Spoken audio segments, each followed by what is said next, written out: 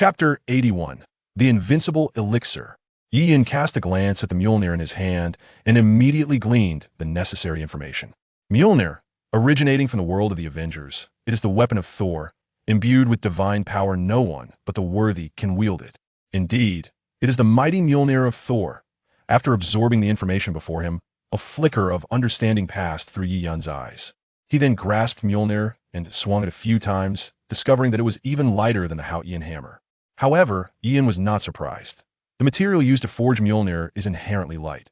This hammer was crafted by the All-Father Odin himself. During its forging, Odin infused Mjolnir with his own divine power. Unless one proves worthy of Mjolnir, it cannot be lifted at all.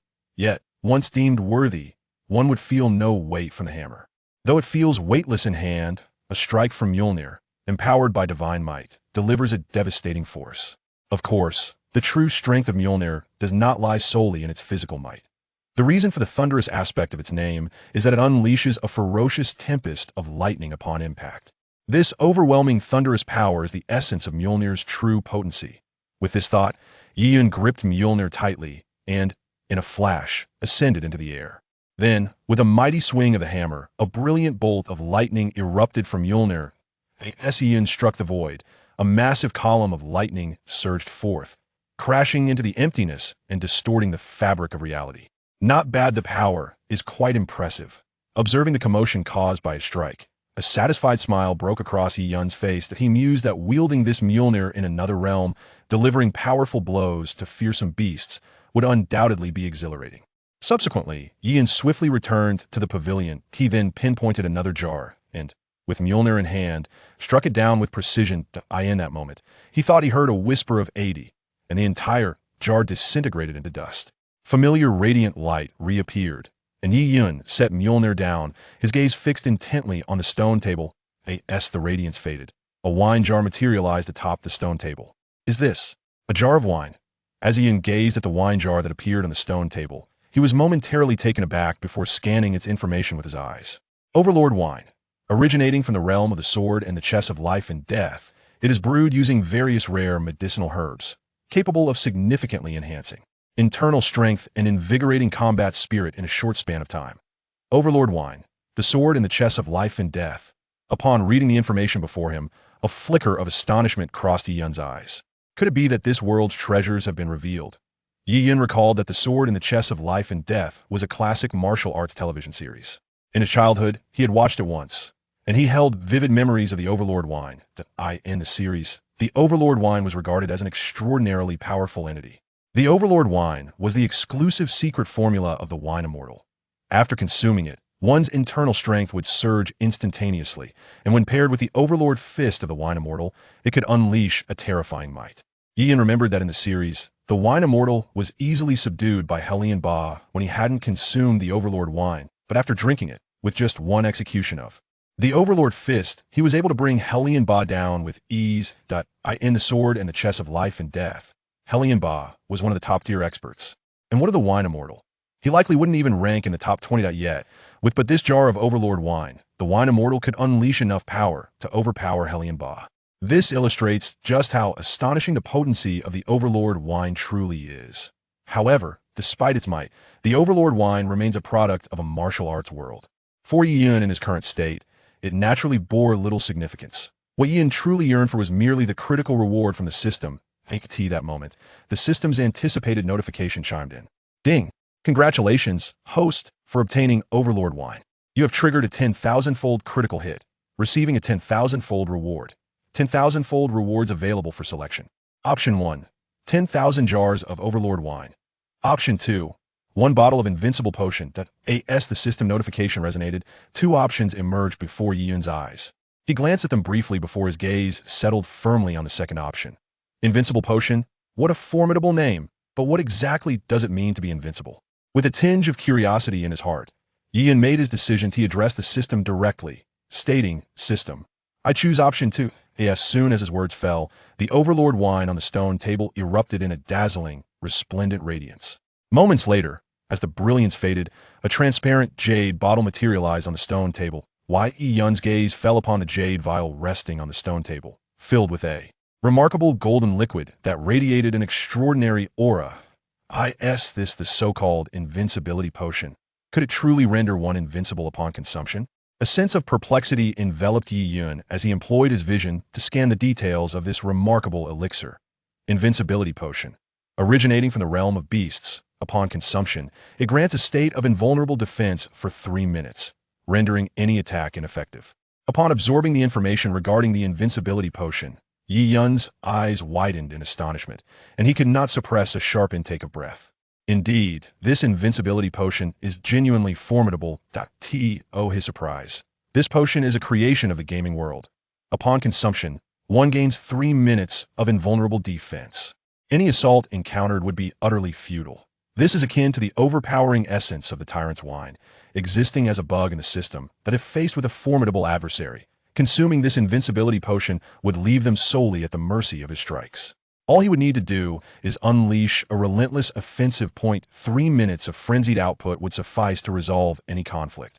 Gazing at the golden liquid in his hand, Yi Yun felt as though he had discovered a treasure, overwhelmed with joy. However, a sudden thought struck him.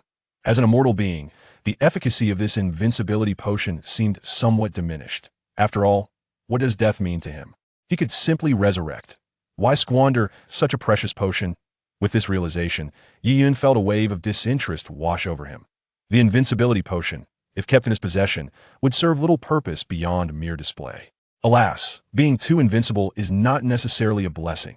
With a self-deprecating sigh, Yi Yun focused his mind and promptly stored the invincibility potion within his system space. Turning his attention to the remaining 3 jars, he seized the Thor's hammer resting on the ground and, aiming it at one of the jars, brought it down with tremendous force. Chapter 82. The Great Healing Technique. With a crisp sound of shattering, a jar broke apart, transforming into countless particles of dust. A dazzling radiance emerged, momentarily obscuring Yi Yun's view of the objects upon the stone table. After a brief moment, as the brilliance dissipated, Yi Yun's gaze fell upon an item that had appeared on the stone table. It was a page of gold, albeit incomplete. Once again, a golden page had manifested. Yi Yun's heart raced as he beheld the golden page on the stone table. Based on his experience with opening jars, the emergence of a golden page invariably signified an extraordinary treasure. Even a fragment of a golden page could not be of insignificant value. Without further contemplation, Yi Yun cast his eyes over the golden page, instantly absorbing all the information contained within this incomplete golden sheet. Great Healing Technique Inheritance Golden Page. Originating from the realm of eternal life, it belongs to one of the 3,000 great avenues. It consumes a certain amount of energy and can heal all injuries. When cultivated to its utmost, it can restore the dead to life and mend broken bones. Yet another technique from the 3,000 avenues. Upon reviewing the information inscribed upon the fragmentary golden page, Yi Yun felt a surge of excitement. This incomplete golden page recorded the Great Healing Technique, one of the 3,000 great avenues in the realm of eternal life. Although the Great Healing Technique is not ranked highly among the 3,000 avenues, it undeniably represents some of the finest principles of the eternal life realm. The mere fact that it is included among the 3,000 great techniques indicates its remarkable nature. As its name implies, the Great Healing Technique is a divine art intended for healing. However, it requires a significant expenditure of energy during the healing process. When cultivated to its pinnacle, it can indeed revive the deceased and restore shattered bones. Clearly, this Great Healing Technique is not a combat art. Its purpose is strictly confined to healing. Nevertheless, in terms of efficacy, it is undoubtedly a first-rate divine art and exceedingly practical. Understanding the potential of the Great Healing Technique brought Yi Yun immense joy. While it may not enhance his own prowess, it would undoubtedly refine his abilities further. Perhaps, at some future juncture, this Great Healing Technique could prove to be pivotal. At that moment, a system notification echoed within Yi Yun's mind. Ding! Congratulations, host, for acquiring the incomplete inheritance golden page of the Great Healing Technique, triggering a 10,000-fold critical hit and receiving a 10,000-fold reward. 10,000-fold rewards available for selection. Option 1. 10,000 pages of the Great Healing Technique Inheritance. Option 2. 1 complete page of the Great Healing Technique Inheritance. As the system notification resonated, 2 choices materialized before Yi Yun's eyes. He glanced at them briefly before decisively fixating on the second option. Subsequently, without the slightest hesitation, he addressed the system. I choose 2. As soon as Yi Yun's words fell, the fragmented golden page upon the stone table suddenly radiated a dazzling golden light. The brilliance was so intense that Yi Yun could scarcely discern the changes on the stone table.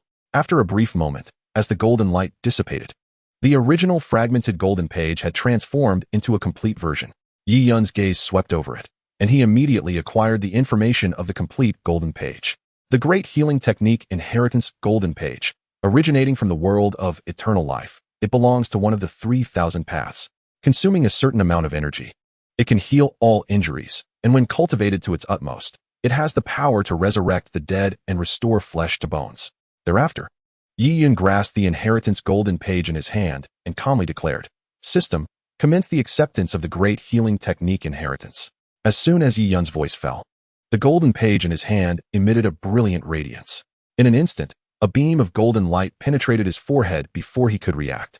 The next moment, a torrent of immense information erupted within Yi Yun's mind. Although he had undergone numerous inheritances before, he did not exhibit the slightest negligence, focusing intently on absorbing the information flooding his consciousness. As Yi Yun gradually closed his eyes, streams of golden light began to envelop him. He stood serenely in the pavilion, his entire being shrouded in golden luminescence, reminiscent of a Buddha incarnate, exuding boundless majesty. Time passed, though he could not discern how long, and the golden light surrounding Yi Yun gradually receded, all of it merging into his body. At that moment, Yi Yun's tightly shut eyes slowly opened. Within the depths of his inky pupils, a noble golden hue flickered. In this instant, Yi Yun had completely inherited the contents of the great healing technique. Indeed, the great healing technique was profound. Reflecting on the information within his mind, Yi Yun could not help but express his admiration. He then turned his gaze towards the remaining 2 jars on the stone table.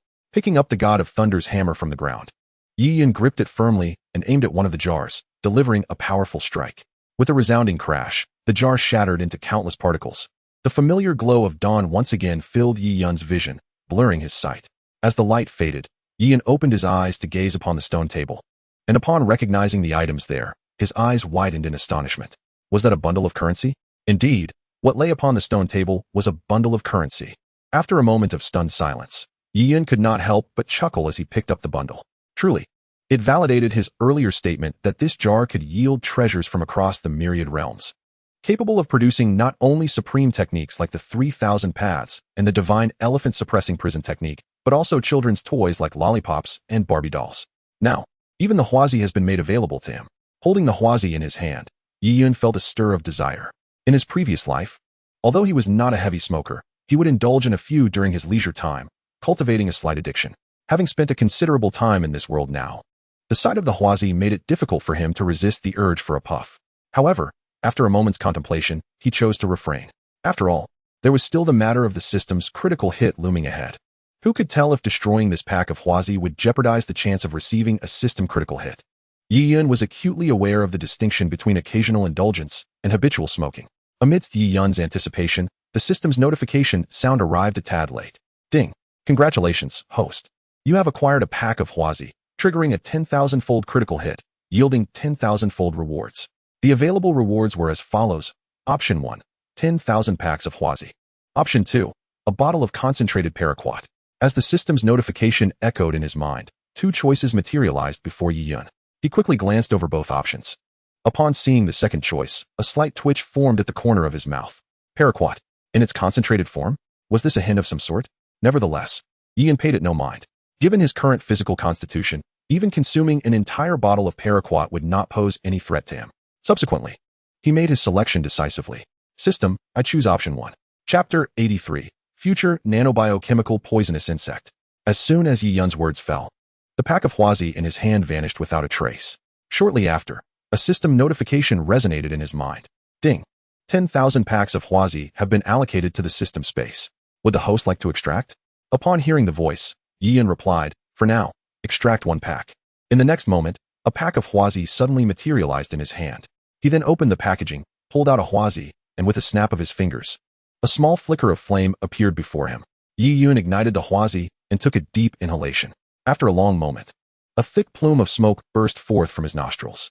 How blissful! As Yi Yun reveled in the clouds of smoke, he quickly finished the first Huazi.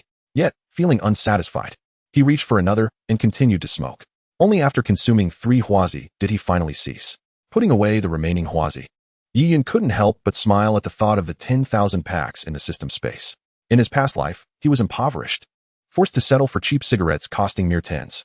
Now, in this foreign realm, he had achieved freedom in smoking Huazi. Truly, life is unpredictable, full of twists and turns. After indulging his craving for smoke, Yiyun finally turned his gaze towards the last jar upon the stone table, once again picking up the Mjolnir from the ground. He brought it down with great force. Bang! With a dull thud, the jar shattered into a cloud of powder. As a burst of radiant light emanated forth, Yiyun's attention was drawn back to the stone table. There, he beheld a small black orb, no larger than a pearl. What could this be? Perhaps some form of elixir? Curiously, Yiyun reached for the diminutive black sphere. However, the moment he grasped it, his expression shifted dramatically. This small black orb was, astonishingly, a living entity. In his hand, Yiyun could even sense its subtle writhing. Though the movement was minute, it was revealed under Yiyun's keen perception. What species could this possibly be? Fixated on the orb in his grasp, a flicker of puzzlement crossed his eyes. He then scanned the orb with his gaze, immediately acquiring the information he sought.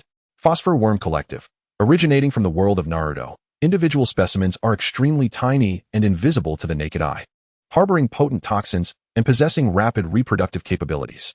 Upon reading the information regarding the small black orb, a glimmer of astonishment flickered in Yiyun's eyes. This was, indeed, an artifact from the Naruto universe. After all these days, this was his first encounter with a treasure from that realm.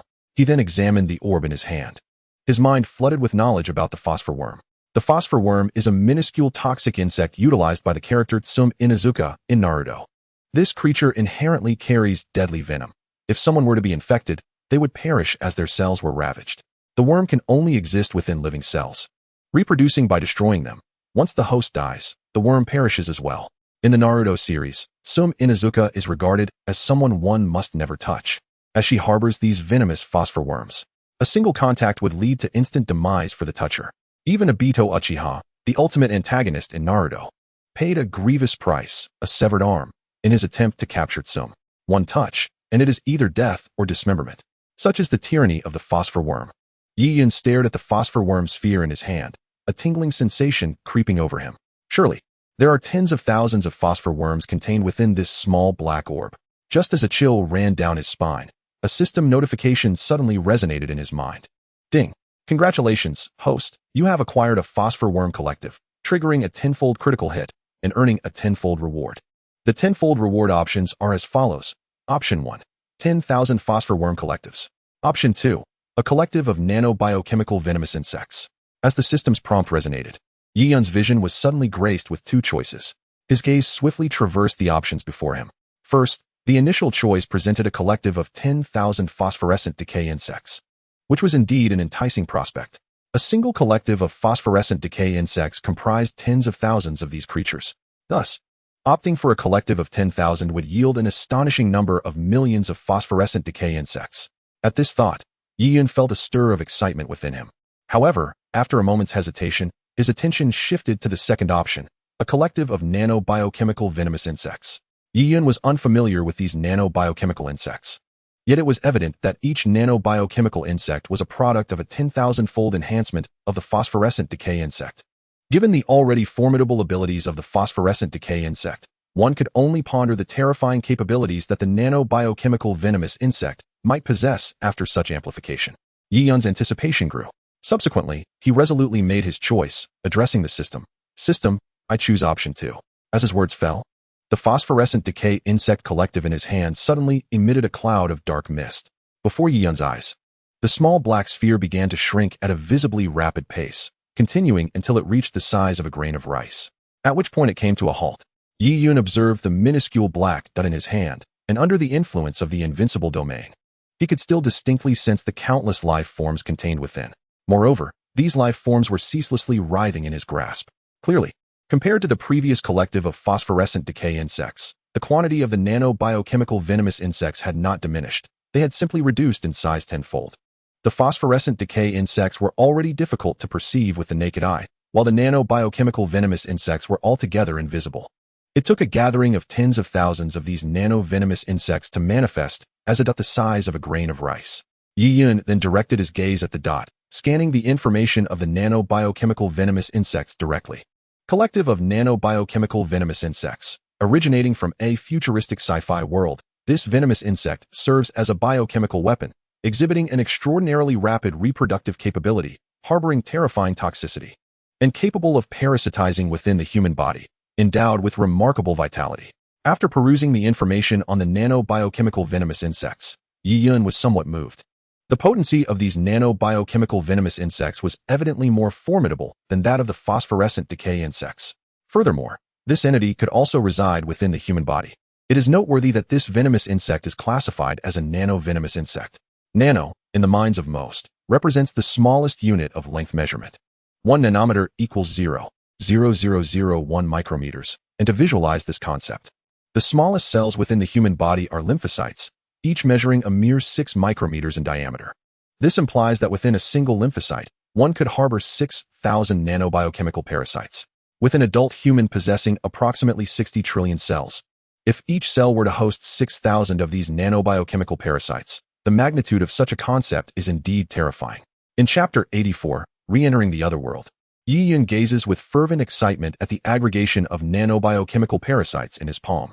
These nanobiochemical entities are strikingly similar to the phosphorus parasites found within the body of the oil woman from the Naruto series, suggesting that what she can accomplish, he too can achieve. For instance, he has the capability to envelop himself with nanobiochemical parasites, enabling him to transfer these toxic entities to an adversary upon contact, subsequently secreting a lethal toxin that would result in their demise. Furthermore, he can manipulate a multitude of these parasites to generate toxic mists and dust, transforming an area spanning several kilometers into a desolate wasteland devoid of life. Moreover, due to the superior attributes of the nanobiochemical parasites compared to the phosphorus parasites, Yi Yun can perform feats that the oil woman could not. These nanobiochemical parasites also possess the ability to devour other toxic entities, evolving in the process, thus secreting even more potent toxins. Poison is a substance that instills fear in all living beings. Additionally, these nanobiochemical parasites can consume the flesh and blood of other creatures, rejuvenating their host and augmenting their strength. In essence, these nanobiochemical parasites represent an exceptionally perilous and terrifying breed. When sufficiently numerous, they could feasibly consume an entire planet. Taking a deep breath, Yi Yun managed to quell his excitement, and with a mere thought, he expelled a drop of his own blood, allowing it to slowly fall upon the congregation of nanobiochemical parasites in his palm. As the blood fell, it was swiftly absorbed by the parasites. Moments later, Yi Yun sensed a subtle connection established between himself and these nanobiochemical entities, as though he could command them with a mere thought.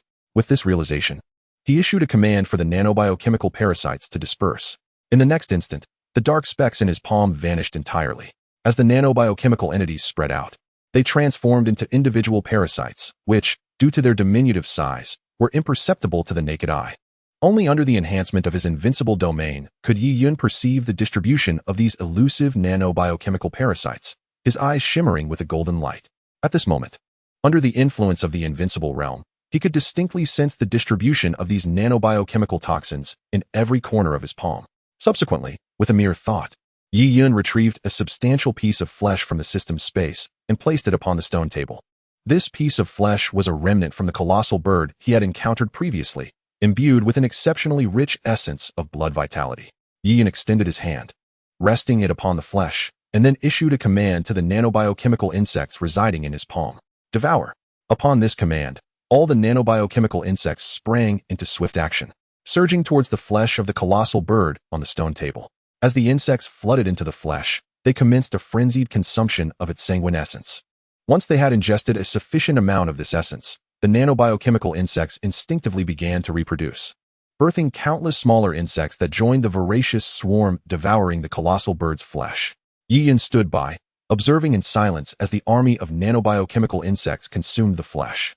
The rate of reproduction among the insects was alarmingly rapid. Within just half an hour, a sizable area of purplish-black matter had emerged on one corner of the colossal bird's flesh, signifying that this part had been thoroughly dominated by the swarm. As the number of nanobiochemical insects increased, their rate of reproduction accelerated correspondingly. After another half hour, Yi Yun looked again, and to his astonishment, he discovered that half of the colossal bird's flesh was now enveloped in purplish-brown matter. In a remarkably short span, the army of nanobiochemical insects had claimed a significant portion of the flesh. Next, under Yi Yun's watchful gaze, the swarm rapidly occupied the remaining half of the flesh at a visibly swift pace. Ultimately, the entire piece of colossal bird flesh was entirely drained of its sanguine essence by the nanobiochemical insects. A glimmer of awe flickered in Yi Yun's eyes as he beheld the flesh, now densely populated by the nanobiochemical insects, marveling at the terrifying speed of their reproduction. He then extended a finger, pressing it against the flesh to issue a command for return. As he commanded, a wave of purplish-brown matter immediately surged along his finger. Under Yi Yun's direction, it began to crawl up his arm. Soon, his entire left arm was enveloped in a layer of purplish-brown matter. After stacking 10 layers, Yi Yun switched to his right hand. Once his right arm was also covered with a dozen layers of purplish-brown matter, the nanobiochemical insects had completely ascended onto his body. His arms were now adorned with a dense array of nanobiochemical insects. At Yi Yun's command, these insects entered a state of dormancy, remaining motionless. Yi Yun rolled up his sleeves, gazing at his arms, which had taken on a deep purplish-brown hue, a smile gracing his lips. From this moment forth, with merely a casual punch, he could unleash a swarm of hundreds of thousands, even millions, of nanobiochemical venomous insects into the bodies of his foes, devouring their flesh while secreting potent toxins. If his adversaries were not of an exceedingly formidable nature, they would likely succumb to the onslaught of the nanobiochemical army in mere moments. As the number of these insects multiplied in the future, he envisioned himself commanding an army of one. Wherever he tread, poison and an endless legion of venomous creatures would herald a calamity. The mere thought of such a scene caused an involuntary excitement to blossom on Yi Yun's face. After a prolonged moment, he managed to temper his exhilaration and regain his composure. It was now time to venture into that unfamiliar otherworld. Afterward, a glint of golden light flickered in Yi Yun's eyes as he observed the dimming sky outside the shop. He had spent the time to open 5 jars, and now the daylight had faded. In a flash, Yi Yun ascended to the skies above the estate. With a mere thought, a rift in space suddenly opened, revealing a portal to another realm. He donned the thorn armor, securing it upon his form, and retrieved the binding rope, fastening it around his waist. Subsequently, the wheel of wind and fire manifested beneath his feet. Having completed these preparations, Yi Yun grasped the hammer of Thor, gazing resolutely at the portal before him. And without a moment's hesitation, he dashed forward into the void. Chapter 85. The Great Battle Against Ferocious Beasts. Within the Tsangmang mountain range, towering peaks and deep ravines surrounded him, the majestic mountains stretching endlessly. As the light gradually waned, slumbering ferocious beasts began to stir in search of sustenance. Soon, the wilderness was filled with the sounds of brutal combat. Amidst this chaos, the air above the forest distorted, and a grand portal slowly materialized.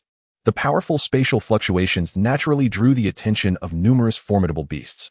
These creatures ceased their foraging, their massive eyes fixated on the wide-open portal, a glimmer of intelligence shining within their gaze.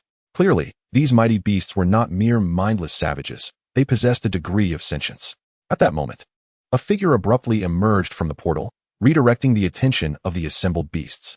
Alas, much like last time, these creatures were as fervent as ever.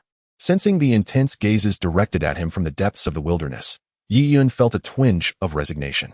Very well, since you were so enthusiastic, I shall entertain you. Surveying his exquisite equipment, Yi Yun made a mental adjustment and closed the portal behind him. With that, he stepped upon the wheel of wind and fire, descending into the wild forest below. As the leaves fell, the roars of various ferocious beasts reverberated through the heavens and the earth like thunderclaps. Yi Yun could even detect the metallic scent of blood mingling with the mountain breeze. This world was destined for bloodshed. A swift glance revealed numerous gigantic bear-like skeletal remains, starkly white and glaring, weathered by countless storms, riddled with wounds. Though these bones appeared fragile, Yi Yun could sense the formidable pressure emanating from them. The predecessors of these beasts were evidently no ordinary creatures. Turning his gaze, he beheld an expanse of desolate forest, vast and boundless, stretching into infinity. Towering trees pierced the clouds, casting shadows that obscured the sun, imparting an overwhelming sense of desolation and antiquity. At that moment, Yi Yun's attention was drawn to a colossal tree swaying wildly not far away, his expression shifting slightly. They came swiftly. A chill flickered across Yi Yun's face. However rapid their approach, their demise would be equally swift. As soon as he finished speaking, a terrifying whirlwind suddenly swept through the frenzied trees, howling through the vast wilderness like a tiger's roar. Yi Yun gripped his thunder god hammer tightly, bracing himself. Suddenly, a piercing cry of an eagle resonated, as if it could shatter gold and stone. In the next instant, a massive shadow surged forth, eclipsing a large portion of the forest. Yi Yun focused intently and spotted a gigantic bird, measuring dozens of yards in length, soaring toward him at an alarming speed. Another colossal avian. The sight instantly reminded Yi Yun of the giant bird he had slain during his last visit. It seemed that today, he would once again have a giant bird to offer as a tribute. The immense beast darted forward like a radiant rainbow, its enormous wings stirring up a tempest that set the forest in turmoil, raising clouds of dust and plunging the area into darkness. The tumultuous forest resembled a tsunami, churning with immense waves. Soon, the giant bird hovered above Yi Yun, its colossal eyes fixated on him, emitting a shrill cry.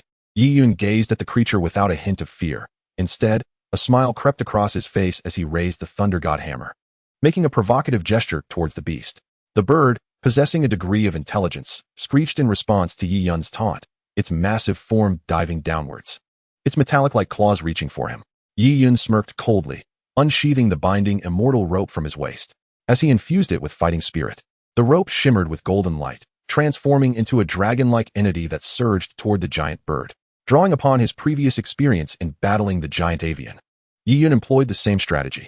Before the creature could touch the ground, it was intercepted mid-air by the binding immortal rope, its enormous wings entangled, and it plummeted from the sky, crashing heavily into the desolate forest, causing the entire woodland to tremble. Little one, do you think you can escape my grasp? Yi Yun grinned, wielding the Thunder God's hammer, ready to pluck the fruits of his efforts.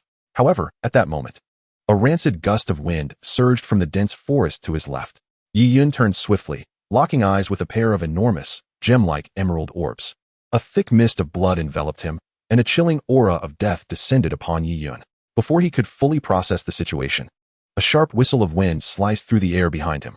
A shiver ran down his spine as he leaped into the air, the wind-fire wheel manifesting beneath his feet, allowing him to vanish like a wisp of smoke, suspended in the void. Just as Yi Yun departed, an immensely thick serpent's tail, akin to a colossal whip, crashed down where he had just stood, accompanied by a deafening roar. Trees within a radius of several feet toppled under the force, splinters flying, dust swirling in the air. In that instant, Yi Yun finally discerned the nature of the beast shrouded in blood mist. It resembled a monstrous python, adorned with twin horns, its body of vivid crimson, massive in size, covered in countless sharp, menacing scales. As it slithered forward, the air within several feet was set into turmoil. Was this a dragon or a python? Gazing at the fearsome creature before him, Yi Yun felt a mix of astonishment and uncertainty. Had he not reacted swiftly, he would have surely faced dire consequences. Suspended above, Yi Yun stood upon the wind-fire wheel, his reflection mirrored in the giant python's enormous, verdant eye. With a hiss, the crimson forked tongue flicked out as the python swung its tail, capable of rending mountains, towards him, leaving a trail of blood-red light like a crimson ribbon in its wake. With ease, Yi Yun evaded the python's assault, his agility far surpassing that of the beast. The python's tail, a vivid red, tore through Yi Yun's afterimage, crashing violently against the surrounding trees, which succumbed to the impact with a series of cracking sounds as ancient giants toppled, debris flying in the forest. With the wind-fire wheel beneath his feet, Yi Yun's speed was unmatched. In the next moment, he appeared atop the python's massive head. Gazing down at the creature's colossal visage, a cold smile graced Yi Yun's lips. After you've struck me so many times, it is now my turn to retaliate. In the blink of an eye, Yi Yun raised the Thunder God's hammer high, bringing it down upon the python's head with unrelenting force. Roar! At the moment of impact, 10 colossal elephant seeds within him erupted with resplendent divine light, resonating with the roars of ancient titans. Bolstered by 1,000,000 pounds of might, the Thunder God's hammer descended like the Milky Way crashing from the heavens. Tempestuous, thunderous power converging upon it. A palpable aura of death locked onto the giant python before him. Chapter 86. The Battle. Bang! A tremendous roar reverberated through the air as the hammer of thunder, bathed in a dazzling radiance, struck the colossal serpent's head with a thunderous crash. The piercing sound of metal clashing echoed through the forest, accompanied by a shower of sparks. As the hammer descended forcefully upon the serpent's skull, its golden-scaled surface crumpled inward, and a torrent of crimson blood erupted forth. In agony from such a devastating blow, the serpent let out a frenzied wail, its massive tail thrashing wildly like leaves swept away by an autumn gale, aiming to strike at Yi Yun. In comparison to the serpent's immense form, Yi Yun appeared as a solitary vessel amidst a turbulent sea, seemingly in peril. Yet, with the swiftness afforded by the fiery wheels beneath his feet, Yi Yun deftly evaded the serpent's attacks at crucial moments. Observing the now mad serpent, Yi Yun seized the opportunity to ascend once more to its colossal head, raising the hammer of thunder for another heavy strike. Reeling from the renewed assault, the serpent unleashed a more desperate onslaught against Yi Yun. Yet the speed of the fiery wheels rendered its efforts futile. Within a brief span, the serpent became drenched in its own blood, its massive tail thrashing in a frenzy, until it finally collapsed with a resounding crash, utterly devoid of life. gazing at the formidable serpent's lifeless body. Yi Yun smiled grimly and proceeded to absorb it into his system space. After completing this task, he turned his attention toward the location where the giant bird had fallen, preparing to gather the fruits of his victory. Just then, he felt the ground beneath him tremble violently. In the next moment, a series of high-pitched howls echoed from nearby, shaking the very forest. Suddenly, several towering figures, each reaching dozens of feet in height, emerged into Yi Yun's view. These grand silhouettes traversed the vast expanse, shimmering under the moonlight with a resplendent golden hue. Upon closer inspection, Yi Yun realized they were massive apes, their bodies cloaked in golden fur, radiating brilliance. The howls ascended to the heavens, bringing with them an overwhelming sense of pressure that bore down upon Yi Yun. Is this never-ending? Yi Yun seethed at the sight. In an instant, he focused his thoughts and invoked the technique of heaven and earth transformation. Before long, his form expanded to match that of the towering apes, growing to a staggering height. Simultaneously, the hammer of thunder in his grasp glowed with divine light, enlarging alongside him, akin to a brilliant star. Now a colossal figure clad in thorny armor, Yi Yun wielded the enlarged hammer of thunder, resembling an ancient war deity as he charged toward the massive apes. With each step, he covered vast distances in an instant, causing the earth to tremble and collapse beneath him. As Yi Yun and the giant apes raced toward one another, their paths converged swiftly. Yi Yun's eyes glinted with ferocity as he raised the now magnified hammer of Thor, bringing it down with tremendous force upon the nearest giant ape. Accompanied by a tempestuous surge of thunderous energy, the hammer struck the creature with a resounding impact. The chilling sound of splintering bones echoed as the colossal form of the giant ape was sent flying several dozen feet, toppling a swath of massive trees before finally coming to a halt, struck with the full might of Yi Yun's blow. The giant ape perished without even a cry of anguish. With a roar, the remaining giant apes, witnessing the demise of their companion, erupted in furious howls. Their massive crimson eyes glinted with a bloodthirsty glow as they bared their menacing, white fangs, charging wildly toward Yi Yun. Come forth. Today, I shall revel in the thrill of the hunt. After invoking the celestial powers, Yi Yun's demeanor shifted, taking on a frenzied aspect. Rather than retreating, he boldly raised the hammer of Thor in defiance, preparing to confront the approaching beasts head-on. With 10 colossal seeds of elephants pulsating with divine light within him, a terrifying strength surged into Yi Yun's arms. Gripping the hammer tightly, he unleashed a devastating blow upon the foremost giant ape. The sound of a piercing scream resonated as yet another giant ape met its end beneath the might of his weapon. However, as Yi Yun swung the hammer, another giant ape retaliated, delivering a fierce punch to his chest. The force sent Yi Yun staggering back several paces, a tumult of blood surging within him. Yet, at that moment, the attacking giant ape let out a shriek of its own, its massive arm trembling as if it had sustained grave injuries. Observing the reaction, Yi Yun glanced at the protective armor on his body, a smirk of satisfaction curling at the corners of his mouth. If you wish to strike me, be prepared to bear the consequences. Seizing the opportunity while the giant ape remained disoriented, Yi Yun raised the hammer of Thor once more, decisively ending its life. In mere moments, 2 giant apes had fallen before his might. With his spirits soaring, he clutched the hammer tightly and charged toward the remaining foes. The earth trembled beneath the cacophony of beastly roars, and the forest quaked in response. A tempestuous wind howled, snapping trees as the anguished cries of the giant apes filled the air.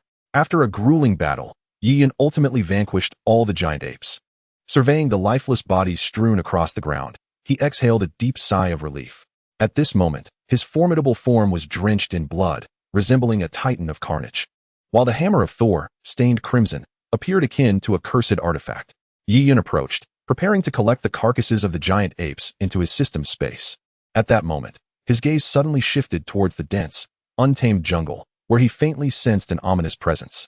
In an instant, a lightning-like figure burst forth from the forest, covering a distance of several yards in the blink of an eye, colliding directly with the carcass of a colossal ape not far away. As Ian focused his attention, he realized that the lightning-like figure was, in fact, a silver giant crocodile, its body adorned with shimmering silver scales, each scale's tip curving like a hook. A thunderous roar erupted, reverberating through the air as the silver giant crocodile abruptly opened its cavernous maw, revealing a row of razor-sharp teeth resembling swords, each several feet long. With a chilling crack, the carcass of the giant ape beside the crocodile was instantaneously severed. The crocodile's sword-like teeth pierced through the ape's remains, indulging in a gory feast. The scent of blood rising sharply, almost unbearable. Witnessing this scene, Yi Yun momentarily froze, and then an overwhelming fury surged within him. How dare this beast seize my spoils? Enraged, Yi Yun recognized the giant ape as a hard-won trophy from his fierce battle. The audacity of the silver giant crocodile was infuriating, blatantly partaking in his hard-earned prize right before his eyes. Chapter 87. Slaying the Silver Behemoth. Bang, bang, bang. As he beheld the silver behemoth brazenly consuming his spoils, Yi Yun's fury intensified. Striding forward with purpose, his enormous form caused the very mountains to tremble. The silver giant crocodile, evidently possessing some form of intelligence, ceased its gluttony upon noticing Yi Yun's approach, growing wary. With a deafening roar, the silver behemoth opened its gaping maw wide, its sharp teeth pointed skyward, unleashing a bone-chilling screech before charging directly at Yi Yun. With a splatter of blood and mud, the beast crawled forth, its roar shaking the heavens and causing the forest to quake. How dare it steal my prize and act so brazenly?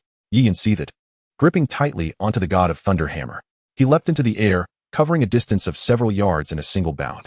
Soon, the two colossal figures clashed. Die! Yi Yun shouted, his hands firmly grasping the god of thunder hammer. The 10 giant elephant seeds within him unleashed their full power, imbuing his arms with a force of 1,000,000 pounds, as terrifying lightning surged from the hammer. A primordial roar echoed from within him, and Yi Yun swung the god of thunder hammer towards the advancing silver giant crocodile, which shone like a brilliant star in the tumultuous air. The silver giant crocodile exhibited no fear. Its massive form, adorned with glistening silver scales, danced wildly, as if countless sharp blades were tearing through the surging energy, lunging fiercely at Yi Yun's body. In the next instant, the colossal Thor's hammer collided directly with the silver giant crocodile. A piercing clang of metal echoed, accompanied by brilliant sparks that illuminated the surroundings, as if the very heavens and earth were trembling in response. With a thunderous roar, the two titanic beings engaged in a frenzied battle. The razor-sharp scales of the silver crocodile etched deep gashes into the ground, while each strike of Yi Yun's hammer sent tremors throughout the forest, causing nearby ferocious beasts to explode under the overwhelming force. Scalding blood flowed freely, saturating the air with an even more acrid scent, as Yi Yun and the silver giant crocodile fought with reckless abandon. A terrifying energy swept through the area like a tempest, unleashing a torrential rain of blood, punctuated by the anguished cries of the beasts in the forest. In response to the overwhelming scent of blood, Yi Yun became somewhat frenzied himself. He leaped onto the crocodile's back, swinging his colossal fists down upon its head with unrestrained fury. Roaring in pain, the silver giant crocodile threw its head back, its deafening roar resonating like thunder throughout the realm. In the next moment, the crocodile violently shook its massive form, flinging Yi Yun several yards away. Damn it! I must slay you today. Yi Yun quickly regained his footing, raised his Thor's hammer anew, gathering all his might, and leapt once more to strike down upon the silver giant crocodile. The hammer, trailing immense arcs of lightning, descended like a galactic waterfall from the heavens, aimed squarely at the silver giant crocodile. The beast's blood-red eyes widened in alarm as it sensed the tremendous force bearing down upon it. With a furious roar, the silver giant crocodile's scales shimmered brilliantly. The barbs along its body rapidly elongated at a visible pace, culminating in a formidable layer of silver spikes that towered several yards high. The massive creature rolled forward, embodying an aura capable of annihilating mountains, bearing down upon Yi Yun with unrestrained rage. At this moment, the silver giant crocodile had truly gone berserk. Soon, the Thor's hammer in Yi Yun's grasp collided violently with the crocodile's vast body. The instant of impact sent tremors rippling through the surrounding area, causing the ground to shudder as if it were alive. The resultant shockwave reverberated outward with a deafening roar, creating half-foot-wide fissures in the earth, sending blood rain splattering and scattering stones and sand alike. The tempestuous energy surged forth as the silver giant crocodile roared in fury, its rapidly shedding silver scales cascading down at an alarming rate. The violent force of thunder enveloped the creature, forcefully subduing it. Observing the silver giant crocodile still struggling in its death throes, Yi Yun's lips curled into a chilling smirk. In the next moment, with a mere thought, a golden sword materialized in his left hand, the renowned dragon-slaying sword, one of the divine weapons of the Chiian sect. With a resonant dragon's roar accompanying him, Yi Yun gripped the dragon-slaying sword tightly, unleashing a ferocious might that seemed capable of tearing through the very fabric of space, accompanied by a fierce rush of wind as he plunged the sword directly towards the head of the silver giant crocodile. The resplendent sword light, a breathtaking visual spectacle, plunged mercilessly into the crocodile's scales, which were as solid as forged metal. In comparison to the enormous head of the silver giant crocodile, the dragon-slaying sword appeared insignificant. Yet at that moment, Its razor-sharp brilliance penetrated deep into the creature's skull. Simultaneously, a purplish-brown substance swiftly coursed along the sword's blade, entering the interior of the crocodile's head. In an instant, blood gushed forth, and the creature's earth-shattering roar was abruptly silenced. The next moment, the colossal body of the silver giant crocodile violently thrashed, casting the now enlarged Yi Yun aside. Under Yi Yun's cold gaze, the crocodile's massive form fled frantically towards the distant expanse of the verdant forest. As it passed, towering trees fell in droves. However, mere dozens of paces into its escape, the gargantuan creature suddenly collapsed. Leaves fluttered and dust billowed into the sky. Despite the tumultuous scene, the sight of the silver giant crocodile's enormous body, drenched in a torrent of crimson blood, was undeniable, the gusts of wind carrying the acrid scent of blood. Observing the lifeless silver giant crocodile, Yi Yun allowed a smile to break upon his face and let out a long sigh of relief. Striding forward, he approached the creature's corpse, gently withdrawing the dragon-slaying sword embedded in its skull. With another thought, he commanded, and a thick purplish-brown substance promptly emerged from the crocodile's head, crawling up his arm as it flowed into his palm. After completing this, Yi Yun stored the immense body of the silver giant crocodile within the confines of the system space. He then cast his gaze upon the scattered corpses of the giant apes, collecting them one by one into the system space. Subsequently, Yi Yun turned his attention towards the location of the colossal bird, tightly bound by the binding immortal rope, and hastened towards it. Although the giant bird was unable to fly due to its bindings, it was nonetheless managing to distance itself from Yi Yun amid its desperate struggles. However, bound by the celestial binding rope, how could it possibly escape from Yi Yun's grasp? Chapter 88. The Terrifying Demon Ape. An Escape. Caw. The colossal avian creature was firmly ensnared by the golden, celestial binding rope. With every futile struggle, the rope tightened its grip. In the end, the giant bird could only rely on its massive form to roll incessantly through the forest, leaving a trail of shattered ancient trees in its wake, while weaker beasts were crushed beneath its weight. Bang, bang, bang. Yi Yun moved swiftly and soon spotted the struggling giant bird not far away. Having fallen victim to my celestial binding rope, it thinks it can flee? Not a chance. A faint smile creased Yi Yun's lips as he gripped the Thunder God hammer, preparing to confront the colossal avian directly. At that moment, the bird's scales quivered, tightening as if it had encountered an unspeakable terror, causing it to cease its struggles and tremble uncontrollably. In that instant, a chill coursed down Yi Yun's spine, as though he had plunged into an icy abyss, overwhelmed by an impending sense of crisis. What an overwhelming aura!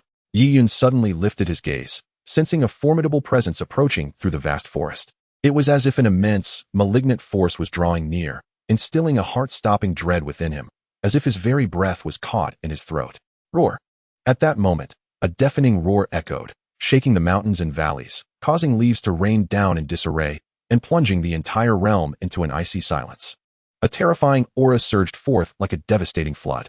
In an instant, the forest transitioned from cacophony to stillness. Fierce beasts fell silent, trembling uncontrollably, no longer daring to roar. Even the mightiest of creatures, akin to the giant bird, became paralyzed with fear. Yi Yun raised his head, his expression grave as he gazed upward. A dark figure emerged above the treetops, resembling a formidable demon descending from the heavens, exuding an overwhelming malevolence that rendered the mountains and valleys utterly silent. This was a demon ape, not exceedingly large, standing over 2 meters tall, covered in half-foot-long raven-black fur that shimmered ominously.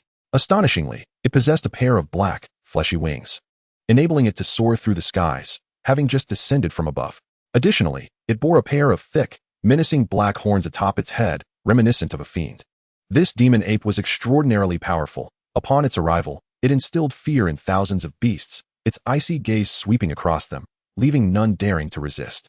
Moreover, a swirling black mist enveloped its form, emanating a harrowing aura, as if it had slaughtered countless formidable beings.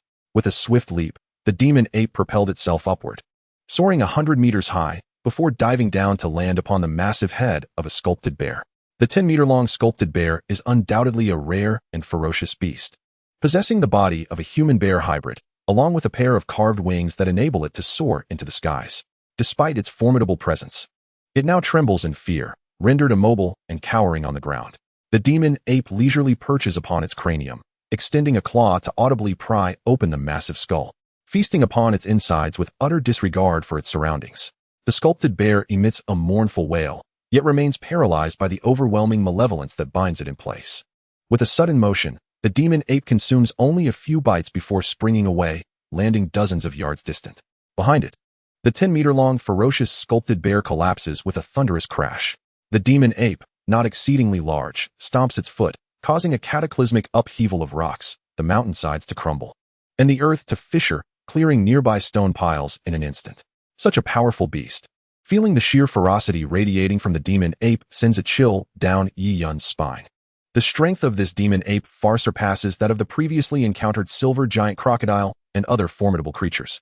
In the next moment, Yi Yun's expression shifts once more as he casts his gaze toward another part of the forest, sensing another terrifying entity approaching.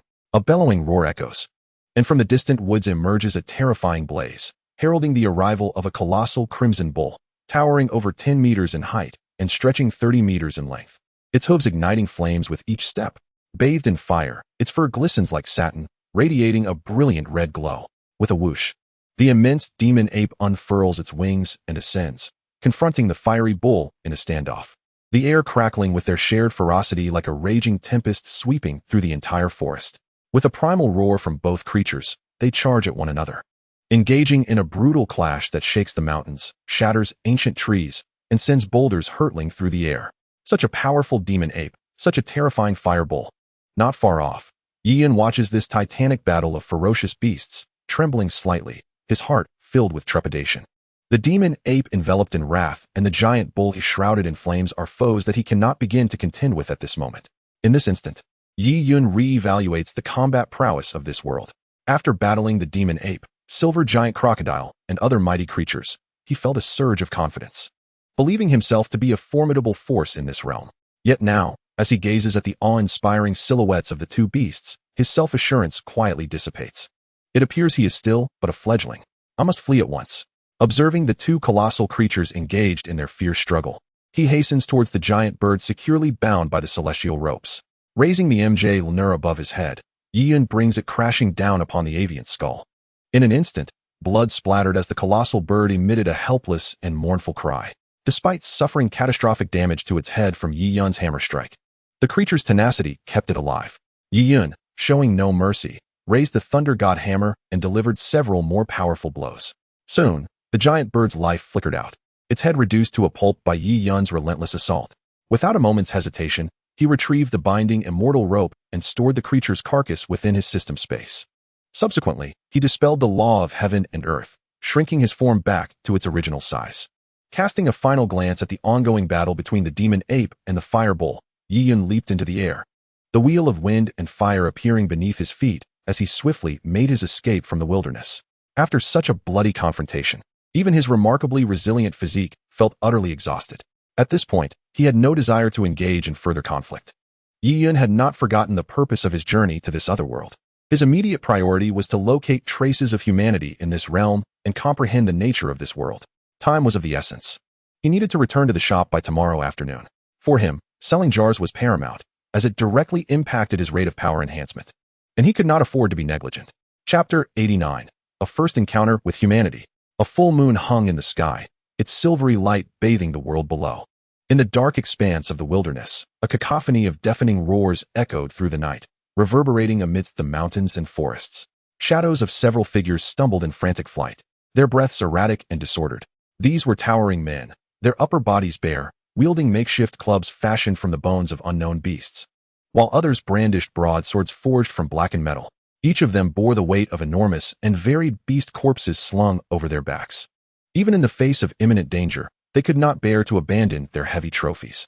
Behind them, a massive silhouette loomed in the night. Stretching over 10 yards in length, an eagle-headed tiger, its wings fully unfurled, spanning an impressive 20 yards. It blotted out the sky, crackling with radiant lightning and exuding an aura of ferocity. Undoubtedly, this was a formidable beast. "Captain, at this rate, we will surely be caught. We should just drop the prey," one of the men shouted urgently, glancing back at the relentless predator pursuing them. "No, this is the hard-earned bounty of our brothers. We cannot simply discard it." A robust voice resonated among the group. The speaker was none other than their leader. The imposing figure before me towered over 2 meters.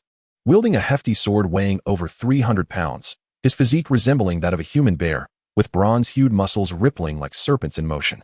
Upon his back lay the massive carcass of a ferocious beast. Suddenly, a roar erupted from the relentless creature pursuing them. unleashing dazzling bolts of lightning that struck perilously close to the fleeing figures ahead. With each thunderous crash, pain screams pierced the air. Nevertheless, despite being struck by the tempestuous forces, the men merely faltered momentarily before resuming their desperate flight. Clearly, their strength was formidable, even in the face of such fury. They sustained only minor injuries. Damn it! The captain's face contorted with rage and despair as he sensed the colossal shadow closing in from behind.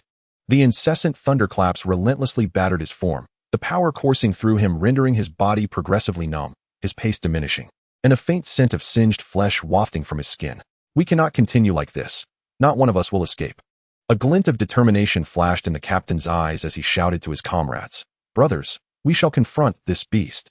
With that declaration, he cast the beast's carcass aside and raised his sword, charging toward the monstrous foe. The other men, filled with youthful vigor and pent-up fury, were quick to follow suit, seizing their weapons and surging forward alongside their leader.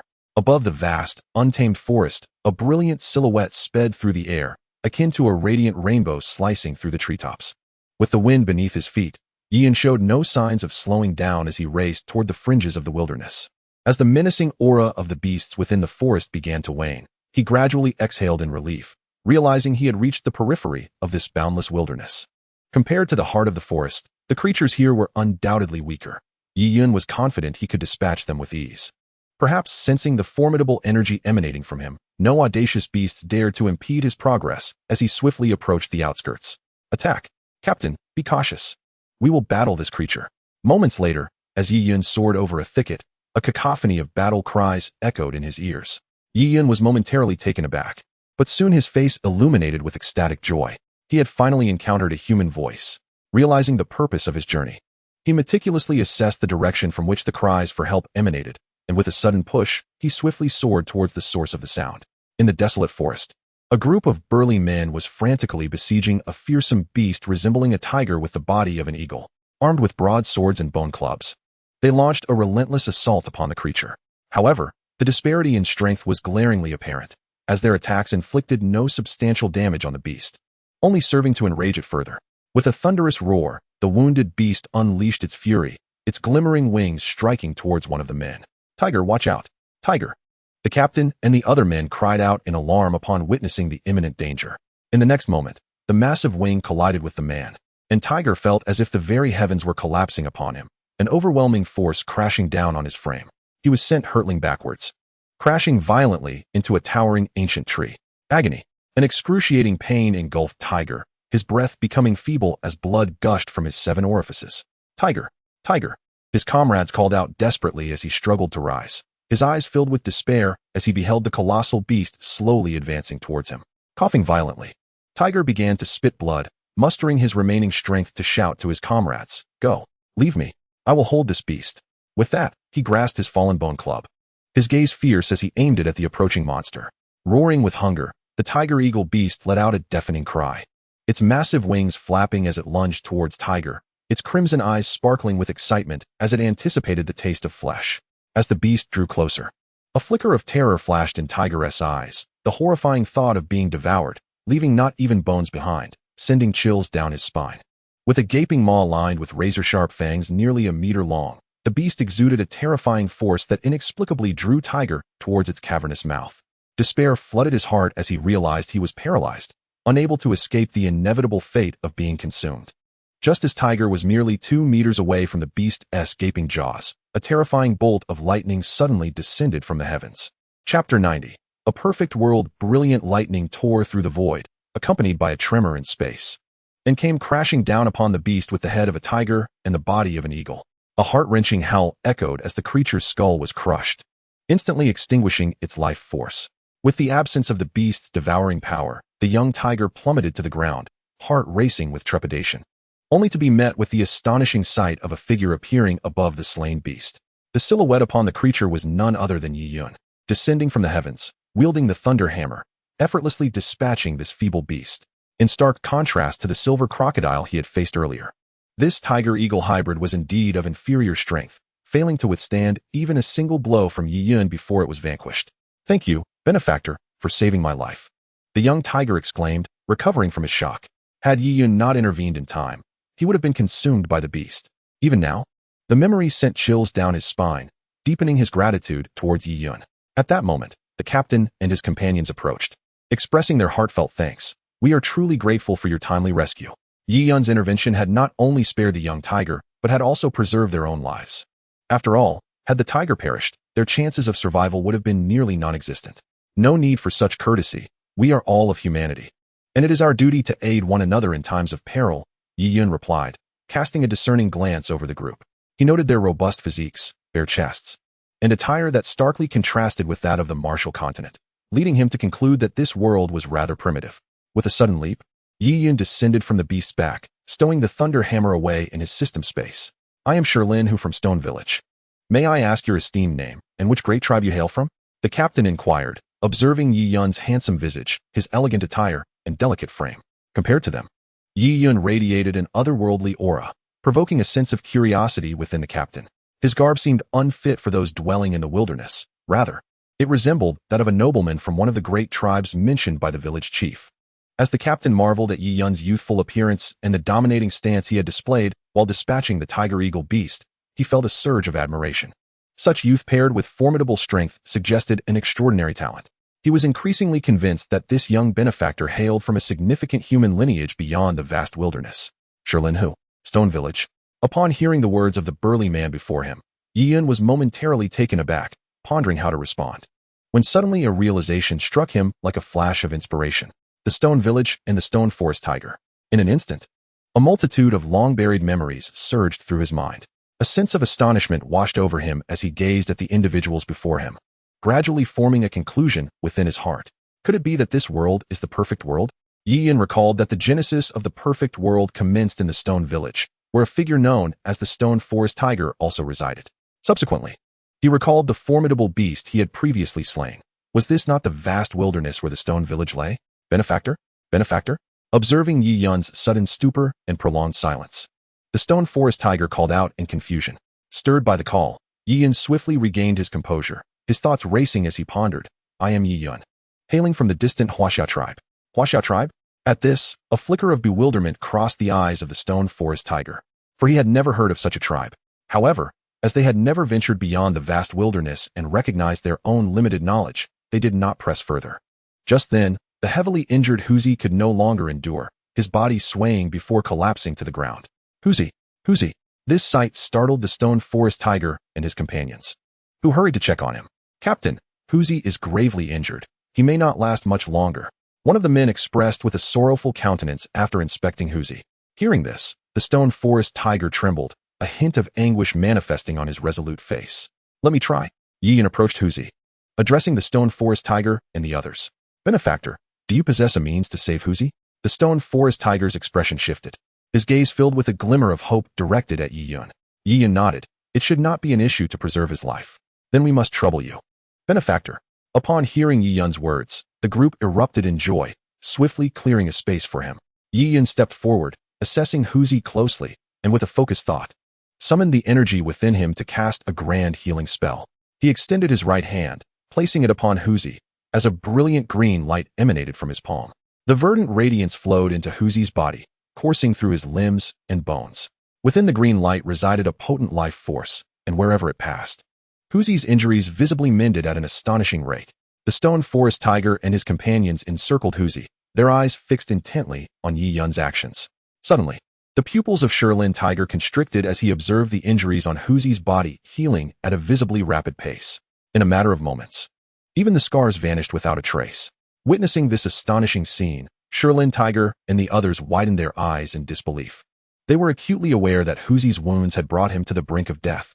Yet now, under the benefactor's treatment, he had completely recovered. Gazing at the green light emanating from Yi Yun's palm, Sherlin Tiger and the others felt a tumultuous wave of emotions surge within them. This was nothing short of a miraculous art of resurrection. Amidst their astonishment, Sherlin Tiger became increasingly convinced that Yi Yun hailed from a great human tribe, or perhaps a prominent figure from an ancient kingdom. With this thought in mind, they involuntarily regarded Yi Yun with a newfound respect. Soon, under Yi Yun's grand healing spell, Huzi's injuries were entirely mended. Upon witnessing this, Yi Yun ceased his healing incantation and withdrew his right hand. At the very moment he retracted his hand, the previously unconscious Huzi suddenly opened his eyes wide, gazing at everyone with a perplexed expression. What has happened to me? Upon seeing Huzi awaken, Shilin Tiger could not contain himself and knelt before Yi Yun, exclaiming, I, Shilin Tiger, express my profound gratitude to the benefactor for saving Huzi's life on 2 occasions. With further explanations from the other strongmen, Huzi came to understand that Yi Yun had once again saved him. Immediately, he rose and joined Shilin Tiger in kneeling before Yi Yun, offering his heartfelt thanks for the life-saving grace. Chapter 91, Stone Village. As Yi Yun beheld the figures of Shilin Tiger and others kneeling before him, a flicker of unusual emotion crossed his gaze. The people of Stone Village were inherently simple-hearted. The 2 life-saving favors he had bestowed upon them were sufficient to dissolve any lingering wariness. Henceforth, with Shilin Tiger and the others as witnesses, his entry into Stone Village would surely be met with warm welcomes. Since he had ventured into this perfect world and found himself amidst the vast wilderness, Yi Yun felt compelled to pay a visit to Stone Village. After all, having come to this perfect realm, it would be a disservice not to meet the legendary emperor of the wild heavens. Moreover, within Stone Village resided the unparalleled powerhouse, the god of willows. Now that the emperor of the wild heavens was in his youth, establishing some benevolent connections could yield unforeseen benefits in the future. Please, rise at once. It is but a small effort on my part, and there is no need for such grand gestures. Yi Yun then levitated the group, his face adorned with a gentle smile. Coupled with his handsome countenance, anyone would perceive him as a kind-hearted individual. In fact, at that moment, Shilin Tiger had indeed come to regard Yi Yun as an extraordinary benefactor, filled with gratitude and deep admiration. Benefactor, we, the people of Stone Village, believe in repaying kindness. Shilin, who hesitated momentarily before extending an invitation to Yi Yun. If you would not mind, might you accompany us to Shitsuan? It would be our way of repaying your life-saving grace. Upon hearing this, Yi Yun's heart leapt with joy. He had been contemplating how to join them in entering Shitsuan, and to his surprise, they had proactively offered him an invitation. Pretending to deliberate for a moment, he nodded slightly and replied, very well. I have been traversing the great wilderness for some time and was indeed seeking a place to rest for a day. Since that is the case, I shall escort you safely back to Shitsuan. At this, Shilin Hu and the others were filled with elation, their gratitude towards Yi Yun deepening. Their benefactor was truly a kind-hearted individual, always considering their well-being. They had witnessed Yi Yun's displayed prowess, and with his presence, the journey ahead would surely be devoid of peril. With newfound enthusiasm, Shilin Hu and his companions quickly retrieved the prey they had previously abandoned, which naturally included the hawk-headed beast that Yi Yun had slain with a single strike. If they could return to Shitsuan successfully, they would undoubtedly be laden with bounty, and thus, the faces of the men radiated with joy. In the great wilderness, the living conditions were exceedingly harsh, teeming with formidable beasts and venomous creatures. Many young men had met untimely ends in this wilderness, succumbing to the struggle for survival and sustenance, thus reinforcing the necessity of fortitude. As the village's hunting team, their hope for survival rested upon their shoulders, and the greatest joy was to return with a plentiful haul. Under Yi Yun's protection, the group swiftly made their way out of the desolate forest. When they encountered some brazen and powerful beasts, Yi Yun would effortlessly dispatch them in an instant. Among these formidable creatures were massive, horned elephants, singular-legged Xiao beasts resembling bulls, and flying pythons as thick as barrels with wings. While these beasts appeared overwhelmingly strong to Shilin Hu and his companions, they were mere trifles before Yi Yun. The various powerful beasts that Yi Yun vanquished only served to enrich the hunting team's spoils. Watching as creatures they would normally avoid were effortlessly dispatched by Yi Yun, Shilin Hu and his companions could hardly contain their smiles. The bounty they amassed was unprecedented. With the danger eliminated, the hunting team's pace doubled. What would have taken a day and a night to return was accomplished in a single night, allowing them to arrive back at Shitsuan with ease. As night deepened, the great wilderness lay shrouded in darkness, rendering the landscape invisible. However, the mountains were anything but tranquil. The roars of beasts echoed, shaking the earth, causing trees to sway and leaves to cascade. Amidst the myriad valleys, primal beasts roamed freely, and ancient species emerged, their terrifying sounds reverberating through the darkness, threatening to rend the very fabric of the heavens and the earth. In the mountains, a gentle light flickers in the distance, appearing like a solitary candle flame swaying in the endless darkness of night, poised to extinguish at any moment. This is a tranquil village, exuding an aura of peace. At the village entrance, a stout giant tree stands tall, serving as the most prominent emblem of this settlement. The massive trunk, charred and blackened, boasts a diameter of several meters, with only a frail branch remaining alongside its half-burnt core. Yet, this branch radiates vitality, its leaves glistening like green jade, casting a soft glow that envelopes the entire village. It is evident that this is a lightning-struck tree, once ravaged by a strike.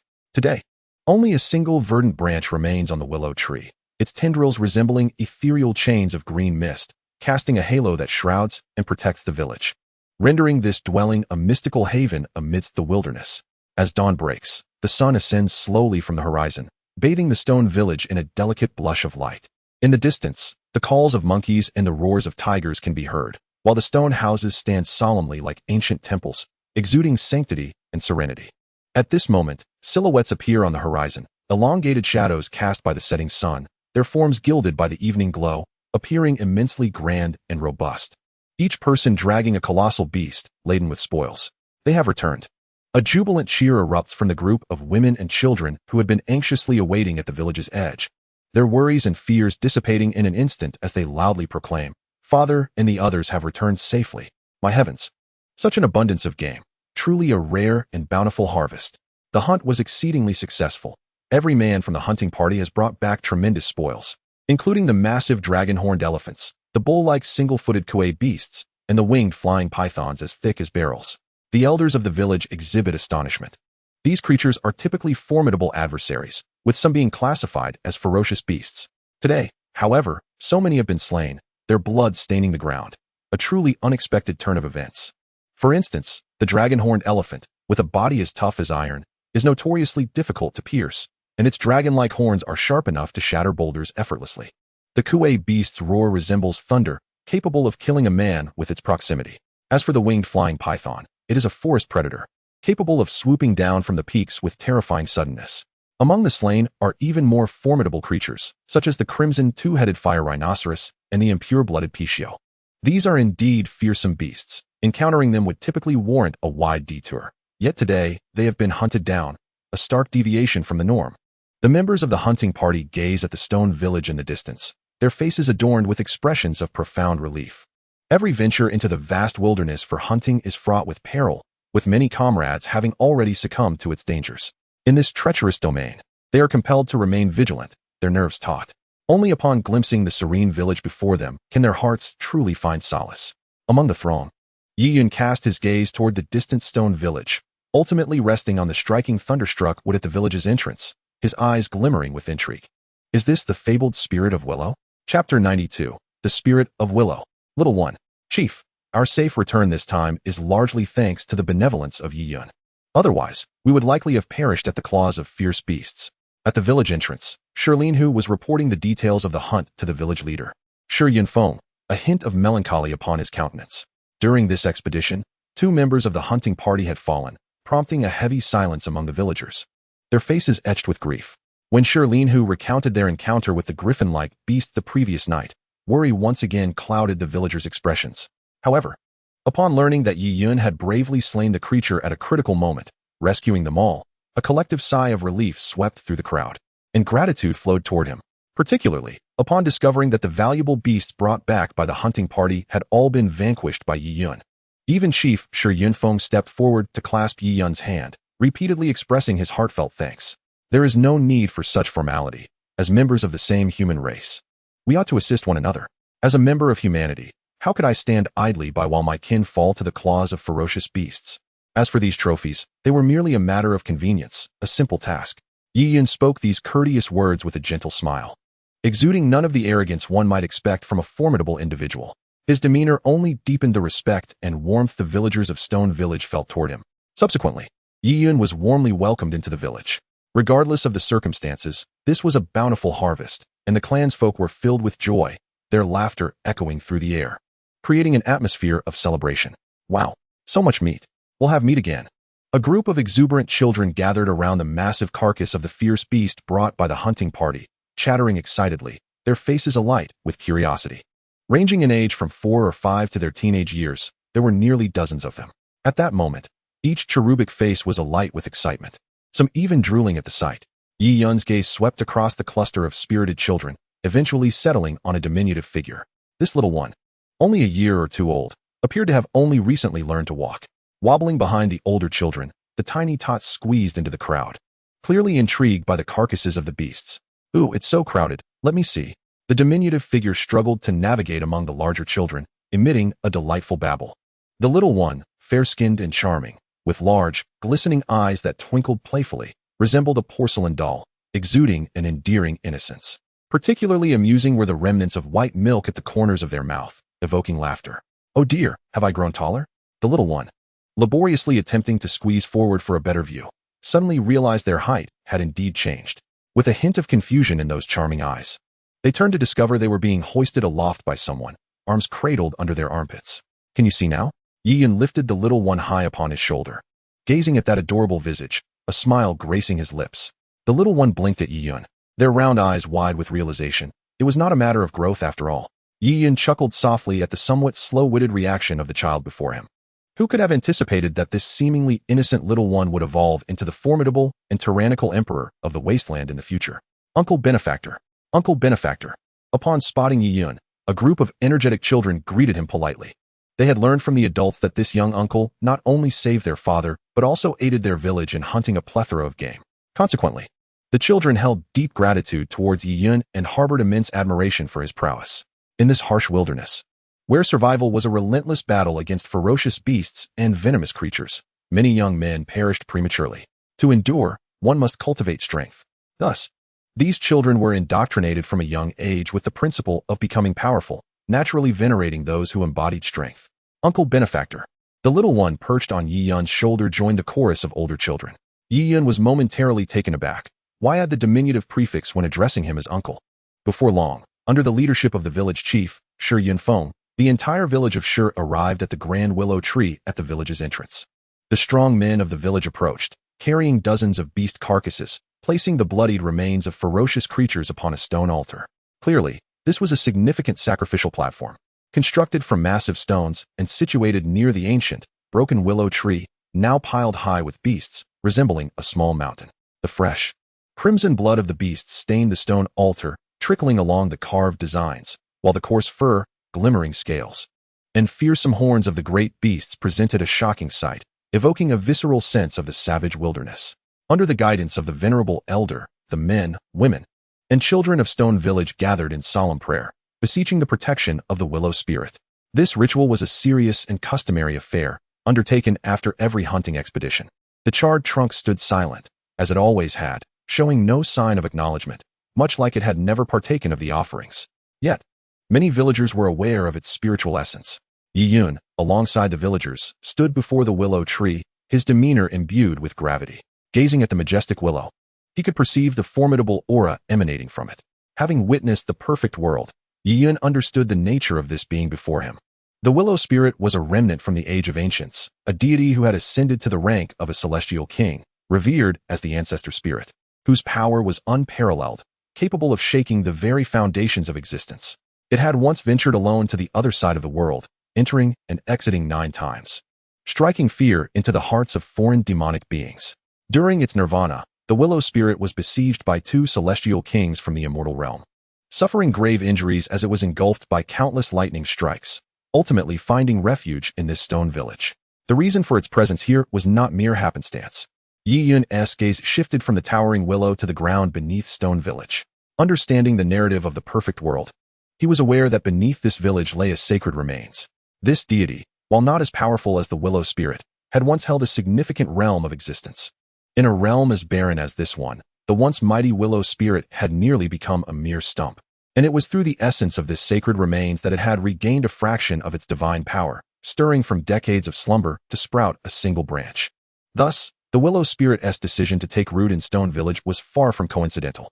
However, at this moment, the willow spirit was still in a state of slumber. Yiyan remembered that it would not awaken until the little one turned 3 years old. Chapter 93. The Joyful Stone Village. Half an hour later, the ritual concluded.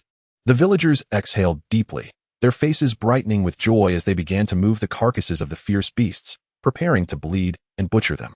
Hasn't it been many years since the ancestor spirit has touched any offerings? Do we really need to perform this ritual each time? A young boy muttered softly. What nonsense are you spouting, you little brat?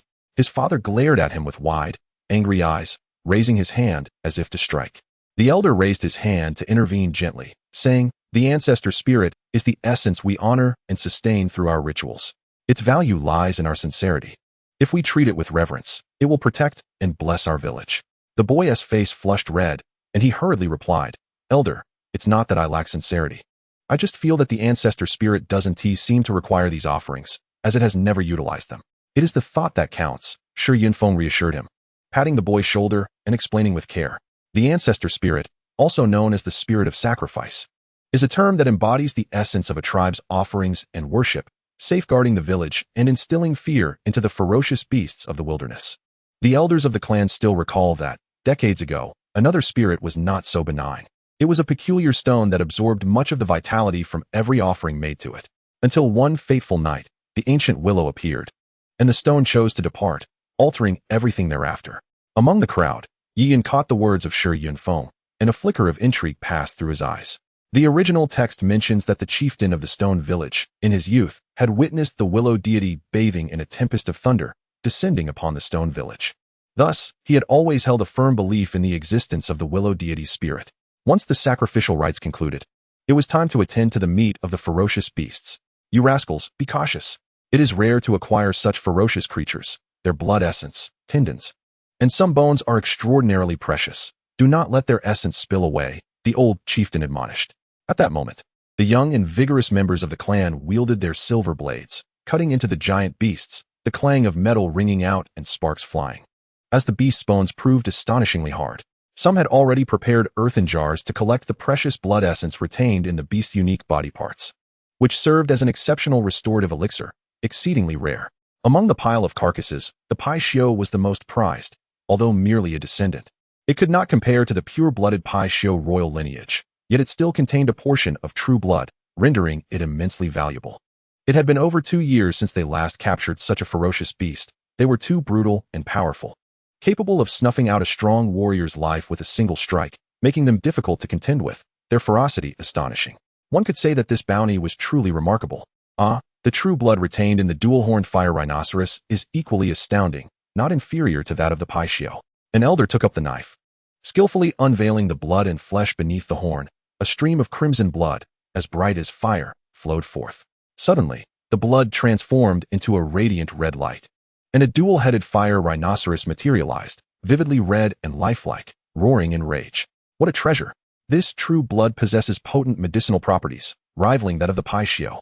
The elder laughed heartily, swiftly collecting the blood in an earthen jar and sealing it securely. Chieftain, this dragon-horned elephant's horn is also a fine treasure. When we found it, it was already on the brink of death. Otherwise, we could not have subdued it, a young man remarked. Shi Yunfeng nodded, saying, Indeed, it is rare to see. This pair of dragon horns has been growing for some time. We must carefully chisel them off. They are valuable for bone restoration. The tendon from the one-legged Kuei beast is remarkably resilient. It cannot be severed even with an axe. All are exceptional treasures. You rascals, be careful not to waste the precious blood from the flying python's wings. The clan members rejoiced, all wearing smiles. Only a group of children shrank back, darting away like the wind, for they knew that most of these so-called blood and bone elixirs would be used on them, and they would soon face their trials once more. Half an hour later, the precious herbs growing on the ferocious beast were entirely harvested. The clan leader and several elders nodded in satisfaction, collecting the ceramic jars to handle them accordingly. Meanwhile, Yiyan observed the villagers of Stone Village as they dealt with the carcass of the beast. Given the current strength of his physical body, the blood of these relatively weak creatures no longer held any refining effect for him. Reflecting on the silver crocodile and the giant ape in his system space, a smile crept onto Yiyan's lips. This journey not only enlightened him about this extraordinary world, a realm of perfection, but also allowed him to encounter the goddess of Willow and the young emperor of the wild heavens, while successfully hunting numerous immensely powerful beasts. The precious blood within these creatures would undoubtedly enable him to awaken several more giant elephant seeds, elevating his strength to new heights. Concurrently, Yiyan contemplated the prospect of transitioning to spiritual energy cultivation. In terms of energy levels, the fighting spirit of the Dou Qi continent pales in comparison to the spiritual energy of the perfect world. Moreover, with Yiyan's current physical prowess, he was more than capable of battling at the Dozong or even Dozuan realms. His fighting spirit cultivation at the Dou Huang level had become a burden. Possessing the supreme body refinement technique, the divine elephant suppression technique, Yiyan's physical strength would advance rapidly, provided he had sufficient resources. Henceforth, in the Dou Qi continent, he could rely entirely on his formidable physique for combat, without the need to wield fighting spirit energy. Thus, the fighting spirit within him could be wholly discarded in favor of cultivating the spiritual energy of the perfect world. With so many spoils, some would be cured. while others would be smoked and turned into jerky, suggested an experienced elder. The heap of beasts resembled a small mountain, and the entire village would not be able to consume them for many days. Allowing them to rot would be a waste, which the food-scarce villagers could not afford. The women from each household began to step forward to distribute the meat, all wearing genuine smiles. Earlier concerned for the men who had ventured out, they now rejoiced not only in their safe return, but also in the bountiful harvest, a divine blessing. Their gratitude towards Yiyun grew as they glanced at him amidst the crowd. Had it not been for Yiyun, Stone Village might have been in mourning, rather than reveling in joy. Little brother Yiyun, come to my house for lunch. I have a barrel of exquisite wine. Yiyun, my benefactor, come to my home. My wife's culinary skills are superb. Yiyun, my benefactor, visit my house. I would like to introduce you to my daughter. As these thoughts crossed their minds, families in Stone Village extended warm invitations to Yiyun. The fervor of their hospitality made him feel somewhat bashful. All right, I have matters to discuss with brother Yiyun. He will stay at my house for lunch, said the clan leader, Shi Yunfeng, coming forth at a crucial moment to alleviate Yiyun's embarrassment. Not long after, wisps of smoke curled from every household, and half an hour later, the rich aroma of meat wafted through the air. The chunks of meat simmering in iron pots were nearing tenderness, and the children could hardly contain their anticipation. Meanwhile, the meat roasting over the fire began to turn a golden, glistening hue, with drippings sizzling as they fell into the flames. The robust men could no longer resist, tearing into the meat with vigor, juices flowing freely as their appetites surged. Various wild beasts became the evening's most sumptuous fare for the villagers, their enticing scent spreading into the streets, stirring appetites like a rising tide, accompanied by bursts of laughter that filled the village with a festive spirit. Chapter 94. Return to the fray. In Shurtsuan, at the chief's home. Come, young brother Yiyun, do not stand on ceremony. In the courtyard, a stone table was laden with an array of meats, some boiled, some roasted, and a rich meat broth that filled the air with delectable fragrances. Seated at the stone table were Yiyun and Shi Yunfeng, while a small child was in one corner of the yard playfully tugging at the tail of a large yellow dog, thoroughly amused. Little one, come and eat. At that moment, Shi Yunfeng rose from the house, carrying a ceramic pot, calling out to the child. Upon hearing this, the child paused, quickly flaring his tiny nostrils, his big eyes sparkling with delight as he murmured, so fragrant. He then scampered over to the stone table and sat down. The little one, grinning foolishly, squinted his bright eyes into crescent shapes, using a wooden spoon to scoop up the milk, relishing every sweet sip. Observing this scene, Yiyun couldn't help but chuckle inwardly. Indeed, the Emperor of the Wilderness was correct. The child adored beast milk, and there was no error in that. Yiyun teased, little one, is the beast milk delicious? Delicious. Beast milk is the best. The child replied, nodding adorably, his mouth smeared with milk, eliciting laughter. Subsequently, the little one scooped a ladle of beast milk and offered it to Yiyun, saying sweetly, Uncle, would you like some? It's really good. Yiyun shook his head, pinching the child's cherubic cheek, and smiled, next time I come, I'll bring you some beast milk, all right? Upon hearing this, the child's eyes lit up, and he eagerly nodded, exclaiming, yes, uncle, I love leopard milk, tiger milk, and cow milk. As he spoke of beast milk, the child appeared much more articulate than usual, listing nearly 10 varieties with the enthusiasm of a connoisseur before finally pausing. Yiyun felt a twitch at the corner of his mouth, silently wondering if he had misspoken. Nearby, Shi Yunfeng, noticing Yiyun's fondness for the child, chuckled. This little fellow has always loved beast milk. He has quite a handful. Shi Yunfeng then turned his gaze towards Yiyun. Young brother Yiyun, I heard from Lin Hu that you hail from the Huaxia tribe? In his youth, Shi Yunfeng had ventured beyond the great wilderness and seen much of the world, yet he had never encountered the name Huaxia tribe. Thus, regarding Yiyun's origins, he felt a tinge of perplexity. Yiyun was undoubtedly well acquainted with Shi Yunfeng's true nature. The latter's sudden inquiry was clearly an attempt to probe into his background. Yiyun had anticipated this and responded with calm composure, stating, indeed, my Huaxia tribe has long resided deep within the mountains, seldom communicating with the outside world, hence our obscurity. My journey to the great wasteland is a rite of passage as instructed by the elders of my clan. Ah, I see, Shi Yunfeng replied. Although a flicker of doubt lingered in his mind, he refrained from pressing further. After all, Yiyun was now a benefactor to his village. An excessive questioning would be deemed disrespectful. May I inquire how long you intend to train in the great wasteland, young brother? Shi Yunfeng changed the subject. Until my strength meets the expectations of my clan's elders, I would dare not return until then, Yiyun replied earnestly. It appears your elders hold you in high regard, Shi Yunfeng remarked, nodding, a glint of intrigue flashing in his eyes. However, to cultivate a young powerhouse like yourself, Your guardians must possess extraordinary strength. Old fox. Yi Yun silently cursed in his heart, realizing the old man was subtly probing into his background, albeit through a somewhat flattering approach. Had it been someone less astute, they might have felt a sense of pride upon hearing Shi Yunfeng's compliments and subsequently revealed their family secrets. You flatter me. Indeed, my elders possess some strength, but they dedicate themselves entirely to cultivation and seldom venture out. Yi Yun smiled gently, maintaining an air of modesty. When I set out for this journey, my elders explicitly instructed me not to utilize the clan's power. Shi Yunfeng nodded in agreement. It seems, as I previously suggested, your elders impose quite stringent rules. However, Yi Yun then shifted the conversation, adding, yet, they did mention that should I encounter a life-threatening crisis or be humiliated by powerful adversaries, I could shatter the communication talisman. In such a case, regardless of the opponent's strength, our clan's warriors would personally seek redress. Our Huaxia tribe has long upheld a saying, those who offend Huaxia, though far, shall face retribution. Yi Yun spoke with a serious demeanor, as if affirming the existence of the Huaxia tribe and its many formidable warriors. Upon hearing his words, Shi Yunfeng appeared quite astonished. Clearly, under Yi Yun's masterful pretense, he had come to believe everything that was said. After all, Yi Yun's prowess exhibited in the Great Wasteland had already been thoroughly conveyed to Shi Yunfeng by Shi Linhu and others. In Shi Yunfeng's mind, he had long suspected that Yi Yun hailed from a powerful tribe. It appears that this young brother Yi Yun is truly extraordinary. Subsequently, Shi Yunfeng's attitude towards Yi Yun became even more enthusiastic. After finishing lunch, Yi Yun directly expressed his intention to depart. In the world of Dou Qi, Yao Yi and the others were waiting for his return to open the door. After all, the vastness of the world pales in comparison to the significance of trading wares. A truth Yi Yun would never forget. Seeing Yi Yun about to leave, Shi Yunfeng earnestly attempted to persuade him to stay.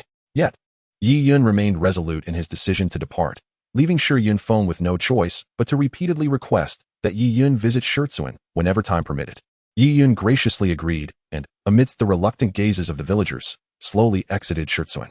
After traveling a short distance away from Shurtsuan, Yi Yun, wishing to avoid any delays, summoned the wind-fire wheel with a thought. Standing upon the wind-fire wheel, his figure transformed into a crimson arc, swiftly heading deep into the great wilderness. The location of the void door served as a guiding beacon, leading Yi Yun through the vast expanse of wilderness without fear of losing his way amidst the dense forests. With Yi Yun hastening his journey, he arrived at the vicinity of the void door within just over an hour. After carefully sensing his surroundings and detecting no imminent danger, he unhesitatingly opened the void door above. As a wave of spatial turbulence surged, a massive portal gradually revealed itself in the skies above the forest. Without a moment's hesitation, Yi Yun stepped onto the wind-fire wheel and, like a shooting star, darted into the void door before the other ferocious beasts could react. The instant he entered, he promptly closed the void door behind him. Chapter 95. The Shock of Jiaxingtian. Dou Qi Continent. Jiama Empire, Imperial Capital. In the backyard of the Yiyu estate, three figures stood vigil outside a jar shop as evening approached. Among them were the two sisters Yao Yi and Yao Yu, while the third was an elderly man clad in a hemp robe. The old man emanated a formidable aura. He was none other than Jiaxingtian, the guardian of the Jiama Empire's royal family, known as the Hemp Robe Elder. Is the jar shop owner, Yi, not opening today? Jiaxingtian furrowed his brow, glancing at the darkening sky in confusion. Hearing this, Yao Yi hesitated momentarily. I doubt that will be the case. A person of Ye's caliber would never easily disappoint. If he said he would open today, then he surely will. Jiaxingtian nodded slowly, replying, in that case, let us continue to wait.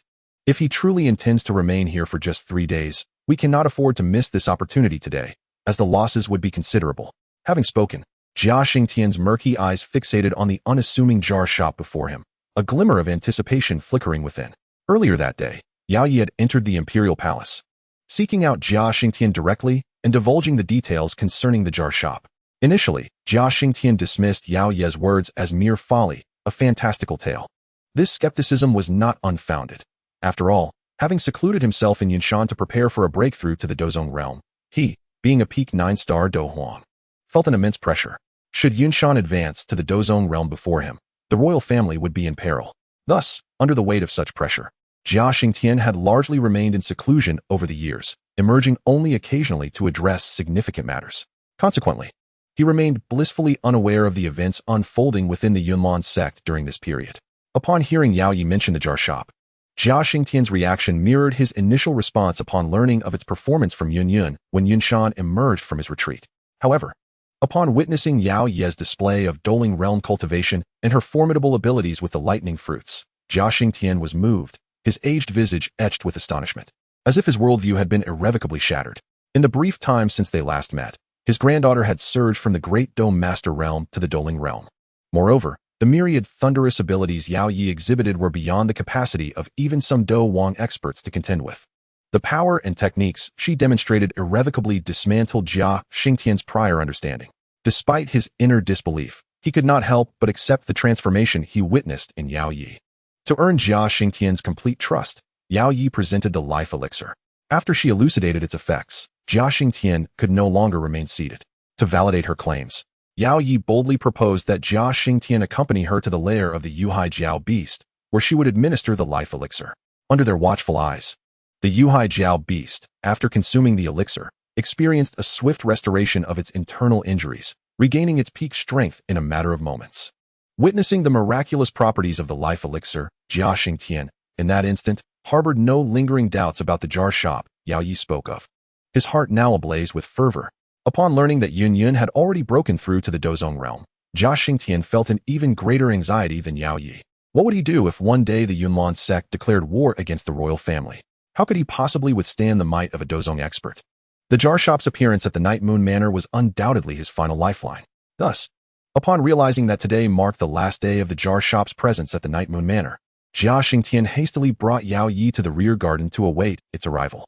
As the day transitioned from morning to dusk, Jia Xingtian found himself waiting in vain. With no sign of departure from the enigmatic Jia, during their prolonged wait, Yao Yi playfully divulged to Jia Xingtian the secrets of the Book of Death and the magical flying broom, as well as other treasures procured from the jar shop. She even took to the skies on the broom, soaring gracefully in the back garden. The sight of such wondrous artifacts left Jia Xingtian utterly astounded. Each item from the jar shop was indeed priceless. His curiosity piqued. He pondered the true identity of the jar shop's proprietor. Under Jia Xingtian's persistent inquiries, Yao Ye reluctantly shared the cosmic theories and worldview she had gleaned from Yi Yun. This unprecedented information, foreign to the Dou Qi continent, left Jia Xingtian in a state of profound shock. The owner of the jar shop was not of their realm, but hailed from another world, a small world, a vast world, and the infinite cosmos. These unfamiliar terms took Jia Xingtian an indeterminate time to gradually comprehend. Although Jia Xingtian had yet to meet Yi Yun in person, the performance by Yao Ye and Yao Yue had instilled in him an immense sense of reverence for this mysterious jar shop owner. "I'm so hungry," exclaimed Yao Yue, patting her small belly, her lips pursed in discontent. "Humph, to have kept us waiting for so long. When Boss Yi finally opens the door, I shall certainly give him a piece of my mind. If he doesn't serve me instant noodles and cola, I won't let him off easily," Yao Yue grumbled. She had spent the entire day in the back garden with Yao Ye and Jia Xingtian, foregoing lunch in anticipation of Yi Yun's instant noodles. And now her stomach was growling in protest. "Little you, cease your nonsense." Upon hearing Yao Yue's complaints, Jia Xingtian's expression darkened, and he reprimanded her sternly. How could one so esteemed as Boss Yi be treated with such disrespect?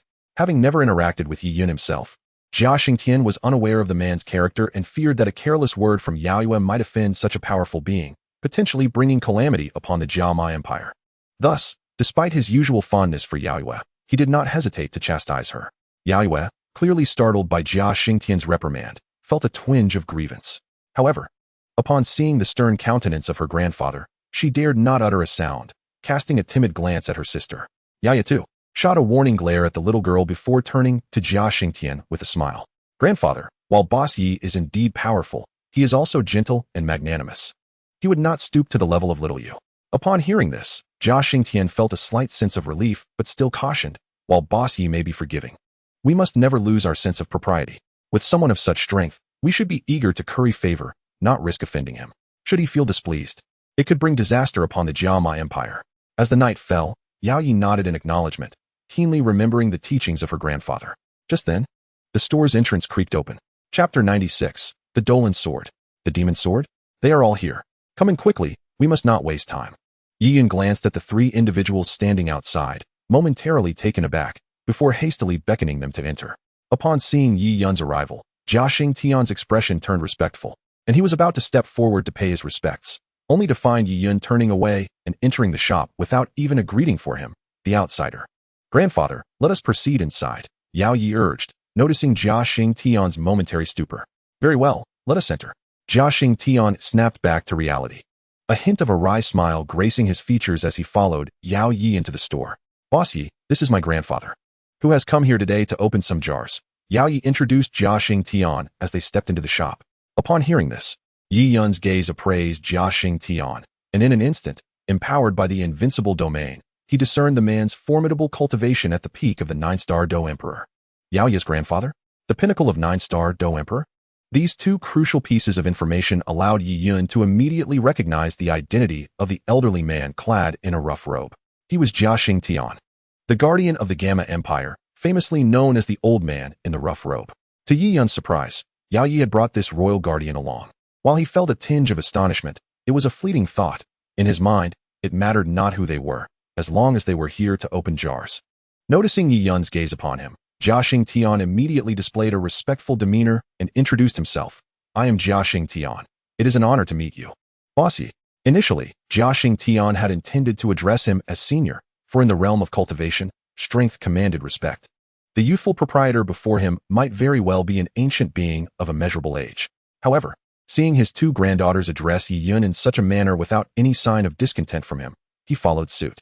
Perhaps this esteemed individual preferred being called boss? Or perhaps he shunned the title of senior. Indeed, it was Tian. Yi Yun's eyes glimmered with understanding as he nodded lightly, stating, if you wish to open jars, we should hasten. Time is of the essence. In response, Yao Yi promptly placed 500,000 gold coins on the counter. Addressing Yi Yun, as per our usual arrangement, Boss Yi, I will take all 5 jars. Yi Yun, without further ado, nodded slightly, accepting the gold coins. And with a wave of his hand, the 5 jars floated gracefully from the wooden rack to rest upon the counter. Grandfather, it is your turn. Yao Yi stepped back, yielding the position to Tian.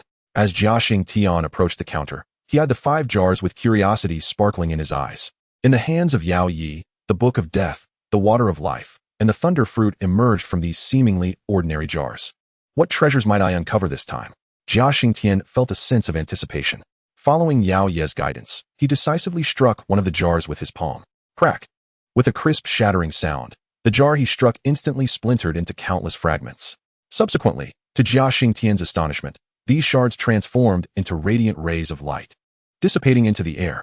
Witnessing this spectacle, Tian's eyes widened in disbelief, his aged face reflecting sheer incredulity. Such prowess transcended mere strength, verging on divine magic. A glance at the composed Yi Yun instilled a deeper sense of reverence within him. This esteemed Yi, undoubtedly no ordinary being, possessed extraordinary abilities befitting a celestial entity from the higher realms. As the radiant light faded, Tian managed to temper his astonishment, fixating his gaze intently on the counter. Behind him, Yao Yi and Yao Yu approached, eager to discern the fortune of their sister. Under the watchful eyes of the three, a delicate, crimson-hued longsword materialized upon the counter. This sword appeared rather conventional, lacking any discernible features. After examining it for a moment, Tian found nothing remarkable and promptly handed it to Yao Yi, saying, take a look and see if this sword is indeed a treasure. In Tian's view, Yao Yi was quite adept at unveiling treasures, having revealed so many already. Her discerning eye surely surpassed his. Upon hearing this, Yao Yi slowly accepted the longsword and attempted to infuse it with her fighting spirit. In the next instant, a faint blood-red glow emanated from the sword. Observing this peculiar phenomenon, Yao Yi's eyes sparkled. Since the sword reacted to her energy, it was at least not an ordinary weapon. However, she remained perplexed by the bloodlight radiating from the sword. Thus, holding the sword, she directly inquired of Yi Yun, could you enlighten me on the nature of this longsword? Having interacted with Yi Yun for 2 days, Yao Yi had come to understand him somewhat, and she felt less constrained than Tian. In response, Yi Yun cast a glance at the longsword in her hand and immediately discerned its details. Doran's blade, originating from the world of League of Legends.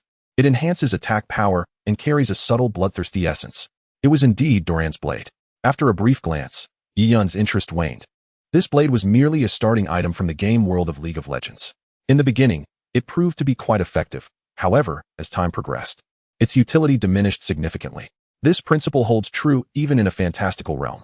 The Doran sword, while enhancing the prowess of individuals with limited strength, possesses a subtle sanguine power that enables it to absorb a portion of the enemy's vitality upon striking, thereby replenishing its wielder. Yet, as the wielder's strength escalates, the sword's potency gradually wanes. Subsequently, Yi Yun succinctly elucidated the sword's capabilities. What? This sword can actually devour the enemy's vitality to restore its own? Could it be a demonic blade? Upon hearing Yi Yun's revelations, both Yao Yi and Yao Yu remained momentarily stunned, while Jia Xingtian's face was etched with astonishment. He gazed at the Doran sword in Yao Yu's grasp, disbelief flickering in his eyes. The notion that a sword could consume another's life force was utterly astonishing. Even he had never encountered such an extraordinary weapon. In contrast to Jia Xingtian's amazement, Yao Yi and Yao Yu appeared somewhat indifferent. Over the past few days, they had unearthed numerous treasures from the jars, with the Thunder Fruit and the Book of Death shattering their previous perceptions, revealing the existence of such remarkable artifacts. When compared to the Thunder Fruit and the Book of Death, the Doran sword's significance seemed rather trivial. Chapter 97. The Universal Capsule. Grandfather, let us open the second jar. Observing Jia Xingtian's continued fascination with the Doran sword, a look of slight disapproval crossed Yao Ye's brow as she could no longer restrain herself from speaking up.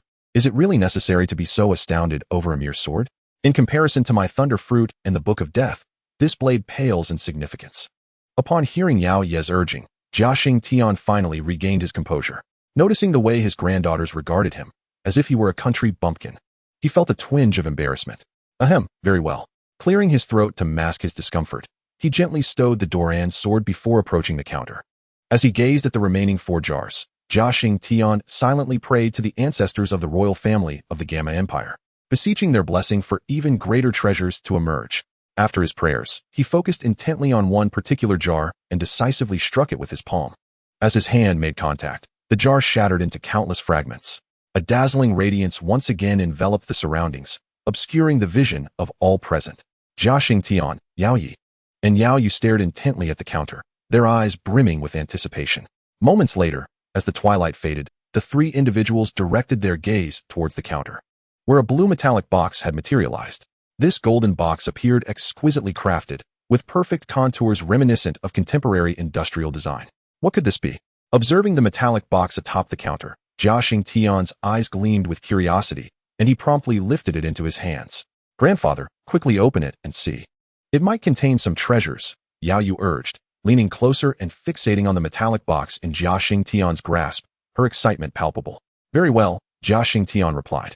Not pondering further, he gazed at the button atop the box and gently pressed it. With a resounding pop, the box sprang open, revealing its contents. What kind of treasure is this? Jia Xingtian queried, his expression still one of confusion. Inside the box lay 6 small, capsule-like objects, each varying in color and resembling pharmaceutical capsules. Yao Yi, do you know what these are? Jia Xingtian inquired, picking up a red capsule and scrutinizing it, yet ultimately gleaning nothing. What could these items possibly be? They appeared remarkably refined, clearly not of mundane origin. Yao Yi took the capsule for a closer inspection, but ultimately shook her head. Grandfather, I do not know either. Finally, all 3 turned their attention to Yi Yun. Boss Yi, what sort of treasure is this? What purpose does it serve?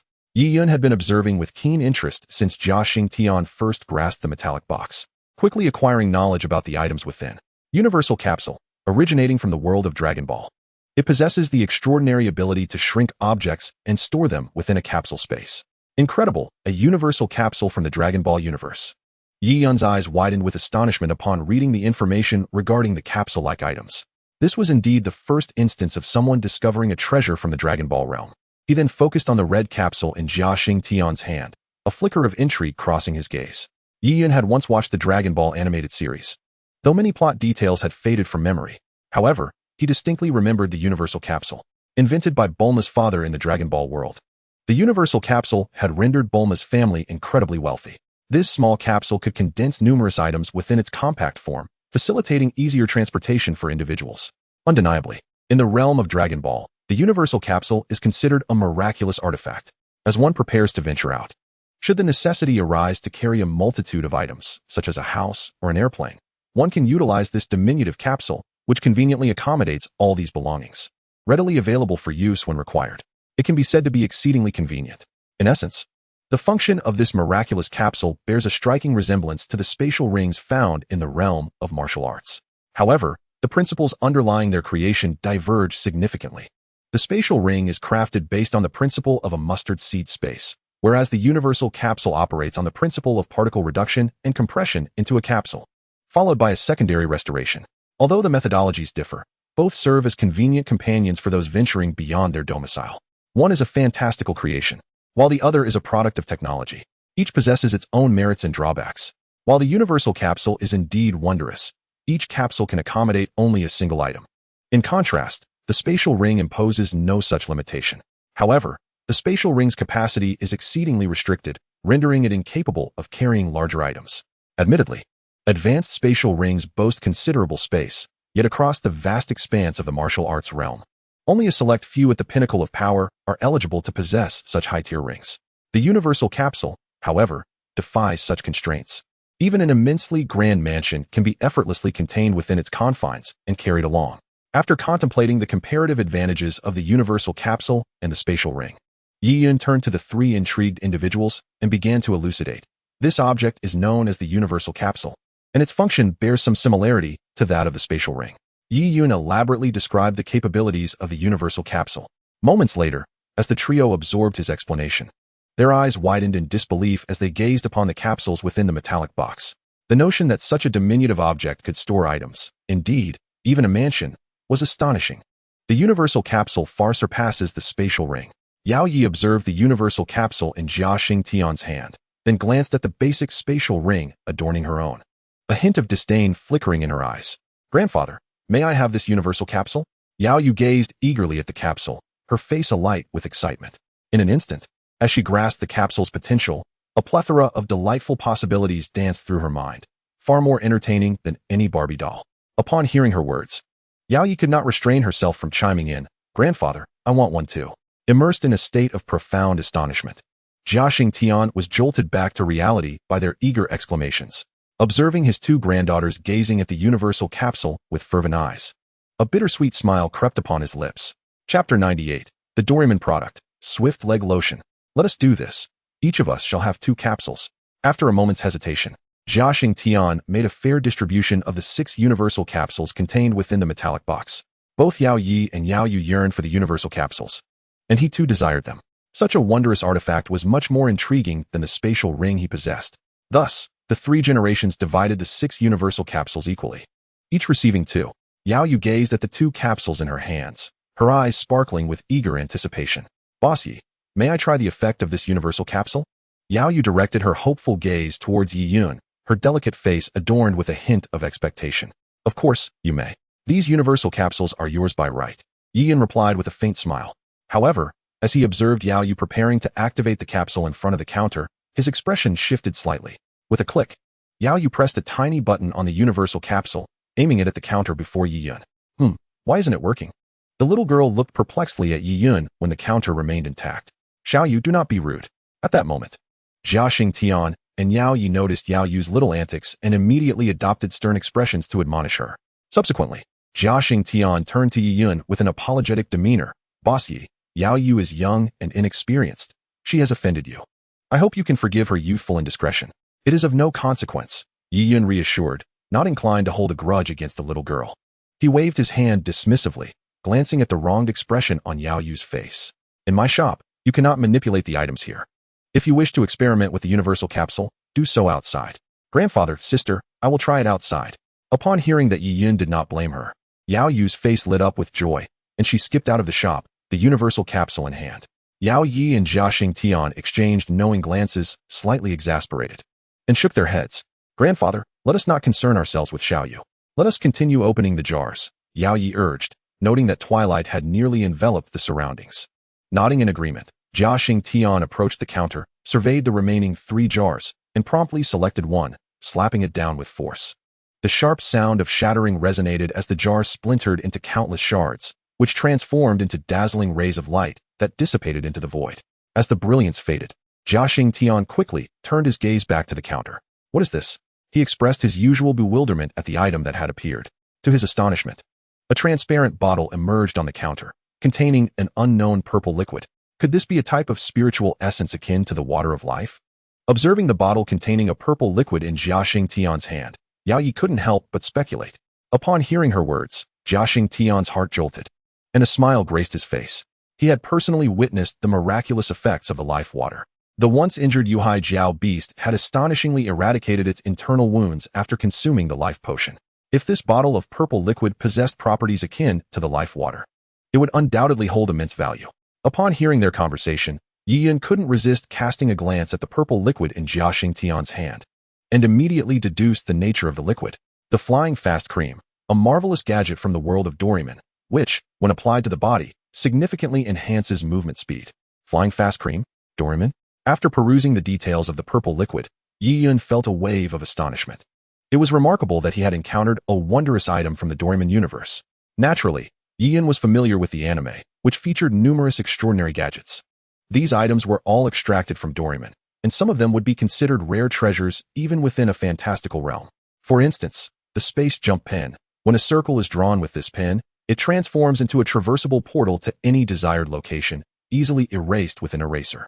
The Hand of Revenge, capable of returning any attack directed at you threefold. Shadow Oil. When dripped onto another shadow, stepping on that shadow inflicts pain upon the person. The Sleep Absorption Gun can absorb another's drowsiness and, when discharged, induces sleep in others. The Fair Boxing Gloves allow one to fight with strength equal to that of their opponent. Of course, the world of Doraemon is filled with more than just these magical items. In a fantastical world, the abilities exhibited by these gadgets can rival those of Yi Yun's own treasures, such as the Binding Immortal Rope and the Wind Fire Wheel. This particular item was known as the Flying Fast Cream. Returning to the present, Yi Yun calmly addressed Jia Xingtian and Yao Yi. The Flying Fast Cream? Upon hearing this exceedingly peculiar name, Jia Xingtian and Yao Yi were momentarily taken aback, as it did not seem to suggest a treasure. Boss Yi, is this Flying Fast Cream truly a treasure? What are its capabilities? With a hint of anticipation, Yao Yi couldn't help but inquire. Yi Yun replied, when the Flying Fast Cream is applied liberally all over the body, it significantly enhances one's speed. Applied all over to increase speed? Upon hearing Yi Yun's words, Yao Yi appeared visibly puzzled, as the name seemed unrelated to speed enhancement in any way. The peculiar items emerging from Boss Ye's jars have become increasingly strange. Previously, a versatile capsule capable of holding things was revealed, and now a vial of liquid that enhances speed has been uncovered. Until witnessing these wonders, Yao Yi could hardly fathom that such miraculous treasures still exist in this era. Truly, the world is vast and full of marvels. After a moment of astonishment, Jia Xingtian stowed away the flying leg lotion in his hands and continued to open another jar. With a crisp crack, one of the last two jars on the counter shattered under Jia Xingtian's hand. Chapter 99, An Antique Unearthed? The 18 dragon-subduing palms make an appearance. As the jar broke, a brilliant flash of light erupted. Moments later, as the radiance dissipated, Jia Xingtian and Yao Yi's gazes were fixated on the newly revealed object on the counter. Is this a vase? Jia Xingtian frowned slightly, a hint of disappointment flickering in his eyes. The object that had emerged was a piece of exquisite porcelain, adorned with elegant patterns and designs. It even bore several dragon motifs, exuding a certain majesty. As the guardian of the empire, Jia Xingtian had encountered many such items in the royal palace. Though this piece appeared more refined and beautiful than those in the palace, he believed porcelain was merely porcelain. No matter how attractive, it was just a decorative vase of no practical use. With this thought, disappointment washed over him.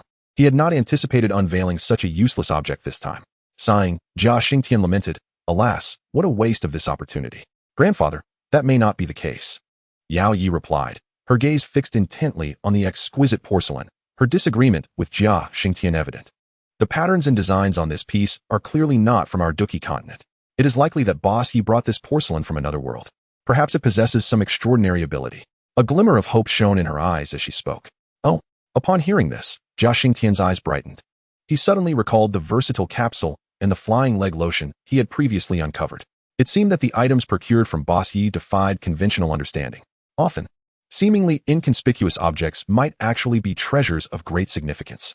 With this realization, Jia Xingtian glanced at Yi Yun and respectfully inquired, Boss Yi, could you please help me discern whether this porcelain holds any hidden secrets? Might it be a treasure? Yi Yun, upon hearing the question, raised his gaze and directed it towards the exquisite porcelain on the counter. Is this truly a piece of porcelain? As Yi Yun gazed at the porcelain displayed on the counter, he momentarily froze, his expression swiftly shifting to one of seriousness. It is worth noting that among the myriad treasures he had encountered before, many were indeed porcelain artifacts. Consequently, upon laying eyes on the porcelain before him, Yi Yun instinctively perceived it to be an extraordinary treasure. His gaze swept over the exquisite porcelain, and in an instant, he gleaned its information. The Yongla blue and white porcelain, an artistic creation hailing from the realm of Earth, specifically the Huaxia nation, it embodies the beauty of form, the elegance of painting, and the allure of color, all while showcasing a meticulously crafted body and glaze. Adorned with intricate dragon motifs, it exudes strength and dominance, representing an exceptionally high artistic achievement. However, after absorbing the details of this exquisite porcelain, Yi Yun was left utterly astounded. An artistic piece? Could it truly be merely an art object? His expression stiffened, and he felt a jolt of numbness. The porcelain presented by Jia Xingtian was simply a piece of blue and white porcelain from the Ming dynasty of Huaxia. Not a treasure at all. Had this been before Yi Yun's transmigration, acquiring the Yongle blue and white porcelain would have sent him into fits of joy, for it is an invaluable treasure. Yet now, immersed in a fantastical world, no matter how beautifully crafted, this blue and white porcelain could only be regarded as a lovely artifact, devoid of any practical utility. Observing the blue and white porcelain on the counter and glancing at the expectant faces of Jia Xingtian and Yao Yi, Yi Yun felt a wave of embarrassment wash over him, uncertain how to present the porcelain. This blue and white porcelain was indeed a treasure of Huaxia, rich in significance. Yet they found themselves in the Dou Qi continent. Was he to introduce it as such?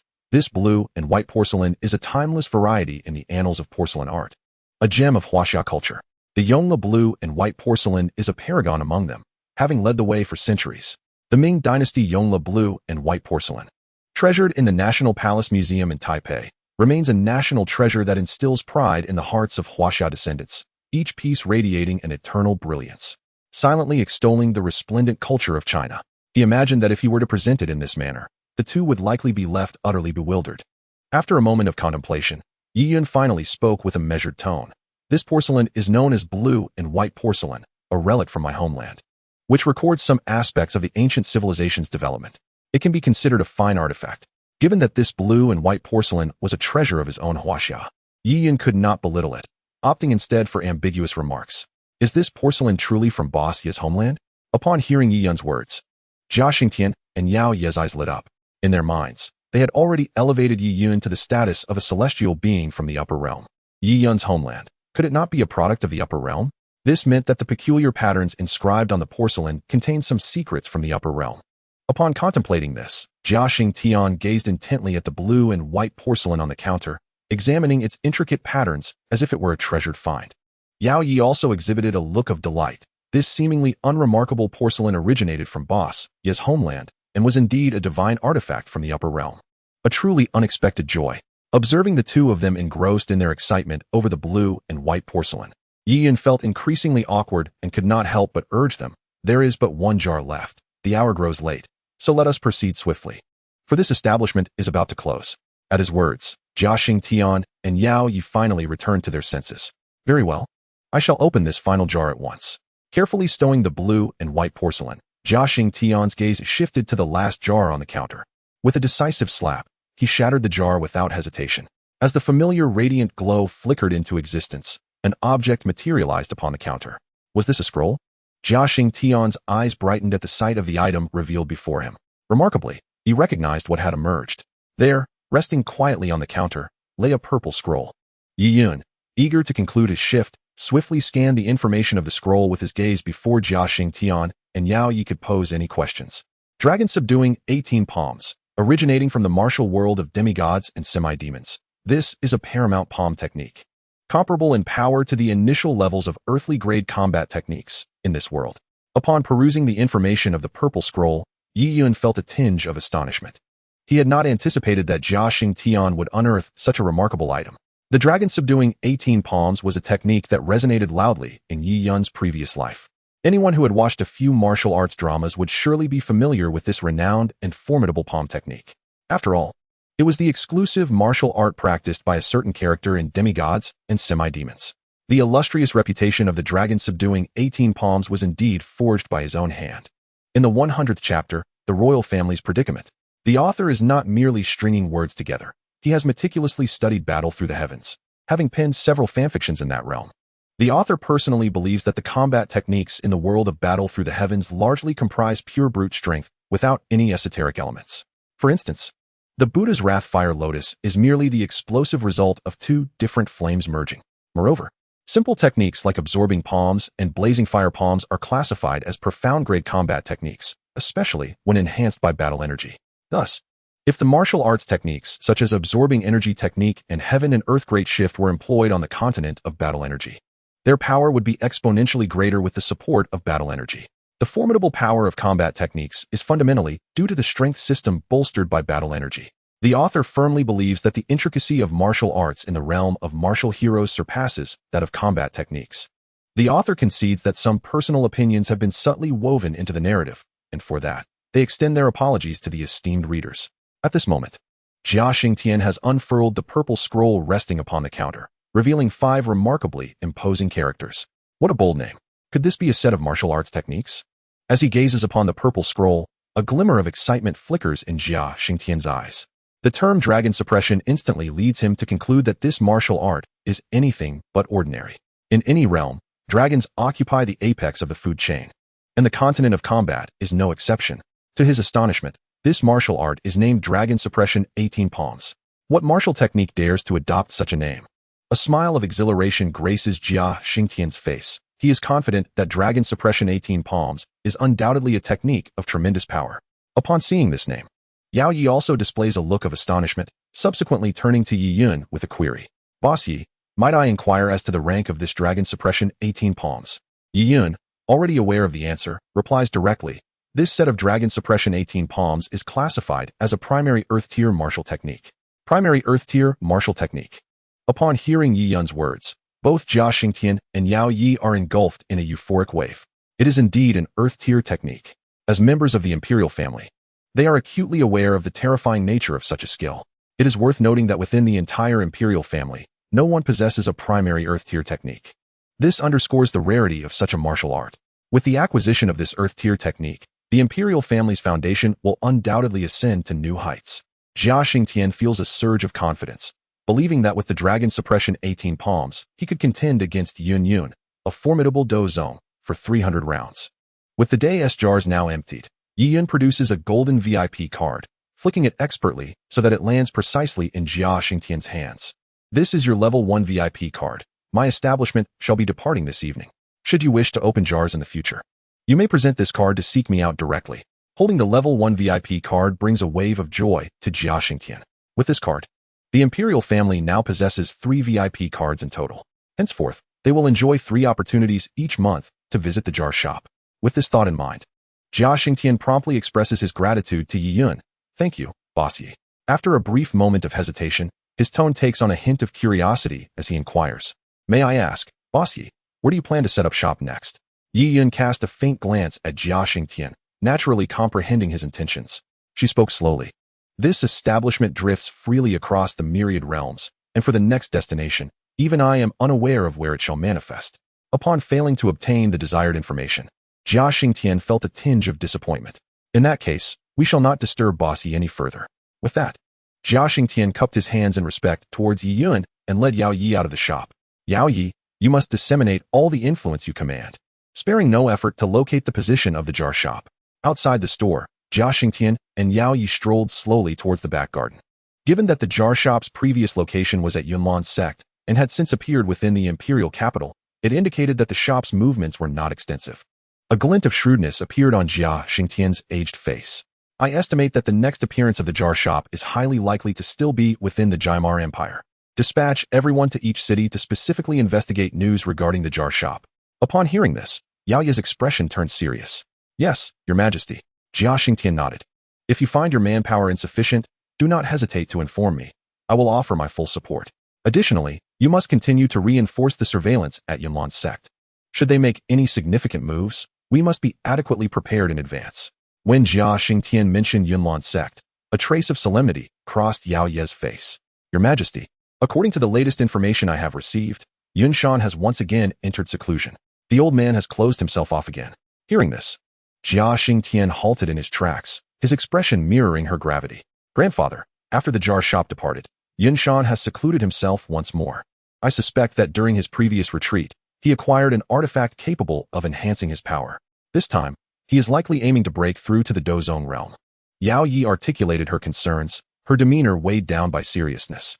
Upon hearing this, Jia Xingtian's expression darkened. If Yun Shan were to also break through to the Dou Zong realm, would that not mean Yunlan sect possesses 2 Dou Zong cultivators? Such formidable strength would render the royal family powerless in opposition. After a moment of silence, Jia Xingtian sighed deeply. Currently, our only hope rests with the jar shop. Let us hope that this old man Yunshan remains in seclusion for a while longer, granting us several more opportunities to open jars. Indeed, grandfather. Do not be overly concerned. The Dozong realm is not easily breached, and there is no certainty that Yunshan will succeed in this retreat, Yao Yi reassured him, observing Jia Xingtian's despondent demeanor. However, she harbored a worry that remained unspoken. Since they had obtained the VIP card, it was certain that Yunlan's sect had also acquired one. Consequently, they would be able to access the jar shop monthly, just as the royal family could. Thus, the royal family possesses 3 VIP cards, which seemingly do not confer any significant advantage. After parting ways with Jia Xing, Yao Yi strode directly towards her palace. The pressure imposed by Yunlan's sect instilled in her an urgent desire to master the abilities of the Thunder Fruit. When the time came, even amidst a fierce battle, she would possess the means for self-preservation. However, upon arriving at her palace, she was utterly dumbfounded. The Grand Palace, once situated behind the training grounds, had inexplicably vanished, leaving only an expanse of empty land. What could this mean? Gazing at the vacant space before her, Yao Ye's eyes flickered with confusion, quickly followed by a realization. The Universal Capsule. Only the Universal Capsule possessed such a capability. With this thought, Yao Ye's expression darkened considerably. Yao Yu, you are in grave trouble. After Yao Yi and the others departed, Yi Yun, as usual, closed the door and entered his estate. In the pavilion, with a mere thought, Yi Yun summoned his 5 exclusive jars. Simultaneously, the hammer of Thor materialized in his hand. Grasping the hammer of Thor, Yi Yun aimed it at one of the jars and struck down forcefully. With a resounding crack, the jar shattered into countless pieces. Following this, familiar rays of light emerged. Once the light dissipated, Yi Yun eagerly looked towards the stone table. There, 7 beans of varying hues appeared. Yi Yun's gaze swept over them, instantly scanning the information of the 7 beans. Immortal bean, originating from the world of Dragon Ball. Consuming 1 will instantly restore physical strength and energy, returning 1 to peak condition. Upon reading the information before him, Yi Yun's eyes widened in astonishment. It was indeed an immortal being. He had unexpectedly acquired a treasure from the world of Dragon Ball. A hint of joy graced Yi Yun's face. The efficacy of the immortal being could undoubtedly be deemed priceless. In comparison to the immortal being, while the Universal Capsule was remarkable, it paled in significance. Yi Yun recalled that the immortal being was a miraculous food from Dragon Ball, cultivated by the legendary cat sage residing on Korin Tower, specifically to nourish hungry warriors. Initially, it was established that consuming a single bean would satiate hunger for 10 days and grant regenerative powers. As long as one remained alive, they could recover physical strength and energy in the shortest time possible, restoring their body to optimal condition. Theoretically, if one possessed a sufficient quantity of immortal beans, anyone could exist as if they were a perpetual motion machine. One could engage in 100 encounters in a single night without issue. Such capabilities were simply invincible.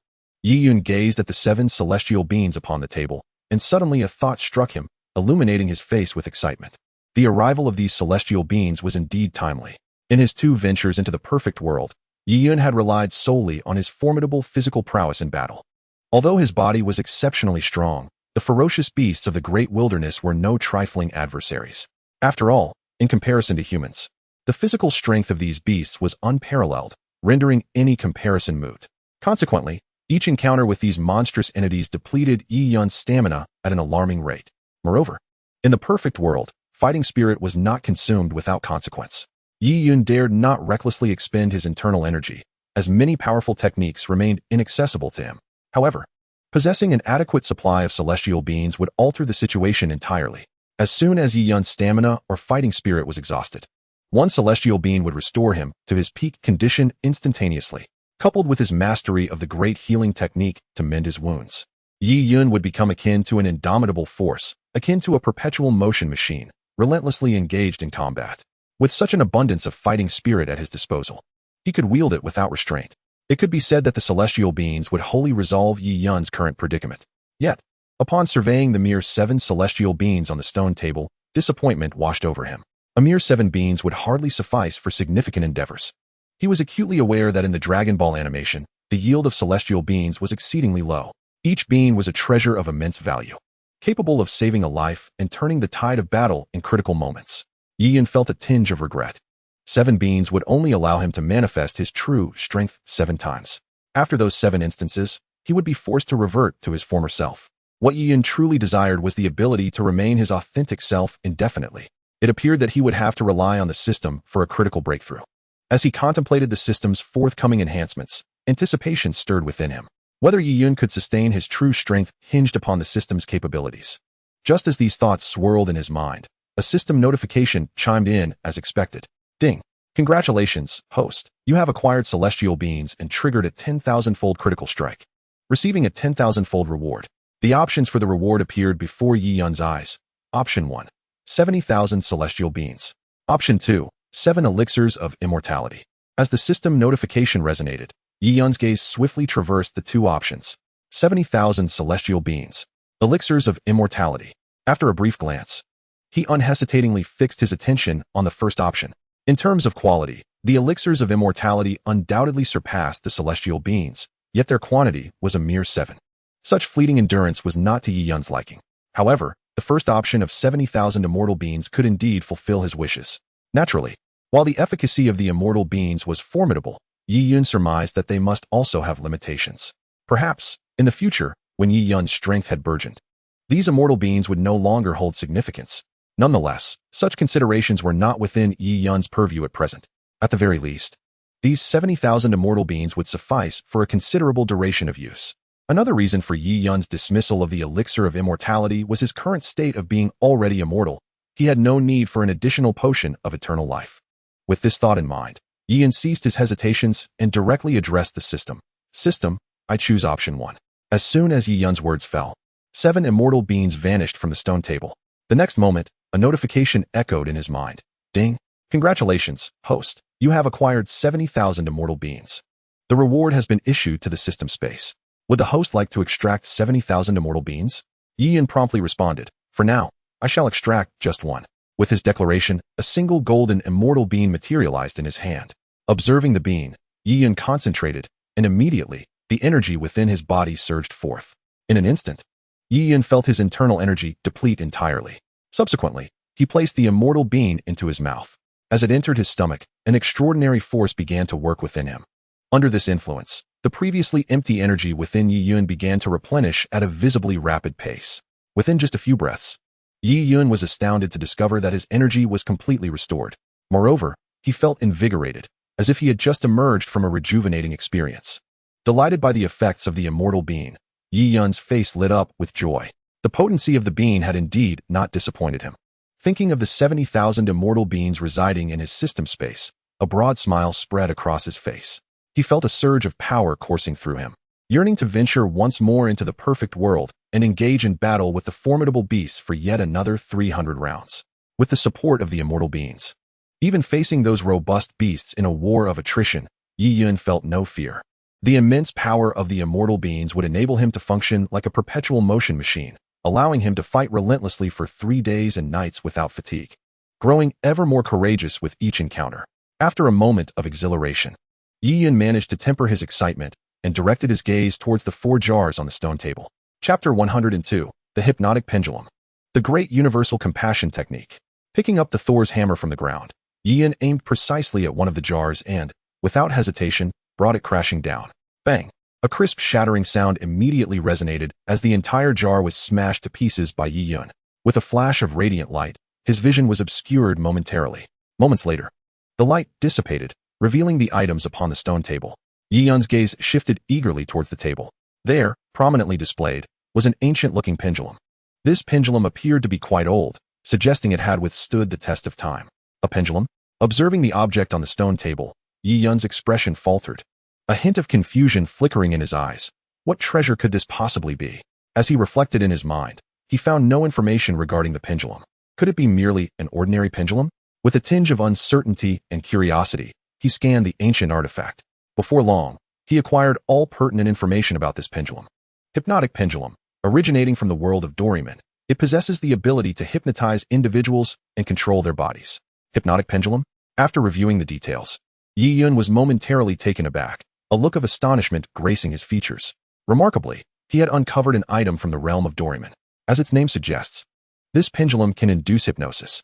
To Yi Yun's surprise, aside from its hypnotic capabilities, it could also directly manipulate the actions of the hypnotized individual. This significantly amplified the pendulum's potency. However, given its origins in the Doran universe, much like the flying fast liquid he had acquired earlier, it likely only affected ordinary people or those of lesser strength. After all, The framework of Doraemon's world is relatively simplistic, and such items tend to yield extraordinary effects primarily on regular individuals. Should it encounter a formidable opponent, the hypnotic pendulum might well become entirely ineffective. Thus, Yi Yun conjectured that within the context of a fantastical realm, this pendulum could merely be regarded as an intriguing novelty. Perhaps it would hold some utility against weaker individuals or those with fragile willpower. However, when faced with powerful adversaries or individuals of steadfast determination, it would likely prove utterly futile. Consequently, for Yi Yun at this juncture, the hypnotic pendulum seemed rather inconsequential. A flicker of disappointment crossed Yi Yun's eyes as he awaited the system's notification. Soon, a system prompt echoed slowly in his mind amidst his anticipation. Ding! Congratulations to the host for acquiring the hypnotic pendulum, triggering a 10,000-fold critical hit, and receiving a 10,000-fold reward. Rewards available for selection. Option 1. 10,000 hypnotic pendulums. Option 2. The golden page of the great universal transcendence. As the system prompt resonated, two choices abruptly materialized within Yi Yun's field of vision. Glancing swiftly over the options presented, he focused intently on the second choice, the great universal transference technique. If Yi Yun's conjecture proved correct, this technique originated from the realm of eternal life and belonged to the category of the 3,000 great ways. Naturally, compared to the 3,000 great ways, Yi Yun held little regard for this seemingly trivial hypnotic pendulum. Thus, he promptly communicated his decision to the system, stating, "I choose option 2. No sooner had Yi Yun's words left his lips than the hypnotic pendulum upon the stone table erupted in a dazzling golden radiance. Moments later, it vanished, replaced by a golden page of inheritance. The instant the inheritance page appeared, Yi Yun, eager to validate his suspicions, directed his gaze towards it and meticulously scanned its contents, quickly uncovering the information it contained.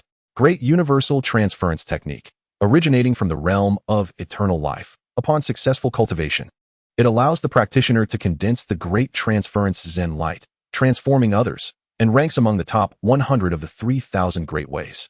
Upon reading the details of the inheritance page, Yi Yun's eyes sparkled with excitement. Indeed, the Great Universal Transference Technique was a product of the eternal life world and classified as one of the 3,000 great ways. Moreover, its formidable power positioned it within the upper echelons of these techniques. In the original narrative of eternal life, Feng Han had also employed this technique to subdue numerous formidable beings for his own purposes.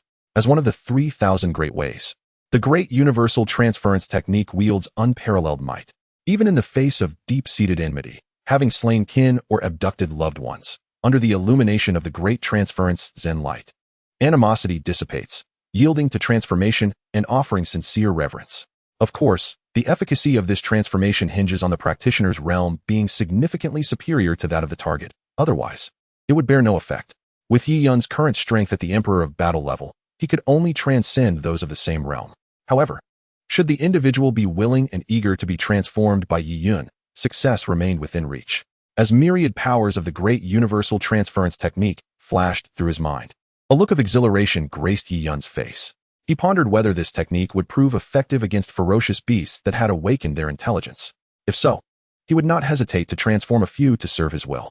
Subsequently, Yi Yun grasped the golden page of inheritance and addressed the system, saying, "System, extract the Great Universal Transference Technique." As soon as he uttered these words, the inheritance page in his hand burst forth with resplendent golden light. In an instant, a beam of golden radiance surged forth, penetrating his brow before he could fully comprehend the unfolding events. The golden page lay quietly in Yi Yun's hand, emanating a faint metallic sheen. At that moment, an ancient Buddhist chant suddenly resonated in Yi Yun's mind, reverberating like the thunderous echoes of a great bell, blurring his consciousness. Subsequently, a torrent of information surged forth, akin to a bloody dagger, slicing through Yi Yun's skull and flooding the depths of his mind. After what felt like an eternity, Yi Yun sensed a wave of fatigue wash over him, his legs trembling gently, as his awareness gradually returned to clarity. With his eyes tightly shut, he focused intently, immersing himself in the myriad streams of information swirling within his mind. Yi Yun sat in serene meditation, much like a venerable monk in deep contemplation within the cool pavilion. As time passed, a radiant light of Buddha suddenly enveloped Yi Yun, making him appear as though he were a living Buddha incarnate. While Yi Yun immersed himself in the profound mysteries of the great universal salvation, two figures slowly emerged in the backyard, revealing themselves to be the sisters Yao Yi and Yao Yu. "Sister, it's so late. Boss, you must be asleep. What are we still doing here?" Yao Yu followed closely behind Yao Yi, a hint of frustration coloring her flushed cheeks as she playfully touched her own backside. Did not Boss Yi say he would be leaving tonight? I wish to see how he departs with the entire shop. If we remember the direction he leaves, I can send someone to search in that path, Yao Yi explained, her gaze fixed on the shop in the backyard. Chapter 103, The Reincarnation Eye. At this moment, it was deep into the night, and darkness enveloped the backyard. Yao Yi and Yao Yu sat quietly on a stone bench, their eyes firmly fixed on the nearby jar shop. Suddenly, Yao Yi stood up and began to walk toward the shop. Soon, the clock struck midnight. Yao Yu leaned against Yao Yi's shoulder, her eyes hazy with sleepiness. Just then, the space where the jar shop resided trembled slightly. This sudden movement instantly captured Yao Yi's attention. Xiao Yu, wake up, Yao Yi urged, gently tapping Yao Yu's soft cheek. Sister, what is it? Yao Yu rubbed her eyes, still somewhat dazed. Yao Yi pointed toward the jar shop in the distance and reminded her, look, there's something happening. Is Boss Yi about to leave? Yao Yu perked up, her large, bright eyes fixating intently on the shop. Under their watchful gaze, the space surrounding the shop began to distort gradually. Witnessing this spectacle, Yao Yi and Yao Yu focused even more intently, fearful that if they blinked, the scene would vanish before their eyes. At that moment, Yao Yi's pupils contracted, unable to resist the urge to stand up. In the distance, a shop, after a sudden distortion of space, astonishingly vanished. Where has the shop gone? Yao Yu appeared as if she had seen a ghost, her small face etched with shock and confusion, gazing in disbelief at the unfolding scene. To her astonishment, Boss Yi had departed in such a manner. After a moment of silence, Yao Yi sighed softly. She looked at the now invisible jar shop, a hint of disappointment flickering in her beautiful eyes. The shop's departure was akin to mud sinking into the ocean, severing all traces of pursuit. The prospect of finding the jar shop again seemed utterly hopeless, as elusive as reaching the heavens. Xiao Yu, let us depart. With a sigh, Yao Yi turned and led Yao Yu away from the garden. Inside the shop, Yi Yun remained oblivious to the events occurring outside. At this moment, he was enveloped in a solemn Buddhist light, immersed in the profound insights of the Great Salvation technique. Time passed unknowingly, and eventually, Yi Yun's eyes fluttered, a glimmer of joy blossoming at the corners of his mouth. Suddenly, the resplendent Buddhist light that had shrouded him dissipated. At the same time, Yi Yun gradually opened his eyes. A flicker of golden light flashed through the darkness, and a smile of excitement adorned his face. He had successfully completed the transmission of the Great Salvation technique, and the many esoteric insights were now deeply etched in his mind. Next, Yi Yun redirected his gaze to the stone table. At this moment, only 2 jars remained. Grasping the Thunder God's hammer from the ground, he struck down decisively without a moment's hesitation. Bang! With a tremendous sound, the jar shattered into countless fragments, turning to dust. The scattering dust transformed into a radiant glow, momentarily obscuring Yi Yun's vision. As the glow faded, the items on the stone table were revealed. There lay a black scroll, quietly resting upon the surface. Curiously, Yi Yun picked up the scroll and slowly unfurled it, his expression shifting to one of astonishment. Inside the black scroll, there was nothing but the imprint of a pair of eyes, their pupils of vivid crimson, exuding an eerie allure. A pair of eyes? What could this mean? Gazing at the engraved eyes on the scroll, a flicker of uncertainty crossed Yi Yun's gaze. With a burgeoning curiosity, he meticulously scanned the scroll for further information. It was not long before he uncovered all the secrets held within this enigmatic scroll. The Rinnegan, originating from the world of Naruto, is one of the 3 great ocular techniques within that realm. It is derived from the Tsutsuki clan and the chakra fruit of the divine tree. Often referred to as the eye that governs life and death, the possessor wields dominion over both yin and yang, granting them extraordinary capabilities. They may embody either the creator, endowed with the power of Genesis, or the destroyer, capable of annihilation. Furthermore, the Rinnegan is the sole means of defending against and unraveling the infinite Tsukuyomi. Upon absorbing the contents of the scroll, Yi Yun's eyes widened in astonishment. Naruto? The Rinnegan? Had he truly awakened the Rinnegan? As a seasoned fan of Naruto, Yi Yun was acutely aware of the Rinnegan's formidable prowess. To him, the Rinnegan was undoubtedly the most potent ocular technique in the Naruto universe, without exception. Yi Yun had previously cataloged the myriad abilities of the Rinnegan, identifying its 5 most formidable powers, each of which would be considered extraordinarily transcendent even within a fantasy realm. Firstly, the ability to manipulate gravity. The Rinnegan allows its wielder to exert control over gravitational forces, enabling techniques such as Shinra Tensei, Bansho Tenin, and the creation of gravity spheres that lead to the devastating Chibaku Tensei, rendering both offensive and defensive maneuvers impeccably potent. Secondly, the outer path, the Deva statue. This manifestation, a fusion of the divine tree and Kagaya, symbolizes the utmost vitality and physical strength within the ninja world. The Rinnegan grants the ability to summon and utilize this formidable entity, embodying the pinnacle of summoning techniques. Thirdly, the mastery over life and death. The Rinnegan's most extraordinary trait is its capacity to transcend certain barriers between life and death, enabling the summoning of King Enma. This power allows for the extraction of an opponent's soul and even their resurrection, albeit at a steep cost, affirming the Rinnegan's capability to restore life. Fourthly, spatial manipulation. Ninjas endowed with the Rinnegan can control space itself, leading to the creation of unique ninjutsu. For instance, Madara could enter the realm of the limbo, producing projections, while Sasuke, upon awakening the Rinnegan, could utilize abilities such as Ameno de Jikara and spatial gateways for teleportation. Fifthly, the infinite Tsukuyami. This technique is known as the ability of annihilation, capable of ensnaring all life in the ninja world within a unique illusion. Only the Rinnegan possesses the power to dispel this formidable illusion. As visions of the Rinnegan's myriad powers flashed through his mind, Yi-Yun gazed at the black scroll in his hand, a glimmer of excitement illuminating his eyes. Yet, just as he reveled in his exhilaration, a system notification resonated within his consciousness, abruptly snapping him back to reality. Ding! Congratulations, host, for acquiring the Rinnegan Heritage Scroll. You have triggered a tenfold critical hit, receiving a tenfold reward. Tenfold rewards available. Option 1. 10,000 Rinnegan Heritage Scrolls. Option 2. A pair of Eternal Mangeki Sharingan. As the system notification echoed, two choices materialized before Yi-Yun's vision. Swiftly, he scanned the information presented to him. Upon encountering the second option, Yi-Yun was momentarily taken aback, his eyes betraying a profound disbelief. Twin pupils? How could this phenomenon possibly manifest? After the reincarnation I's 10,000-fold critical strike, did it transform into twin pupils? In an instant, a phrase flashed through Yi-Yun's mind. The twin pupils are the path to invincibility. Why must one rely on the bones of others? Chapter 104. The twin pupils are the path to invincibility. Why must one rely on the bones of others? Gazing at the second option before him, the astonishment within Yi-Yun's heart lingered, refusing to subside. Having perused the perfect world, Yi-Yun naturally comprehended the significance of the twin pupils.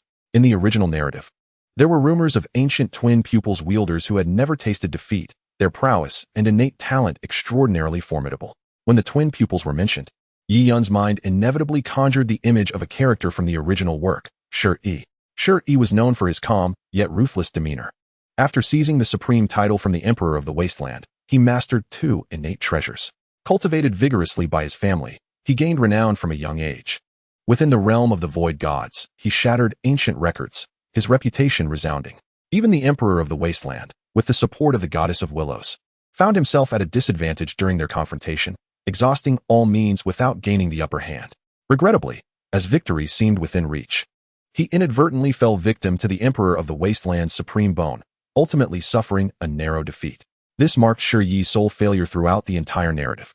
Shi Yi's remarkable achievements were undoubtedly significantly aided by his twin pupils. One could assert that without the twin pupils, he would not have possessed the strength to rival the Emperor of the Wasteland. As these thoughts flitted through Yi-Yun's mind, he began to form a decision regarding the two options before him. While the reincarnation I was indeed powerful, it paled in comparison to the twin pupils. Furthermore, the power systems of Naruto and Perfect World were starkly disparate. Even if Yi-Yun's judgment were clouded, he would not be foolish enough to choose the reincarnation I, forsaking the ancient sage's endowment of the twin pupils. Thus, Yi-Yun addressed the system directly. System, I select option 2. As soon as his words fell, the black scroll upon the stone table vanished abruptly. Subsequently, the system's alert resonated once more in Yi-Yun's mind. Ding! Congratulations, host, you have acquired the twin pupils. The reward has been transferred to the system space. Would you like to integrate the twin pupils?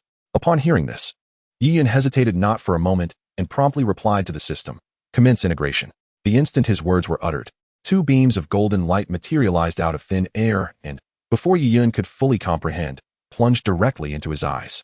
In that fleeting moment, Yi-Yun felt as though a formidable force had obliterated his vision, leaving him engulfed in darkness. A sudden, excruciating pain struck without warning, causing Yi-Yun to emit a piercing scream, his hands clutching at his eyes, his entire body trembling from the agony. In this moment, Yi-Yun felt as if his head were being mercilessly sliced apart, reduced to a pulpy mass. The intense pain nearly rendered him unconscious, his consciousness gradually fading. Fortunately, after enduring numerous trials and blood-soaked battles during his journey of inheritance, Yi-Yun had significantly heightened his tolerance for suffering. As he regained some composure, he bravely persevered through the agonizing torment echoing in his mind. The pain, a torment that pierced his very soul. At this moment, Yi Yun felt as if he were dancing upon a mountain of blades, swimming through a sea of fire, longing for release from the suffering. Gritting his teeth against the searing pain, he plunged his consciousness deep into his mind.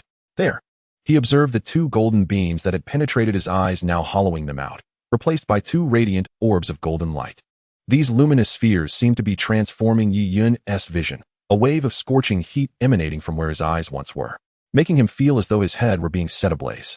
His muscles tensed, veins bulging like worms upon his neck, his pallid face devoid of color.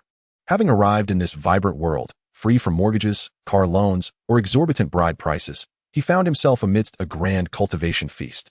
With the system bestowed upon him by the heavens, Yi Yun resolved to ascend above the clouds and claim his place in the realm of the extraordinary.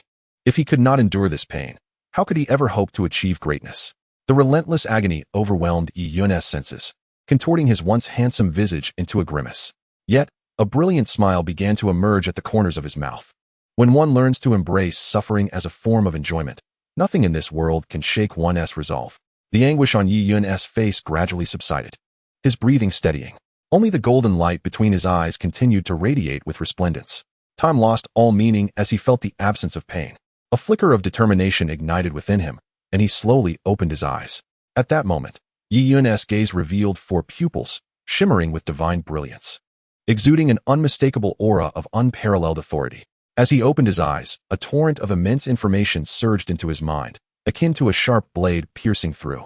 Despite the pain, after experiencing such excruciating torment, Yi Yun had grown numb, calmly accepting the flood of knowledge. Moments later, a smile graced his lips. At this moment, he has fully mastered the myriad applications of the reversed pupil. From the information absorbed just moments ago, Yi Yun has comprehended the full extent of the reversed pupil's capabilities. Among its numerous powers, 7 stand out as exceptionally formidable. Firstly, it can emit divine light, transforming primal energy into weaponry. One of the fundamental combat techniques of the reversed pupil involves projecting divine light from the eyes, which can manifest as either a destructive radiance capable of annihilation or as divine light infused with the dual energies of yin and yang. When necessary, this primal force can be shaped into weapons such as golden spears or war halberds. In terms of single-target destructive power, it rivals some of the most elite treasures and strikes with remarkable speed, making it difficult to defend against. Secondly, it can release life essence to heal wounds. In terms of endurance, the wielder of the reversed pupil possesses an unparalleled advantage, as they can emit life essence from their eyes to recuperate from injuries.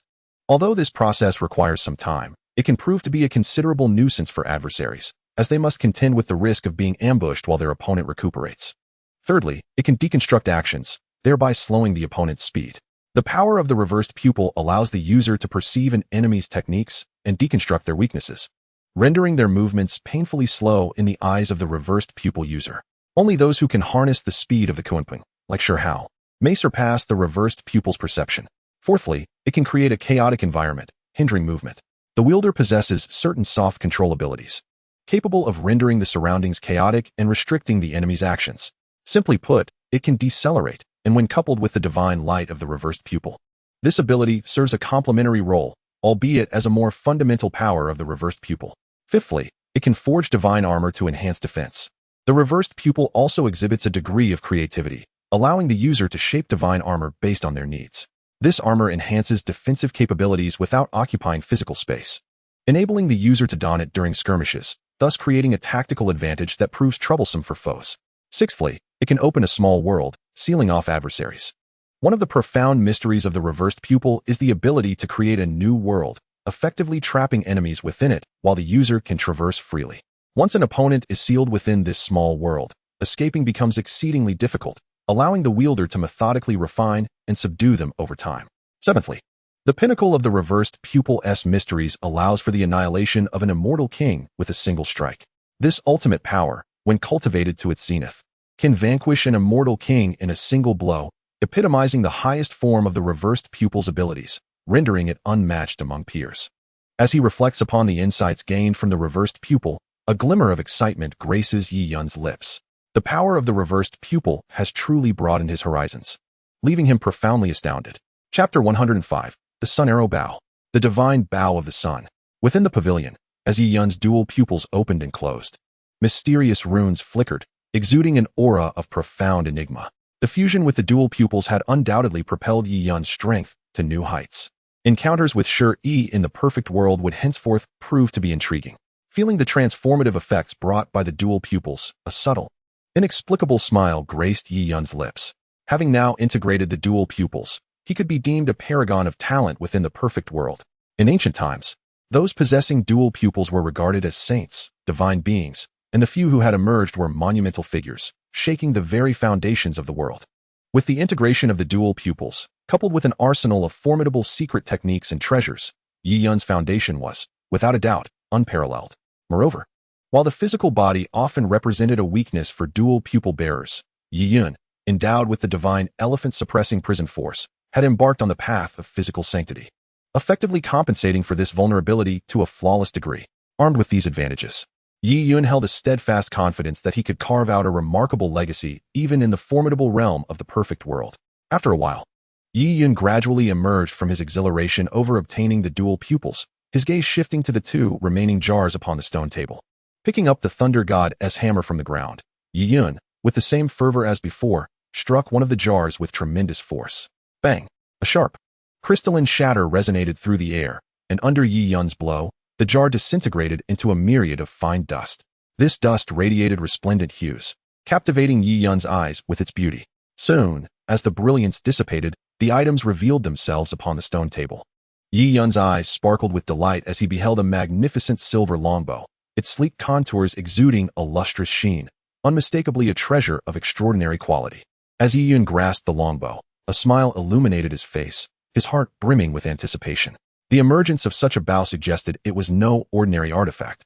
Even if it was not a transcendent treasure, its quality was assuredly commendable. Contemplating this, Yi Yun cast an expectant glance over the longbow. Moments later, he acquired all pertinent information regarding the bow. The 8 directions sun-shooting bow, originating from the magic sword of life and death. It is said to have been bequeathed by the arrow god Dou Qi, a supreme technique of the arrow clan, existing to uphold the righteous path of martial arts. When paired with the divine weapon sun-shooting bow and sun-shooting arrows, its power is immense. To discover that it stemmed from the magic sword of life and death left Yi Yun momentarily astonished. This martial arts television series boasts a combat system that ranks among the very top in all martial worlds. Indeed, some of its divine weapons and secret techniques can rival even the finest offerings of typical fantasy realms. The martial arts television series has left a profound impression on Yi Yun, particularly regarding the renowned bow of the 8 directions. The mention of this bow inevitably brings to mind the 4 symbols sun arrow, a treasured heirloom of the divine lineage of Arrow Hidden. To unleash the power of the 4 symbols sun arrow, one must wield the bow of the 8 directions, as their synergy is essential for maximizing their formidable might. Each arrow encapsulates the strength of the ancient 5 divine beasts. In the climactic finale, despite Qianqing's formidable power gained from the life and death arrows, he ultimately succumbed to the prowess of the Arrow Hidden's 4 symbols sun arrow technique, underscoring the immense power generated when the bow of the 8 directions and the 4 symbols sun arrow are combined. Contemplating this, Yi Yun gazed at the bow of the 8 directions in his hand, a flicker of disappointment crossing his eyes. The bow requires the corresponding arrows to unleash its true potential. Without arrows, the bow's power remains dormant. Just as disappointment settled within him, a notification from the system resonated in his mind. Ding! Congratulations, host, for acquiring the bow of the 8 directions. You have triggered a 10,000-fold critical hit, receiving a 10,000-fold reward. The options presented were: Option 1, 10,000 bow of the 8 directions. Option 2, 1 sun god bow. As the system's notification faded, 2 choices materialized before Yi Yun. He quickly scanned the options, ultimately fixating on the second choice, the sun god bow. Could this be the divine bow resulting from the 10,000-fold critical hit of the bow of the 8 directions? The presence of the word divine in its name suggested that this bow was anything but ordinary. Without further deliberation, Yi Yun made his decision, stating to the system, I choose option 2. As soon as Yi Yun's words echoed, the bow of the 8 directions in his grasp radiated a resplendent silver light. Moments later, the silver glow transformed into a brilliant golden hue. Simultaneously, a larger golden giant bow slowly materialized in his hands. The golden giant bow emanated a dazzling golden light, and upon closer inspection, intricate runes adorned its body, with threads of precious light entwining around it. Is this the sun god bow? It certainly appeared extraordinary. Though the weight of the golden giant bow was considerable, Yi Yun's current physical strength allowed him to wield it effortlessly. He then examined the golden giant bow, immediately receiving its information. Sun God Bow, originating from the world of primordial chaos, it is a congenital spiritual treasure of immense power, capable of overcoming any obstacle and possessing the ability to shoot down the sun. Upon finishing the information, Yi Yun was initially taken aback, followed swiftly by an overwhelming joy. The sun-shooting divine bow, astonishingly, is an innate spiritual treasure hailing from the primordial realm. It seems highly likely that this bow was wielded by Hou-Yi to vanquish the sun. Now, however, this divine bow has fallen into the hands of Yi Yun. Naturally, Yi Yun possesses a profound understanding of the primordial realm. The power system of this world ranks among the utmost in all fantasy realms. Even within the primordial realm, an innate spiritual treasure is deemed an extraordinary artifact. It is said that this sun-shooting divine bow is forged from the blood, flesh, and bones of the great Pangu. After Pangu's demise, the bow was possessed by the 12 ancestral witches, who enshrined it within the highest sanctum of the witch clan, the Panga Hall. During the war between witches and demons, the 10 golden crows emerged from the Tang Valley, wreaking havoc upon the primordial realm. The great witch Quafu perished in his pursuit of the sun, and his dear friend Hou-Yi, burning with vengeance, entered the Panga Hall to retrieve the sun-shooting divine bow. The bow possesses boundless power. When its string is drawn, it manifests an arrow aura. Depending on the enemy's elemental attributes, it can unleash both yin and yang lethal arrows. The 10 golden crows possess the essence of true solar fire, an attribute of utmost brightness, making the yin lethal arrow their nemesis. The fact that this sun-shooting divine bow can slay legendary beasts such as the golden crows speaks volumes of its astonishing might. In Chapter 106, the domain of the god of slaughter, the overlord's haki. Within the manor, Yi Yun, with a flicker of thought, found himself suspended in midair, grasping the sun-shooting divine bow. He firmly held the bow's body with both hands and drew back the string with his right hand. As Yi Yun fully drew the bow, it erupted in a dazzling golden light. In the next instant, a golden arrow, shimmering with brilliance, coalesced between the bow, emanating an intensely scorching aura. This is the yang lethal arrow, formed from the purest and most vigorous solar energy. The sun-shooting divine bow not only wields incredible power, but also has the ability to manifest 2 distinct types of arrows based on the archer's intent. At this moment, Yi Yun has conjured the yang lethal arrow. With a resounding thud, Yi Yun released his grip, the bowstring vibrating, propelling the yang lethal arrow forth with immense force.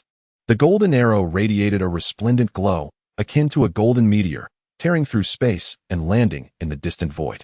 Upon striking the barrier of the manor, the golden arrow unleashed a cataclysmic force, erupting in a dazzling display of golden light that illuminated half the sky.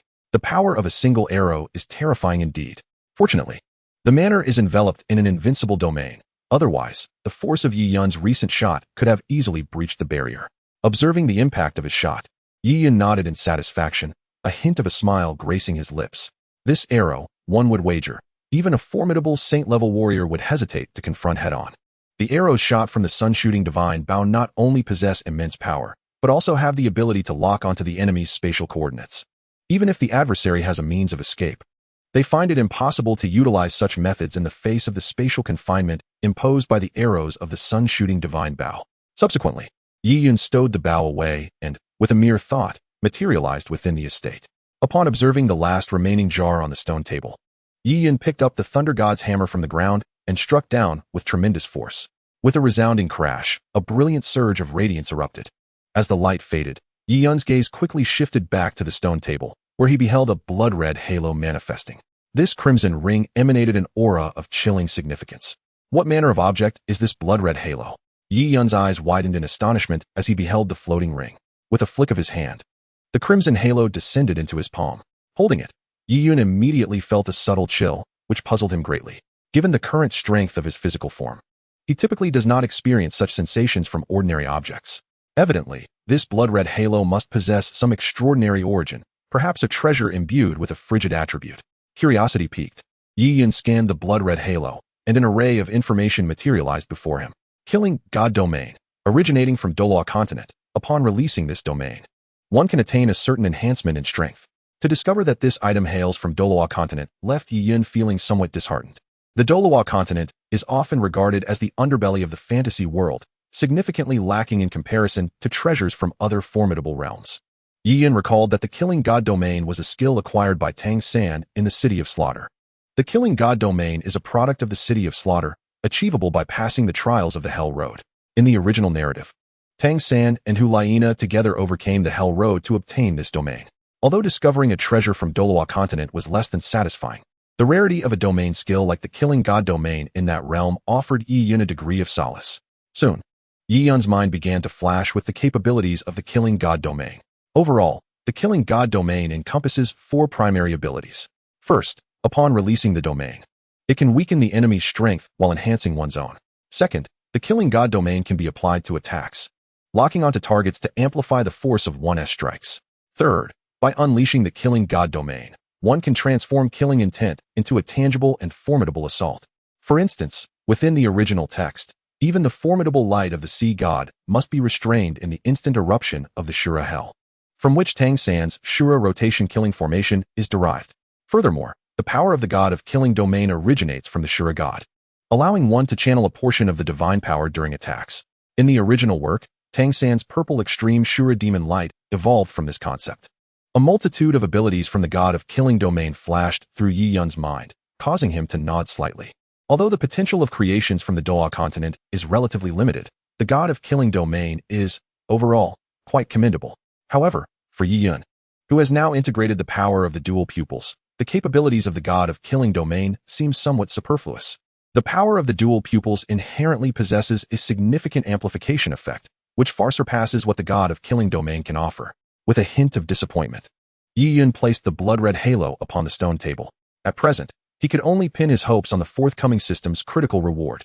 Soon after, the long-anticipated system notification resonated in his mind. Ding!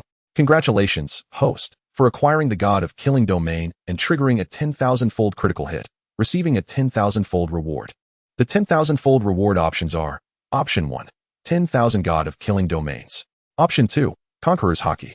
As the system notification sounded, 2 choices materialized before Yi Yun's eyes. Glancing over the information presented, Yi Yun swiftly surveyed the options before his gaze settled upon the second choice, Conqueror's Haki. Even without the system's explanation, Yi Yun was well aware of this reward. Conqueror's Haki, originating from the world of One Piece, it is a power that can only be awakened by the strongest. Conqueror's Haki embodies the essence of a ruler. Those who possess it can attack without lifting a finger. This Haki can intimidate and daunt opponents, rendering those weaker than the user unconscious. In One Piece, Conqueror's Haki is an extraordinary ability possessed by only 1 in a million. It cannot be cultivated. It is only awakened when the individual reaches a certain realm. It reflects the user's own spirit, and only when the individual becomes stronger can Conqueror's Haki be enhanced. This aspect is precisely why Yi Yun values Conqueror's Haki. Unlike the god of killing domain, Conqueror's Haki is an ability that can be perpetually strengthened. The stronger the user, the more potent the awakened Conqueror's Haki becomes. When it is still immature, any beings within the radius affected by Conqueror's Haki will also be influenced. Upon maturation, one can exert control over the range of the Conqueror's Haki, influencing designated targets. For instance, the illustrious Rayleigh, during an auction, utilized his Conqueror's Haki to render all individuals in attendance incapacitated. 2 years later, Luffy demonstrated his prowess by single-handedly deploying the Conqueror's Haki at Fishman Island, causing 50,000 members of the Fishman pirate crew to fall. Shanks showcased his Conqueror's Haki aboard the Whitebeard ship, revealing that this formidable ability not only intimidates but also initiates tangible physical destruction. In Chapter 107, The Blood of Treasures, breeding nanobiochemical poisonous insects, myriad capabilities of the Conqueror's Haki flashed through Yi Yun's mind, prompting him to make a decisive choice without hesitation. Subsequently, he addressed the system directly. System, I choose to. As soon as Yi Yun spoke, the crimson halo he had placed upon the stone table vanished instantaneously. In the next moment, another system notification resonated within his mind. Ding! Congratulations, host, you have acquired Conqueror's Haki. The reward has been allocated to the system space. Will the host integrate the Conqueror's Haki? Upon hearing the system's prompt, Yi Yun resolutely replied, Commence integration. Instantly, an inexplicable and wondrous force enveloped Yi Yun, striking at the depths of his spirit. It felt as though a certain consciousness was instilled within him, as an intangible aura of dominance gradually emerged from his being. Yi Yun immersed himself fully in this consciousness, allowing the two to fuse gradually. Moments later, a palpable aura of power emanated from Yi Yun, sweeping outward in a wave of expansive assault. The surrounding flora swayed. The water rippled, and even the air seemed to compress, conjuring a tempest of wind. This force was none other than the Conqueror's Haki that Yi Yun had just activated. After a considerable time, Yi Yun slowly opened his eyes, his gaze alight with mysterious runes, as the Conqueror's Haki within him was suddenly retracted. With the complete activation of the Conqueror's Haki, Yi Yun gained a deeper understanding of this ability. In truth, the Conqueror's Haki is stratified into levels: primary, intermediate, and advanced. The primary level of Conqueror's Haki erupts in response to heightened emotions. This form of Haki does not arise from training, but instead intensifies as the user's physical and mental state evolves. Initially, the user remains unaware of their own strength, often triggering the ability during moments of anger or emotional upheaval, which can incapacitate nearby individuals without the capacity to control the targets. Conversely, the intermediate level of Conqueror's Haki allows for free will over its application. With the enhancement of mental fortitude, one can dictate the timing, intensity, and range of its influence. When engaged in combat against a multitude of foes, it can unleash tremendous power. The advanced Conqueror's Haki possesses the extraordinary ability to condense substantial pressure, enabling the direct annihilation of adversaries. Those endowed with such formidable Haki are true sovereigns, embodying a harmonious blend of heart, skill, and physique. By merely amplifying their aura, they can unleash their Haki in a comprehensive manner, rendering it perpetually in a state of activation. Its oppressive force is capable of shaking the void, transforming into a tangible assault that can silently eliminate foes before they even realize what has transpired, leaving them prostrate on the ground. Evidently, the Conqueror's Haki that Yi Yun had just activated was indeed of the advanced variety. With a mere thought, Yi Yun could unleash an attack imbued with the essence of this Haki upon his enemies. As he delved into the depths of his inner Haki, a satisfied smile graced Yi Yun's lips, confirming that this power had not disappointed him. Moreover, he recognized that the strength of the dual-eyed power significantly enhanced his Conqueror's Haki, and their synergy amplified its potency even further. The Conqueror's Haki is a growth-oriented ability, evolving alongside its master's increasing prowess. Thus, even as Yi Yun's strength escalates in the future, this Haki will continue to serve him well. He pondered whether the shop had departed from the Garden of the Night of Oblivion by now. After concluding his tasks with the jars, Yi Yun approached the shop, opening the door to find it ensconced within a tumultuous void, uncertain of its destination or where it would manifest the following day. He hoped for a fortuitous beginning. After closing the door, Yi Yun returned to his estate. With time to spare, he decided to indulge in a bath. Remembering the corpses of the colossal beasts within his spatial realm, he summoned the bodies of the silver crocodile and the giant bird, letting them float above his estate. Subsequently, just as before, Yi Yun harnessed the power of ice elements to conjure a grand crystalline bath. With a mere thought, countless blood holes erupted from the floating corpses of the silver crocodile and giant bird. Under the influence of a powerful force, the precious blood surged forth from these openings. In an instant, it was as if a torrential blood rain descended upon the expanse above the estate. With a wave of his hand, the scarlet rain, seemingly summoned, cascaded into the crystalline bath below. Countless droplets of precious blood fell from the void, converging in the ice bath like rivers flowing into the sea. Soon, the bath emanated an intense, metallic scent. The pool was infused with an overwhelmingly terrifying energy, radiating an alarming heat that distorted the very fabric of the void surrounding it. After completing his endeavors, Yi Yun's thoughts stirred, and he retrieved the carcass of a colossal ape, which floated in the void. Swiftly, Yi Yun darted forward, landing upon the giant's lifeless form. Crouching down, he made contact with the ape's body, silently issuing commands to the swarm of nanobiochemical venomous insects that clung to his arm. In the next moment, a viscous brown substance began to creep along Yi Yun's arm and onto the giant's remains. Upon contact, the nanobiochemical insects voraciously consumed the flesh and blood of the colossal ape. Standing atop the carcass, Yi Yun observed as the purplish-brown swarm expanded rapidly, visibly enlarging its reach. However, the giant ape's body spanned over 20 feet in width, its interior saturated with potent lifeblood. At the current rate of consumption, it would take at least a full day and night for the insects to completely devour the carcass. Yi Yun had no intention of merely watching, so with a flicker of thought, he instantly appeared beside the blood pool, which was now half filled with vibrant crimson essence. At that moment, a stream of golden blood was drawn from the body of a silver crocodile. This golden blood radiated a dazzling brilliance, blinding to the eyes. It was a rare infusion of golden essence, the quintessence of the silver crocodile's lifeblood. Within the golden fluid, the deafening roar of the silver crocodile could be faintly discerned, a sound that instilled fear. In the next instant, the golden blood transformed into a golden crocodile, thrashing and roaring in the void. Humph, even in death, it seeks to cause trouble. Observing this, Yiyan let out a cold snort, summoning a tremendous force to suppress the golden crocodile, shattering it back into golden blood, which then flowed gently into the blood pool. Chapter 108. The treasure blood quenching the body. Arrival at Wutan City. Within the estate, countless drops of blood rain cascaded from the sky, merging into the blood pool below. As more and more fierce beast blood was poured into the pool, an immense energy erupted from it, causing the surrounding void to warp. By the blood pool, Yiyan silently observed, lighting a cigarette and watching as the treasure blood within the pool accumulated. Calmly, he exhaled wisps of smoke. As time passed, after half an hour, the silver carcass and the giant bird's remains in the void had completely shriveled, their blood drained by Yiyan. At this moment, the crystal bath before Yiyan was filled to the brim with blood, having truly transformed into a blood pool. Approaching the pool, Yiyan could sense a terrifying energy emanating from within, a power that radiated an intense heat, distorting the surrounding void. Indeed, in comparison to the colossal avian creature encountered previously, the quality of the blood this time is markedly superior. Sensing the terrifying energy surging within the blood pool, Yiyan discarded the cigarette but in his hand and nodded in satisfaction. It was time to indulge in a soothing bath. Without a moment's hesitation, he swiftly shed all his garments and leapt directly into the blood pool before him.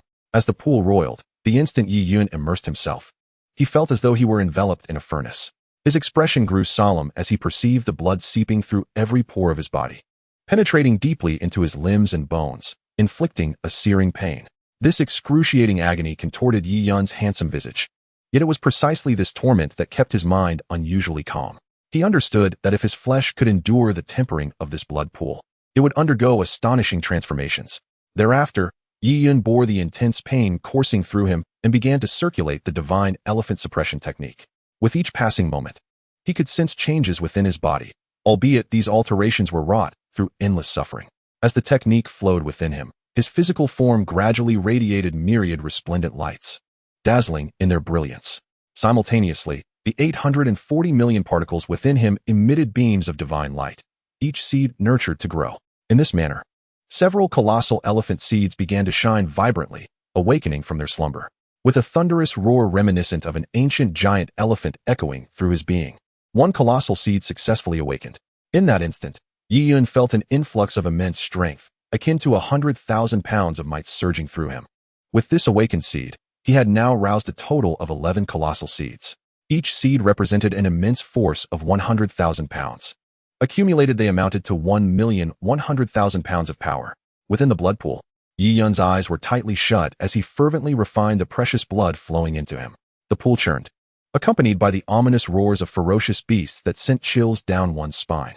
Faintly, a golden giant crocodile materialized, letting out a wrathful bellow that shook the very essence of the blood pool. A golden giant bird emerged from the depths, swirling above the pool before being drawn back into its depths. Yiyan sat serenely in the blood pool, exuding an aura of solemnity.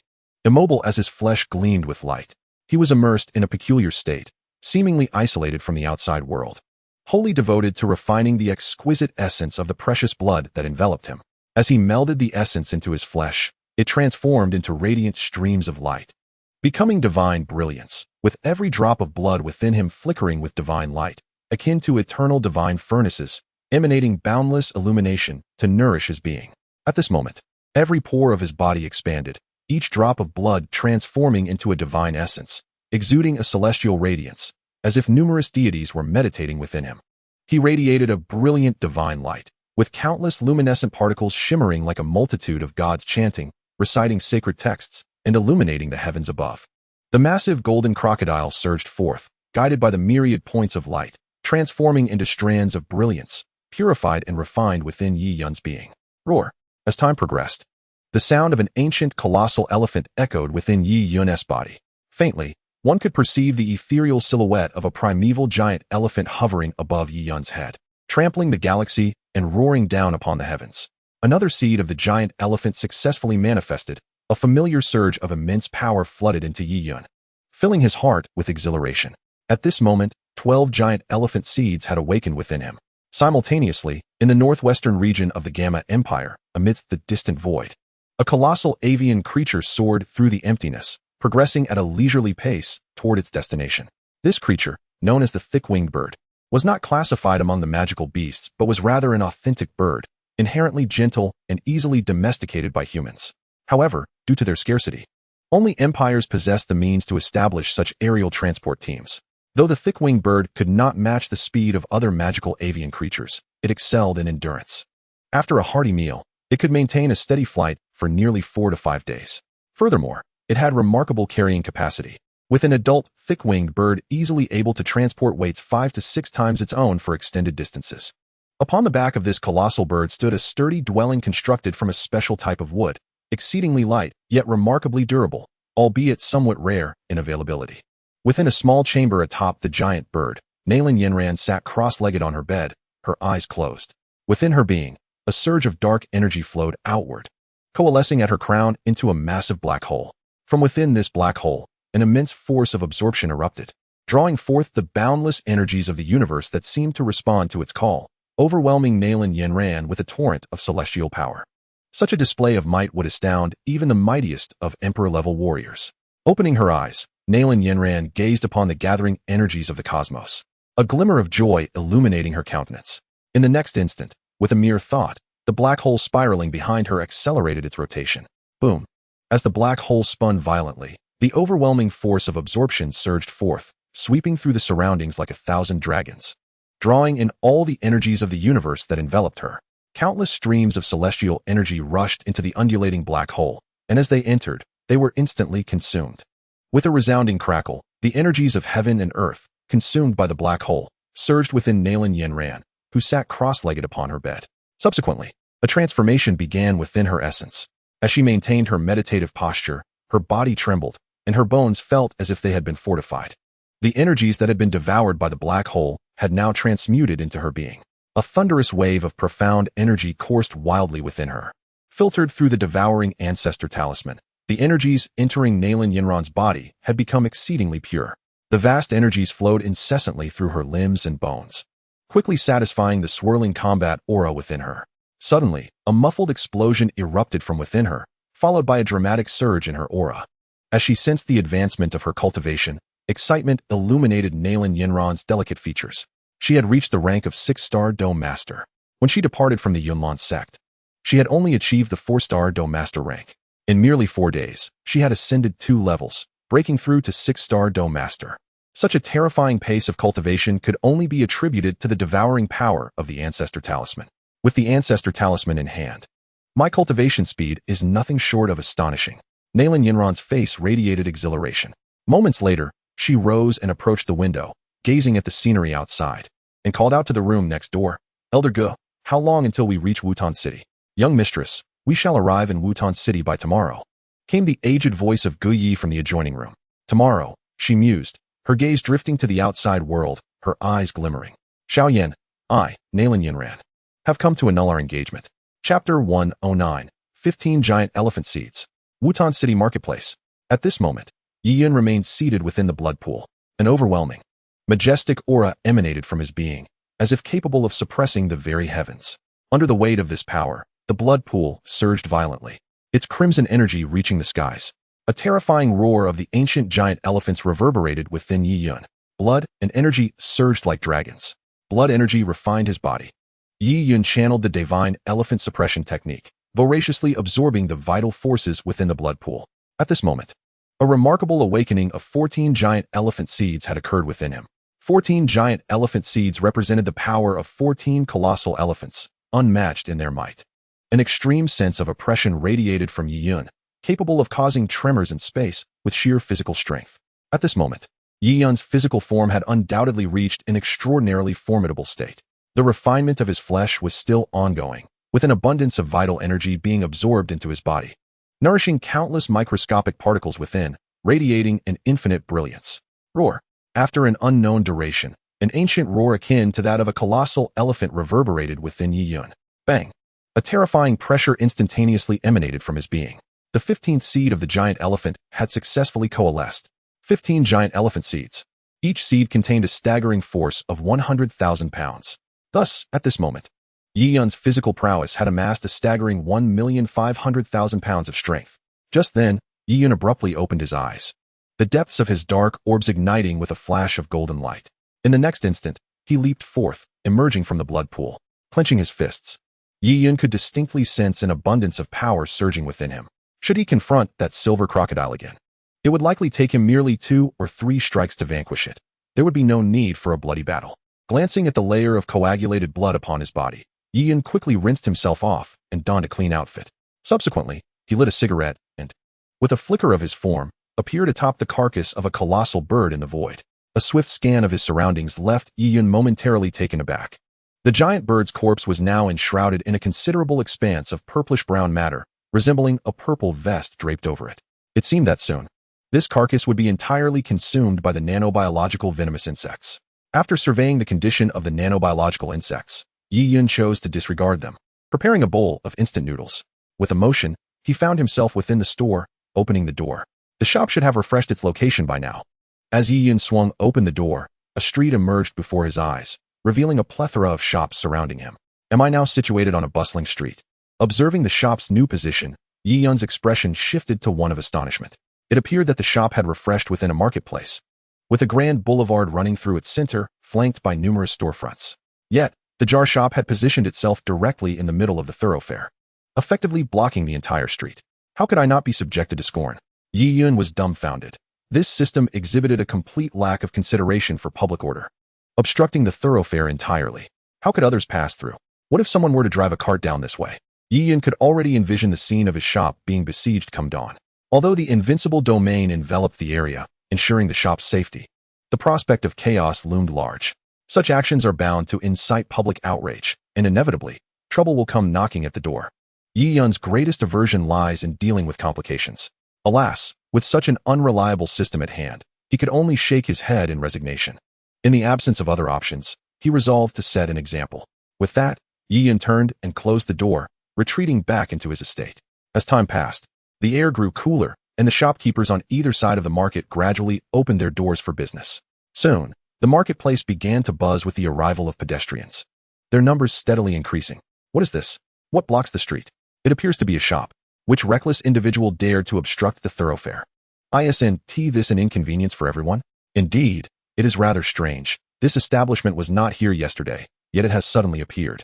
As more people crowded the market, they quickly noticed the jar shop standing defiantly in the middle of the street, leading to murmurs and pointed fingers. Clearly, the crowd was displeased with the obstruction. Yet there was also an air of astonishment and even apprehension regarding the sudden emergence of the jar shop. After all, one must consider that such boldness likely stems from a formidable background, perhaps even from another realm. Thus, despite their dissatisfaction with the jar shop's placement, none dared to confront it. As time wore on, the market grew increasingly lively, with more and more foot traffic. What sort of jar shop is this? From which world does it hail?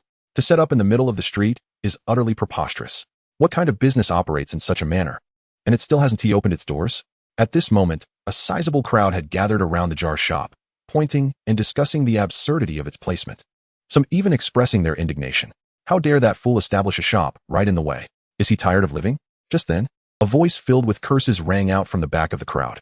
The onlookers turned their gaze to see a young man clad in opulent robes striding towards the jar shop. The young man wore an air of arrogance, his expression clearly displeased as he regarded the obstructive shop.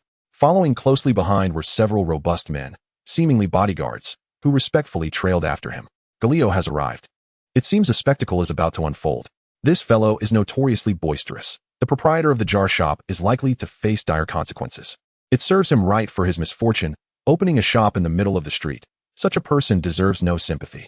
Upon the arrival of the young man, the curious bystanders erupted into further speculation. This young gentleman in the luxurious robe is none other than Douluo, the heir of the illustrious Douluo family. One of the 3 great houses of Yutin City. The jar shop of the multiverse? What a ridiculous situation. Douluo arrived at the entrance of the jar shop, casting a disdainful glance at the bold letters above.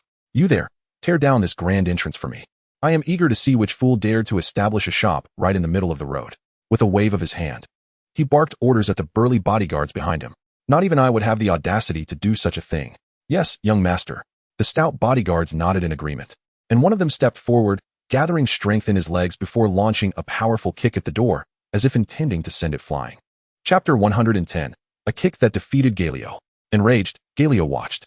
Bang! Just as the man's foot connected with the door, an overwhelming force of recoil struck him. The sudden impact caused his expression to shift dramatically. Crack!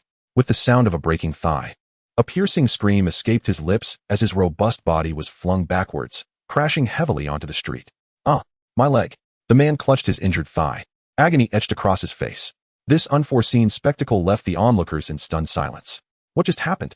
Did he exert too much force and break his own leg? Then, their eyes turned towards the jar shop's entrance, astonished. The quality of this door seems rather impressive, doesn't it? Even such force couldn't shatter it? Useless. Galileo, momentarily taken aback by the scene, scanned the crowd of spectators, feeling a tinge of embarrassment. He turned his ire towards the moaning man. "You all, get over here." Frustrated and humiliated, Galileo shouted, prompting the other sturdy men to exchange glances before reluctantly advancing towards the shop's entrance. Glancing again at the fallen man, who was still howling in pain. Crack. At that moment, the door began to slowly open. Observing this, the men hesitated, their apprehension evident. Yiyan stepped through the door, recognizing the group of men eyeing him with hostility, and he quickly grasped the situation. Just as he anticipated, trouble had come knocking at his door. "Gentlemen, may I assist you?" He regarded the imposing figures before him with a cool gaze, his tone somewhat detached. The men, upon seeing that the one who emerged was merely a young lad, felt a sense of relief. One of them bellowed menacingly, "You! Who gave you permission to open a shop on this street?" Finally, Galileo emerged from the back, his expression dark as he fixed his glare upon Yiyan. Yiyan cast a fleeting glance at him and inquired, "Is there something you need?" "By my command, you are to dismantle this wretched shop immediately and vacate the premises at once," Galileo ordered imperiously. In response, Yiyan merely shot him a disdainful look and retorted, "Fool! How dare you insult me?" Galileo exclaimed, his fury surging as his countenance darkened and his eyes gleamed with malice. "I shall end your life." With that, Galileo's entire being was filled with a surge of rage as he hurled a fist towards Yiyan, channeling all his strength into the blow, seemingly intent on rendering Yiyan incapacitated. Observing Galileo's advance, Yiyan remained as tranquil as a serene lake, a faint smile playing upon his lips. "I was preparing to make an example, and it seems this foolish creature has delivered himself to me." With this thought, Yiyan unleashed a powerful kick towards the oncoming Galileo. With the might he possessed, even a casual strike bore the force of 100,000 pounds. Crack! Upon impact, Galileo felt an overwhelming force crash upon him. In an instant, his bones shattered, and his internal organs were ruptured. "Ah!" Galileo cried out as his body was propelled backward with astonishing velocity, traveling 100 meters before colliding violently with a stall, finally coming to a halt. "My lord!" Several robust men rushed to Galileo's side, their expressions shifting to horror as they discovered that their young master had drawn his last breath. "My lord, he is dead." The bodyguards gazed in disbelief at Galileo's lifeless form, incredulous that their master had perished in mere moments. The onlookers, wide-eyed with astonishment, could hardly believe their eyes. The heir of the Galileo family had been slain by a single kick? Who on earth is this individual, so audacious as to disregard even the eldest son of the Galileo clan? While shock rippled through the crowd, a sense of relief washed over them as well. Thankfully, they had refrained from intervening, for they would have met the same fate as Galileo. Witnessing Yiyan's ruthless display, the onlookers instinctively recoiled, hesitant to confront him any further. "Quickly, inform the family head." After a brief moment of stunned silence, the men finally reacted, hastily lifting their master's corpse and rushing toward the Galileo family in a frenzy. Before departing, one of the men glared menacingly at Yiyan, threatening, "You're as good as dead, boy. You have slain our young master, and the family head will not let you escape unscathed. You are courting death." Upon hearing the words, Yiyan's eyes glimmered with a cold light as he unleashed his conqueror's haki, condensing it into a tangible force of assault that swiftly descended upon the burly man. Before the latter could react, an overwhelming pressure enveloped him, as if his very organs were being crushed by an immense power. Stifling a breath, he felt a heaviness in his chest and promptly expelled a mouthful of thick, crimson blood, succumbing to unconsciousness. Witnessing this scene, the onlookers felt a chill run through their hearts. This individual was utterly terrifying. The few men who had been carrying Galileo were struck with sheer terror, no longer daring to utter a single word as they fled in panic. Yiyan scanned the crowd around him, instantly instilling fear in everyone present. Would this murderous fiend turn his wrath upon them? However, he merely cast them a fleeting glance before turning back into the shop. This time, he did not close the door. Following this display of force, it would likely be a while before anyone dared to provoke him again. Yet, a sense of worry gnawed at Yiyan. His reputation was now tarnished, and he would be perceived as a ruthless killer. His shop might be regarded as a den of iniquity, leaving no one willing to approach. Alas, Yiyan sighed in resignation. To be burdened with such an unreliable system was truly unfortunate. In his vexation, he lit a cigarette for himself, settling down within the confines of the shop to indulge in the swirling smoke. Meanwhile, Within the inner courtyard of the Douluo family, a middle-aged man knelt before Douluo's lifeless body, tears streaming down his face. His expression darkened with an astonishing intent for vengeance. "Who did this? Who killed my son?" he cried.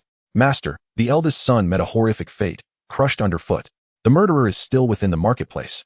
You must avenge our son." Beside him, the earlier bodyguards knelt by Douluo's corpse, embellishing the events that had transpired in the marketplace. "Whoever dares to take my son's life shall meet a fate worse than death." The middle-aged man, the patriarch of the Douluo family, Douluo, wore an expression as dark as the depths of the ocean, his tone icy and resolute. Chapter 111. The Annihilation of Douluo, a stirring across the lands. Today, the marketplace of Wutan City was particularly bustling. The news of both the shops obstructing the thoroughfare and the demise of Douluo spread rapidly, drawing in even more onlookers. In the middle of the road, the doors of the jar shop stood wide open, yet not a soul dared to enter. With Douluo's fate serving as a grim example, no one would now dare provoke the jar shop. Yiyun reclined with his legs crossed upon the counter, a cigarette dangling from his lips. His eyes half closed as if on the verge of slumber. Ever since he had dispatched Douluo, no one had dared to step foot inside the establishment. This moment brought a sense of vexation to Yiyun. Had he perhaps been too heavy-handed? Had he known earlier, he would have merely incapacitated them. Now, these individuals outside gazed upon him with the same dread as a mouse confronted by a cat. They no longer dared to approach. Should he perhaps venture outside to call out and attract some business? Observing the desolate state of his shop, an idea flickered in his mind. Yet, he quickly dismissed it, shaking his head. Such an action would be beneath his dignity. Furthermore, at 100,000 gold coins per jar, any attempt at promotion would surely be perceived as extortion. Moreover, judging by their appearances, it seemed unlikely they could even muster such an amount. Calling out to them would be futile. Alas, it appeared that not a single jar would be sold today. How disheartening. Yiyun exhaled a plume of smoke, flicking the ash with a sense of resignation. At that moment, a commotion erupted in the marketplace, drawing attention with a cacophony of voices. In the center of the street, the patriarch of the Gali family, Gali Bai, led a formidable group of Gali family warriors, advancing with a fierce determination towards the jar shop. It appeared he had come to exact vengeance for Gali Ao. This promised to be an eventful spectacle. The arrival of Gali Bai immediately captivated a throng of onlookers, who began to speculate and chatter amongst themselves. The patriarch. It is he. Before long, Gali Bai and his entourage reached the entrance of the jar shop. A burly bodyguard pointed menacingly at Yiyun, who sat inside. With a piercing gaze, Gali Bai fixated on Yiyun, emanating an aura of chilling malice. "Kill him," Gali Bai commanded, his voice dripping with venom. "Kill." At his command, the Gali family warriors surged forward, charging towards the shop. In the face of this onslaught, Yiyun remained unperturbed, seated calmly at the counter, a cigarette dangling from his lips as he leisurely puffed out smoke. Witnessing this, Gali Bai's fury intensified, wishing nothing more than to see Yiyun torn to shreds. Suddenly, as the Gali family members approached within 3 meters of the shop, an invisible and terrifying force struck. Before they could react, they were sent reeling back, spitting blood. Their insides shattered. How can this be? Gali Bai's pupils constricted in disbelief, halting his advance. The overwhelming urge to kill dissipated as he surveyed the carnage before him, the street stained with blood. A profound chill gripped his heart. This cannot be. As Calliope gazed in terror at Yiyun, who remained seated at the counter, his eyes reflected sheer horror, as if he had encountered an unspeakable dread. The bustling marketplace, once filled with chatter, fell into an eerie silence as onlookers stared blankly at the gruesome scene unfolding before the shop, a chilling coldness enveloping them. At that moment, Yiyun slowly opened his narrowed eyes, discarded the cigarette but from his hand, and lifted his gaze towards the trembling Calliope outside. Simultaneously, the overwhelming aura of the conqueror's haki surged forth as a tangible force. Bang! To the astonished crowd's eyes, Calliope, who had been standing outside the shop, suddenly shuddered, then coughed up blood, collapsing lifelessly to the ground. Silence. The expansive marketplace was plunged into an uncanny stillness, where even the faintest sound of a falling needle could be heard. All gazes were fixed on the fallen patriarch of the Calliope family, disbelief etched across their faces. Was it truly possible that this renowned leader of the Calliope family in Wutan City had perished so abruptly? The unfolding events left the crowd in a state of shock, their expressions filled with fear as they stood before the ordinary shop, which now seemed to harbor a ravenous demon within. Throughout this bloody incident, Yiyun had remained hidden, while the members of the Calliope family had not even entered the shop before meeting their demise. The display of Yiyun's power had thoroughly intimidated the onlookers, who now regarded the jar shop with trepidation. Within 100 meters of the jar shop, no one dared approach. Even the shop owners adjacent to the jar store trembled in fear, hastily securing their doors. Rising from his seat, Yeyun surveyed the dozens of lifeless bodies at the entrance, his brow furrowing in annoyance. With so many corpses obstructing the way, how could he conduct business? He lamented inwardly, realizing he should have spared at least one life to manage the bodies. Reluctantly, Yeyun retreated to his estate, emerging with hundreds of thousands of nanobiological venomous insects, which silently descended upon the remains. Under Yeyun's command, the swarm of nanobiological insects commenced their frenzied consumption of the Calibi family's corpses. To the onlookers on either side of the marketplace, a horrifying spectacle unfolded. The corpses on the street appeared to be devoured by some monstrous entity, gradually vanishing before their eyes. What was that purplish-brown substance? They were feasting upon the bodies. Good heavens, what sort of creature was this? The crowd gazed in terror, as if witnessing a ghost, fixated on the ravenous swarm of nanobiological insects. Soon, under the relentless appetite of the nanobiological army, the dozens of corpses were consumed entirely, leaving no trace behind. The essence of flesh and blood within these corpses pales in comparison to that within the monstrous beasts. Thus the army of nanobiological venomous insects devours them with remarkable speed. Yeyun issued a command, and the swarm of nanobiological insects retraced their path, returning to the interior of the jar shop. Witnessing this scene, the onlookers were further convinced that the owner of the jar shop was undoubtedly a heartless fiend. After dispatching the nanobiological insects to consume the remains of the giant avian, Yeyun once again settled at the counter, leisurely indulging in his cigarette. Meanwhile, news of the bloody incident occurring within the market rapidly spread throughout the entire city of Wutan, and Yeyun's actions were embellished by some bystanders as they recounted the tale. Soon, the various factions within Wutan City received word of the elite members of the Jieli family, including the deaths of Jieli Bai and his son. In an instant, a tempest swept through Wutan City, stirring the ambitions of many. Chapter 112, The Silence of Xiao Yan. Xiaozhan shock. At the Xiao family testing square, the energy level displayed was 3 segments. Gazing at the glaring 5 characters on the test magic stone tablet, the young man wore an expression devoid of emotion, with a hint of self-mockery at the corner of his lips. His tightly clenched fist, due to its forcefulness, caused his slightly sharp nails to embed deeply into his palm, provoking waves of excruciating pain. Xiao Yan, energy level, 3 segments. Rank, low tier. Beside the magic stone tablet, a middle-aged man glanced at the information displayed and indifferently announced it. No sooner had the middle-aged man spoken than a wave of derisive commotion erupted among the throng of onlookers in the square. 3 segments? Haha, as I expected. This so-called genius has made no progress this year. Alas, this waste has truly brought shame upon the family. Were it not for the fact that the clan leader is his father, this inept individual would have long been expelled from the family, left to fend for himself, without the luxury of remaining within the family to indulge in its resources. Oh, how the once renowned genius of Wutan City has fallen to such a state. Who knows? Perhaps he has committed some transgression, inciting the wrath of the divine. The scornful laughter and lamenting sighs from the surrounding crowd pierced the air, striking the young man like sharp daggers to his heart, causing his breath to quicken slightly. Slowly, he raised his head, revealing a somewhat delicate and youthful visage, his dark eyes blankly scanning the faces of his mocking peers.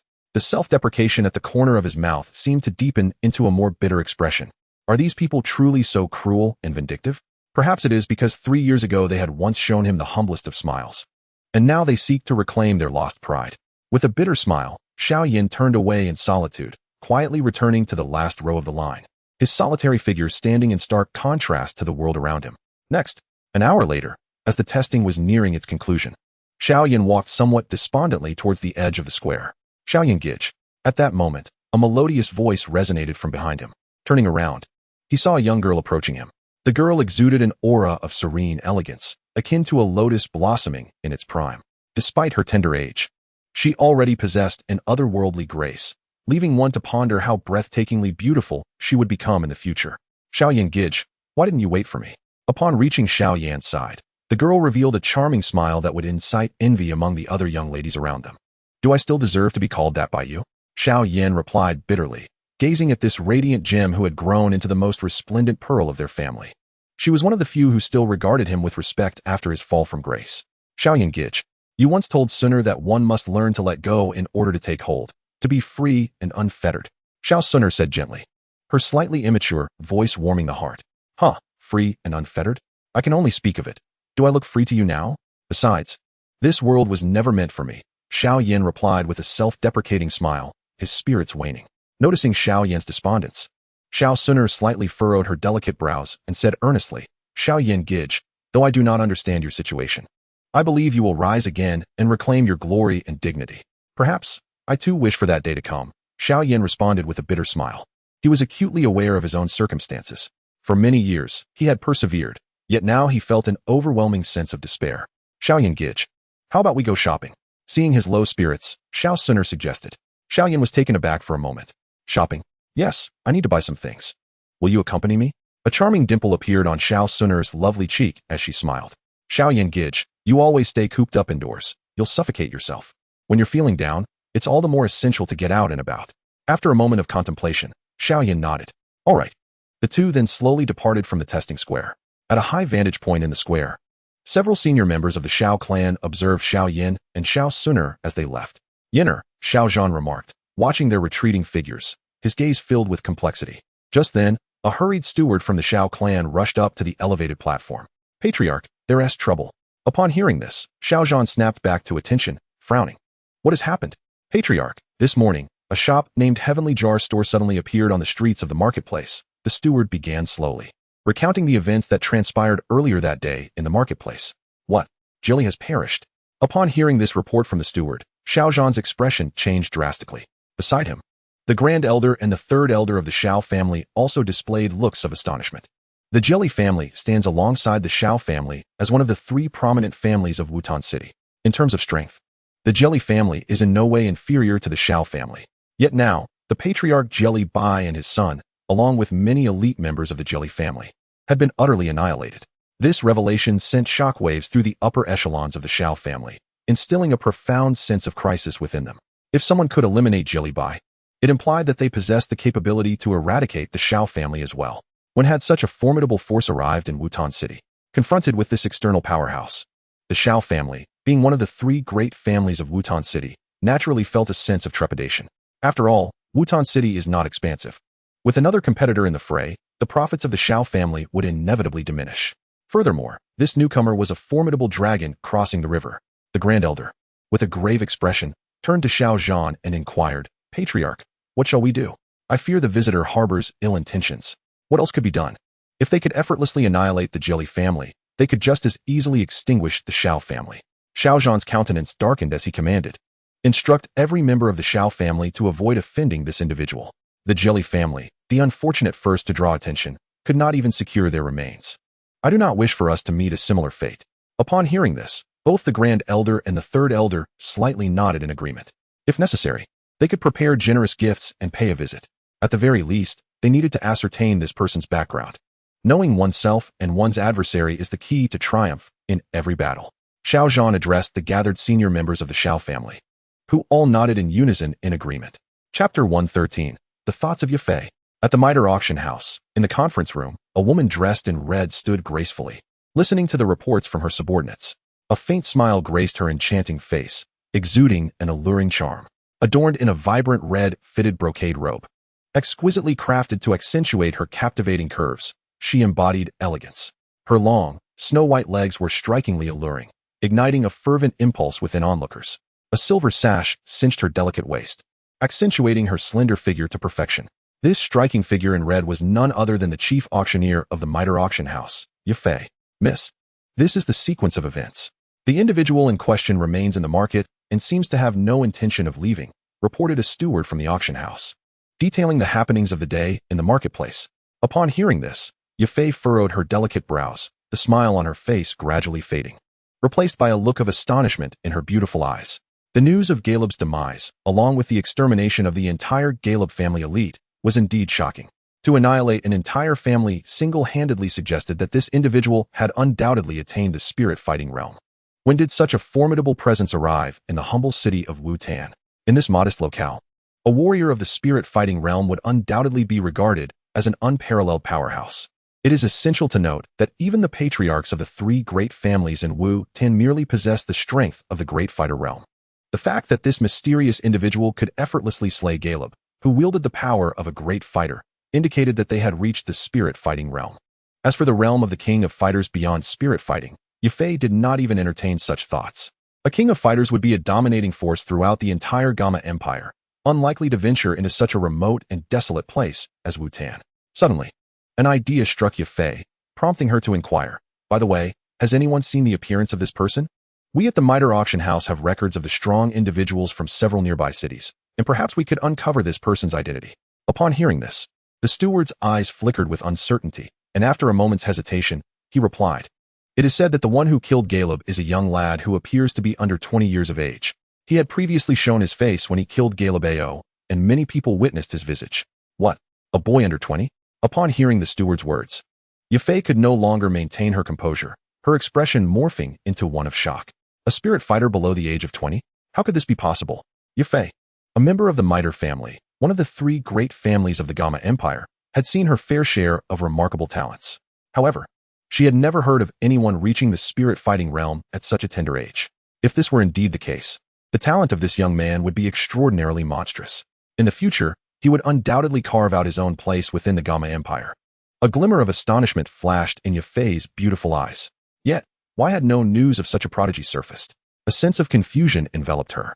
The Miter family, thriving on auctions and endowed with immense wealth, stood as the wealthiest family in the Gamma Empire. They had established branches of the Miter Auction House in the majority of cities across the empire, including even remote towns like Wutan. Consequently, when it came to gathering information, no force in the Gamma Empire could rival the Miter family, except for the Imperial family itself. As a core member of the Miter family, Yafei naturally possessed access to numerous channels for information gathering. However, she had never heard of a spirit fighter under the age of 20, not even the faintest whisper. This left Yafei somewhat perplexed. Such a prodigious talent could hardly go unnoticed. Could it be that this young man is a disciple of a reclusive powerhouse, recently venturing into the world? Hence the absence of rumors? Suddenly, this thought flashed through Yafei's mind. After all, if this youth hailed from a prestigious family, some hint of his existence would surely have surfaced. The mere notion ignited a spark of excitement on Yafei's face. If this gifted young man had only just begun to navigate the outside world, it was likely he had yet to align himself with any notable clan. In that case, might she not attempt to win him over? Securing such a talented individual for the Miter family would be a monumental achievement. Her standing within the family would undoubtedly soar, liberating her from the confines of the desolate Utan city. With this thought, Yafei's heart raced, and she promptly addressed the steward before her. "Prepare a generous gift at once. I shall personally visit this genius in the marketplace."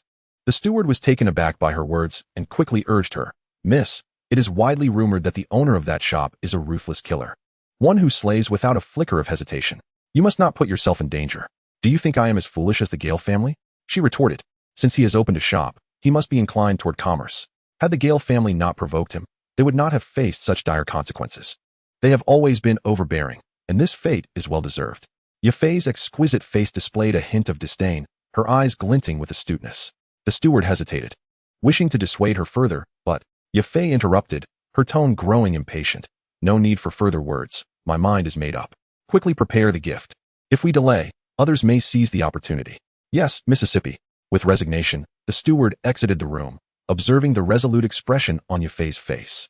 A spirit fighter of such exceptional talent, under 20 years of age, must surely have a formidable mentor behind him. If she could successfully win him over, perhaps she could even forge a connection with the hidden powerhouse standing behind him. Should he only be backed by a Dou Wang, it would significantly enhance the Miter family's prestige. As this realization dawned upon her, a radiant smile broke across Yafei's stunning visage, making her already enchanting beauty even more beguiling. The steward worked swiftly, soon preparing the lavish gift Yafei had requested. Moments later, a corner-horned carriage departed from the Miter auction house, heading towards the Utan city marketplace. Chapter 114. Yafei arrives. Xiao Yin and Xiao Suner turned down several streets and soon arrived at the entrance of the bustling market. The marketplace of Wutan City is a confluence of various influential shops within the city, predominantly controlled by the three great families of Wutan. Rather than control, it is more accurate to say they maintain the order and security of the marketplace. In return, mercenaries and merchants setting up stalls are required to pay a commission to the families, a long-standing custom in the Dou Qi continent, which has led to a rare occurrence of disturbances. Upon entering through the marketplace's grand gate, two guards from the Xiao family stood at the entrance. Clearly recognizing Xiao Yin and Xiao Suner, they were momentarily taken aback before slightly bowing in respect. Nodding slightly, Xiao Yin proceeded inside, standing at the edge of the entrance. He gazed at the throng of people flowing continuously within, unable to suppress a smirk. It was no wonder that the family maintained strict governance over the marketplace. The profits derived from such a bustling crowd must be substantial. Third young master, Miss Suner, are you here to purchase something from the marketplace? Just as the two were momentarily dazzled by the crowd, a respectful voice came from behind them. Turning around, Xiao saw 7 or 8 robust men clad in the Xiao family's uniform standing behind them. The speaker was a sturdy man in his 30s, adorned with a badge featuring 6 golden stars, indicating that he was a 6-star Dou fighter. Noticing Xiao Yan's puzzled expression, the man chuckled amiably and respectfully introduced himself. Third young master, I am Pain, the captain of the guard appointed directly by the patriarch to ensure the safety of the marketplace. Hee. I had the pleasure of meeting you last year during your birthday. Oh, so it is Uncle Pain. Xiao Yan blinked, though he had little recollection of the man. The introduction elicited a smile on his youthful face. Since he was appointed directly by his father, it was clear he was a loyal subordinate. Although the Xiao family was not an overwhelmingly powerful faction, it was still divided into several factions. If the man before him belonged to one of the other elders' factions, Xiao Yan would have preferred to dismiss him casually. I was feeling rather bored in the clan, so I decided to take a stroll. Uncle Pain, please attend to your duties. If I need anything, I will call for you. Xiao Yan's youthful voice lacked arrogance. Instead, it was polite and warm, lifting the spirits of those who heard it. The respectful title of uncle made Pain's smile broaden, and he became even more eager.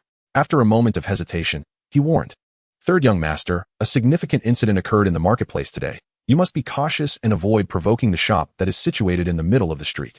Startled by his words, Xiao Yan inquired, Uncle Pain, could you elaborate on what exactly happened? Pain nodded and proceeded to recount the events that transpired in the marketplace that day in detail. Upon hearing Pain's words, a look of astonishment suddenly appeared on Xiao Yan's face. Has Jialibi been slain? Right here in the market? Xiao Yan found it hard to believe. Jialibi was the head of the Jala family, his strength comparable to that of Xiao Yan's father. Who in Wutan City could possibly be capable of killing him? Uncle Pain, do you know the background of the person who killed Jialibi? Xiao Yan asked, intrigued. Pain shook his head, a look of confusion etched on his face. I am afraid not, young master. This individual, along with their shop, appeared in the market unexpectedly this morning. My subordinates have never encountered this person before. At these words, Xiao Yan's curiosity deepened. Suddenly appeared? What is the name of their shop? Pain replied, it is called the Heavenly Jar Store. The Heavenly Jar Store? Xiao Yan mused. What an unusual name. At that moment, Pain suddenly recalled something and spoke up. Miss Yufei from the Mitre Auction House also visited the market just now. In my opinion, she must be here for the owner of this jar store. Yufei? Upon hearing this, a hint of surprise flickered in Xiao Yan's eyes. Was Yufei not afraid? He then turned to Xiao Sunair behind him. Sunair, shall we go take a look? Xiao Sunair smiled gently. Of course, wherever brother Xiao Yan goes, I shall follow. Meanwhile, at the entrance of the Heavenly Jar Store, a carriage gradually came to a halt. As the carriage curtain was drawn back, Yufei, adorned in a striking red dress, gracefully stepped out. Standing by the carriage, Yufei gazed at the 6 large characters adorning the shop front, a glimmer of anticipation gracing her lips. I hope this young powerhouse does not disappoint me. With that, Yufei slowly descended from the carriage and made her way into the store. Inside, Yi Yun remained with his eyes slightly narrowed, as if on the verge of slumber, seated at the counter. At that moment, he suddenly sensed someone entering the store and quickly opened his eyes. Upon raising his gaze, Yi Yun beheld a captivating woman clad in a vibrant red form-fitting brocade robe stepping into the establishment.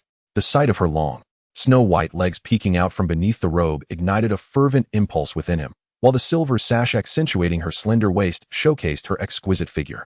As he regarded the woman before him, a fleeting glimpse of awe flashed in Yi Yun's eyes. What a stunning enchantress! Though the unusual glimmer in his gaze was but a momentary flicker, it did not escape Yufei's notice, bringing her a subtle thrill.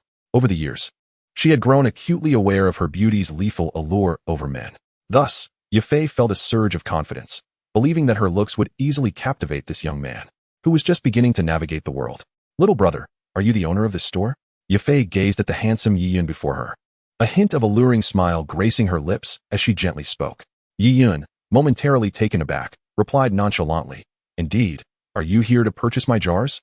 Though the enchanting woman before him was undeniably captivating, Yi Yun's primary concern remained whether he could sell his jars. Observing her attire, which suggested considerable wealth, he felt a flicker of hope. Perhaps his first sale of the day was imminent. Jars. Upon hearing Yi Yun's words, Yufei paused slightly, then turned her gaze to the 5 jars on the wooden shelf behind the counter and smiled. Are these the ones you mean? Yi Yun nodded subtly, indeed. A beguiling smile spread across Yufei's face. Young brother, why just these few jars? How about this? How much for each jar? I will take them all. At her words, A glimmer of joy flashed across Yi Yun's face. Is that truly the case? Each jar is worth no less than 100,000 gold coins. What? 100,000 gold coins each? Yifei's expression shifted instantly, her smile vanishing in disbelief. 100,000 gold coins for a jar? Young brother, are you jesting? Her eyes widened in astonishment as she regarded Yi Yun. Yi Yun nodded affirmatively. Indeed, each of my jars is priced at 100,000 gold coins. Witnessing the shock on Yifei's face, he felt the prospects of this deal slipping away. However, reluctant to surrender so easily to a potential customer, he continued. The price is truly justified. Perhaps, with an investment of 100,000 gold coins, you might acquire a life-altering opportunity that will benefit you for a lifetime. A life-altering opportunity? Yifei's beautiful eyes revealed a hint of surprise. The young proprietor's claims seemed rather grandiose. To think that these seemingly ordinary jars could change her fate. Yifei was clearly not inclined to accept his words at face value. So tell me, what exactly can your jars produce? What justifies such a steep price? She inquired with curiosity. Within my jars, one can uncover techniques, combat skills, divine weapons, pets, elixirs. Anything conceivable across the myriad realms can be revealed. There is nothing my jars cannot produce, provided you can imagine it, Yi Yun asserted confidently. Such marvels? Yifei regarded Yi Yun with skepticism, her heart questioning whether he was merely boasting. What treasures could these ordinary jars possibly yield? Yi Yun calmly responded, if you doubt my words, you are welcome to test them. Yifei, upon reflecting on her purpose for visiting, which was to align herself with this formidable young man, contemplated her next move. Taking out 100,000 gold coins to open a jar could be seen as rendering a favor to the other party, thereby surely winning their goodwill. With this foundation of affection, Yifei felt confident that she could effortlessly captivate the young powerhouse before her. One must not be overly cautious. Without risk, one cannot gain. If she could successfully recruit this young champion into the Meitel family, what was a trifling sum of 100,000 gold coins in comparison? With this thought in mind, a captivating smile graced Yifei's lips as she addressed Yi Yun. In that case, please hand me a jar. Yi Yun's heart surged with joy. Business was finally commencing. He looked at Yifei and replied, I apologize, but our store's policy requires payment prior to receiving goods. Payment first? Yifei was momentarily taken aback, observing Yi Yun's serious demeanor. She mused that she had not anticipated this young powerhouse to be so avaricious. However, this was fortuitous for her. The Meitel family was never short of wealth. And if her counterpart was indeed a money-driven individual, Yifei felt more assured in her ability to sway him. All right then, I shall pay. With a slight smile that exuded charm, Yifei retrieved 100,000 gold coins from her storage ring and placed them on the counter. Yi Yun nodded slightly, accepting the coins. With a flick of his wrist, a jar floated gracefully from the wooden shelf and settled upon the counter. What a marvelous display of combat skills. Yifei was taken aback by Yi Yun's abilities. Such intricate techniques were truly astonishing. Yet, as her gaze fell upon the jar on the counter, she furrowed her brow. Could this mere object truly yield treasures? She suspected the young man might be deceiving her. Perhaps she would consider the 100,000 gold coins as merely a token of introduction. Should he indeed join the Meitel family, the sum would hardly be deemed a loss. Little brother, how do I open this jar? Yifei inquired, looking at Yi Yun with curiosity. Yi Yun replied, simply give it a gentle tap, and the jar will shatter. Yifei nodded, extending her delicate hand, poised to strike. Just then, the sound of footsteps echoed through the shop, capturing her attention. Could it be that someone else shared her intention of winning over this young man? As she pondered this, she turned to the entrance. Two youthful figures were stepping into the shop, Xiao Yin and Xiao Suner. Yi Yun had long since noticed their arrival. The prospect of more customers filled him with delight as his gaze swiftly scanned the newcomers. Observing their attire and demeanor, it was evident they hailed from esteemed families. Particularly, the young lady in the purple dress exuded an elegant aura, reminiscent of a blossoming lotus. Despite her tender age, she already possessed an ethereal quality. One could only imagine the beauty she would embody in her maturity. Certainly, Yi Yun's focus did not lie upon such trivial matters. He was not the sort of lecherous individual who could not tear his gaze away from a woman. What mattered was that a person possessing such grace and beauty must surely hail from an illustrious family. Typically, scions of noble households are quite affluent, which was precisely Yi Yun's concern.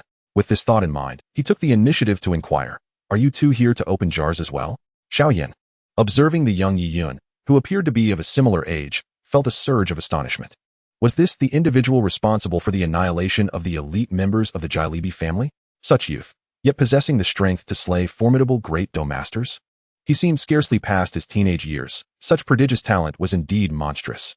Even if Xiao Yin had not faced a regression in his own cultivation, he would still find himself utterly outmatched. In that instant, It felt as though a tremendous blow had struck his heart.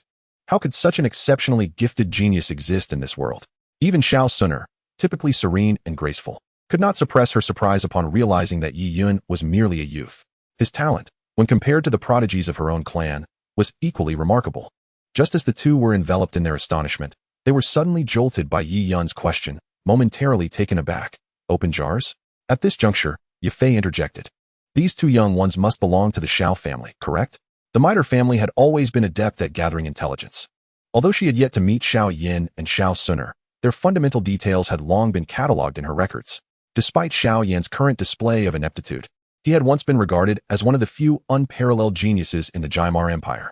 As for Xiao Suner, her outstanding talent and status as the most beautiful woman among the three great families of Wutan City were well documented by Yafei. Yafei discerned their lineage from the Xiao family by the unmistakable figure of Xiao Suner, clad in a violet gown, whose beauty was truly captivating. After all, Wutan City was relatively small, and only the Xiao family's prodigious daughter could possess such an extraordinary visage. Recognizing Yafei's approach, Xiao Yan, mindful of his standing as the third young master of the Xiao family, felt it necessary to respond with propriety. He introduced himself with a composed demeanor. I am Xiao Yan of the Xiao family. It is a pleasure to meet you, Miss Yafei. Xiao Yan. At the mention of this name, a flicker of surprise crossed Yi Yun's eyes. The one and only Xiao Yan. His gaze sharpened upon Xiao Yan, a peculiar feeling stirring within him. After having traversed this world for some time, he had finally encountered a protagonist of this realm. Moreover, it appeared that this individual was a fellow townsman. With this realization, Yi Yun felt a sudden urge to extend a friendly gesture. However, he dismissed the thought. Maintaining an air of superiority and a facade of mystery is essential. Revealing one's true identity before Xiao Yan would strip away that enigmatic allure. Truth be told, Yi Yun relished the vantage point of a deity, gazing down upon others with omniscient awareness. He possessed a clear understanding of their every detail, while they remained in awe of their own obscurity. This sensation was undeniably exhilarating. Yi Yun's gaze briefly lingered on Xiao Yan, then shifted to the exquisite woman clad in a crimson gown. It was no wonder he found her to be enchanting at first sight. She was none other than Yafei. Subsequently, his attention turned to the young lady in the violet dress standing quietly behind Xiao Yan. A girl so serene, with an elegant demeanor and breathtaking beauty, could only be Xiao Suner. A flicker of surprise crossed Yi Yun's eyes. He had not expected these three pivotal figures from the original tale to grace his establishment simultaneously. It seemed that the success of his sales today would hinge upon these three. Upon hearing Xiao Yan introduce himself as the third young master of the Xiao family, a glimmer of understanding ignited in Yafei's beautiful eyes. She then glanced outside the shop and inquired, "Might I ask if the clan leader of the Xiao family has arrived?" Xiao Yan replied, "My father has not come. I merely wandered into the market and, intrigued by the emergence of a new shop, decided to take a look." Upon hearing this, Yafei felt a wave of relief wash over her. Since Xiao Zhan had not appeared, it seemed the Xiao family had no intentions of courting the proprietor of this establishment. Of course, Yafei was not intimidated by the Xiao family's involvement. The Meitel family's strength far surpassed that of the modest Xiao clan. Her concern lay in the potential disruption of her own plans due to any interference from the Xiao family. With the knowledge that the Xiao family had no designs on her plans, a smile graced Yafei's lips. "In that case, why don't you both take a look at what treasures I can unveil from this jar?" Unveil from a jar? Hearing these words again, Xiao Yan could not help but direct his gaze towards the counter in front of Yi Yun, where a seemingly ordinary jar was displayed. Connecting it with the name of the shop, all-encompassing jar store, Xiao Yan mused silently. Could this be a shop specializing in jars? Noticing Xiao Yan's gaze, Yi Yun promptly introduced, "Indeed, our shop specializes in jars. Might you two be interested in acquiring one?" As he spoke, Yi Yun's eyes inadvertently flicked towards Xiao Suner behind Xiao Yan. He understood that, given Xiao Yan's financial capacity, he likely could not afford one of his jars. However, the charming young lady behind him was a different story.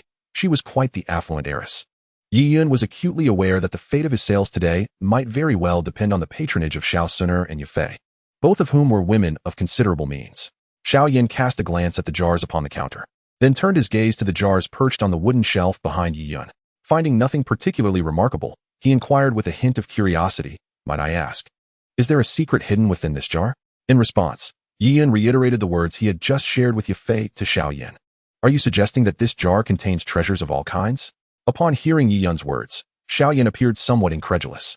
Yi Yun nodded slightly, affirming, "Indeed. If fortune smiles upon you, you may uncover an extraordinary treasure that could alter the course of your life." Xiao Yan's expression became somewhat peculiar. He quickly grasped the underlying implication of Yi Yun's statement. Fortune smiles upon me. Then what of ill fortune? Would that yield only worthless trinkets? These jars appeared utterly ordinary. What magnificent treasures could they possibly conceal? Xiao Yan was suddenly reminded of some exceedingly disappointing lottery games he had played in a previous life, the nature of which bore an uncanny resemblance to this jar-opening venture. It seemed this young proprietor was well-versed in the art of deception. Clearly, Xiao Yan held no belief in Yi Yun's words, even regarding them with a hint of disdain. Such a cliché ruse, attempting to bamboozle me, Xiao Yan, was laughable. After all, I am a time traveler. How could I fall for such a rudimentary ploy? He shot Yi Yun a glance, his eyes reflecting a trace of scorn. Although this scheme might be novel in the Dou Qi continent, it had long been exhausted in his past life. Next, he glanced at Yafei, who was poised to open a jar, feeling a sense of condescension. He had often heard of Yafei's shrewdness and capability at the Maitel auction house. Yet now it seemed she was no different, unable to see through such a trivial trick. Xiao Yan's thoughts remained concealed from all. Noticing Xiao Yan's silence, Yi Yun surmised that the other man was skeptical of his claims. Out of consideration for their shared background as fellow travelers, he urged once more. Are you truly not inclined to give it a try? This is a rare opportunity, and supplies are limited. Once this shop departs, such an opportunity will be lost. Through his experiences selling jars over the past few days, Yi Yun discovered that nearly everyone who opened a jar here, aside from the occasional bizarre item, generally unearthed some commendable treasures. The value of these treasures undoubtedly exceeded 100,000 gold coins. Thus, as long as one's luck wasn't exceedingly poor, the endeavor of opening a jar should prove beneficial. Yi Yun believed that encouraging Xiao Yan to open a jar was a form of assistance. Yi Yun's advice stemmed from their commonality as fellow time travelers. Had it been anyone else, he would have refrained from offering such counsel. For saying too much could easily diminish his prestige and severely impact his esteemed image. Upon hearing this, Xiao Yan was momentarily taken aback, followed by a wave of amusement within. The young proprietor possesses an intriguing disposition, truly believing that these jars are rare treasures, and that opportunities of such nature are scarce. However, such chances are hardly worthy of reverence. Just as Xiao Yan was about to politely decline, he suddenly recalled that this young owner, endowed with exceptional talent, is destined to become a remarkable figure. Thus, it would be unwise to offend him. Such gifted individuals should only be befriended, never antagonized. With this thought in mind, Xiao Yan smiled and inquired, Since you are so graciously inviting me, I shall partake. Pray tell, what is the price of this jar? Upon hearing this, Yi Yun's heart leapt with joy. This young man was quite astute, not wasting his breath. Not exorbitant at all, merely 100,000 gold coins for each jar. He replied with a hint of a smile. What? 100,000 gold coins? Upon hearing Yi Yun's words, Xiao Yan was taken aback, his eyes widening in disbelief as he regarded Yi Yun with incredulity. Behind him, Xiao Suner, who had overheard the price, also displayed a trace of astonishment in her otherwise calm gaze. Chapter 117, The Nine Orifices Golden Dan. 100,000 gold coins? Are you certain you are not jesting? Xiao Yan's gaze fixed on Yi Yun, feeling somewhat disgruntled. Was this proprietor mocking him? 100,000 gold coins for a single jar. Only a fool would fall for such a ruse. 100,000 gold coins is truly not excessive. Noticing Xiao Yan's agitation, Yi Yun calmly remarked before shaking his head and falling silent. It seemed he had overestimated the situation. Given Xiao Yan's financial capacity, he could scarcely afford such a luxury. Not excessive, you say? Xiao Yan's lips twitched involuntarily, and he cursed inwardly. This was blatant extortion. He had assumed that even the most expensive of jars would cost merely a few hundred gold coins. Although he lacked wealth, he had managed to accumulate over 1,000 gold coins over the years. With the intention of befriending this talented proprietor, he had been prepared to spend several hundred coins. After all, securing the friendship of such a genius was worth the investment. Yet, it now appeared that he was not worthy. 100,000 gold coins was simply beyond his reach. Even if he had the means, he could not bring himself to part with such a sum for the sake of acquaintance. Suddenly, he turned his gaze towards Yafei beside him. Then his eyes landed on the jars displayed on the counter. Unable to restrain his curiosity, he asked, Miss Yafei, did you purchase this jar? Upon hearing this, Yafei turned to glance back, smiling lightly. Indeed, Xiao Yan, in disbelief, exclaimed, You spent 100,000 gold coins? Yafei nodded slightly, staring at her affirmative gesture. Xiao Yan was utterly dumbfounded. Could it be that someone truly spent 100,000 gold coins on such an ordinary jar? Upon regaining his senses, Xiao Yan directed his gaze towards Yafei, his expression transforming into one of profound peculiarity. This woman was truly foolish. Was such a dilapidated vessel truly worth 100,000 gold coins? Did this Navi woman genuinely believe the deceptive words of that man, thinking treasures could emerge from within this jar? As he observed the smiling Yafei, a whirlwind of emotions stirred within him. Should anyone dare to extol Yafei's acumen before him in the future, he would undoubtedly scoff in their face. How extravagant one must be to squander 100,000 gold coins on a mere broken jar. Surely, this foolish woman's wealth was far too easily acquired. Then, his gaze flickered to Yi Yun, with a twinge of envy stirring in his heart. This individual had effortlessly amassed 100,000 gold coins. Xiao Yan even contemplated whether he should suggest to his father the idea of hosting a similar lottery event upon his return. The potential profits were indeed a source of envy and resentment for him. Noticing Xiao Yan's peculiar expression, Yafei, with her keen insight, understood his thoughts all too well. A cold sneer formed within her. Oh, the ignorance of this younger brother, his vision so limited. He comprehends not the intricacies of human affairs. Did he truly believe I had come merely to unveil the jar? My true objective lies in securing that individual. Once I fully integrate him into the middle family, the Xiao family shall rue their misjudgment. With a dismissive glance at Xiao Yan, she turned and prepared to unveil the jar. At that moment, Xiao Suner spoke. Brother Xiao Yan, let us depart. Clearly, she shared her brother's sentiment, having never believed Yi Yun's claims. Not so fast, Sister Suner. Let us witness what treasures Miss Yafei can unveil. Xiao Yan stepped forward a few paces, fixating on Yafei's actions, a cold smirk forming within him. He was eager to see what absurdity this 100,000 gold coin jar could yield. At the counter, Yafei extended her delicate hand and gently tapped the jar. Crack! With a crisp sound of shattering, the jar splintered into countless fragments. Instinctively, Yafei leaned forward to see what lay within the broken vessel. Yet, at that moment, a brilliant radiance erupted from the shards, enveloping the vision of all present. This sudden burst of light momentarily stunned Yafei, her face reflecting astonishment. What sorcery is this? Meanwhile, Xiao Yan, who had anticipated a spectacle of ridicule, found himself momentarily speechless, his pupils constricting in surprise.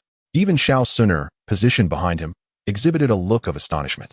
After a brief interval, the radiant light finally dissipated, revealing the items upon the counter. Upon the counter lay a resplendent golden elixir, shimmering with an undercurrent of dark hues. Is this truly an elixir? Gazing at the vial's contents, Yafei momentarily paused in astonishment. With a discerning eye, she lifted the elixir into her hands. It was a thumb-sized pill of obsidian gold, peculiar in its design, marked by 9 minuscule orifices that exuded a faint aroma of medicinal herbs. As Yafei inhaled, a wave of clarity washed over her, invigorating her spirit and banishing her fatigue as if it had been swept away in an instant. Remarkably, the 9 openings resembled the 9 orifices of a human being, pulsating gently, as if they contained a mysterious flow of vitality. This elixir is extraordinary. After merely a cursory examination, Yafei reached such a conclusion, her heart aflutter with a mix of surprise and awe. Indeed, within this humble jar, a treasure had truly emerged. Having worked as an auctioneer for many years, her keen eye for quality was undeniable. She could ascertain that this elixir was, at the very least, a 4th-tier concoction. Contemplating this, she cast an incredulous glance towards Yi Yun. A mere 100,000 gold coins for a 4th-tier elixir seemed a veritable windfall. Her thoughts swirled as she reflected on her initial intention to lavish 10,000 gold coins to curry favor with the young proprietor, only to find herself profiting instead. A maelstrom of emotions surged within her. Could it be that a treasure had truly been unearthed? Beside Yafei, Xiao Yan stood transfixed. His gaze locked onto the elixir in her grasp. He had witnessed the entire process of her opening the jar, and was taken aback to discover that this seemingly ordinary vessel contained an actual elixir. Furthermore, the radiant gleam of the pill suggested it was far from a subpar product. Was it possible that the genius proprietor's assertions were indeed true? Could this jar genuinely yield treasures? Behind Xiao Yan, Xiao Suner regarded the golden elixir in Yafei's hands, her lovely eyes reflecting a glimmer of astonishment. With her discerning knowledge, she could instantly recognize the elixir's remarkable nature. Little brother, I never anticipated that your jar could genuinely yield such a treasure. At this moment, holding the golden elixir, Yafei smiled warmly and curiously inquired, May I ask, little brother, what tier is this elixir, and what effects does it possess? In response, Yi Yun's gaze swept over the golden elixir, immediately acquiring its information. 9 orifice golden pill, originating from the realm of eternal life. Upon consumption, it grants rebirth. Heralded as the foremost elixir for strengthening the foundation and enhancing vitality. Chapter 118. The method of consuming the 9 orifice golden pill. It truly is the 9 orifice golden pill. After perusing the information on the golden elixir, a flicker of astonishment danced in Yi Yun's eyes. The 9 orifices golden pill is no ordinary elixir. It possesses the remarkable ability to transform an individual's entire constitution, instigating a profound metamorphosis within one's vital energy and blood, refining the marrow, and ultimately shaping a person into a paragon of excellence. This wondrous concoction holds a status akin to that of the marrow-cleansing elixir in martial arts lore. Within the realm of immortality, it undoubtedly ranks as the foremost pill for purging and refining one's essence, fortifying one's foundation and nurturing one's core. Any individual lacking in innate talent, upon consuming this pill, can rectify their congenital deficiencies, cleanse their sinews, refine their marrow, and solidify their foundation. In essence, the Nine Orifices Golden Pill offers immense benefits, particularly for those of lesser aptitude, as the transformative effects on their physique become markedly pronounced after consumption. As Yiyun elaborated on the efficacy of the Nine Orifices Golden Pill in response to Yafei's curious gaze, he detailed its remarkable capacity to cleanse sinews, refine marrow, and fundamentally alter an individual's cultivation potential. Young brother, is what you say truly accurate? Does the Nine Orifices Golden Pill genuinely possess such powers? Upon hearing Yiyun's words, Yafei's eyes widened in astonishment, her enticing lips parting slightly, her breath quickening, causing her chest to rise and fall dramatically. It was evident that the revelation of the Nine Orifices Golden Pill's capabilities left her utterly astounded, yet she was more consumed by excitement and exhilaration. Having struggled with her inadequate cultivation talent since childhood, she had only reached an 8-star warrior level after expending a considerable amount of training resources. In her family's hierarchy, her lack of prowess was somewhat inconsequential. However, what vexed Yafei was that she had been bestowed with unparalleled beauty by fate. She understood that without formidable strength, her beauty could only bring calamity. Yafei was acutely aware that countless men in the imperial capital coveted her form. Initially, her arrival in the city of Wutan was a means of escaping the relentless pursuit of a genius from the Mu family. Deep down, she recognized that mere evasion would not suffice as a solution. If this continued, her fate was all but sealed, an arranged marriage to someone she did not love. A common plight for women of noble lineage. Yet, Yafei harbored a fierce unwillingness to accept such a destiny. Thus, she resolved to elevate her standing within her family. Only by gaining sufficient influence could she hope to choose her own path.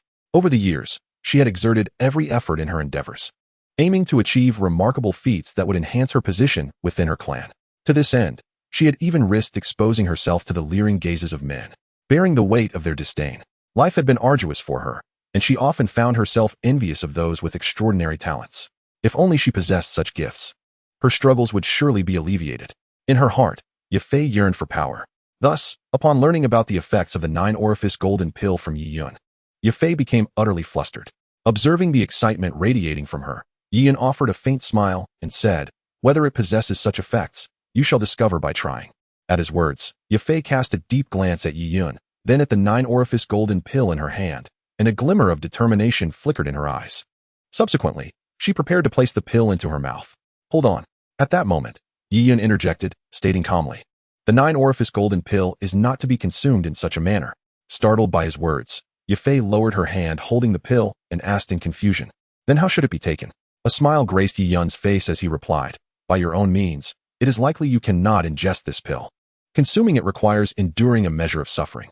If you are willing, I could assist you. Must one endure pain to consume a medicinal pill? Could it be that the potency of this golden pill is exceedingly fierce, necessitating external aid to channel its effects?" Upon hearing this, a flicker of intrigue crossed Yafei's eyes. As a young lady of the Miter family, her experiences were far from ordinary, and she had heard of the effects of high-grade pills. Contemplating this, Yafei nodded to Yiyun and gently handed him the Nine Orifice Golden Pill, saying softly, "Then I must trouble you, young brother." Yiyun accepted the pill with a gentle smile. "Are you prepared? I shall begin." At his words, Yafei nodded in affirmation. Nearby, Xiao widened his eyes, eager to witness how the Nine Orifice Golden Pill was to be taken. With the pill in his right hand, Yiyun, in an instant when Yafei was unprepared, swiftly transformed his left hand into a blade-like gesture aimed at her heart. In a flash, Yafei felt Yiyun's hand strike like a sharp dagger, effortlessly tearing through the fabric over her heart. His fingers continued to penetrate, piercing her flesh and drawing forth blood. Yafei's eyes widened in disbelief as she gazed at Yiyun, confusion filling her gaze. Xiao and Xiao Suner, witnessing the scene, shared expressions of shock. Immediately, Xiao grasped Xiao Suner and retreated a few steps, regarding Yiyun with wariness, as if he were a malevolent fiend. At that moment, Yiyun took the Nine Orifice Golden Pill in his right hand and pressed it against the wound on Yafei's heart, forcefully inserting the pill into the incision he had created, embedding it within the flesh. The method of utilizing the nine-orifice golden pill was neither through swallowing nor external application. Even if swallowed, it would not be digested, but would remain intact, only to be expelled in its original form. Yi Yun appeared oblivious to the incredulous gazes of the three individuals, calmly stating, the sole method of utilizing it is to create a hollow at the heart, stitching it in place, and then relying on the heart's circulatory power to continuously wash it. The medicinal potency will gradually merge with the blood, ultimately refreshing the entire bloodstream, thereby purging the marrow and undergoing a profound transformation. At that moment, any technique you cultivate will yield remarkable progress. Upon hearing Yi Yun's words, Yifei was momentarily taken aback. However, upon observing Yi Yun's serene demeanor, she sensed no deceit in him. Beside her, Xiao Yin was momentarily stunned. Was there truly such a method for consuming elixirs, directly implanted into the heart? Seeing that Yi Yun genuinely harbored no ill intentions, Yifei regained her composure, though she felt a piercing pain in her chest. Yet soon, relief followed as the nine orifices golden pill merged into the flesh of her heart, causing its medicinal essence to radiate forth. The incision began to heal, the bleeding ceased, leaving only a faint scar. Immediately thereafter, Yifei felt an overwhelming coolness envelop her entire being. Her lips incessantly secreted a sweet nectar, which she swallowed eagerly. She felt refreshingly invigorated, as if fragrant air surrounded her with every breath. Notably, she sensed as if she had gained an additional heart. With each breath, her heartbeat quickened, and with every pulse, her strength seemed to amplify. The nine orifices golden pill resembled a more potent heart, assisting her original heart in circulating her blood. Chapter 119. Yifei opens the jar again. Xiao Yin was captivated. My heavens, my talent has truly transformed. As she felt the changes within her body, Yifei's face lit up with exhilaration.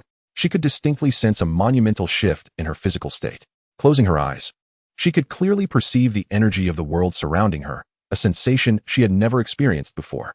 From this day forth, I can rely on diligent cultivation to alter my destiny. After a moment, Yifei subdued her excitement and resolutely affirmed within her heart. With her talent altered, she was determined to devote herself to rigorous training in pursuit of her dream of becoming a formidable warrior. Only by becoming powerful could she seize control of her own fate, a truth she had grasped since childhood. Regrettably, due to her innate limitations, no matter how hard she trained, she could never catch up to others, forcing her to abandon that path. Henceforth, her singular aim would be to enhance her strength and become a true warrior. Once her emotions stabilized, Yifei realized she had momentarily lost her composure. Her cheeks flushed, and she turned her gaze toward Yi Yun. Her voice tinged with sincere gratitude. Little brother, thank you. Had it not been for Yi Yun before her, she might never have altered her destiny in this lifetime. Yi Yun shook his head and replied nonchalantly, there is no need for gratitude. Our transaction is merely a fair exchange of goods for payment. The fact that you could procure the nine orifices golden elixir is solely due to your own fortune. No, the immense favor you have bestowed upon me will forever be etched in my heart, Yifei countered, exhibiting a rare stubbornness. The nine orifices golden elixir held profound significance for her, granting her an opportunity to redefine her life, and thus, she could not help but feel immense gratitude. Noticing her insistence, Yi Yun ceased further discourse and smiled. So, shall we continue? Upon hearing this, Yifei nodded and began to speak, young brother. But as she was about to address him as such, she suddenly felt it somewhat disrespectful to refer to her benefactor in such a manner and could not help but inquire, may I ask your esteemed name? Yi Yun replied calmly, I am called Yi Yun. Yi boss, may I request another jar? Yifei placed 100,000 gold coins upon the counter and addressed Yi Yun. Very well, Yi Yun acknowledged with a nod. With a flick of his hand, he collected the gold coins from the counter and gestured towards the wooden rack, causing a jar to soar directly onto the counter. What an extraordinary method! Xiao Yin observed this spectacle in astonishment. Such a technique was truly unprecedented.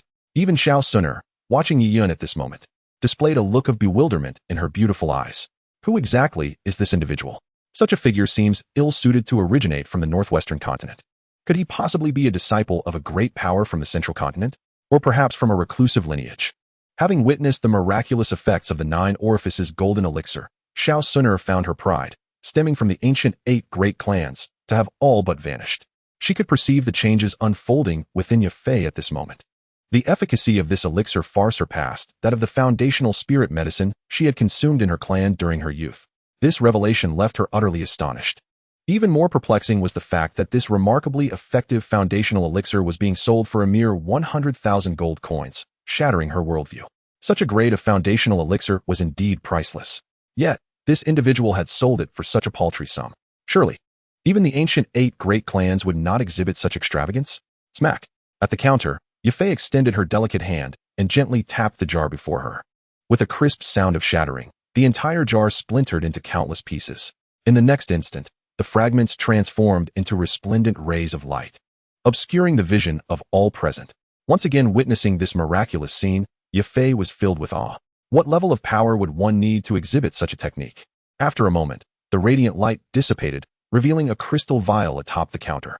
What could this be? Curiously, Yafei picked up the vial, discovering it contained a crimson liquid, reminiscent of blood. Yi Yun, noticing the vial in Yafei's hand, was momentarily taken aback. Could it be that this item had appeared once more? As his gaze swept over the crystal vial, a piece of information materialized before him. Healing potion, a substance from the world of League of Legends, each drop brimming with immense life force. Another vial from League of Legends containing a modest healing potion? Yi Yun recalled that during his time at Yunlan's sect, Yin Yun had previously produced a similar healing potion. He then directly addressed the inquisitive Yafei, stating, "This is a potion capable of healing injuries, known as a healing potion." A healing potion? Yafei exclaimed, momentarily taken aback before inquiring further. Does it treat internal injuries, boss Yi?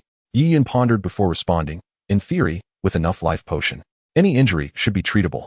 Any injury can be healed." Yafei's heart raced at Yi Yun's words, her gaze fixed incredulously on the red liquid in her hand. This seemingly ordinary potion possessed such formidable effects. She had no reason to doubt Yi Yun's claims. After all, he had calmly sold her a 9-aperture golden pill, so he would not deceive her regarding a mere vial of liquid. Holding the healing potion, Yafei could hardly contain her excitement. With this potion, perhaps her grandfather's internal injuries could finally be mended. Her grandfather, the esteemed elder of the Miter family, Miter Tingshan, wielded the power of a 7-star Dou Wang and was one of the 10 strongest in the Gamma Empire. Unfortunately, due to accumulated internal injuries from battles in his youth, Miter Tingshan had been stuck at the 7-star Dou Wang realm for 5 long years without a breakthrough. Thus, upon learning of the healing potion's capabilities, Yafei was overwhelmed with exhilaration. If this potion could remedy her grandfather's internal injuries, he might very well advance further in strength. The healing potion, capable of discerning and treating all injuries. Observing the vial in Yafei's hand, Xiao Yan's eyes revealed a complex expression. Such a potion was worth far beyond 100,000 gold coins. Yafei had certainly struck gold this time, considering that she had previously acquired a 9-aperture golden pill and now this precious vial of healing liquid. It was impossible for Xiao Yan not to feel a twinge of envy. His gaze briefly swept over the 3 jars behind Yi Yun, stirring a flicker of desire within him.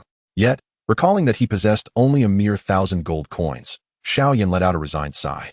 Such an item was beyond the reach of someone of his modest means. Chapter 120. Xiao Yan opens the jar. Brother Xiao Yan, do you wish to open a jar as well? Suddenly, Xiao Suner spoke up, perhaps sensing his inner turmoil. Startled by her words, Xiao Yan's face flushed with embarrassment. As a man, it felt somewhat undignified to admit his financial constraints in front of her. Nevertheless, the allure was undeniable. He had witnessed Yafei's earlier reaction upon consuming the 9-aperture golden pill and pondered whether such a treasure could likewise benefit him. After all, what if he were to unveil a 9-aperture golden pill himself? It might just rectify his waning cultivation. However, the thought of a jar costing 100,000 gold coins rendered him silent. Observing Xiao Yan's hesitation, Xiao Suner quickly grasped his unspoken thoughts. Brother Xiao Yan, if you lack the funds, I can assist. Instantly, Xiao Yan felt a wave of embarrassment wash over him, his cheeks warming as he stammered, Suner you. Brother Xiao Yan, I am not a stranger. There is no need for embarrassment. Since you desire it, let us open a jar together. With that, Xiao Suner took his hand and led him toward the counter. Shall we continue? Behind the counter, Yi Yun glanced at the now composed Yafei and inquired with a smile. Upon hearing his question, Yafei initially inclined her head in agreement, but then offered an awkward smile. I apologize. I rushed out today and only brought 200,000 gold coins. Although Yafei held the esteemed position of chief auctioneer and manager at the Meitel auction house, one would assume she had an ample supply of funds. Yet, the daily operations of the auction house required significant capital for acquiring treasures to prepare for future auctions. Consequently, nearly all of her money was tied up in the house's routine expenditures. Yi Yun felt a twinge of disappointment.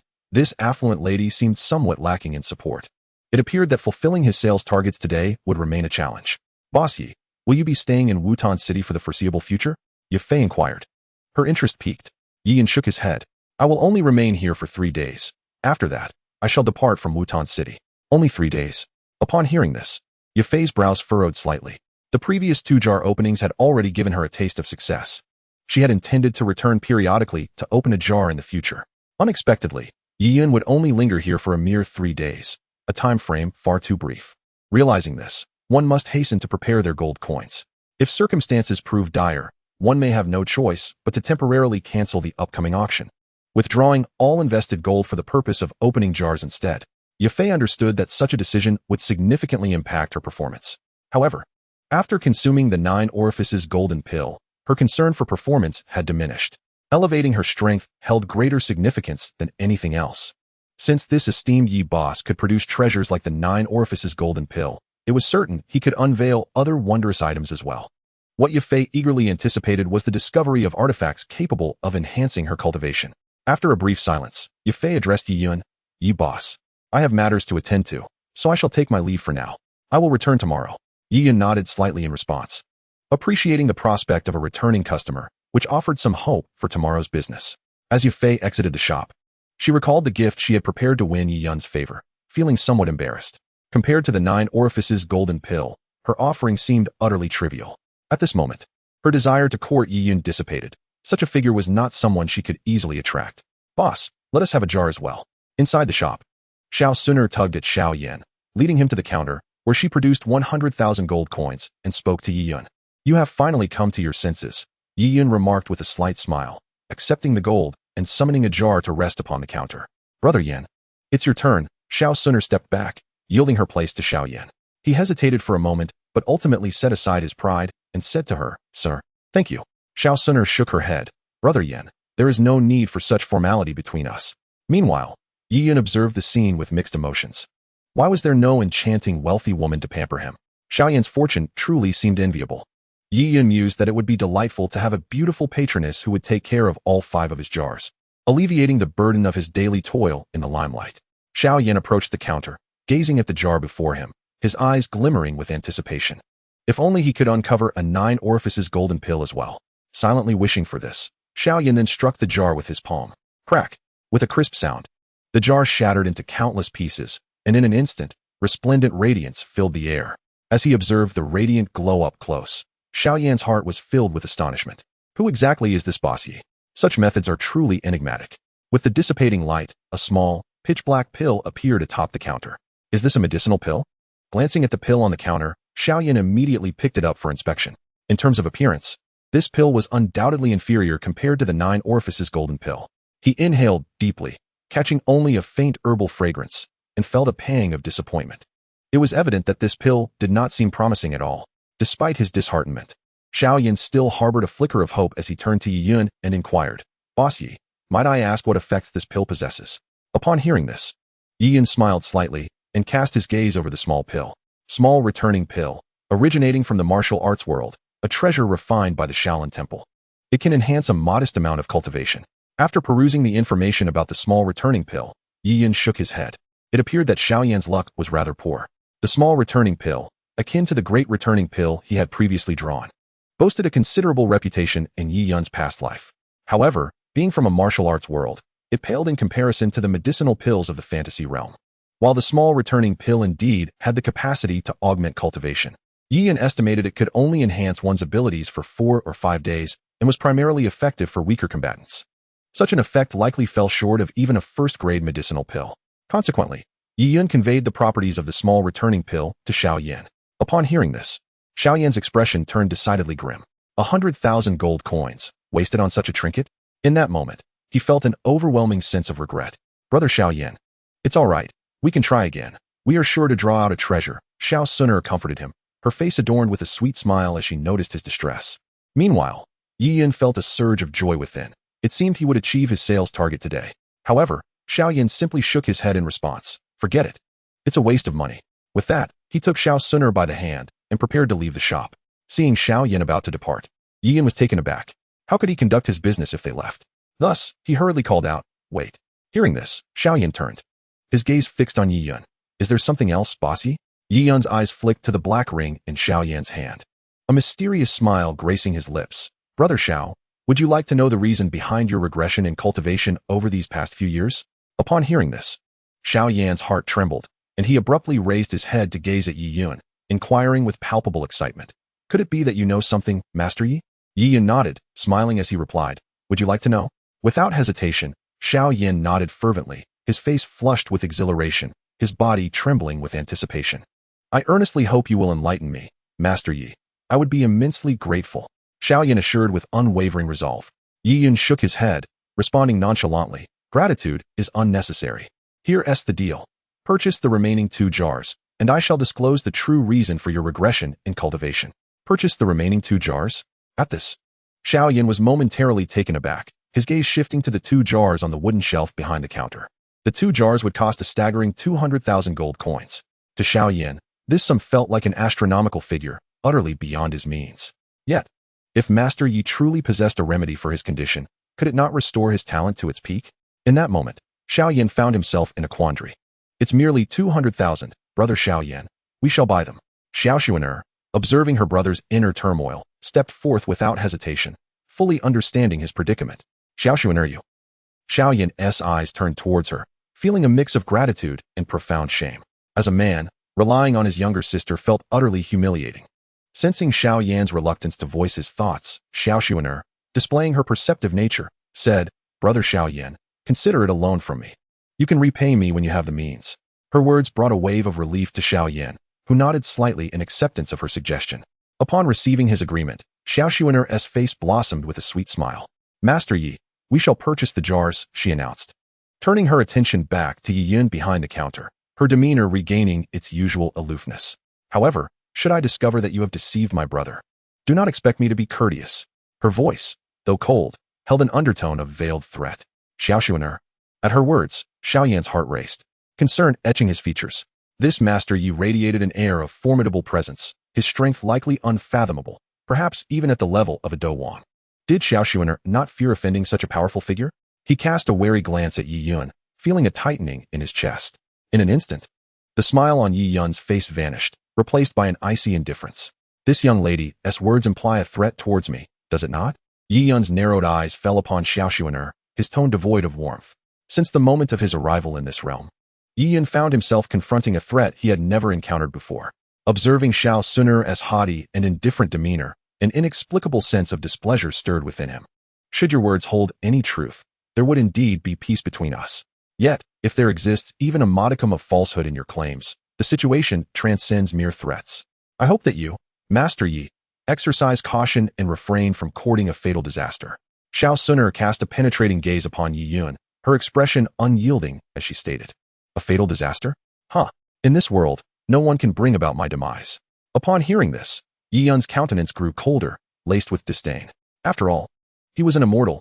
Who could possibly slay him?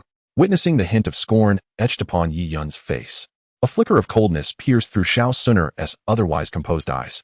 Master Yi, I am aware that you may possess the backing of a formidable force. However, do not presume that such support grants you the liberty to act indiscriminately. The continent of fighting Qi is vast, and there exist powerful entities beyond your reach. Should the time come, even your backing may prove inadequate to shield you. Xiao Xuaner, akin to a celestial being of unparalleled stature, issued her warning with an air of supremacy. Powerful entities? Yi Yun retorted with a cold laugh. Are you referring to your ancient clan? Forgive me, but such a clan holds no significance in my eyes. You, how could you possibly know my identity? Upon hearing Yi Yun's words, Xiao Xuaner's demeanor shifted drastically, her icy facade faltering as disbelief washed over her. Yi Yun smirked coldly, relishing her astonishment and pondering whether she would continue to maintain her aloofness. Xiao Xuaner seemed to have recollected something, her expression darkening as she questioned, could it be that you hail from one of the ancient 8 clans? In her mind, aside from the ancient 8 clans, no one else could discern her identity. Contemplating Yi Yun's earlier audacious remarks, a glimmer of frost appeared in her beautiful eyes. Do you, sir, look down upon my ancient clan? Yi Yun replied with an air of indifference. Indeed, a mere ancient clan is nothing but insignificant in my eyes. Although Yi Yun's current strength might not suffice to contend with the pinnacle of the 9-star Dou Saint, given a bit more time, even an ancient clan would not command his respect. Presumptuous. To insult my ancient clan is an affront that warrants death. With that, Xiao Xuaner issued a sharp rebuke, her expression growing even more frigid. Masterling. As her words fell, a shadow suddenly swept in from outside, kneeling on one knee and respectfully saying, I greet you, miss. Xiao Xuaner pointed towards Yi Yun behind the counter, her voice icy as she commanded, apprehend him. Understood, miss, the shadow replied, swiftly transforming into a blur as it charged towards Yi Yun. Beside them, Xiao Yin watched this scene in utter bewilderment, unable to comprehend how events had escalated to this point. In chapter 122, the astonishment of Xiao Suner. Inside the shop, a shadow moved with remarkable speed, akin to a fleeting specter, swiftly slicing through the air towards Yi Yun. How dare a mere Do Huang act with such arrogance? Observing the shadow hurtling toward him, Yi Yun's lips curled into a faint, cold smile. With a mere thought, he activated his invincible domain, pressing down upon the shadow. As the shadow charged forth, it suddenly sensed an overwhelming force descending upon it when it was merely 3 meters away from Yi Yun. Bang! In the next instant, the shadow's body was instantaneously immobilized by this force, rendering it utterly unable to move, lying flat against the ground. What was happening? The shadow lay there, as if a supreme giant were pressing down upon it, struggling to rise but unable to shake off the force that bound it. Witnessing this, Xiao Suner's eyes flickered with astonishment. Ling Shi, you.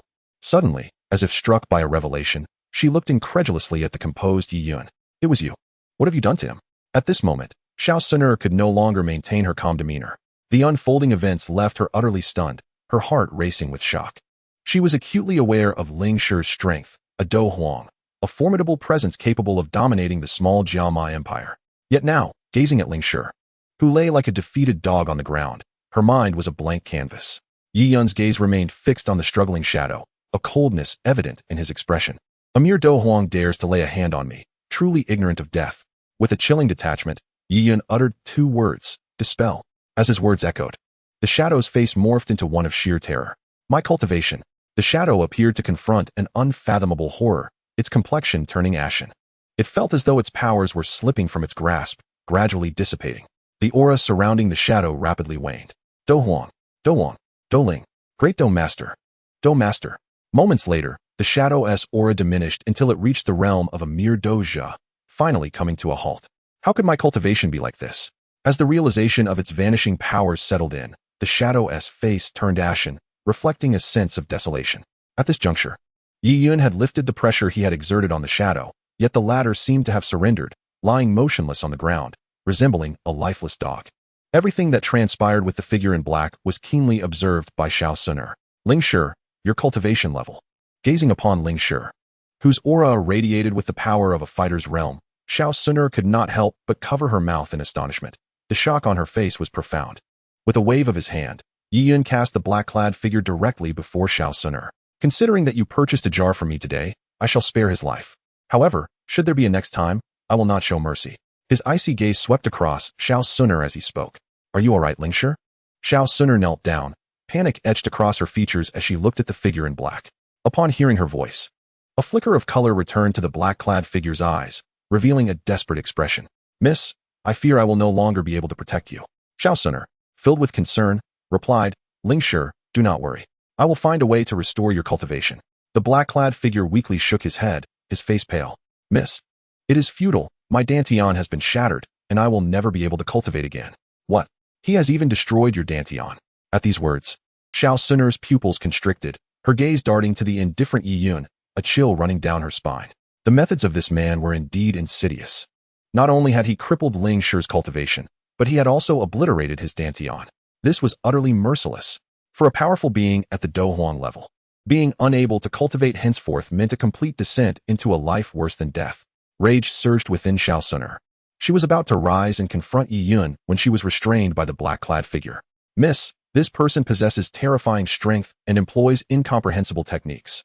You must not provoke him further, the figure implored, his tone laced with desperation. Recalling the oppressive aura that had pinned him down earlier, he trembled slightly. He deeply regretted daring to confront such a formidable opponent.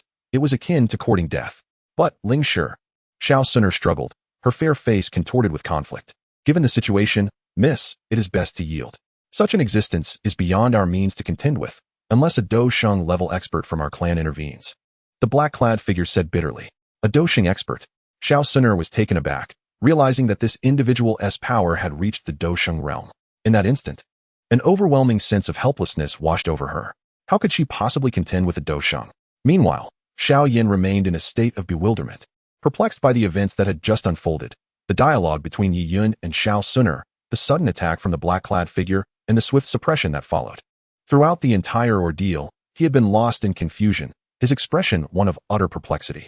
At this moment, upon hearing the words of the figure cloaked in black, his body trembled in disbelief as he turned to gaze at Yi Yun. A Dou Saint powerhouse. This esteemed boss Yi is a being of legend, a Dou Saint? How could this be possible? In this world, how could there exist such a young Dou Saint?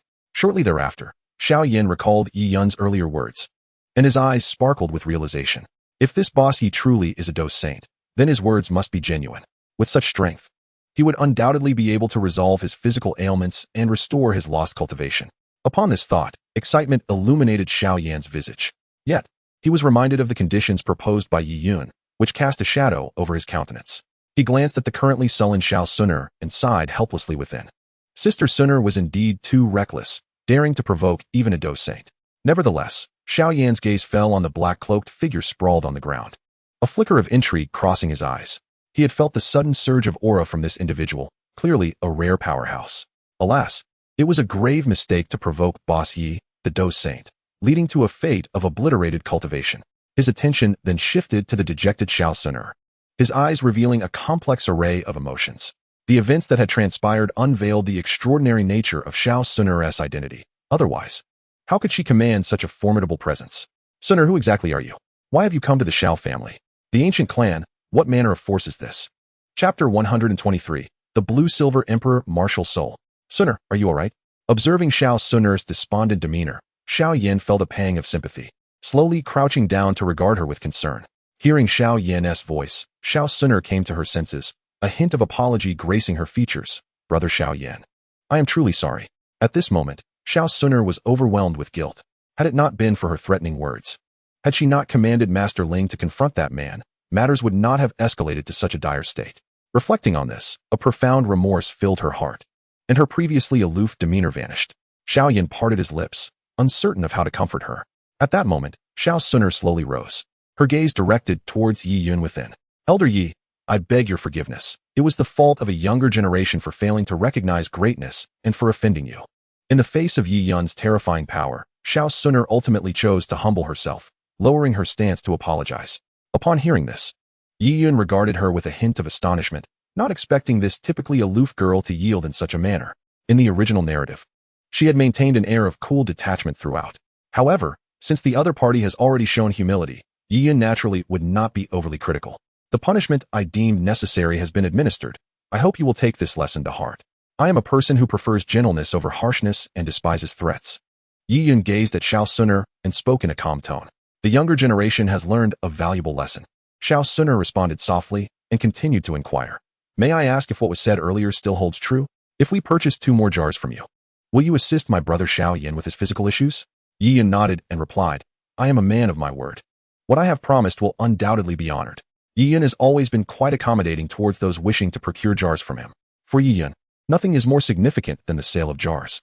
Thank you, esteemed senior. Upon hearing this, Xiao Suner expressed her gratitude and then approached the counter, presenting 20,000 gold coins. Yi Yun accepted the 20,000 gold coins, and with a wave of his hand, 2 jars instantly appeared atop the counter. Brother Xiao Yin, quickly come and open the jar. Xiao Suner beckoned to Xiao Yin, making room for him. Xiao Yin then stepped forward to the counter, glanced at Yi Yun, and decisively struck one of the jars. Crack! With a sharp sound, the jar shattered into pieces. In an instant, radiant rays of light enveloped the area. At that moment, seeing the dazzling light, Yi Yun was no longer astonished. To him, it was only natural for a powerhouse of Dou Sheng's caliber to possess such abilities. Moments later, as the light faded, Xiao Yan's gaze turned eagerly toward the counter. Is this a herb? When Xiao Yan discerned the item that had appeared on the counter, he was taken aback. There, on the counter, lay a small blue herb, emanating waves of light, seemingly extraordinary. What kind of herb is this? Could it be a rare treasure? Curiously, Xiao Yan picked up the blue herb, a look of confusion crossing his face. He then turned his gaze to Yi Yun and inquired, May I ask, esteemed senior, what is this small herb? What purpose does it serve? In response, Yi Yun glanced at the blue herb in Xiao Yan's hand and instantly comprehended its essence. Blue-Silver Emperor Martial Soul, originating from the world of Douluo continent. One of the top-tier martial souls, the sovereign among blue-silver grass martial souls, unique and unparalleled. Another product from the Douluo continent? Moreover, it is the renowned Blue-Silver Emperor Martial Soul. After reviewing the information about the blue herb, a hint of astonishment flickered in Yi Yun's eyes. Can martial souls truly be manifested in this manner? This prompted Yi Yun to recall the god of slaughter domain he had previously unveiled. Since even the realm of the god of killing can be manifested by oneself, it seems entirely reasonable and not surprising to summon a blue-silver emperor martial soul. Subsequently, information regarding the blue-silver emperor martial soul flashed through Yi Yun's mind. The blue-silver emperor martial soul is classified as a plant-type soul beast, with all members of the blue-silver lineage being its descendants, forever inheriting its legacy. A new blue-silver emperor only emerges upon the demise of the preceding one. When two blue-silver emperors exist simultaneously, the one with the weaker cultivation automatically transforms into a blue-silver king. In the original narrative, after the 100,000-year-old blue-silver emperor, Yin transformed into a human, her bloodline successor Tang San awakened this blue-silver emperor martial soul. Indeed, Tang San's awakening of the blue-silver emperor martial soul brought him great acclaim in the Douluo continent. However, the question arises, does the martial soul still hold significance in the Dou Qi continent? Yi Yun glanced at the blue-silver emperor martial soul in Xiao Yan's hands, a trace of doubt gleaming in his eyes. After all, martial souls require soul rings to unleash their true power, and the concept of soul rings does not exist in the Dou Qi continent. Naturally, this was not a concern for Yi Yun. So after absorbing the information about the blue-silver emperor martial soul, he turned to the eagerly anticipating Xiao Yan and introduced. What you possess is a product from another realm known as the Douluo continent, called the blue-silver emperor martial soul. Upon hearing Yi Yun's words, Xiao Yan appeared utterly perplexed. Another continent? Douluo continent? Martial soul? What on earth are these things? Why do I not understand any of this?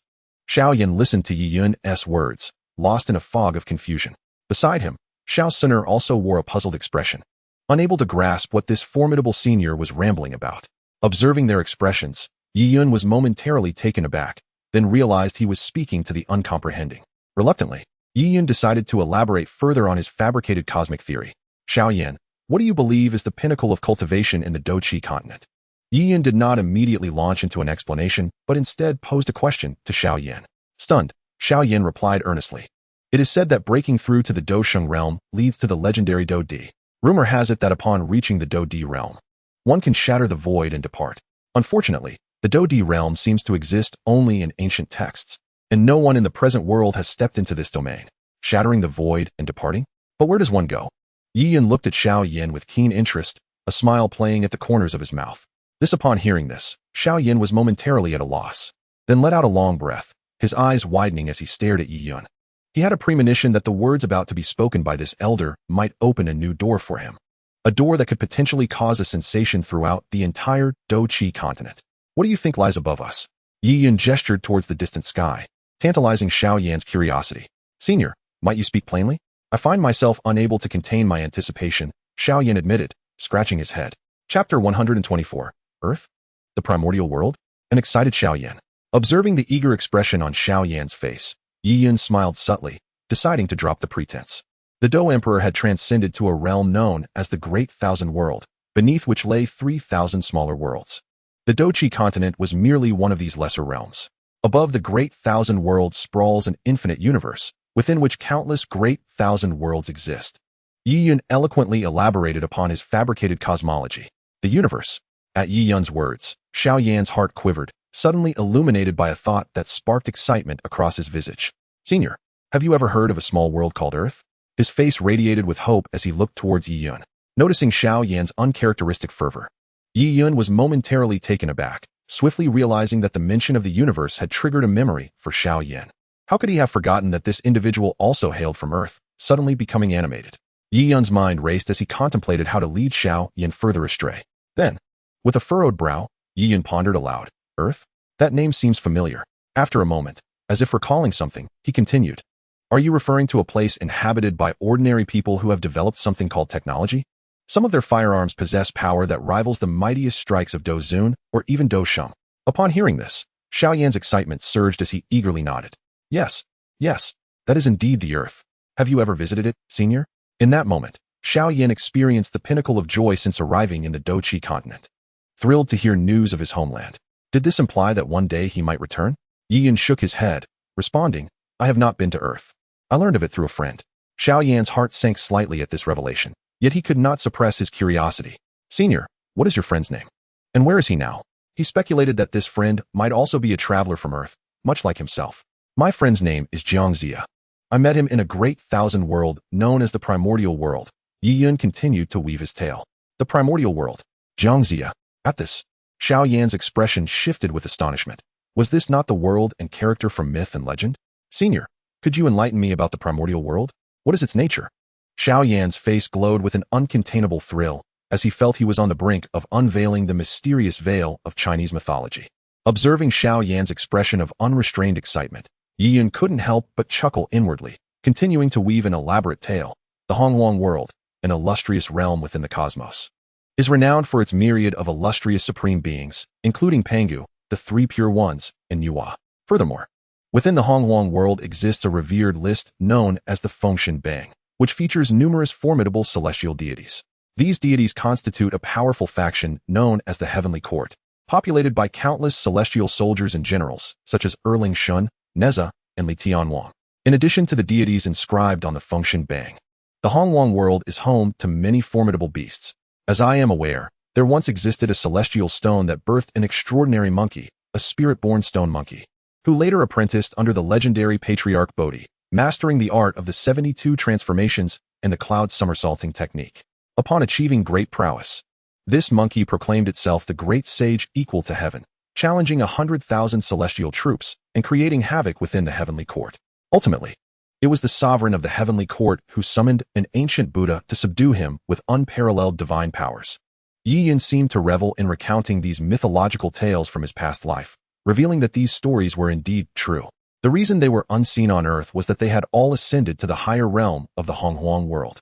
Xiao Yan's face bore an expression of profound astonishment, and he murmured to himself, perhaps one day in the future, I may return to Earth. After absorbing Yi Yun's cosmological discourse, Xiao Yan's heart surged with excitement at the realization of such a grand world existing. If only he could amass sufficient strength, he could one day return to the Hongwang World, and subsequently, to Earth. What is it that has you so exhilarated? Have you perhaps visited Earth? How else would you know of its existence? Yi Yun inquired with a teasing glint in his eyes, noting the fervent excitement in Xiao Yan's gaze.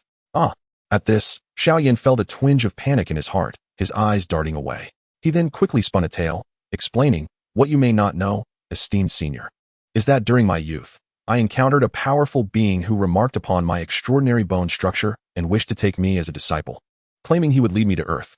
Alas, being young and naive at the time, I did not believe his words and was reluctant to leave the Xiao family. Thus I declined his generous offer. Now, reflecting upon it, I truly regret my decision. As Xiao Yan spoke, he sighed with an air of solemnity, appearing quite earnest. Watching Xiao Yan's masterful performance, Yi Yun was momentarily taken aback, realizing that this fellow was even more adept at embellishing tales than he was. Had he finally encountered a worthy rival? Undeterred, Yi Yun pressed on. Oh, might I inquire as to the name of the esteemed senior you mentioned? I am quite familiar with the powerful figures of the Hongwang World. Perhaps I shall recognize the name? Upon hearing this, Xiao Yan was momentarily flummoxed, regretting his earlier boast. Indeed, one line necessitates a multitude of others to maintain. Xiao Yan's mind raced as he quickly spoke. That elder seems to be named Yin Xiao. Yes, Yin Xiao. Yin Xiao? Yi Yun glanced at Xiao Yan with a peculiar expression. The name Yin Xiao and Xiao Yan. Wasn't that the alias Xiao Yan would frequently adopt in the future? This fellow dares to deceive me. Humph, how dare he mislead me? I shall see how I can deal with you. You mean to say the person who wishes to take you as a disciple is named Yin Xiao? Yi Yun's face suddenly changed dramatically, as if the name struck a significant chord within him. What? Elder, have you heard of Yin Xiao? Observing Yi Yun's reaction, Xiao Yan felt bewildered. Could it be that in the vast wilderness, there truly exists a formidable being named Yin Xiao? He had merely uttered a random name. Could it be this coincidental? Fortunately, you did not accompany him. Otherwise, you would surely be living a fate worse than death. Yi Yun cast a serious glance at Xiao Yan. This Yin Xiao is notorious in the wilderness as an unparalleled lecher. Upon hearing this, Xiao Yan nearly spat out a mouthful of blood. An unparalleled lecher? He widened his eyes in disbelief, staring incredulously at Yi Yun. He had simply reversed the name and fabricated something on a whim. Yet it had inadvertently led to a notorious figure? This was utterly absurd. Indeed, Yin Xiao is the foremost lecher in the wilderness, having sullied countless fairies. Moreover, as far as I know, this scoundrel also indulges in relations with men, reaping havoc in the wilderness and earning the ire of all. Yi Yun spoke of Yin Xiao with disdain, showing utter contempt. Is he also promiscuous with men? Xiao Yan was dumbstruck, feeling a wave of revulsion wash over him. He resolved within himself that he would never adopt such an alias, no matter the circumstances. Fortunately, you did not follow him, otherwise you would have become a mere tool for Yin Zhao's depravity, Yi Yun remarked, casting a deep look at Xiao Yin and feeling a strange satisfaction at his incredulous expression. Humph, dare to mislead me, will you? Xiao Yin sighed. I never expected that elder to be such a person. He was now cautious with his words, fearing that further conversation might reveal his ignorance. Elder, with your acquaintance of so many formidable beings, your own strength must be quite impressive, right? Xiao Yin inquired with newfound curiosity. Well, I suppose it's fair enough. I hail from a realm not inferior to the wilderness. In my past, I have conversed with the Master of Heaven, guided Yang Jian, and battled against the Buddha of the Western Church. Yi Yin recounted his life experiences in detail to Xiao Yin. Upon hearing this, Xiao Yin felt even more astonished, unable to suppress a gasp of awe. Master of Heaven, Yang Jian, Buddha, these figures belong to the realm of legend, embodying unparalleled power. The fact that Boss Yi dares to engage in battle with such beings suggests that his strength is indeed on par with theirs. It seems I have greatly underestimated Boss Yi's capabilities. A Dou Saint? It is likely that even a Dou Saint would not be worthy enough to serve him. Contemplating the earlier audacity of Xiao Suner in sending someone to confront Boss Yi, Xiao Yin could not help but break into a cold sweat. This girl is utterly reckless. Fortunately, Boss Yi possesses a magnanimous heart and chose not to hold it against her. Otherwise, it is feared that no one could protect her. At this moment, standing to the side, Xiao Suner had already been engulfed by a tumultuous storm of dread after overhearing the exchange between Xiao Yin and Yi Yun. As the young lady of an ancient clan, she had some understanding of the vast world that Yi Yun spoke of. In her youth, she had once asked her father where a Dou emperor would go after breaking through the void. Her father, ancient clan leader Gu Yuan, had mentioned that ancient records suggested Dou emperors would venture into a realm far broader than the Dou Qi continent. In that world, countless strong beings exist, and even Dou emperors would be akin to mere ants in terms of power. This closely aligns with what Yi Yun had just described as the vast world. Xiao Suner cast a glance at Yi Yun, her heart racing with anxiety as she reflected on her earlier rash actions, filled with regret. If this esteemed elder claims to hail from the vast world and has fought renowned powerhouses within it, then his strength must surely rank among the elite. Even within that realm, such an entity could likely dispatch a Dou emperor with a mere flick of his hand. At this thought, Xiao Suner felt her delicate body tremble slightly. Had she known of this elder's might beforehand, not even 1,000 lives would have emboldened her to offend him. Elder, I was ignorant and foolish in my previous actions. Please forgive my transgressions, she said, hesitating for a moment, before stepping forward and apologizing once more to Yi Yun. Upon hearing her words, a smile graced Yi Yun's lips, and he felt a sense of pride swell within him. He had not expected that his words would so thoroughly bewilder the two. Such trivial matters are hardly worth mentioning. Why would I stoop to the level of quarreling with a junior? Yi Yun maintained his composure, speaking with an air of indifference. Thank you for your magnanimity, esteemed elder. Xiao Suner replied, her heart instantly lightened as she expressed her sincere gratitude. Xiao Yin, witnessing this, felt a sense of happiness for Xiao Suner. Gaining the understanding of such an elder was undoubtedly a tremendous fortune. He then turned his gaze to the blue-silver Emperor Martial Soul in his hand and inquired of Yi Yun, esteemed elder. How should I utilize this blue-silver Emperor Martial Soul? Should I consume it directly? Yi Yun cast a glance at him and replied, there is no need for any consumption. Merely utter the word fusion in your heart, and the blue-silver Emperor Martial Spirit will naturally merge with you. Such a remarkable phenomenon. Xiao Yin was taken aback.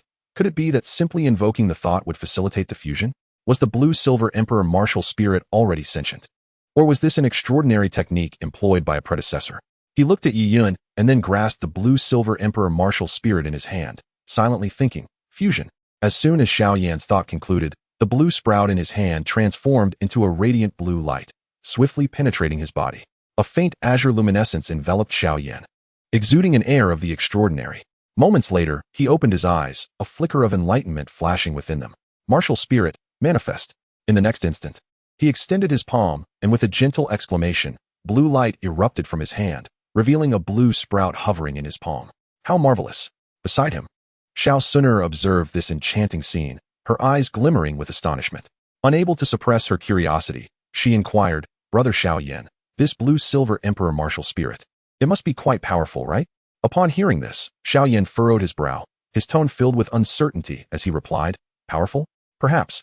He then turned his gaze towards Yi Yun, his expression tinged with confusion, and asked, Predecessor, just now, when I was merging with the blue-silver Emperor Martial Spirit, I received some information regarding martial spirits. To unleash their power, one must rely on soul rings. However, how does one obtain these soul rings? In response, Yi Yun regarded him steadily and said, soul rings can only be acquired by hunting soul beasts, but soul beasts are products of the Douluo continent. They do not exist in this Dou Qi continent. Xiao Yan's anxiety surged. Then what am I to do? Without a soul ring, is my blue-silver emperor martial spirit rendered entirely useless? That depends on your fortune, Yi Yun replied nonchalantly. In my journey through the Douluo continent, I collected numerous powerful soul rings and stored them in jars. It is up to you to see if you possess the fortune to retrieve them. Yi Yun mused that within his jars lay an abundance of treasures, and even martial spirits could be released. Surely the soul rings would be no exception. Chapter 126, Mandala Snake Soul Ring. Blue-silver grass entwined. So, your implication is that the soul rings can be extracted from these jars? Upon hearing this, Xiao Yan's heart leaped with joy, excitement evident in his voice. Yi Yun nodded slightly. Provided your luck is favorable, I will definitely obtain a soul ring. A confident smile graced Xiao Yan's face. According to the information he had received, the Blue-Silver Emperor was among the top martial spirits of the Douluo continent. The fact that he could unlock such a supreme martial spirit signified something profound. It is said that one's extraordinary luck and unparalleled fortune must have led to the emergence of such a formidable treasure. Beside him, Xiao Suner echoed. I also believe that brother Xiao Yan will surely manifest a soul ring. Xiao Yan nodded, his gaze fixated on the lone jar remaining on the counter. With a decisive motion, he struck the jar with his palm. Crack! In an instant, the jar shattered into countless fragments. A dazzling radiance erupted, momentarily blinding Xiao Yan. With wide eyes, he focused solely on the radiant light, murmuring to himself, soul ring, it must appear. Yi Yun chuckled quietly, choosing not to comment. It was rather unlikely for one to conjure a soul ring immediately upon awakening their martial soul. As the brilliance subsided, the items on the counter became visible. There, resting quietly, was a yellow ring, upon which faint green serpent shadows danced. Staring at the yellow ring, Yi Yun was momentarily taken aback, followed by a look of astonishment. Could it be that Xiao Yan truly summoned a soul ring? His gaze swept over the yellow ring, instantly discerning its information. Mandala Serpent Soul Ring, originating from the world of Douluo Dalu. This is a century-old soul ring. After absorbing this information, Yi Yun's eyes widened in disbelief. Goodness, Xiao Yan is indeed extraordinary. It seems that whatever he desires manifests before him. Is this the luck of a child of destiny? Could it be mere coincidence? Senior, what I have summoned appears to be a soul ring. At this moment, Xiao Yan gazed at the yellow ring on the counter, his face alight with excitement. From the information he had previously acquired, he had garnered some understanding of the martial souls and soul rings of Douluo. Wasn't the yellow ring before him precisely the form of a soul ring? Yi Yun, suppressing his astonishment, replied calmly, indeed, this is a soul ring, known as the Mandala Serpent Soul Ring. Truly a soul ring. With Yi Yun's affirmation, Xiao Yan felt no further doubt, his heart brimming with joy as he cradled the yellow ring in his palm. Xiao Suner, witnessing Xiao Yan's exuberance, shared in his happiness. Brother Xiao Yan, I knew you could do it. She gazed at the yellow ring in his hand, feeling a sense of wonder and curiously inquired, Brother Xiao Yan, this soul ring must be quite powerful, right? At her words, Xiao Yan was momentarily at a loss, staring at the yellow ring in his hand, unsure of how to respond. Eventually, he articulated the information he possessed. The level of a soul ring can be discerned by its color. A white soul ring is a 10-year soul ring, while a yellow soul ring is a century-old one. The violet soul ring represents a millennium, while the black signifies 10,000 years. The crimson soul ring denotes a century of thousands, and the golden one embodies 1,000,000 years. Yet, the soul ring I possess is merely a century old. Xiao Yan slowly articulated the information regarding the soul ring that lingered in his mind. Upon hearing this, Xiao Suner was momentarily taken aback. If Xiao Yan's assertion held true, then this century-old soul ring must be rather unimpressive. Not at all. A century is already quite formidable. She hastily reassured him, noticing the slight discontent on Xiao Yan's visage. Xiao Yan nodded gently. Suner, I am fine. He did not feel excessively despondent. For according to the information he had acquired, one with insufficient strength should not attempt to fuse with a soul ring of too high a grade, as it could pose a grave risk to life. Given his current abilities, he could only fuse with this century-old soul ring. Even if a higher-grade soul ring were to emerge, he would still be incapable of merging with it. Contemplating this, Xiao Yan grasped the soul ring in his left hand and slowly extended his right. As a gentle azure glow enveloped him, blue-silver grass sprouted from his palm, emanating a faint aura of life and gently swaying. In the next moment, Xiao Yan silently intoned, fuse. Instantly, under the allure of the soft azure luminescence, the century-old Mandala Serpent Soul Ring gracefully soared towards his right hand. As the century-old mandala serpent soul ring approached, he felt an unprecedented weight of pressure, causing his entire skeletal structure to emit faint creaks under the strain. Before long, the yellow halo hovered above Xiao Yan's head, denying him any opportunity to react. Suddenly, the halo constricted, transforming into a compact, bracelet-sized golden ring, which firmly encircled the blue-silver grass in his palm. In that instant, Xiao Yan felt as though his hand had plunged into molten lava. An overwhelming surge of searing energy surged forth, a torrent of heat rushing into his body, igniting a fierce blaze within him, causing his body to tremble violently. Under the fiery embrace, the blue-silver grass began to metamorphose, its slender blades elongated and widened, the pale blue hue deepening into a profound azure. The deep blue leaves unfurled amidst the sea of flames, dancing gracefully, reminiscent of countless serpents gliding through the fire. The formerly light blue leaves transformed into a rich, deep blue, adorned with intricate black patterns, mirroring those upon the mandala serpent. The indescribable sensation of euphoria that accompanied the absorption of the soul ring was akin to floating in the clouds, unbound by gravity, or experiencing the pinnacle of bliss. Every pore in his body, all 36,000 of them, opened wide, greedily inhaling the exquisite air, and the qualitative transformation was inducing remarkable changes within Xiao Yan. After a brief moment, Xiao Yan lowered his gaze upon himself and noticed that his physique had seemingly undergone some changes due to the acquisition of the soul ring. His previously slight frame appeared to have gained a bit of height, his shoulders broadened, and his skin now gleamed with a lustrous sheen. Observing the transformations occurring in Xiao Yan, Xiao Suner joyfully exclaimed, "Brother Xiao Yan, you have succeeded. Indeed, I have triumphed." Xiao Yan replied with a smile. He then slowly raised his right hand, a faint white light shimmering on the surface of his skin. Subsequently, deep blue-silver grass surged forth from his palm, and a vivid yellow ring ascended from beneath his feet, swirling around his body in a graceful dance. In the past, the blue-silver grass had been less than half a finger's width, yet now it had expanded to 3 fingers, its leaves thickened several-fold, adorned with peculiar patterns. Dozens of strands of blue-silver grass rapidly spread outwards, their tips lifting as if they were a multitude of mandala snakes foraging in the surroundings. Chapter 127. The Astonishment of the Medicine Elder. How marvelous! Xiao Suner gazed in astonishment at the extraordinary phenomenon emanating from Xiao Yan's palm. Brother Xiao Yan, what is the ability of this soul ring? It must be quite formidable, right? She inquired with curiosity. Xiao Yan examined the blue-silver grass in his palm and calmly replied, upon merging with the soul ring, I acquired a skill known as entanglement. This is a technique that allows me to control and ensnare my adversaries, rendering them immobile. Furthermore, the blue-silver grass has inherited some of the toxicity from the mandala snake. Although it lacks lethal potency, the venom possesses paralyzing effects, which can prove crucial in critical moments. Xiao Suner listened, somewhat bewildered yet impressed. That sounds incredibly powerful. Brother Xiao Yan, could you demonstrate it for me?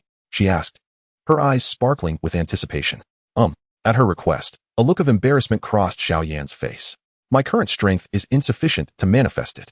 Xiao Suner felt a tinge of disappointment, but remained cheerful, saying, Then I shall wait until Brother Xiao Yan grows stronger to show it to me. It will undoubtedly be impressive. Xiao Yan, however, fell into silence, realizing that with his present condition, the enhancement of his abilities was merely a distant hope. Suddenly, a thought struck him, and he turned his hopeful gaze towards Yi Yun. Senior, you promised that if I purchased these 2 jars, you would truthfully reveal the issues plaguing my body. Hearing this, Xiao Suner also looked towards Yi Yun and inquired, Senior, you would not go back on your word, would you? She felt elated, believing that with this senior's strength, any problems afflicting Brother Xiao Yan could surely be resolved. In response, Yi Yun nodded and then directed his gaze towards the ring in Xiao Yan's hand. Your regression in cultivation is not due to a flaw in your body. The root cause lies within this ring you possess. Upon hearing this, Xiao Yan was momentarily taken aback, his gaze shifting to the ring in his hand, a trace of perplexity evident in his eyes. Could my regression in cultivation truly be linked to this ring? It seems implausible. This ring is the sole heirloom left to me by my mother. What could possibly be amiss? Yi Yun offered no further explanations, instead directing his attention to the ring held by Xiao Yan, casually remarking, What? Must I invite you out? Xiao Yan, bewildered by Yi Yun's words, felt an even greater sense of confusion enveloping him. What is going on with this esteemed elder? Why is he conversing with my ring? Just as Xiao Yan was engulfed in his bewilderment, a sudden burst of white light emanated from the ring on his hand. Subsequently, a transparent, aged figure materialized above the ring. Who might you be? Xiao Yan gaped at the ethereal elder, his mind swirling with questions. Who is this unexpected apparition? And why has he emerged from my ring? Then, recalling Yi Yun's earlier remarks, realization dawned upon him, and his expression darkened. Could it be that the inexplicable disappearance of my cultivation over the past years is all you're doing? Hey there, little one, why so irate? I merely absorbed 3 years' worth of your Dou Qi. The transparent elder floated in the air, and despite feeling a tad embarrassed by Xiao Yan's accusatory tone, he maintained a cheerful demeanor. You old rascal, so you truly are the culprit. Given that you've been hiding within the ring all this time, you must be aware of the ridicule I've endured these past 3 years. Xiao Yan's lips twitched in irritation as his anger surged, directing a furious shout at the transparent elder. Without those 3 years of mockery, how could you have developed the resilience and intellect you possess now? The transparent elder raised an eyebrow at Xiao Yan, then shifted his gaze to Yi Yun, his expression growing serious. Pray tell, who exactly are you? Yi Yun cast a casual glance at the elder and replied, Who am I? Did you not hear it clearly while you were in the ring? Do you require me to reiterate? Upon hearing this, the transparent elder fixed his gaze intently on Yi Yun. He had indeed listened attentively to the cosmic theory that Yi Yun had expounded upon earlier. The revelations shared by Yi Yun astonished him. However, he harbored doubts regarding the veracity of his words. Unlike Xiao Yan, he was unfamiliar with the primordial world or the deities Pangu and Tongtian. Everything Yi Yun articulated was entirely foreign to him, devoid of any sense of relatability. Thus, he found it hard to believe in Yi Yun's assertions and perceived him merely as an individual with some prowess, flaunting ancient secrets. While he was aware of certain mysteries, he did find some credence in the vast world that Yi Yun spoke of. He speculated internally that the person before him likely hailed from a powerful faction, possessing knowledge of numerous ancient secrets. Humph, such things might deceive the gullible youth, but they shall not fool me. Humph, masquerading as a deity. I am curious to ascertain your true nature. As his deep voice resonated, the translucent elder cast a glance at Yi Yun, then slightly raised his right hand, from which a formidable aura began to coalesce. Subsequently, a terrifying force transformed into a long blade, hurtling directly towards Yi Yun. In the face of this onslaught, Yi Yun's expression remained unchanged. He gazed at the translucent elder with unwavering composure, neither flinching nor evading. This is impossible. In the next moment, the elder's countenance shifted, an air of seriousness enveloping him. For the powerful strike he had just conjured disintegrated upon mere contact with Yi Yun's form, as if an invisible force had devoured his attack entirely. Impossible. This is absolutely impossible.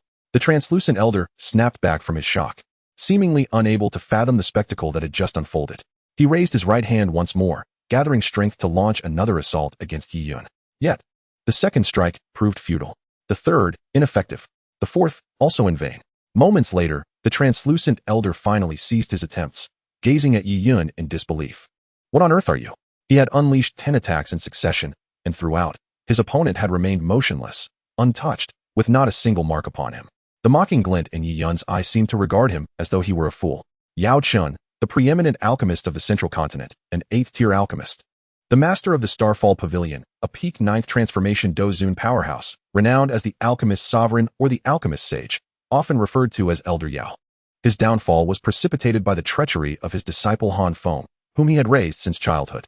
Fortunately, his formidable soul, coupled with the bone spirit cold fire, preserved his essence. Yi Yun regarded the translucent elder with a hint of mockery.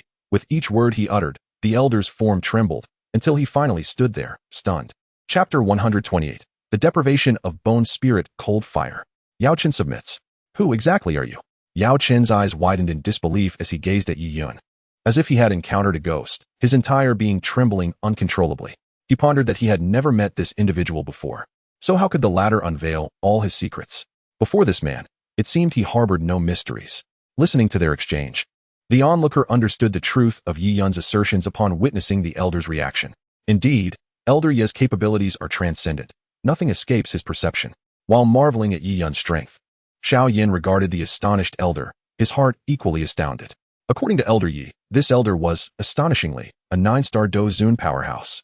Moreover, it is astonishing that the individual before him is a grade 8 alchemist. Although Xiao Yan is not particularly well-versed in the ways of alchemy, he has often observed the profound respect etched upon his father's face whenever alchemists are mentioned, indicating the immense nobility of this profession.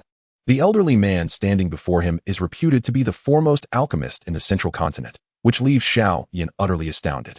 To possess such formidable strength, coupled with the exalted status of an alchemist, is truly terrifying. He could never have anticipated that such a powerful being would be concealed within his own ring. However, A sudden realization struck him regarding the inexplicable stagnation in his own cultivation over the years, which he now understood to be the work of this very old man, causing his expression to darken.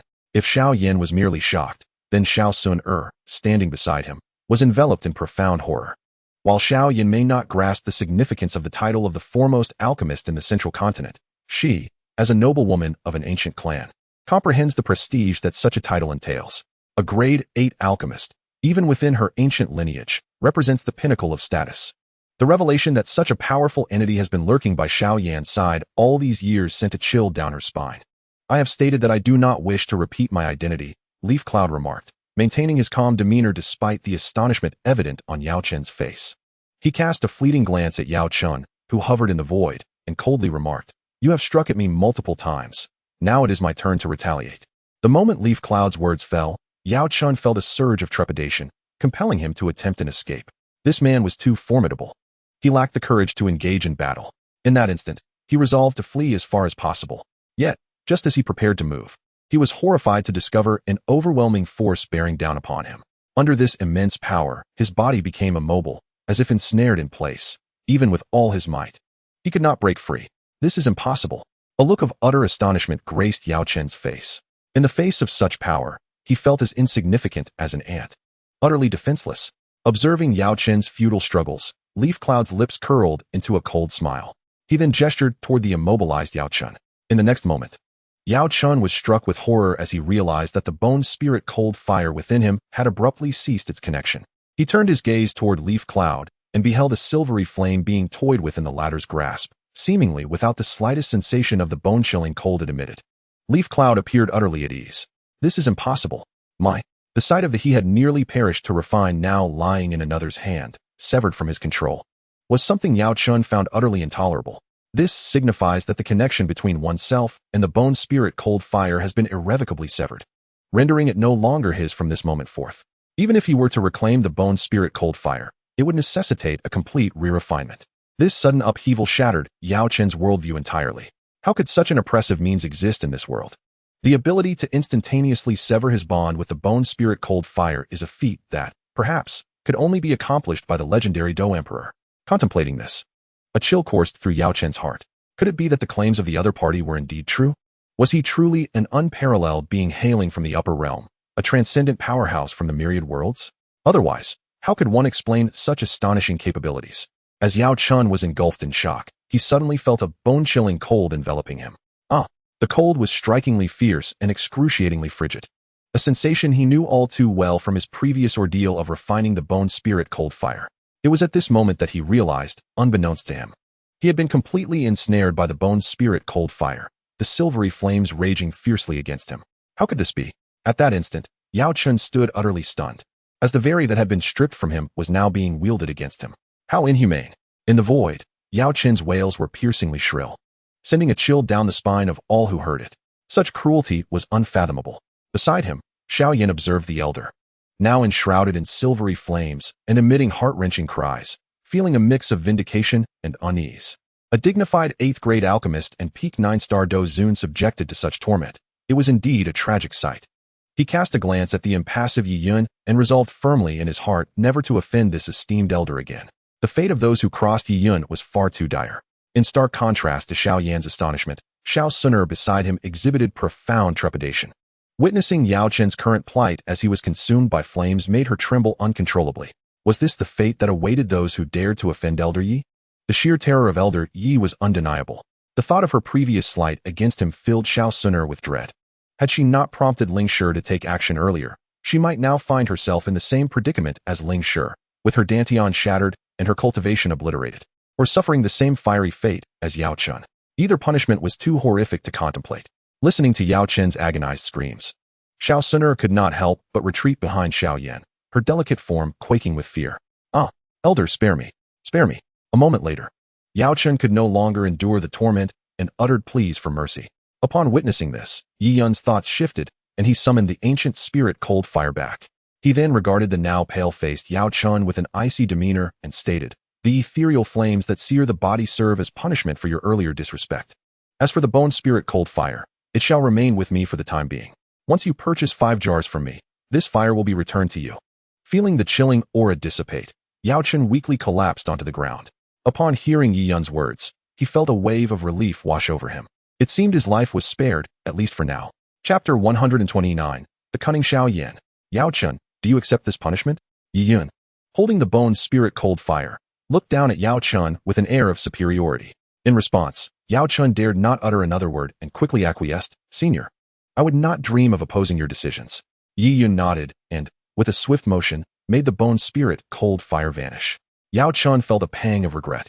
The bone spirit cold fire, which he had painstakingly acquired years ago, was now stripped from him. Yet, despite his profound discontent, he dared not reveal any dissatisfaction. He had recently experienced Yi Yun's ruthless methods firsthand. Had he not pleaded for mercy at a critical moment, he might have already been obliterated. In that instant, he no longer doubted Yi Yun's identity. At the very least, he could no longer question Yi Yun's formidable prowess, no longer viewing him as a mere charlatan. Then, Yao Chen recalled the conditions Yi Yun had presented. If he were to purchase 5 jars, he could redeem the bone spirit cold fire. Previously, he had observed Yi Yun opening jars, and his curiosity about the contents was piqued. May I inquire, Senior, if there is a possibility of acquiring treasures that could reshape one's physical form from these jars? After a moment's hesitation, Yao Chen could not help but pose the question to Yi Yun. Yi Yun, upon hearing this, nodded lightly. The name of my establishment is the Celestial Jar Shop. Any treasure that exists across the myriad realms may be found within my jars. However, the ability to procure one's desired item depends entirely on fortune. Should luck be unfavorable, one may never obtain their coveted treasures, whereas, should fortune favor them, they could manifest their desires as Xiao Yan just did. Yi Yun explained to the eager Yao Chen. Ah, I see. Yao Chen felt a surge of excitement upon hearing Yi Yun's words. Realizing that treasures capable of reshaping one's body could indeed be found in these jars. It seemed he would need to open more jars in this shop in the future.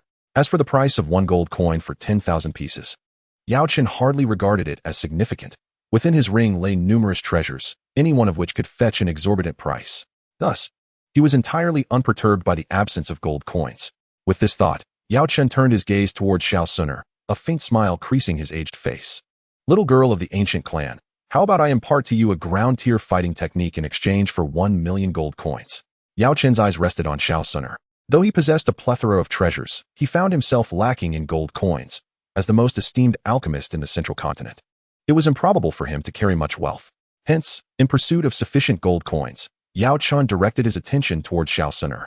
Earlier, he had observed her purchasing 3 jars for Yi Yun, thus he understood that she was a concealed heiress of great fortune. This was only natural.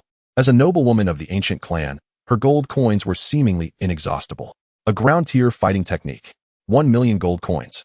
Upon hearing this, Xiao Yan could not help but click his tongue in astonishment. This old fellow truly lived up to his reputation as a formidable being of the 9-star Dou Zun rank, making such grand propositions with ease.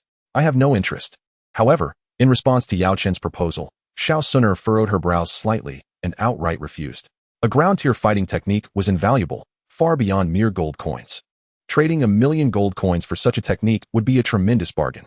Were it anyone else, possessing such wealth might have led them to agree. But who was Xiao Suner? As a noblewoman of the ancient clan, she naturally did not lack ground-tier fighting techniques. Moreover, and perhaps more importantly, Xiao Suner harbored a profound disdain for Yao Chen, which prompted her outright rejection.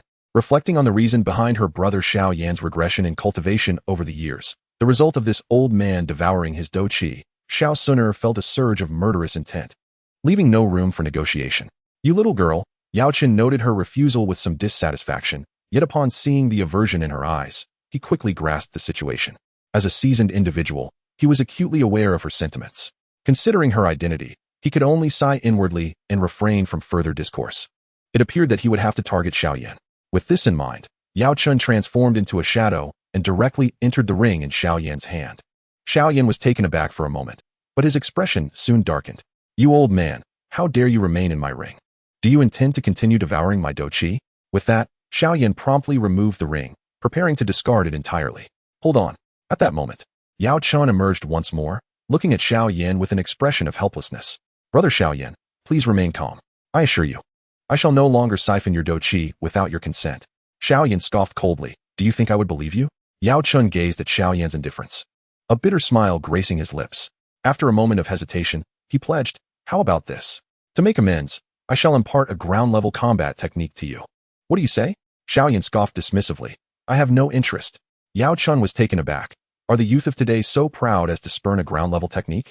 After pondering, he further promised, not only will I teach you a ground-level combat technique, but I shall also instruct you in the art of alchemy, elevating you to the status of a distinguished alchemist. Xiao sneered. Do you think such offerings can compensate for the suffering I have endured over the past 3 years? 3 years. Do you have any idea what I have gone through? Yao Chen fell silent for a moment before making another promise. Then I shall add a heavenly-level cultivation method to our agreement. Surely that will suffice? If that is still inadequate, I shall return to you all the cultivation I have amassed over these 3 years and retreat into slumber. Upon hearing this, a glimmer of light flashed in Xiao eyes. Very well, it is a deal. You must not go back on your word. Yao Chun gazed deeply at Xiao and remarked, I never anticipated that I would misjudge you. Sensing that Yao Chun had fallen into his trap, Xiao felt a sense of triumph and retorted, You aren't considering reneging, are you? Yao Chun replied calmly, Rest assured, I, Yao Chun, am a man of my word, and I shall never go back on my promise. That is good. Xiao nodded in satisfaction. Meanwhile, Xiao Suner displayed concern. Brother Xiao, it's nothing. Xiao waved his hand nonchalantly. This old fellow is an 8th grade alchemist and a formidable 9-star dozun. He is indeed a man of his word, and I trust him. Besides, you are here, Xiao Suner. If anything were to happen to me, you could inform his devoted disciple, Han Feng, of his beloved master's whereabouts. I am confident that Han Feng would come to settle the score. Xiao smiled at Yao Chun. As he looked at Yao Chun, a smile danced upon his lips, as if he had gained the upper hand. Previously, through Yi Yun, he had gleaned the truth of Yao Chun's identity. The man was no longer the exalted first alchemist of the central continent, but rather a remnant soul, betrayed by his own disciple and barely escaping with his life. In his current condition, he could only hide away in the remote city of Wu Tan, desperately clinging to existence. If his disciple, Han Feng, were to discover his whereabouts, he would undoubtedly come here to eliminate him. Armed with this knowledge, Xiao felt confident in his ability to manipulate Yao Chun. Furthermore, with Xiao Suner by his side, it would be foolish indeed if he could not discern her extraordinary identity after the recent events. With Xiao Suner present, Yao Chun would certainly think twice before acting recklessly. I never expected you to be so cunning. Yao Chun's gaze was fixed intently on Xiao. Although he felt a sense of reluctance, he could not deny that the other party had already grasped his lifeline. Xiao snorted coldly, remarking, You stealthily siphoned off my fighting spirit for 3 years. In terms of treachery, I cannot hold a candle to you. Yao Chun sighed inwardly, lamenting that as a dignified apothecary master, he had not anticipated suffering repeated setbacks today. You need not be overly concerned, for since I, Yao Chun, have made a promise, I shall certainly fulfill it. Seemingly unwilling to engage in further debate with Xiao, Yao Chun transformed into a wisp of green smoke and vanished into the ring on Xiao's hand. Xiao Suner approached Xiao and instructed, Brother Xiao, should he ever wish to harm you, you must inform me immediately. Upon hearing her words, Xiao felt a warmth in his heart and nodded slightly. Xiao Suner smiled radiantly, then produced 500,000 gold coins, placing them on the counter. Senior Yi Yun, I would appreciate it if you could provide me with 5 jars. Initially, Xiao Suner had harbored doubts regarding Yi Yun's identity, thus refraining from the idea of opening any jars. However, after witnessing Yi Yun's prowess and learning of his origins from the higher realms, her attitude underwent a radical transformation. Observing the martial spirit and soul rings that Xiao had summoned, she felt a sense of wonder and strength. Consequently, the notion of opening jars began to take root in her mind. Coming from an ancient clan as a noble lady, she was not lacking in treasures. Yet, she had never encountered any items like those produced by Yi Yun. Items such as the 9 orifices golden pill, martial spirits, and soul rings were things her own clan could not provide. This instilled within Xiao Suner a profound curiosity about Yi Yun's jar shop.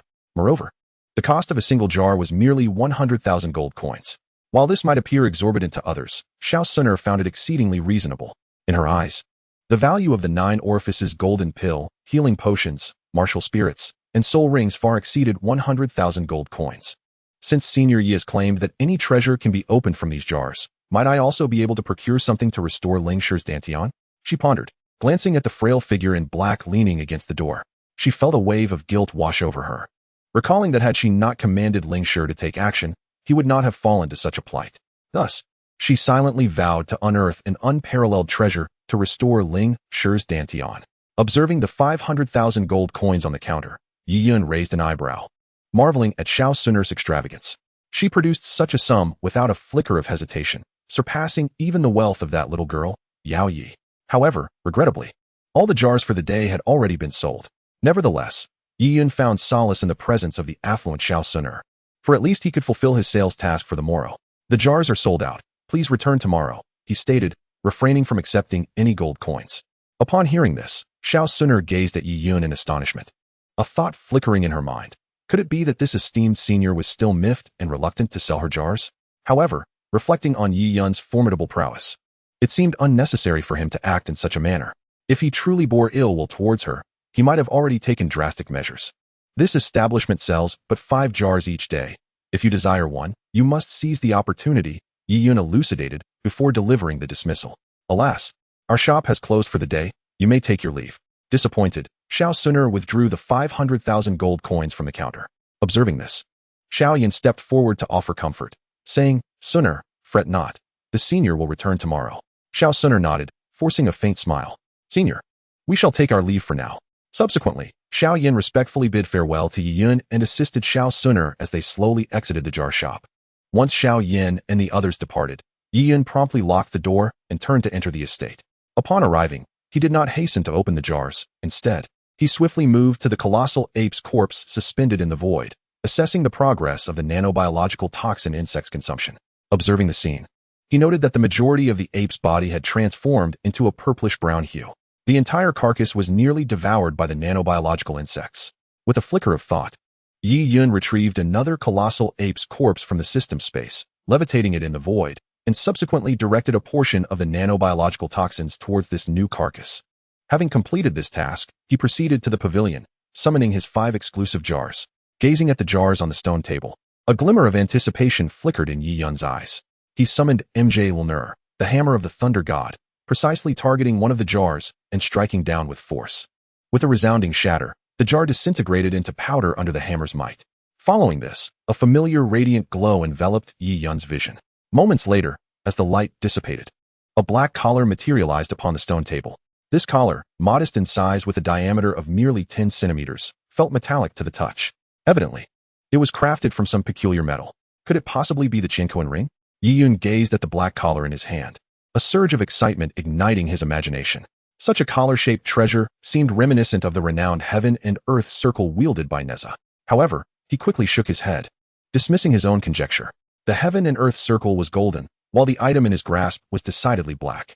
Clearly, this black collar could not possibly be the heaven and earth circle. As Yi Yun scrutinized the black collar, he swiftly gleaned its information. Beast Control Circle, originating from the world of the mortal's journey to immortality, a unique treasure of the spirit beast sect, capable of controlling spirit beasts. Chapter 131, The Tightening Circle. The Beast Control Circle? Upon reading the description, a flicker of astonishment crossed Yi Yun's eyes. This black collar was indeed from the realm of the mortal's journey to immortality, and moreover, it was the exclusive artifact of the spirit beast sect, specifically designed to dominate spirit beasts. Yi Yun recalled that the spirit beast sect was a faction dedicated to combat through the control of spirit beasts. As he held the Beast Control Circle, Yi Yun suddenly thought of the grand universal salvation technique he had been practicing. Upon mastering this technique, one could condense the grand universal divine light, capable of transforming living beings to serve one's will, and similarly exert control over beasts. However, the grand universal salvation technique was limited to those weaker than oneself. Attempting to influence beings of greater strength would result in a backlash. Evidently, the Beast Control Circle shared a similar limitation. It would not yield control over spirit beasts of superior prowess. In this light, the functions of the Beast Control Circle and his grand universal salvation technique seemed to overlap somewhat. With this realization, a hint of disappointment flickered in Yi Yun's eyes. Now, he could only pin his hopes on the forthcoming system's critical reward. As Yi Yun awaited eagerly, the system's notification resonated slowly in his mind. Ding! Congratulations, host. On acquiring the Beast Control Circle, you have triggered a 10,000-fold critical hit and are entitled to a 10,000-fold reward. 10,000-fold rewards available. Option 1, 10,000 Beast Control Circles. Option 2, 1 Tightening Circle. As the system notification echoed, 2 options materialized before Yi Yun's eyes. He hastily scanned the options, ultimately fixing his gaze on the second choice, the Tightening Circle. Upon seeing the content of the second option, Yi Yun's heart raced. It was indeed the Tightening Circle. This artifact was no stranger to him. After all, he had watched at least 5 adaptations of Journey to the West throughout his life. Yi Yun's heart brimmed with joy. To think that he had just mentioned the Monkey King, and now he was presented with the Tightening Circle. It seemed he ought to invoke the name of the Monkey King more often. Perhaps the golden staff would soon follow. The thrill of wielding such a staff would be far more exhilarating than merely being struck by it. As a person well-versed in the narrative of Journey to the West, Yi Yun naturally understood the origins and purpose of the golden hoop. The golden hoop was bestowed by Buddha Sakyamuni, who, considering Tang Sung to be an ordinary mortal, feared he might struggle to manage his disciples on their pilgrimage for scriptures. Thus, he granted 3 golden hoops to Guanyin Bodhisattva. These 3 hoops were intended specifically for Sun Wukong, Zhu Beiji, and Sha Seng. However, Guanyin Bodhisattva, in her avarice, kept 2 of the hoops for herself and only conferred one upon Tang Sung to control Sun Wukong. The remaining 2 hoops were rather surreptitiously placed upon the heads of the Black Bear Spirit and the Red Boy. Ultimately, the Black Bear Spirit became Guanyin's mountain guardian, while the Red Boy served as her attendant, the virtuous child. The potency of the golden hoop is beyond doubt. Once placed upon the head, it cannot be removed. And reciting the incantation causes excruciating pain. Even Sun Wukong, who feared neither heaven nor earth, was subdued by the golden hoop, obediently following Tang Seng's commands. A mere mortal like Tang Sung could command such a formidable being with just a golden hoop, highlighting its immense power. Reflecting on this, Yi Yun gazed at the 2 options before him. Without a trace of hesitation, he made his choice. He spoke to the system, declaring, "System, I choose option 2. As soon as his words left his lips, the black beast controlling ring in his hand transformed into a radiant golden hoop, shimmering with brilliance. Is this the golden hoop? Yi Yun's eyes sparkled with excitement as he beheld the golden headpiece. With this artifact, should the opportunity arise, he could place it upon a powerful individual, and that person would submit to his will, much like Sun Wukong. Then, Yi Yun's gaze swept over the golden hoop in his hand, and a stream of information instantly materialized before him. Golden hoop, originating from the world of Journey to the West. This is a rare treasure that, once donned, is exceedingly difficult to escape. Indeed, it is the golden hoop from Journey to the West. Yi Yun was overwhelmed with exhilaration. Just then, a beam of golden light suddenly shot forth from the hoop and penetrated his brow. The hoop in Yi Yun's hand began to emit a faint metallic luster. At that moment, an ancient Buddhist chant resonated in Yi Yun's mind, reverberating like a mighty bell, causing his consciousness to waver. Following this, a torrent of information surged forth, akin to a bloody dagger, cleaving open Yi Yun's skull and flooding into the recesses of his mind. After a while, Yi Yun felt a wave of fatigue wash over him, his legs trembling slightly, as his consciousness gradually returned to clarity. With his eyes tightly shut, Yi Yun focused his mind, immersing himself in the deluge of information swirling within his consciousness. Yi Yun sat quietly in the pavilion, akin to an old monk in deep meditation. As time passed, a radiant light of Buddha suddenly surged around him, enveloping him in a celestial glow that rendered him akin to a living Buddha. After an indeterminate duration, he slowly opened his eyes, a flicker of enlightenment illuminating his gaze. At this moment, he had wholly absorbed the information contained within the golden light. It turned out that the golden light encompassed the incantations for the tightening spell and the loosening spell associated with the tightening ring, as well as various other applications of the ring. Reciting the tightening spell would cause the ring to constrict relentlessly, inflicting unbearable pain upon the wearer. The swifter the spellcaster recited the incantation, the greater the torment endured by the one adorned with the ring. Conversely, the loosening spell served to liberate the wearer from the ring's grasp. In the classic tale Journey to the West, even Tang Sung himself had never mastered this loosening spell. Additionally, Yi Yun acquired other knowledge regarding the ring's functionalities. Remarkably, the tightening ring could transform into various forms according to the caster's intent. In the original text, the Bodhisattva Guanyin morphed the ring into a Buddha's cap to trick Sun Wukong into wearing it. Even with his fiery eyes, Sun Wukong failed to discern the true nature of the tightening ring, illustrating its extraordinary qualities. Delighted by the tightening and loosening spells, Yi Yun playfully handled the tightening ring in his hands. He pondered whether, upon entering the perfect world again, he might find an opportunity to deceive a formidable opponent into wearing it. With the ring's formidable power, no matter how strong the adversary, they would ultimately be at his mercy. This thought ignited a surge of excitement within him. After a brief moment, Yi Yun subdued his exhilaration and redirected his gaze to the jar upon the stone table. After stowing away the tightening ring, he picked up the Thor's hammer lying on the ground and struck the jar with considerable force. The next instant, the sound of shattering glass resonated, followed by a dazzling display of radiant light.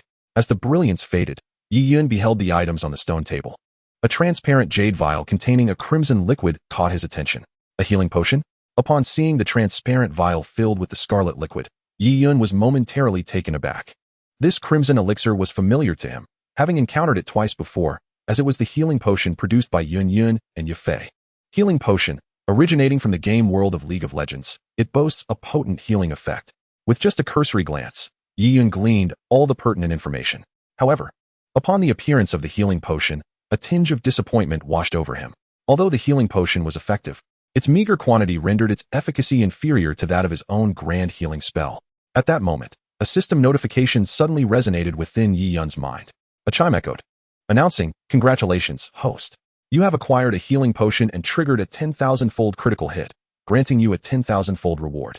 The rewards available for selection are: Option 1, 10,000 healing potions. Option 2, a soul guide lotus." Following the system's announcement, two choices materialized before Yi Yun's eyes. He swiftly glanced at the information presented, ultimately fixating on the second option, a soul guide lotus. It appeared to be a name befitting a rare treasure.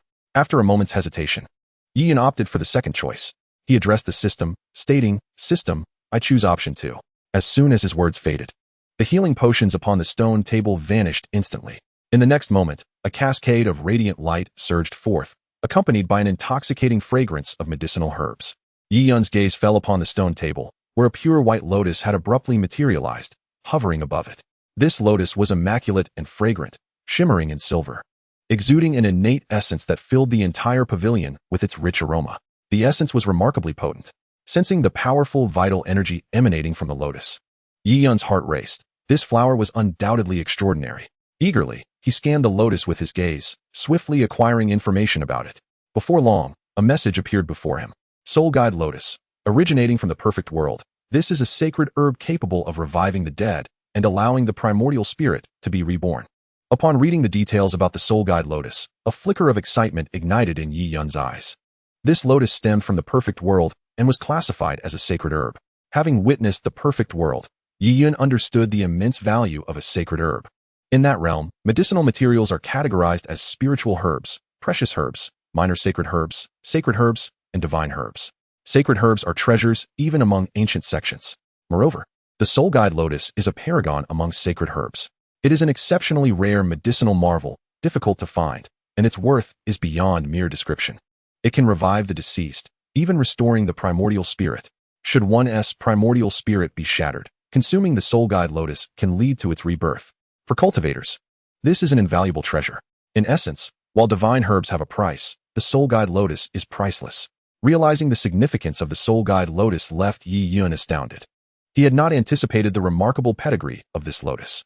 This is nothing short of a mutated version of the resurrection armor, possessing the ability to bring one back from the dead. However, for Yi Yun, who possesses an immortal body, the allure of this soul-calling lotus is rather diminished. Thus, he merely cast a fleeting glance before storing it within the confines of his system space. Subsequently, Yi Yun picked up the Mjolnir from the ground and continued to open the jars. With a resounding crash, the third jar shattered under the force of the Mjolnir in his hand, transforming into an endless cloud of powder. The powder, in turn, erupted into countless rays of dazzling light, radiating brilliance. Once the luminescence faded, Yi Yun's gaze became intensely focused. There, upon the stone table, lay a page emitting a blue glow, seemingly extraordinary. What could this be? Perhaps another form of divine transmission? Observing the glowing page, curiosity sparked in Yi Yun's eyes as he began to scan the information inscribed upon it. Feast Skill Book, originating from the realm of League of Legends.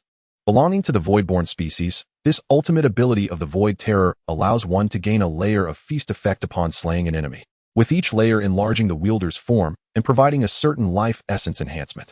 Upon absorbing the details from the shimmering blue page, astonishment flickered in Yi Yun's eyes. This was indeed a skill book from the League of Legends universe. Feast, wasn't he that the ultimate ability of the great insect? A hint of interest spread across Yi Yun's face. He anticipated unearthing such a treasure. Within the game, this ultimate ability is quite formidable. In the early stages, it may seem inconsequential, but as the layers of feast accumulate in the later stages, the great insect becomes exceedingly resilient, its form expanding with each layer. Positioned before allies, it resembles a prehistoric behemoth, rampaging through the battlefield. Yet, as Yi Yun observed the description of the Feast Skill Book, a peculiar expression crossed his face. The enhancement of life essence should correlate with the vitality within one's blood. The more robust the blood, the higher the life level. As for the enlargement of one's form, if he were to master this skill and consume enemies, would his own body not also grow? This transformation differs from the manifestation of the law of heaven and earth, which only temporarily enlarges Yi Yun's form, consuming considerable stamina. Conversely, the effect of feast promises a permanent increase in size. Over time, it's conceivable that Yi Yun could evolve into a giant, a creature of formidable presence. Contemplating this, Yi Yun shook his head. Perhaps it was wiser to remain an ordinary human. Such a skill, capable of inducing permanent bodily mutation, was not a gift he wished to embrace. To exist perpetually as a giant in this world was beyond his capacity, as it would undoubtedly draw the gaze of others. Filled with intrigue and bewilderment, at that moment, a sudden system notification echoed in Yi Yun's mind. Ding! Congratulations, host. You have acquired the Feast skill book, triggering a 10,000-fold critical hit and receiving a 10,000-fold reward. The rewards are as follows. Option 1. 10,000 Feast skill books. Option 2. A golden page of the Great Devouring Technique inheritance. As the system notification rang out, two choices materialized before Yi Yun's eyes. He quickly glanced at the information presented and ultimately fixed his gaze upon the second option, the Great Devouring Technique. Upon reading the details of the second choice, a look of delight spread across Yi Yun's face. Chapter 133, The Great Devouring Technique. The Chiian Kuan circle. It was indeed the Great Devouring Technique. A hint of excitement danced upon Yi Yun's features. Having read Eternal Life, he was well aware of the significance of this technique. The Great Devouring Technique, originating from the world of eternal life, is one of the 3,000 great paths, known for its formidable power. In the original work, Feng Han's rapid growth was closely linked to this very technique. The Great Devouring Technique is the supreme divine art of the celestial demon clan within eternal life, capable of devouring all forms of energy and artifacts to replenish oneself. It is akin to a fantastical method of energy absorption. Contemplating the extraordinary effects of the Great Devouring Technique, Lin Yang's smile widened with glee. Without a moment's hesitation, Yi Yun made his decision. He addressed the system, stating, "System, I choose option 2. Yi Yun resolutely opted for the second choice, for the Great Devouring Technique, being one of the 3,000 great arts, far surpassed any mere feast skill. As soon as Yi Yun's words fell, the feast skill book radiating blue light in his hand vanished in an instant. Following this, a brilliant golden light surged forth, coalescing in Yi Yun's palm into a golden page of inheritance. This was the inheritance page of the Great Devouring Technique. Gazing at the page in his hand, Yi Yun felt an overwhelming surge of exhilaration.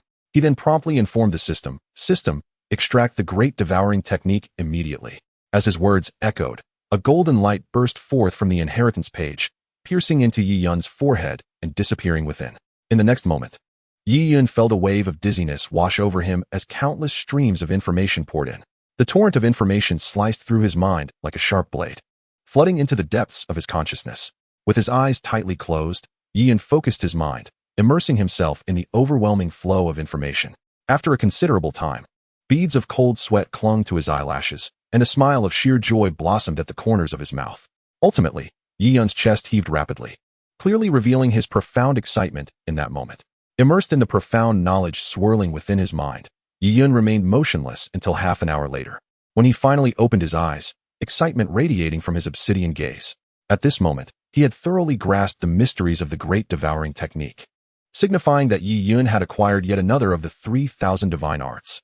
With a flicker of thought, he instantly transported himself into the void and retrieved the corpse of a colossal ape from the system's space. Great Devouring Technique, he uttered softly, unleashing the technique as dense black symbols surged from his palm, enveloping the gigantic ape's remains in an instant. Absorb. With another thought, the black symbols swiftly returned to his body, laden with an overwhelming essence of blood energy, causing Yi Yun's complexion to flush a vibrant red. Meanwhile, the colossal ape's corpse had transformed into a desiccated husk, its life energy wholly consumed by Yi Yun. As the blood energy surged into him, a primal roar reminiscent of an ancient giant echoed within Yi Yun. Within him, a seed of a colossal elephant awakened, its immense power merging with Yi Yun's being, amplifying his strength to terrifying heights. Alongside the previous 15 elephant seeds, he had now awakened 16 within himself, granting him an astonishing strength of 160,000 pounds. After testing the might of the Great Devouring Technique, Yi Yun swiftly returned to the pavilion, ready to continue his endeavors with the jars. At this moment, only 2 jars remained upon the stone table. Seizing the Thunder Goddess hammer, he brought it down forcefully upon one of the jars. With a resounding crack, the jar shattered. As the familiar glow of dawn flickered, a crescent-shaped, silvery artifact emerged upon the stone table. What could this be? Observing the newly revealed artifact, Yi Yun's eyes reflected a sense of curiosity. Could it be a magical tool? As he sensed the sharp aura emanating from the crescent artifact, speculation filled his mind. Yi Yun then proceeded to scan the artifact with his gaze. Moments later, he acquired all the information regarding the crescent-shaped treasure. Moon Gold Wheel. Originating from the world of the legend of Shu Mountain, it is one of the most formidable magical treasures of Kunlun, serving as an offensive weapon. Moon Gold Wheel. The legend of Shu Mountain? Yi Yun paused slightly at the information regarding the artifact. He had watched this film before and was not unfamiliar with the Moon Gold Wheel. In the movie, there existed a sect known as the Kunlun sect, comprised of only one male and one female, whose treasured artifacts were the Sun Gold Wheel and the Moon Gold Wheel. The Sun Gold Wheel was primarily defensive, while the Moon Gold Wheel was focused on offense. Surprisingly, even the Moon Golden Wheel from the Shushan Chronicles has emerged. Yi Yun picked up the Moon Golden Wheel from the stone table, a hint of curiosity gracing his face.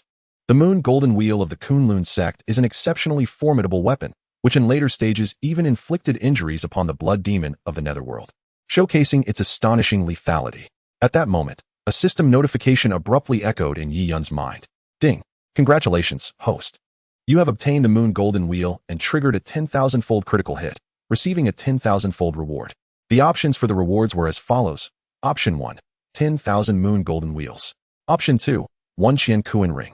As the system notification resonated, two choices materialized before Yi Yun's eyes.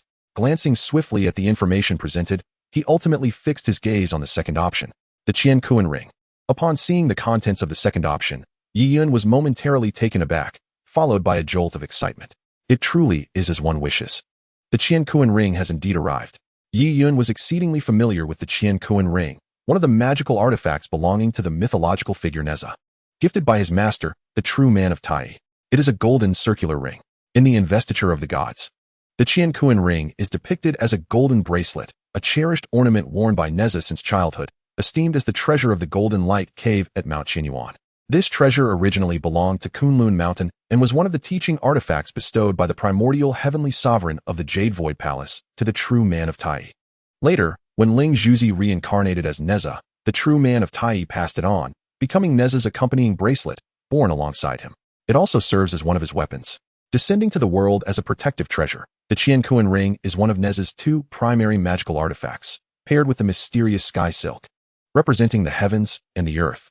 At the age of 7, Neza took the Chiian Kuan ring to stir the seas, using it to smash the sea-patrolling Yaksha to death and to strike down the third prince of the East Sea dragon, Aobing. He even managed to injure the Dragon King of the East Sea, truly a divine instrument for subduing dragons and tumultuous seas. During the war against the tyrant Zhou, Neza wielded the Chiian Kuan ring to shatter many formidable foes, playing a significant role throughout the entire investiture of the gods. This ring is an indomitable treasure of utmost purity and resilience, capable of inflicting devastating blows when hurled, capable of altering its size. Its might is immense, unparalleled, possessing divine power to stir rivers and shake the heavens. Yi Yun recalled that in the investiture of the gods, Neza had used this ring to slay numerous adversaries, launching attacks that were invariably accurate, causing death and injury, primarily used to strike objects and people, with its lethality varying according to the force of the throw. Moreover, crafted from wondrous metals, it had shattered the jade artifacts of two enemy generals on 2 occasions, the white jade diamond bracelet of Mo Liqing and the white jade ring of Wen Liang. It is also one of the 8 treasures wielded by Neza when he manifested his 3 heads and 8 arms. With thoughts of the Chiian Kuan ring, Yi Yun immediately recalled the wind-fire wheel he had obtained. The wind and fire wheels and the Chiian Kuan circle are exclusive treasures wielded by Neza, and to his astonishment, he has acquired both at once. Is the system intending for him to become the second Neza? Chapter 134. Nalan Yanran arrives in Wutan City. The agreement. System, I choose 2. Without hesitation, Yi Yun opted for the latter between the Moon Gold Wheel and the Chiian Kuan circle. After all, the might of the Chiian Kuan circle far exceeds that of the Moon Gold Wheel. Upon making his choice, the Moon Gold Wheel in his hand transformed into a silver beam of light and vanished from sight. Subsequently, a resplendent golden radiance emerged in Yi Yun's palm, ultimately coalescing into a golden ring. Is this the Chiian Kuan circle? Grasping the golden ring, Yi Yun attempted a swing. Instantly, the surrounding space trembled as if a force were being suppressed. Truly, the Chiian Kuan circle is formidable. A mere flick could unleash immense power. Yi Yun silently praised its capabilities. The Chiian Kuan circle, a treasure of unparalleled strength, is indestructible and infinitely hard. capable of delivering devastating blows and altering its size. Its might is tremendous, able to stir the seas and shake the heavens. Henceforth, he would wield the Thor's hammer for close combat and employ the Chiian Kuan circle for ranged attacks. As Yi Yun swung the Chiian Kuan circle, he felt an extraordinary ease, a satisfied expression gracing his face. Just as Yi Yun was immersed in his endeavors at the manor, two figures gradually entered Wutan City during the evening. Both donned moon-white robes. One was an elderly man, vibrant and spirited, his small eyes flickering with brilliance. On the chest of his robe was depicted a silver crescent moon, adorned with 7 shimmering golden stars. Curious passers-by glanced at the elder, and upon spotting the emblem on his chest, they were struck with astonishment, their faces reflecting shock. The emblem signified the prowess of a 7-star Great Dou Qi. In the modest Wutan City, those who attain the rank of Great Dou Qi are formidable figures renowned in their respective regions, their strength attracting the attention of any faction. Thus, witnessing such a formidable presence was no surprise for the onlookers. Following the elder was a young lady, equally garbed in moon-white attire. She was breathtakingly beautiful, with delicate jade pendants adorning her tender earlobes, emitting a melodious chime as they swayed, exuding an air of exquisite elegance. Additionally, 6 golden stars were emblazoned on her chest. A 6-star Dou artist. If this girl did not rely on external enhancements, she would be an extraordinary genius. A nearby passerby caught sight of her and gasped softly in awe. This elder and maiden were none other than Dou Qi and Nalan Yanran, who had finally arrived in Wutan City after a 4-day journey from the Yunlan sect. As the evening descended, Dou Qi addressed Nalan Yanran, suggesting they forego their visit to the Xiao family and instead seek refuge in a nearby inn upon entering Wutan City. Indeed, however, I must dispatch someone to notify the Xiao family to prepare for our arrival, Dou Qi replied with a nod. That night, Xiao Yan was deeply engrossed in his cultivation when he was suddenly interrupted by a knock at the door. "Father, is that you?" he exclaimed, opening the door to reveal Xiao Zhan, the clan leader of the Xiao family. "Ah, Yenner, still awake at this late hour?" Xiao Zhan inquired, his voice tinged with concern as he regarded his son. Dressed in an opulent gray robe, he exuded an air of authority, accentuated by his thick eyebrows that added a touch of grandeur to his presence. "Father, you two have yet to rest?" Xiao Yan's smile widened as he gazed at the middle-aged man before him. Despite possessing memories from his past life, he had known nothing but his father's unwavering affection since birth. Even after his own fall from grace, that love had only intensified, leading Xiao Yan to willingly call him father. "Are you still pondering the events of the afternoon's test?" Xiao Zhan stepped closer, smiling. "Is there much to contemplate?" "It was as expected," Xiao Yan replied, his smile somewhat strained, betraying a maturity beyond his years. Observing Xiao Yan's youthful visage, Xiao Zhan let out a sigh, pausing for a moment before suddenly asking, "You are 15 now, are you not?" "Yes, father," Xiao Yan affirmed. "In just a year. It seems you will be undergoing the rite of passage," Xiao Zhan remarked with a bittersweet smile.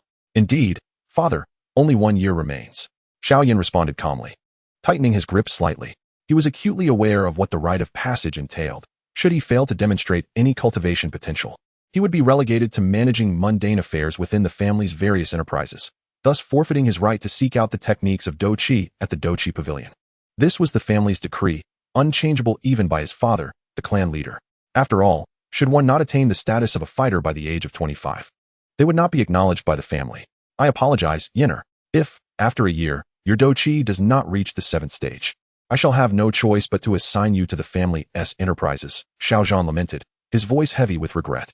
"This family is not governed solely by my will. Those elder gentlemen are ever watchful for my missteps. Father, I will strive for success. In a year's time, I will surely attain the 7th stage of Dou Qi," Xiao Yan assured him with a smile, brimming with newfound confidence in his abilities. Unbeknownst to Xiao Zhan, who sighed in response, the path to achieving 4 stages of Dou Qi within a year was fraught with challenges. He affectionately patted Xiao Yan's head and said with a sudden smile, "It's getting late. Return and rest. Tomorrow we shall have distinguished guests at the family estate. Ensure you do not forget your manners." "Distinguished guests? Who might they be?" Xiao Yan inquired with curiosity. "Tomorrow will reveal everything." With a mischievous wink at Xiao Yan, Xiao Zhan departed with a hearty laugh, leaving Xiao Yan in a state of helplessness. The pressure of breaking through to the 7th tier of Dou Qi within a year is indeed immense. After Xiao Zhan's departure, the figure of Yao Chun emerged from the ring, a hint of schadenfreude in his tone. "Now that I have discerned the reason for the disappearance of your Dou Qi, do you still require my assistance to grow stronger, given your innate talent?" Taking a slow breath, Xiao Yan replied nonchalantly. He held a strong confidence in his abilities. "Child, your talent is undoubtedly commendable, Yet you must realize that you are already 15 years old, and your Dou Qi has only reached the 3rd tier. If I recall correctly, you are to undergo your coming-of-age ceremony next year. Am I mistaken? Do you truly believe you can ascend to the 7th tier of Dou Qi in just a year through sheer diligence? Yao Chen's wrinkled visage resembled a blooming chrysanthemum at that moment. If it weren't for your absorption of my Dou Qi, would I have to endure such humiliation? Old rascal. Stung by the elder's words, Xiao Yan's youthful face darkened, and he began to curse vehemently. After venting his frustrations, Xiao Yan fell into despondency once more.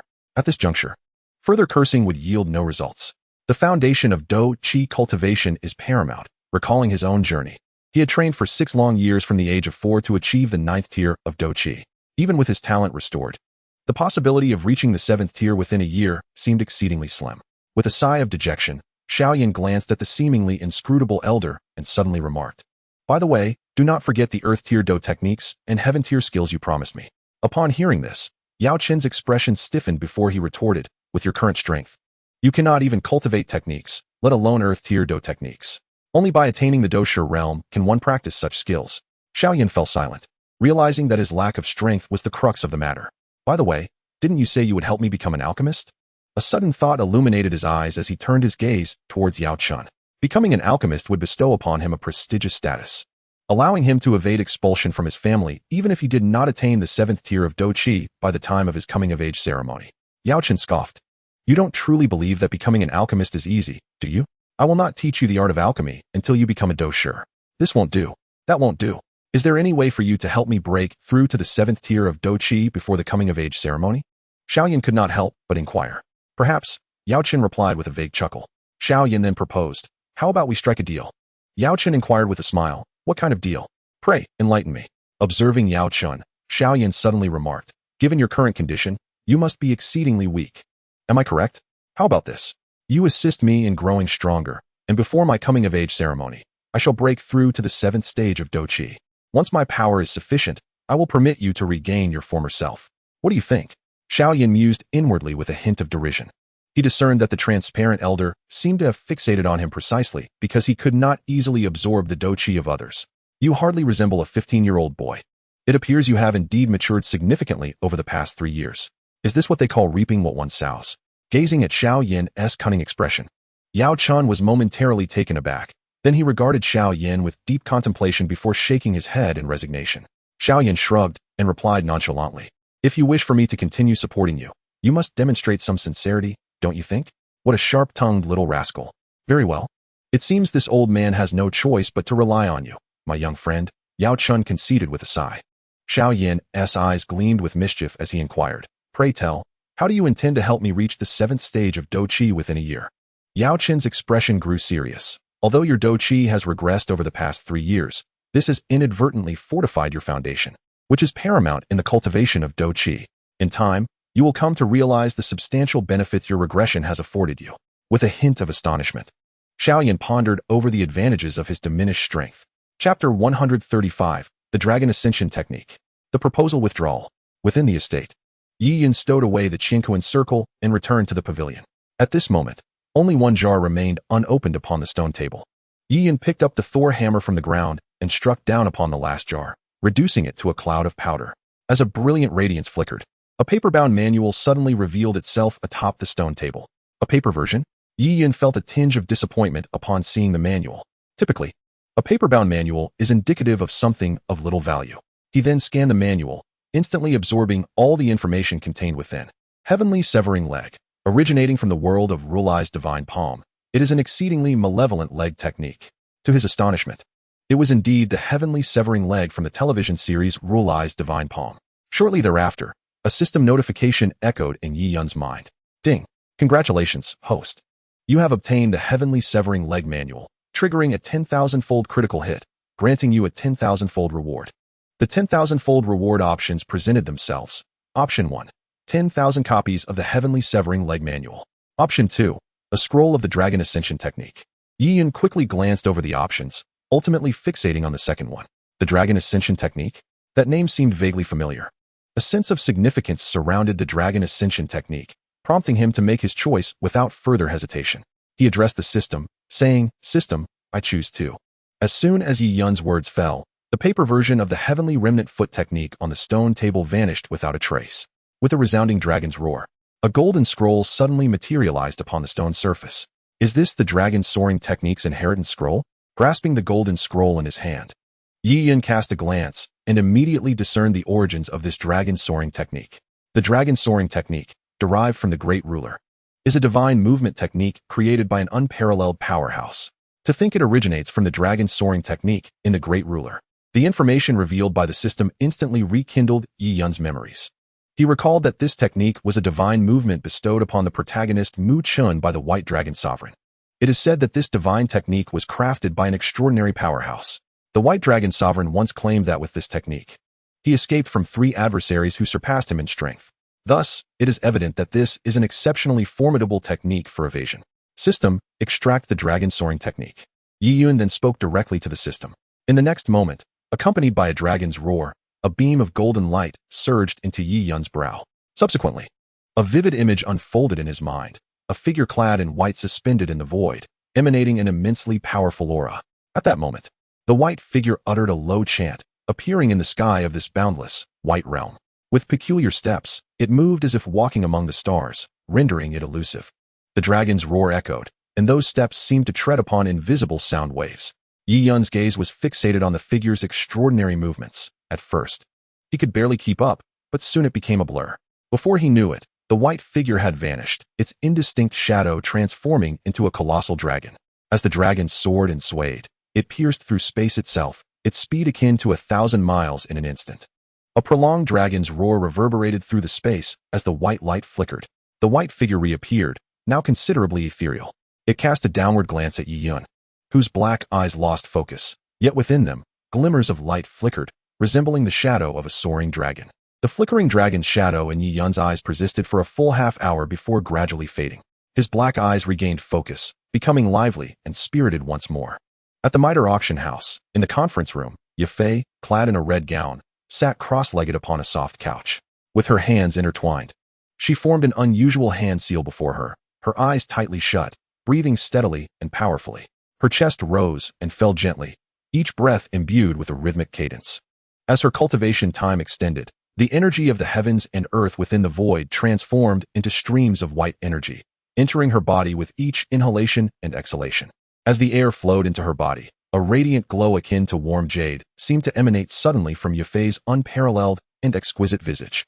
Sensing the burgeoning energy within her, a faint smile of satisfaction graced her captivating face. Having tasted the sweetness of progress, Yafei was far from complacent. Her eyes remained tightly shut, her fingers steady, as she maintained a deep focus, greedily absorbing the energies of the universe. As dawn gradually broke, Yafei inhaled the last wisps of energy into her being. Her eyelashes fluttering slightly before her enchanting eyes snapped open. At this pace of cultivation, it would not be long before she achieved a breakthrough. The growing energy within sparked a look of obsession on her face. Previously, her cultivation speed would have required nearly 10 days to match the progress made in a single night. I wonder how the preparations for the gold coins are coming along. Rising and freshening up, Yafei made her way to the hall. "Lee Steward, how have you fared with the task I entrusted to you yesterday?" She inquired of the auction steward. "Miss, I have managed to gather 300,000 gold coins," he replied. Upon hearing this, Yafei expressed her dissatisfaction. 300,000 gold coins? Is that all? With such a sum, we can only open 3 jars. I have done my utmost, Miss, Lee Steward said, his face displaying concern. "May I inquire why you suddenly require so many gold coins?" Yafei replied coolly, "I have my own purposes. Please hand the coins over to me." Lee Steward reluctantly passed her the gathered coins, adding with a wry smile, "It seems this month's auction will have to be cancelled." Yafei's expression remained unchanged. In the past, she might have sought ways to secure funding to ensure the auction took place, but now the auction's performance was of no concern to her. "Third young master, the clan leader requests your presence in the hall." Early in the morning, as Xiao Yan concluded his training, an aged voice called from outside his room. "Ah," he responded casually, changing into a fresh set of garments before stepping outside, smiling at an elder in green attire. "Let us proceed, Master Mo." Observing the youthful countenance of the boy, the elder nodded kindly, but as he turned, a fleeting glimmer of unnoticeable regret passed through his murky old eyes. Alas, given third young master's former talents, he should have become an exceptional fighter by now. What a pity. Following the old steward through the back courtyard, they eventually came to a halt outside the solemn reception hall. After respectfully knocking, they gently pushed the door open. The hall was quite spacious, filled with numerous individuals, among whom sat Xiao Zhan and 3 elder men with indifferent expressions at the topmost seats, wielding authority nearly equal to that of the clan leader. Beneath the left hands of the 4 individuals sat esteemed elders of the family, their influence and power unmistakable. Beside them, some remarkable youths of the clan displayed their talents. On the opposite side, 2 figures clad in pale moon-white robes were none other than Nalan Yanran and Dou Qi. A puzzled gaze from Xiao Yan swept over the unfamiliar duo. Among them, an elderly gentleman donned in moon-white attire exuded warmth with a beaming smile. His eyes, though small, sparkled with keen intelligence. Xiao Yan's gaze gradually descended, ultimately resting upon the chest of the elder, where a silver crescent moon was vividly depicted, encircled by 7 radiant stars. A 7-star Dou Master. The realization struck Xiao Yan with astonishment. This elder's prowess surpassed even that of his father by 2 stars. Those who attain the status of Dou Master are invariably renowned figures of formidable strength, and encountering such a being was enough to leave Xiao Yan astounded. The other figure was a young maiden, her age akin to Xiao Yan's, yet to his surprise, her beauty outshone even that of Xiao Mei, rivaled perhaps only by the ethereal Xiao Suner within the clan. Adorning her delicate earlobes were jade pendants that produced a melodious chime with the slightest movement, lending her an air of exquisite grace. Additionally, 6 golden stars were illustrated upon her chest, a 6-star Dou practitioner. If she had not relied on external means to augment her abilities, she would indeed be an extraordinary talent. Taking a subtle breath, Xiao Yan's gaze lingered only briefly on the maiden's enchanting visage before diverting away. Despite her allure, he refrained from exhibiting any juvenile infatuation. Father, esteemed elders. He stepped forward swiftly, respectfully bowing to the 4 prominent figures, including Xiao Zhan. Ah, Yanner, you've arrived. Please take a seat, Xiao Zhan greeted, halting his jovial conversation with the guests and gesturing for Xiao Yan to join him. After a cursory glance, Xiao Yan made his way to a corner, settling beside Xiao Suner. Brother Xiao Yan, do you know their identities? She inquired with a smile as soon as he sat down. You know? Turning his head with curiosity, Xiao Yan asked in surprise. Did you notice the silver sword shaped like a cloud on the cuffs of their robes? Xiao Suner replied with a gentle smile. Oh. A spark of realization ignited within Xiao Yan as he shifted his gaze to the 3 individual sleeves, where indeed a cloud-shaped silver sword was visible. They are from the Ultraman sect? Xiao Yan whispered, astonished. What brings them to our family? He murmured, a hint of confusion coloring his tone. The delicate fingertips paused momentarily, and after a brief silence, Suner spoke. Perhaps it is related to brother Xiao Yan. Me? I have had no interaction with them at all, Xiao Yan replied, taken aback and shaking his head in denial. Do you know the name of that girl? Suner cast a casual glance at the delicate maiden across from her. What? Frowning, Xiao Yan pressed for clarification. Nalan Yanran. A peculiar expression flickered across Suner's small face as she glanced sideways at the somewhat stiff Xiao Yan. Nalan Yanran? The granddaughter of the Lionheart Marshal Nalan Jia from the Gamma Empire? The one who was betrothed to me by arrangement? Xiao Yan's countenance stiffened. Indeed, she is Nalan Yanran. Suner nodded, continuing, 5 years ago, Nalan Yanran was personally accepted as a disciple by Yun Yun, the leader of the Ultraman sect. Over the past 5 years, she has exhibited exceptional talent in her cultivation, earning great affection from Yun Yun. When one possesses the power to alter their fate, they will go to great lengths to eliminate that which they find displeasing. Unfortunately, brother Xiao Yan, your engagement to her is the very thing she is most dissatisfied with. Are you saying she has come to annul the engagement? Xiao Yan's expression changed, a surge of anger flooding his heart. This anger was not born out of Nalan Yanran's disdain for him. Honestly, despite her beauty, Xiao Yan was not a lecherous man ruled by his desires. Even if they were to remain apart, he would merely feel a twinge of regret typical of any man. However, if she were to publicly request the dissolution of their engagement, it would be a disgrace to his father's dignity as the clan leader. If the engagement were truly to be called off in such a public manner, not only Xiao Yan, but even his father would become a laughingstock, losing all respect. Taking a gentle breath of the cold air, Xiao Yan's concealed hand clenched tightly within his sleeve. If I possessed sufficient strength now, who would dare trample upon my dignity? Strength, I require strength. In that moment, Xiao Yan roared within his heart. Chapter 136, Xiao Yan and Nalan Yanran's Confidence. The 3-year agreement. At that moment, in the hall, Dou Qi stood up and addressed, Clan leader Xiao, I have come seeking a request. Upon hearing this, Xiao Zhan was taken aback and immediately responded, Mr. Dou Qi, please speak. As long as it is within the capabilities of the Xiao clan, I shall do my utmost. Dou Qi nodded, then pointed to the nearby Nalan Yanran and inquired, Clan leader Xiao, do you know who she is? Who is she? When Nalan Yanran was accepted as a disciple by Yun Yun, she was merely 10 years old and had trained in the Ultraman sect for 5 years. Given the saying that a girl changes greatly by the age of 18, Xiao Zhan, having not seen her for many years, naturally did not recognize that the girl before him was his betrothed. Her name is Nalan Yanran, from one of the 3 prominent families of the imperial capital. The Nalan family, Dou Qi introduced. Upon hearing this, Xiao Zhan was instantly taken aback. Nalan Yanran. Is she not the esteemed young lady of the Nalan family who is betrothed to Yan'er? Furthermore, it is said that he has joined the Yunlan sect, becoming a direct disciple of its esteemed leader, thus holding an exceptionally noble status. The sudden appearance of this scene momentarily stunned the onlookers, as the 3 elders exchanged glances, their brows furrowing in mild concern. Meanwhile, Xiao Yan, who was seated beside Xiao Suner, also shifted his attention towards the unfolding event. Noticing that all eyes were turned upon her, Nalan Yanran displayed no signs of trepidation. Instead, she gracefully rose and performed a courteous bow to Xiao Zhan, exclaiming, "Greetings, Uncle Xiao." Realizing the situation, Xiao Zhan responded with a warm smile. "Ah, it is my dear niece Nalan. It has been years since we last met. You have grown remarkably, becoming ever more beautiful."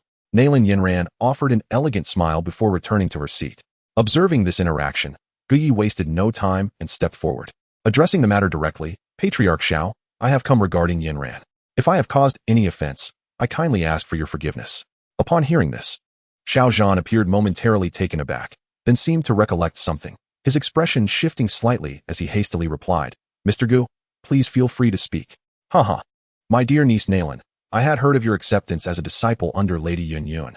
At first, I thought it to be merely a rumor, but it appears to be true. You truly possess remarkable talent," Xiao Zhan remarked with a smile. Yanran merely responded with a modest smile, somewhat overwhelmed by Xiao Zhan's enthusiasm, her hand subtly tugging at Gu Ye's sleeve beneath the table. "Haha, Patriarch Xiao, the matter I wish to discuss today pertains to Yanran, and it is one that the sect master has personally brought to my attention," Gu Yi stated with a light chuckle, his demeanor becoming somewhat serious at the mention of the sect master. Xiao Zhan's expression shifted as he reined in his smile. The sect master of the Yunlan sect, Yun Yun, was a significant figure within the Gamma Empire, and as a mere leader of a small clan, he could hardly afford to offend her. What could possibly require the assistance of the Xiao family? The connection to Nalan Yanran led Xiao Zhan to a troubling realization. His lips involuntarily twitched, and his large hand trembled slightly. Though concealed by his sleeves, it went unnoticed.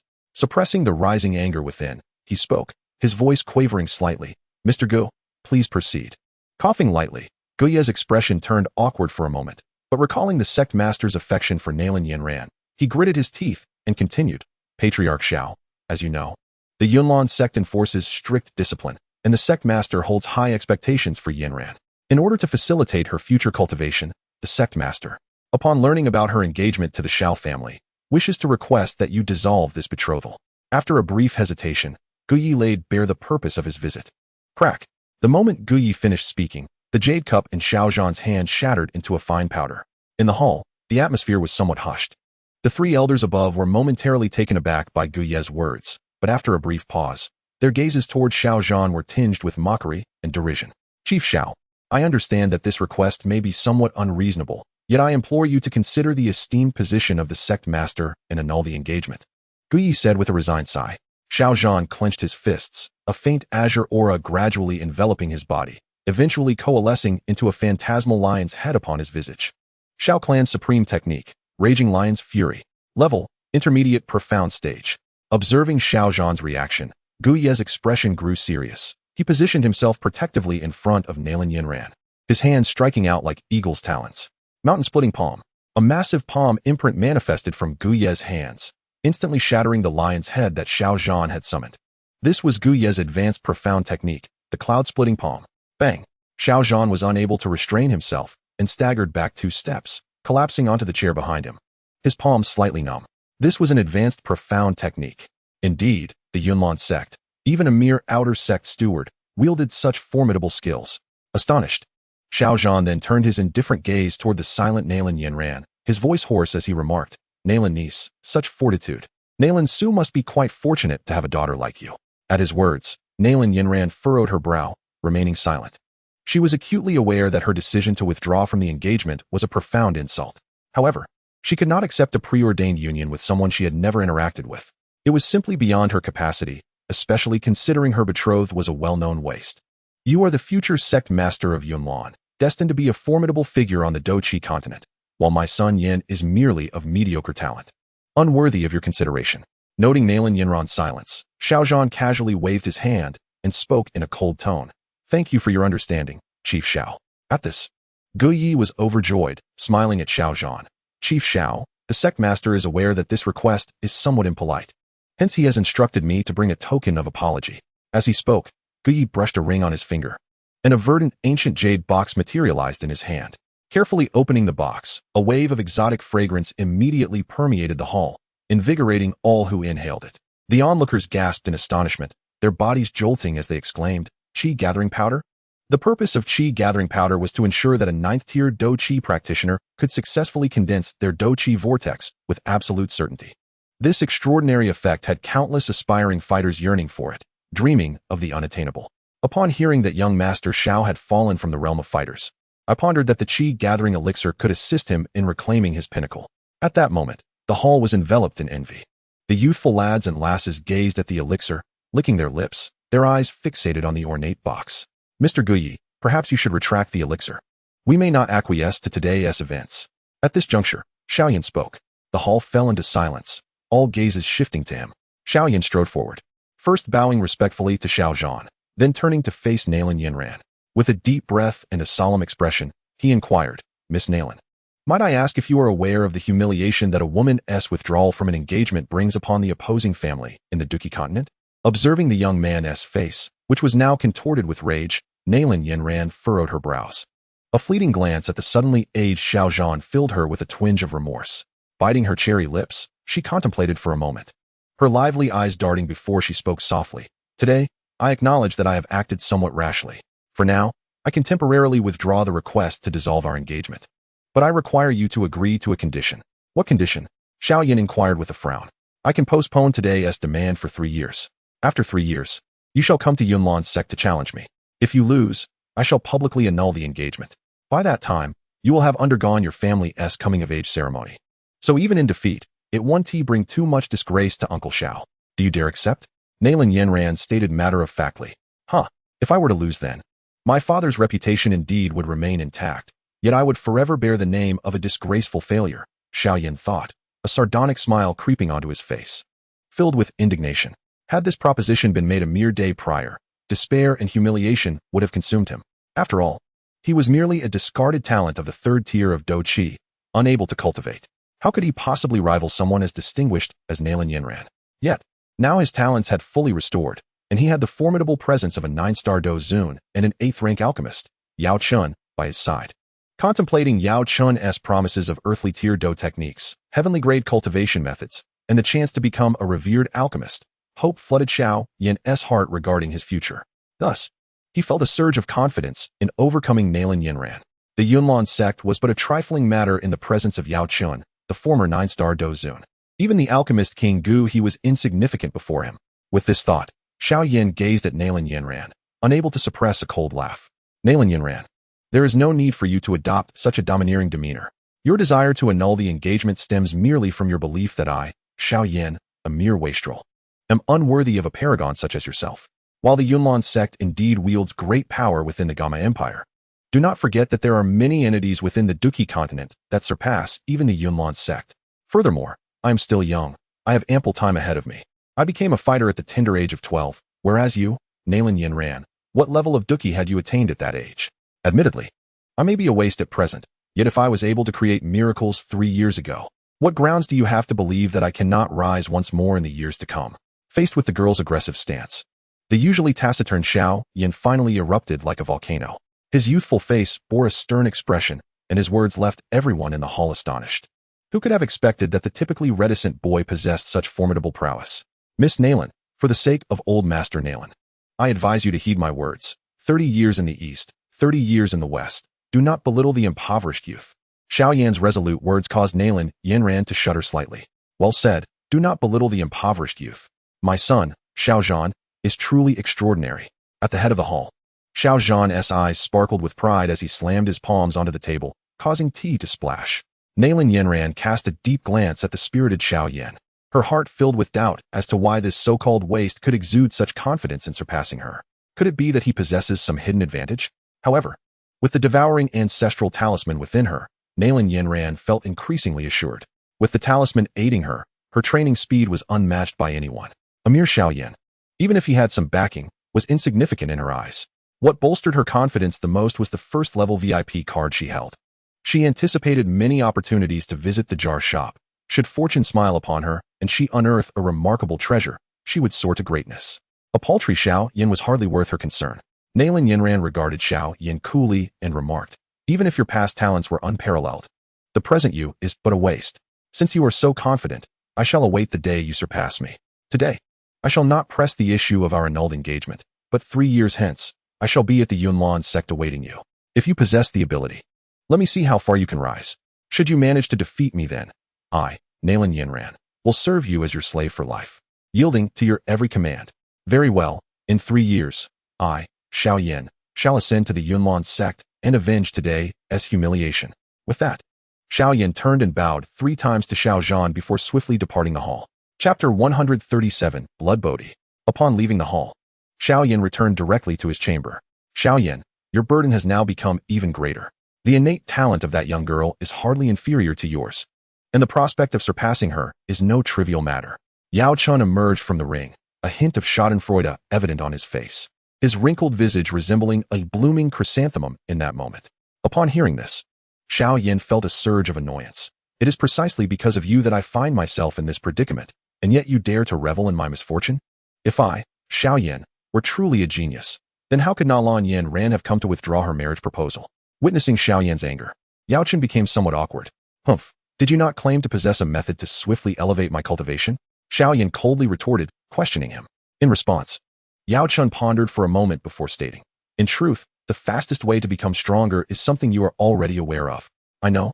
If I were aware, would I still need to inquire of you?" Xiao was momentarily taken aback, then his irritation flared. "What? Have you so quickly forgotten how your martial soul came to be within you?" Yao Chun reminded him. "Martial soul? Are you suggesting that I should continue to visit bodhi and open jars?" Upon realizing this, Xiao expression shifted, but he soon wore a bitter smile. "I understand that opening jars can lead to rapid enhancement, but each jar costs 100,000 gold coins. It is beyond my means." Yao Chun chuckled. "Does your young lady friend not possess wealth? Sonaire? Absolutely not. I still owe her 300,000 gold coins. How could I possibly face her to borrow more?" Xiao shook his head resolutely, rejecting the notion. He was a man of considerable pride. Were it not for the need to address his own physical issues, he would never have had the audacity to accept Sun Heir's 300,000 gold coins. Yao Chun, upon hearing this, laughed heartily. "It seems your little girlfriend has no intention of demanding repayment. You old scoundrel, do you take me, Xiao, for someone who lives off others?" Xiao eyes widened in indignation as he rebuked him. "Ah, in youth, one is unaware of the allure of living off others. Some would wish to do so, yet find it inaccessible." Yao Chun remarked nonchalantly. Xiao fixed his gaze upon Yao Chun, suspicion gleaming in his eyes. "I suspect that you, old fellow, were not a virtuous character in your youth. You strike me as a scoundrel." Cough. Yao Chun stiffened at this accusation, hurriedly denying it. "Nonsense. In my younger days, I was quite devoted. Do you think I would believe that?" Xiao shot him a disdainful glance, utterly unconvinced by his fabrications. "Believe it or not, the truth is that I have a clear conscience. Do not tarnish my reputation." Yao Chun replied earnestly, then turned his gaze back to Xiao. "In fact, if you are truly in need of funds, I could lend you some." "You?" Xiao scrutinized Yao Chun with skepticism. "If you possessed wealth, why did you exchange Earth-level combat techniques for gold coins yesterday?" Yao Chun elucidated, "Although I may lack currency, do not forget my esteemed identity as the foremost alchemist in the vast land of Zhongzhou. I possess numerous treasures. Surely I can exchange them for gold." Xiao eyes sparkled with intrigue. "Are you suggesting we barter your treasures for coins? That indeed seems plausible." With a glimmer of anticipation, he inquired, "What treasures do you intend to offer?" "Ah, there is no shortage." Yao Chun replied with pride. "I possess combat techniques, cultivation methods, alchemical formulas, and secret arts. My collection is extensive."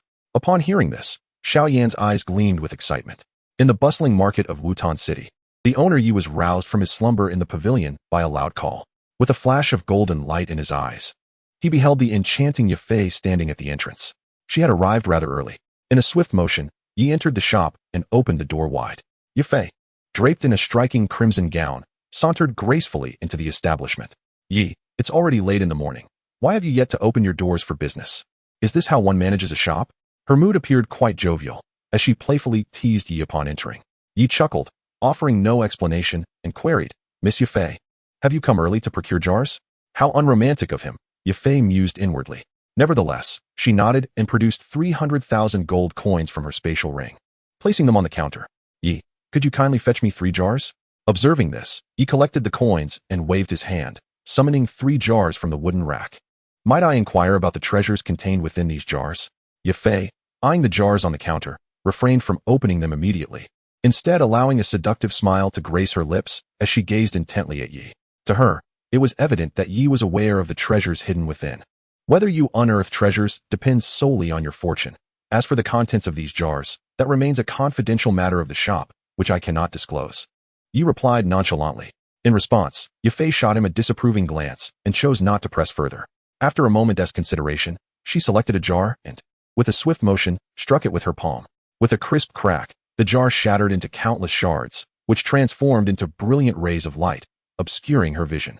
Moments later, as the dazzling light dissipated, the contents upon the counter gradually came into view. There, amidst the display, lay a peculiar fruit, vivid red as blood and exuding an alluring charm. Could this be some sort of extraordinary treasure? Gazing at the crimson fruit upon the counter, Yafei arched her brow before taking it into her hand. How scorching! The moment she made contact with the blood-red fruit, she felt an intense heat emanating from it. Unable to bear the warmth, she wrapped the fruit in her sleeve, scrutinizing it closely. Within the fruit, it appeared as though something was flowing, reminiscent of molten lava. No wonder it was so blistering to the touch. "Boss Yi, might I inquire about the nature of this fruit?" Yafei asked. Her curiosity piqued as she held the blood-red fruit. After years of being an auctioneer, she had never encountered such a specimen. Upon hearing her inquiry, Yi Yun's gaze immediately shifted to the fruit in Yafei's hand. With a swift glance, he scanned the information pertaining to the blood-red fruit. Blood bodhi, originating from the Fengyan world. This extraordinary fruit is born from the blood of the fire Chiian and thrives in the most searing of environments. Chapter 138, Weakness. Blood bodhi, Fengyan world. Yi Yun paused slightly, absorbing the information regarding the crimson fruit that Yafei held. The blood bodhi was a rare treasure in the Fengyan world. It was said that when Nie Feng was trapped in the fire cloud cave, severely injured, it was the consumption of a blood bodhi that preserved his life and significantly enhanced his abilities thereafter. Clearly, this blood bodhi possessed the remarkable properties of healing wounds and augmenting one's strength. Legends spoke of the blood bodhi as a miraculous fruit sprouted from the blood of one of the 4 divine beasts of the Fengyan world, the Chiian. In that realm, the blood bodhi was known to be a cure for grave injuries as well as a means to enhance one's prowess. As these thoughts flashed through his mind, Yi Yun regarded Yafei, who was now looking at him with a puzzled expression. He explained calmly, "This item is known as blood bodhi, a powerful fruit that grows from the blood of a formidable beast, possessing the ability to heal wounds and elevate one's cultivation." Blood bodhi? Yafei echoed, astonished. She had never heard of such a fruit. A fruit born from the blood of a mystical beast? What kind of extraordinary creature could possess such capabilities?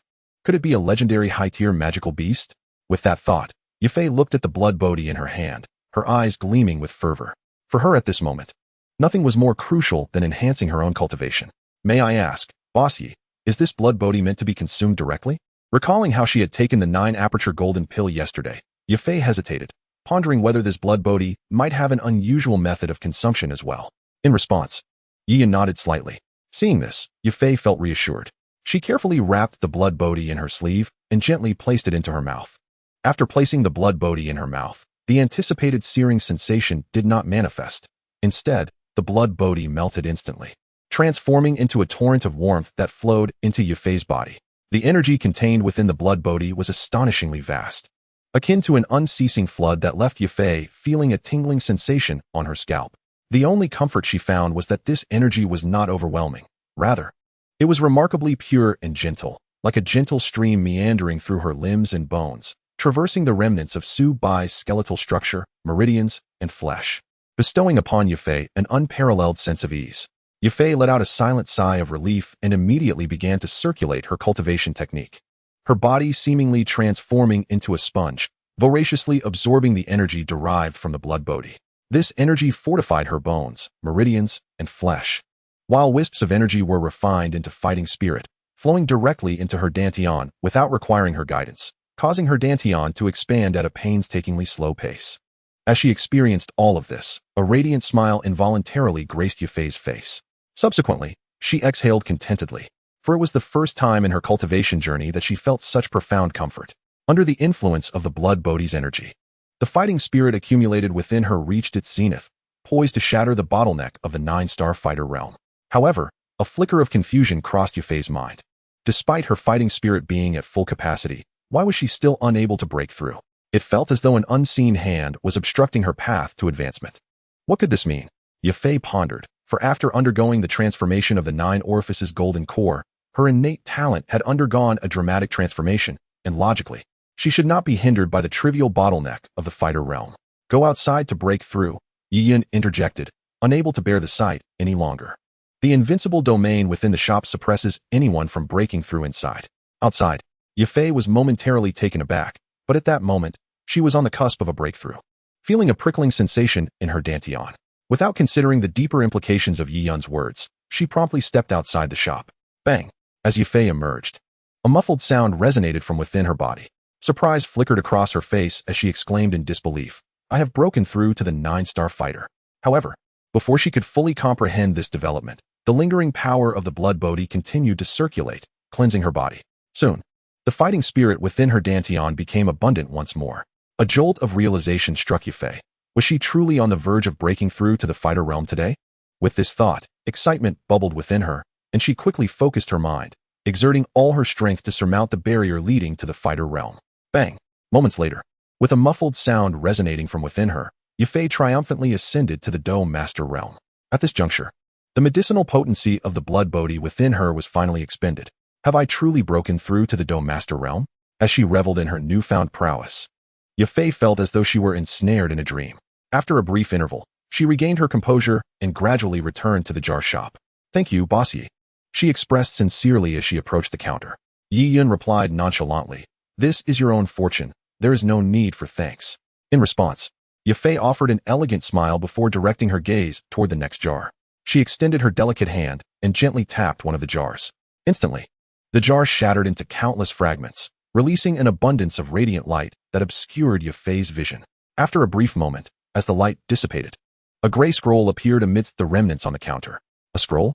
Yufei gazed at the scroll on the counter, momentarily taken aback, before stepping forward to grasp it in her hands. Weakening technique? As she slowly unfurled the scroll, she was suddenly struck dumb. The scroll bore only 3 prominent characters. Weakening technique. What does this mean? With no other recourse, Yufei turned her curious gaze toward Yiyan. Observing her reaction, Yiyan cast a brief glance over the gray scroll. Weakening technique, originating from the world of League of Legends. This is a summoner-exclusive skill. When cast, it can reduce the opponent's attack by 20% for a duration of 3 seconds. Upon reading the information revealed by the gray scroll, a flicker of astonishment crossed Yiyan's face. Could it truly be the weakening technique? Is this not the summoner skill that players select at the beginning of a game of League of Legends? Yiyan glanced at Yufei in surprise, not expecting her to unveil such a skill scroll. Reducing an opponent's attack power by 20% is undeniably a formidable ability. After all, at a crucial juncture, employing the weakening technique could prove life-saving. However, it is somewhat regrettable that, much like in the game, the duration of this technique is quite brief. It must be executed at the most opportune moment to achieve its intended effect. Chapter 139, The Divine Light Staff. Yiyan was astonished. This is a cursed secret technique that can weaken the enemy's power at critical moments. After perusing the details of the weakening technique, Yiyan remarked to Yufei, "A cursed secret technique?" Upon hearing this, Yufei was momentarily taken aback. Does such a secret technique truly exist in this world? Indeed, the world is vast and full of wonders. Yet, why can I not perceive the contents above? Yufei carefully examined the gray scroll in her hand, her expression filled with bewilderment. It is quite simple. You need only to silently chant extract in your mind, and this mystical technique will naturally manifest within your consciousness. Yiyan remarked casually, "Is it truly that remarkable?" Yufei's face displayed astonishment, and as she glanced at Yiyan, she couldn't help but marvel at the quality of the treasures he offered, even though the method of activation seemed rather peculiar. Subsequently, Yufei refrained from further inquiries. Grasping the gray scroll, she closed her eyes and began to mentally recite the word extract. In the next instant, before she could fully comprehend what was happening, her expression shifted dramatically. She felt an immense torrent of information surge forth, akin to a sharp blade piercing her mind and thrashing violently within.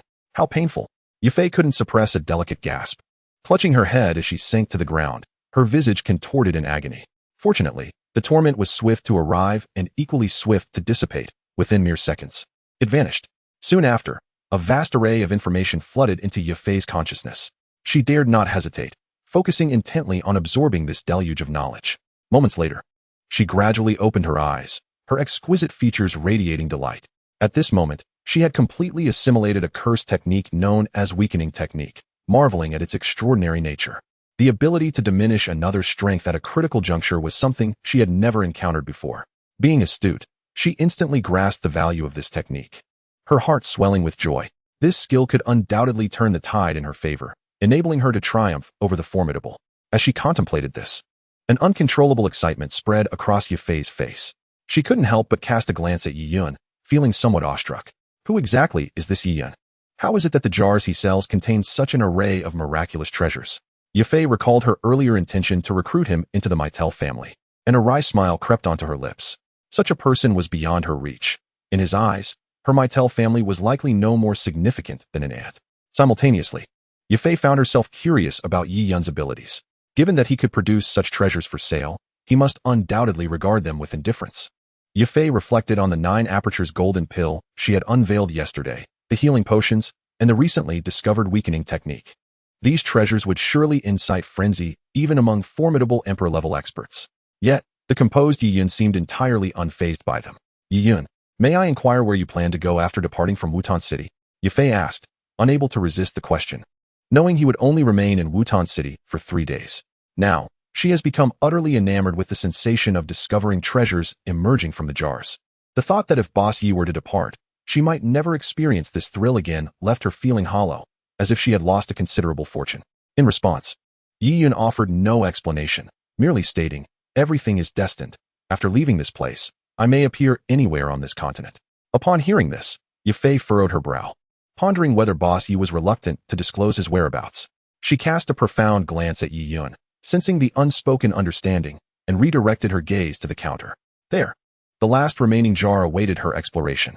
She hoped that this final jar would unveil an even greater treasure. With graceful steps, Yafei approached the counter, gazing at the last jar, silently praying for its contents. Then, with a gentle yet decisive palm, she struck the jar. Crack!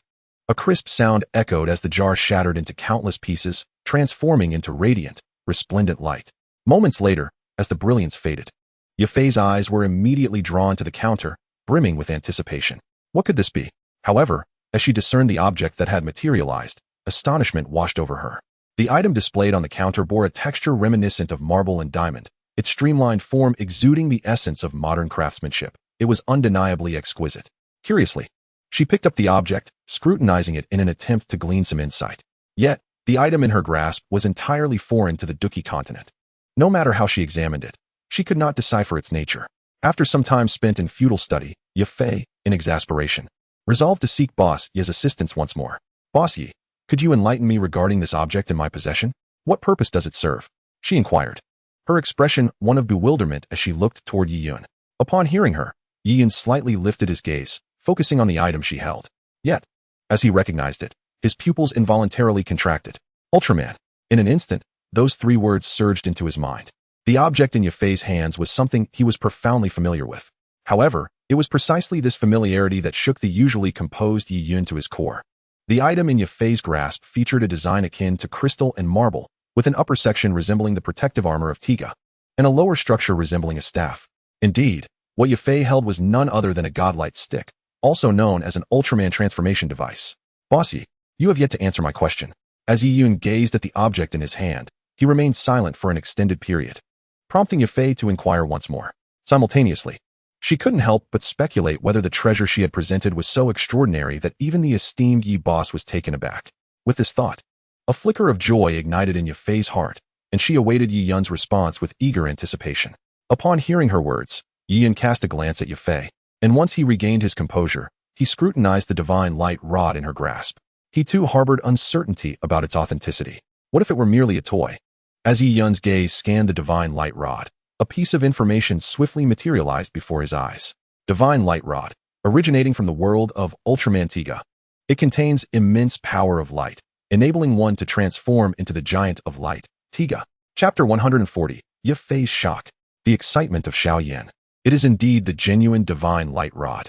To discover that the divine light rod in Yafei's possession was not a mere toy left Yi Yun's astonishment utterly unmasked. Could it be that by activating this divine light rod, one could directly transform into the giant of light, Tiga? With this realization, Yi Yun cast a profound glance at Yafei, his eyes brimming with complexity. This woman was undeniably fortunate. She had managed to acquire the divine light rod. Yi boss, what troubles you? Is there something amiss with my treasure? Noticing the unusual intensity in Yi Yun's gaze, Yafei felt a shiver run down her spine and could not refrain from asking. Upon hearing her question, Yi Yun quickly recognized his own lapse in demeanor. He shook his head, dispelling the distracting thoughts, and when he looked at the divine light rod in Yafei's hand again, his expression had returned to tranquility. Is it merely a divine light rod? With my vast array of mystical skills and extraordinary treasures, why should I envy another? Is it just a transformation device for a giant of light? With my mastery of celestial techniques, I too can become a giant. Once I refine my divine elephant confinement technique to a certain level, I could easily vanquish a giant with a single blow. Yi Yun continuously reassured himself in his mind, gradually easing his emotions.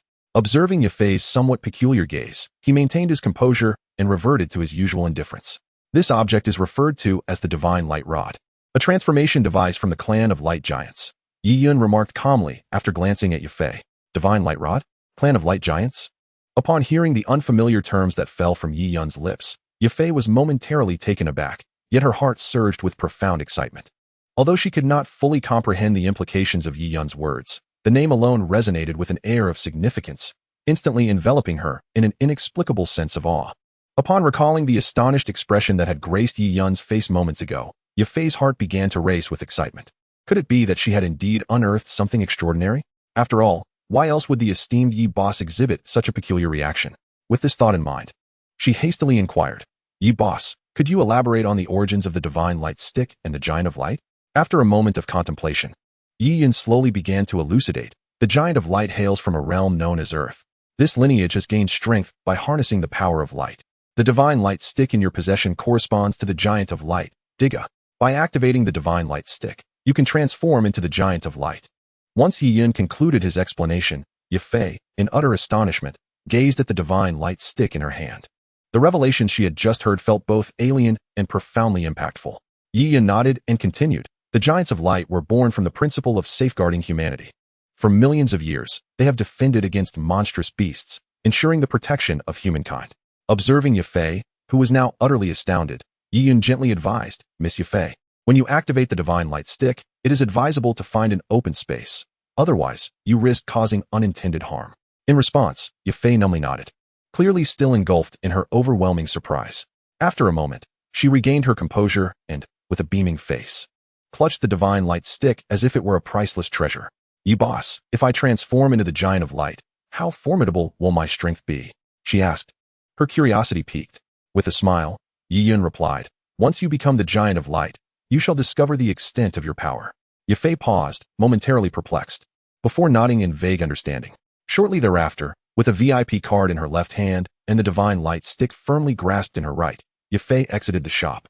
Exhilarated, the emergence of the giant of light in this fantastical realm could lead to unforeseen consequences. Watching her retreating figure, Yi Yun felt a swirl of complex emotions. As he sold more and more jars, a premonition stirred within him. The balance of the Dou Qi continent was destined to be irrevocably altered. Yet, he mused, what does it matter? I am merely a seller of jars. Why should I concern myself with such matters? Shaking his head, Yi Yun retrieved a cigarette, lit it, and reclined in his chair, leisurely awaiting the arrival of his next customer. Not long after Yafei departed, two figures entered the jar shop. Sensing their presence, Yi Yun languidly exhaled a plume of smoke and rose to greet them. Yi boss, we are back. May I inquire about today's offerings? The visitors were none other than Xiao Yin and Xiao Suner. Upon seeing Yi Yun, Xiao Yin was about to exchange pleasantries, but his words were abruptly halted when he caught sight of the cigarette held between Yi Yun's lips. His eyes widened in disbelief, staring incredulously at the cigarette. His astonishment evident. Noticing Xiao Yan's expression, Yi Yun quickly grasped the situation. After a brief moment of hesitation, he maintained his composure and conjured a pack of cigarettes from thin air, extracting one and tossing it toward Xiao Yan. Here, have one. Instinctively, Xiao Yan caught the cigarette Yi Yun had thrown, and once he regained his senses, he hurriedly inquired, Boss Yi, how do you have cigarettes here? Yi Yun, maintaining his calm demeanor, nodded slightly and explained, indeed, This was gifted to me by someone who had just ascended from Earth during my travels in the primordial world. I found it intriguing and thought I might indulge in a couple. With a playful glint in his eyes, Yi Yun turned to Xiao. What is this? You seem quite familiar with it. Could it be that Yin Xiao, that lecherous rogue, taught you how to smoke? At the mention of Yin Xiao, Xiao mouth twitched slightly. After a moment of realization, he responded earnestly. Indeed, Yin Xiao had once shared this with me here, but after he left, I never smoked again. Quite a nostalgic thought. Listening to Xiao Yan's earnest ramblings, Yi Yun couldn't help but chuckle inwardly. He chose not to expose him and, instead, tossed the entire pack of cigarettes over. Since you're reminiscing, indulge a bit. If you ever wish to smoke again, just come find me. As long as you open a jar here, I'll gift you a pack. Thank you, Senior, Xiao Yan exclaimed, his heart soaring with joy as he received the cigarettes from Yi Yun. Skillfully, he placed one between his lips, only to realize he had no means to light it. With a slight smile, Yi Yun snapped his fingers, and a flame appeared before Xiao Yan. Startled by the sudden fire, Xiao Yan marveled at Yi Yun's formidable power and leaned in to light his cigarette. Chapter 141, The Burning Fruit. With a puff, both Yi Yun and Xiao Yan each held a cigarette, exhaling clouds of smoke together. This is the flavor, Xiao Yan said, releasing a ring of smoke. A look of nostalgia gracing his face. After years without this taste, its essence remained unchanged. However, cigarettes were indeed easier to enjoy. In his past, he could only afford the cheapest brands. To think that in this otherworldly realm, he could still savor the taste of fine cigarettes. Life is truly unpredictable, akin to a grand tapestry of experiences. Beside them, Xiao Suner observed the two men exhaling smoke, a peculiar expression crossing her face as she scrutinized them with an odd gaze. At this moment, the medicinal dust emerged from the ring, curiously gazing at the cigarette held in Xiao Yan's mouth. What does it taste like? Let me have a try. Go away. You, a mere soul, have no business smoking. Don't ruin my cigarette. Xiao Yan waved his hand dismissively, ignoring him entirely. The medicinal dust curled its lip, casting a disdainful glance at Xiao Yan, then leaned in closer to inhale the smoke exhaled by the two, expressing its disgust. What is so great about this shabby thing? With a melancholic expression, Xiao Yan replied. You don't understand.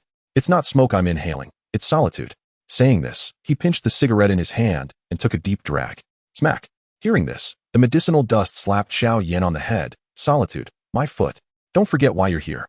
Xiao Yan chuckled sheepishly, then finished his smoke in 2 puffs before placing 300,000 gold coins on the counter. Senior Yi, I'd like 3 jars, he declared flamboyantly, exuding the air of a newly wealthy individual. The 300,000 gold coins were exchanged for a high-level profound combat technique and a high-level profound cultivation method from the medicinal dust in return for Xiaozhan. Yi Yun glanced at the coins on the counter, then waved, taking away 200,000, leaving behind 100,000. With a thought, the 2 remaining jars on the wooden rack descended onto the counter. Observing the remaining 100,000 gold coins and the 2 jars beside them, Yi Yun felt a tinge of confusion, then recalled something, directing his gaze to the wooden rack behind him. Senior Yi, are there only 2 jars left today? Yi Yun nodded slightly in response. Unexpectedly, we arrived too late. A hint of disappointment crossed Xiao Yan's face as he curiously inquired, who bought the other 3 jars? Yi Yun glanced at him and replied nonchalantly, Miss Yafei. Yafei. It was her. No wonder. Upon hearing this, Xiao Yan suddenly realized. Considering the financial prowess of the Mitre auction house, it was indeed within their means. Subsequently, he turned his gaze to the 2 jars on the counter, looking at Xiao Suner beside him. Suner, there are only 2 jars left. Let us each take one. Upon hearing this, Xiao Suner smiled brightly and nodded. All right. Brother Xiao Yan, you go first. Xiao Yan acknowledged her with a nod, and then placed his palm on one of the jars. With the sound of a crisp shattering, the jar instantly fractured into countless pieces, transforming into radiant streams of light, dazzling in their brilliance. Moments later, as the light dispersed, a peculiar orange-red fruit appeared on the counter. What is this? Observing the fruit that had emerged, Xiao Yan's eyes gleamed with curiosity as he carefully examined it in his hand. Before them lay a spherical fruit, its exterior adorned with a spiral pattern, its stem a vivid green, tapering into a swirling flame-like shape. The surface was a mesmerizing array of diminutive flame-like spirals. Could this be a form of elixir? Yao Shen, intrigued, emerged from the ring, casting a curious glance at the fruit held by Xiao Yan. Are you not an 8th-grade alchemist? How can you not recognize this? Xiao Yan regarded the perplexed Yao Shen with a hint of disdain. What do you know? If it were something from the Dou Qi continent, I would certainly recognize it. Yao Shen retorted with a tone of superiority. However, the items produced by Senior Yi here are likely from the upper realms or other worlds. How am I to know them? Xiao Yan shrugged. acknowledging the validity of the old man's words despite his lingering reluctance. Take, for instance, the blue-silver grass martial spirit he had discovered yesterday. It was unlikely anyone on the Dou Qi continent would recognize it. Since neither of them could identify the fruit, Xiao Yan turned to Yi Yun for assistance. Inquiring with genuine curiosity, "Senior Yi, might you enlighten me on the nature of this fruit and its properties?" Yi Yun's gaze shifted to the orange-red fruit in Xiao Yan's hand, a flicker of intrigue lighting his eyes. Could it be? Although he had a growing suspicion, he refrained from making any assertions, quickly scanning the fruit for more information. Before long, Yi Yun uncovered the details of the orange-red fruit. Burning fruit. Originating from the world of One Piece, it belongs to the natural category of devil fruits. Upon consumption, one's entire being transforms into flames, allowing the user to generate fire through their body, rendering ordinary physical attacks ineffective. Indeed, it was the burning fruit. After absorbing the information, Yi Yun mused to himself. He then turned to the inquisitive Xiao Yan, slightly taken aback. Did Xiao Yan truly fail to recognize it? Had he not paid attention to such matters before his journey? Or was he simply caught off guard?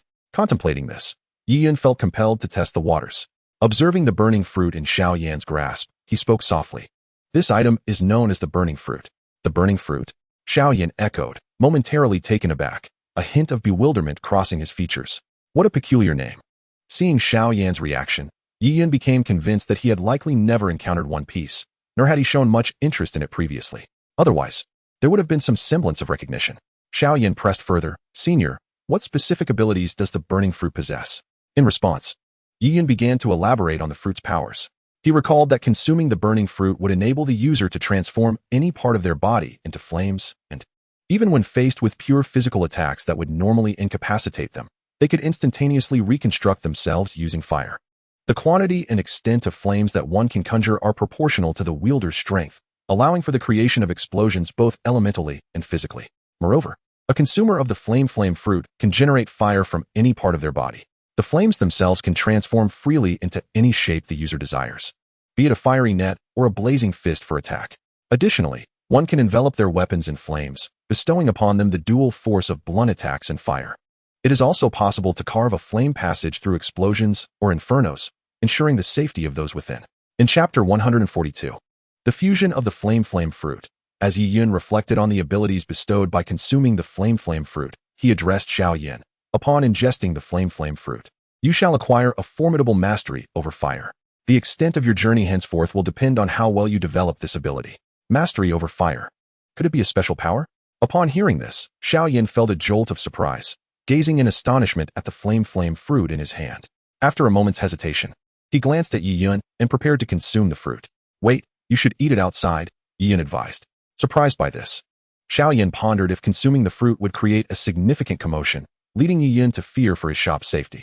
Without dwelling further, he nodded and, clutching the flame fruit, slowly made his way outside the shop, with Xiao Suner following closely behind. Outside, Xiao Yan looked at the flame fruit in his hand and, without further hesitation, placed it directly into his mouth, devouring it within a few bites. As the fruit was consumed, an incredibly scorching power surged through Xiao Yan, causing his expression to shift dramatically. Gradually, a look of agony etched itself onto his face, as though he were ensconced within a furnace. "Ah!"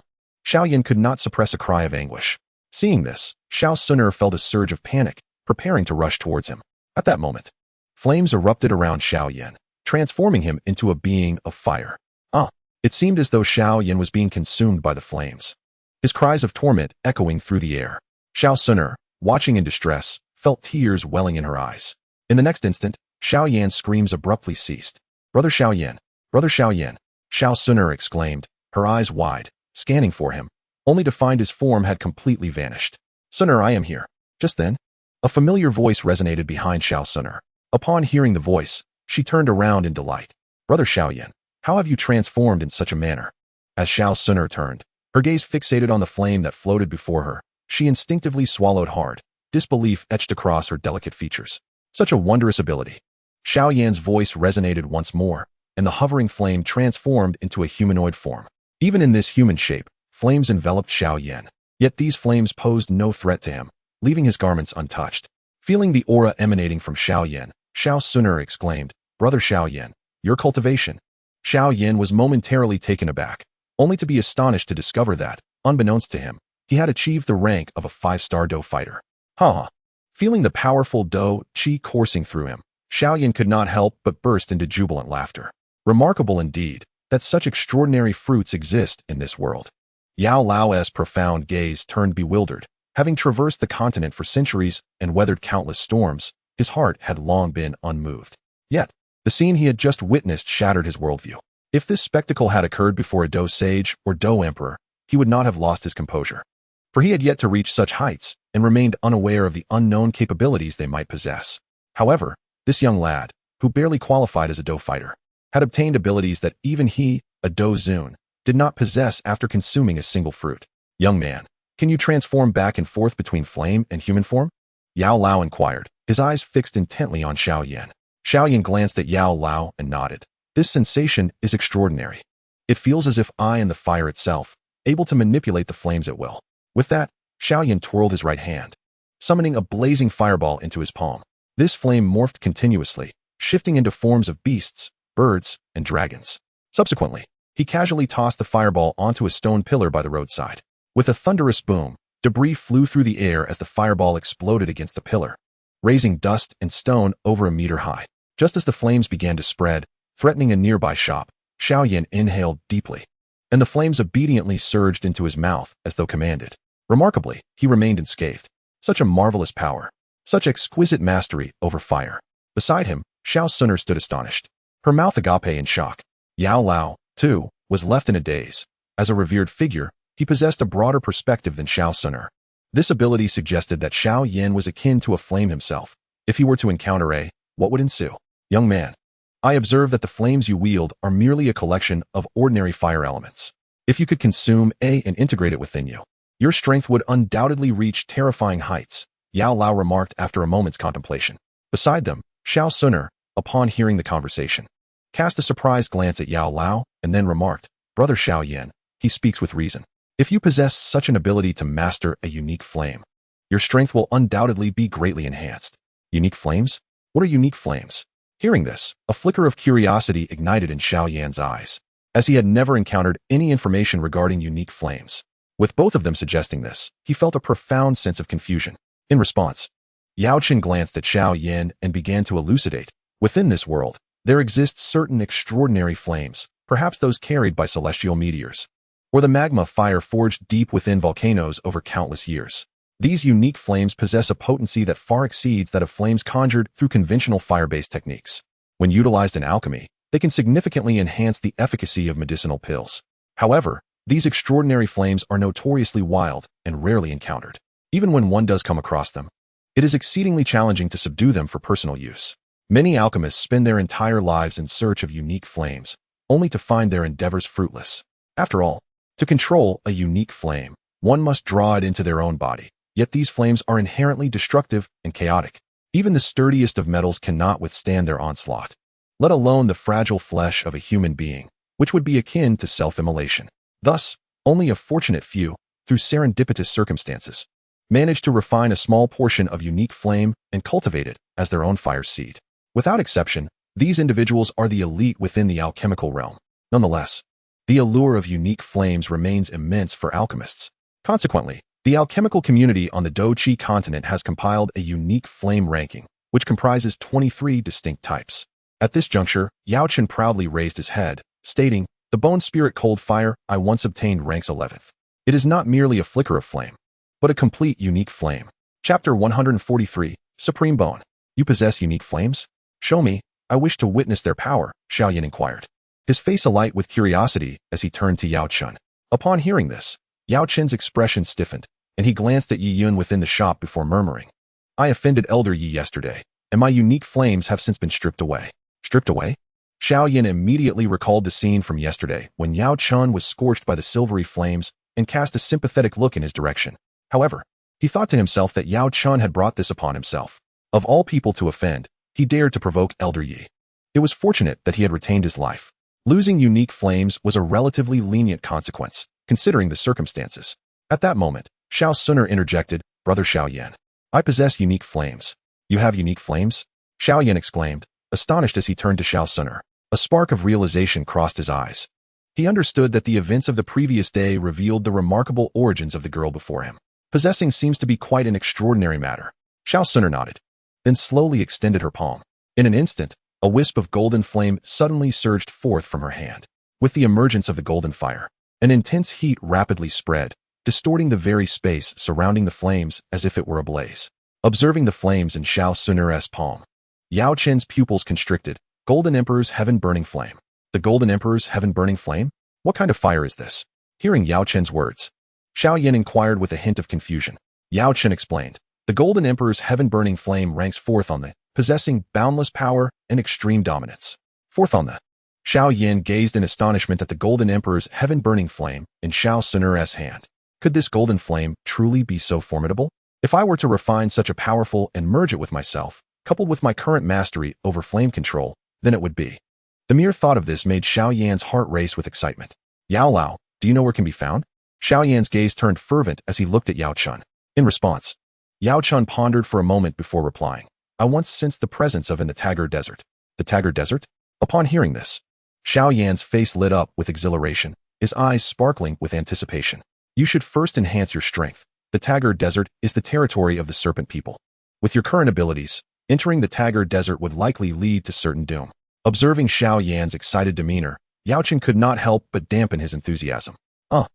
At these words, a hint of embarrassment crept onto Xiao Yan's face. Although he had reached the rank of 5-star Dou fighter and was relatively strong among his peers, such power was indeed insufficient in the outside world. Brother Xiao Yan, let us first open the last jar. At that moment, Xiao Suner suddenly spoke up. Her eyes sparkled with anticipation as she gazed at the jar shop. Even she, having witnessed Xiao Yan's wondrous abilities earlier, felt a sense of envy. She could hardly wait to open the remaining jar, eagerly anticipating what kind of treasure she might unveil. Upon hearing her words, Xiao Yan returned to his senses, nodded, and then the two entered the interior of the jar shop once more. Senior, here, have a smoke. Once inside, Xiao Yan promptly offered a cigarette to Yi Yun, then released a wisp of flame from his palm, bringing it before Yi Yun. He felt a surge of joy, knowing that after consuming the burning fruit, he would no longer need to borrow fire from others. Yi Yun smiled faintly, accepting the cigarette from Xiao Yan's hand, bringing it to the flame to light it. Thereafter, the two began to indulge in a cloud of smoke. The medicinal dust wafted from the ring, enveloping the two individuals in a haze of secondhand smoke. Their expressions rife with confusion. What, precisely, was this substance? What purpose did it serve? Why did even Elder Yi appear to savor it so? Nearby, Xiao Suner cast a peculiar glance at the two before approaching the counter, where she extended her delicate hand and shattered the last remaining jar.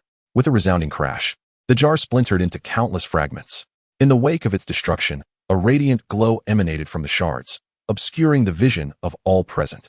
As Xiao Suner beheld the resplendent light, anticipation flickered in her eyes. Once the glow dissipated, she eagerly leaned toward the counter. There, a golden bone, no larger than a thumb and seemingly cast from gold, gradually emerged. A bone. Upon seeing the golden artifact, Xiao Suner was momentarily taken aback.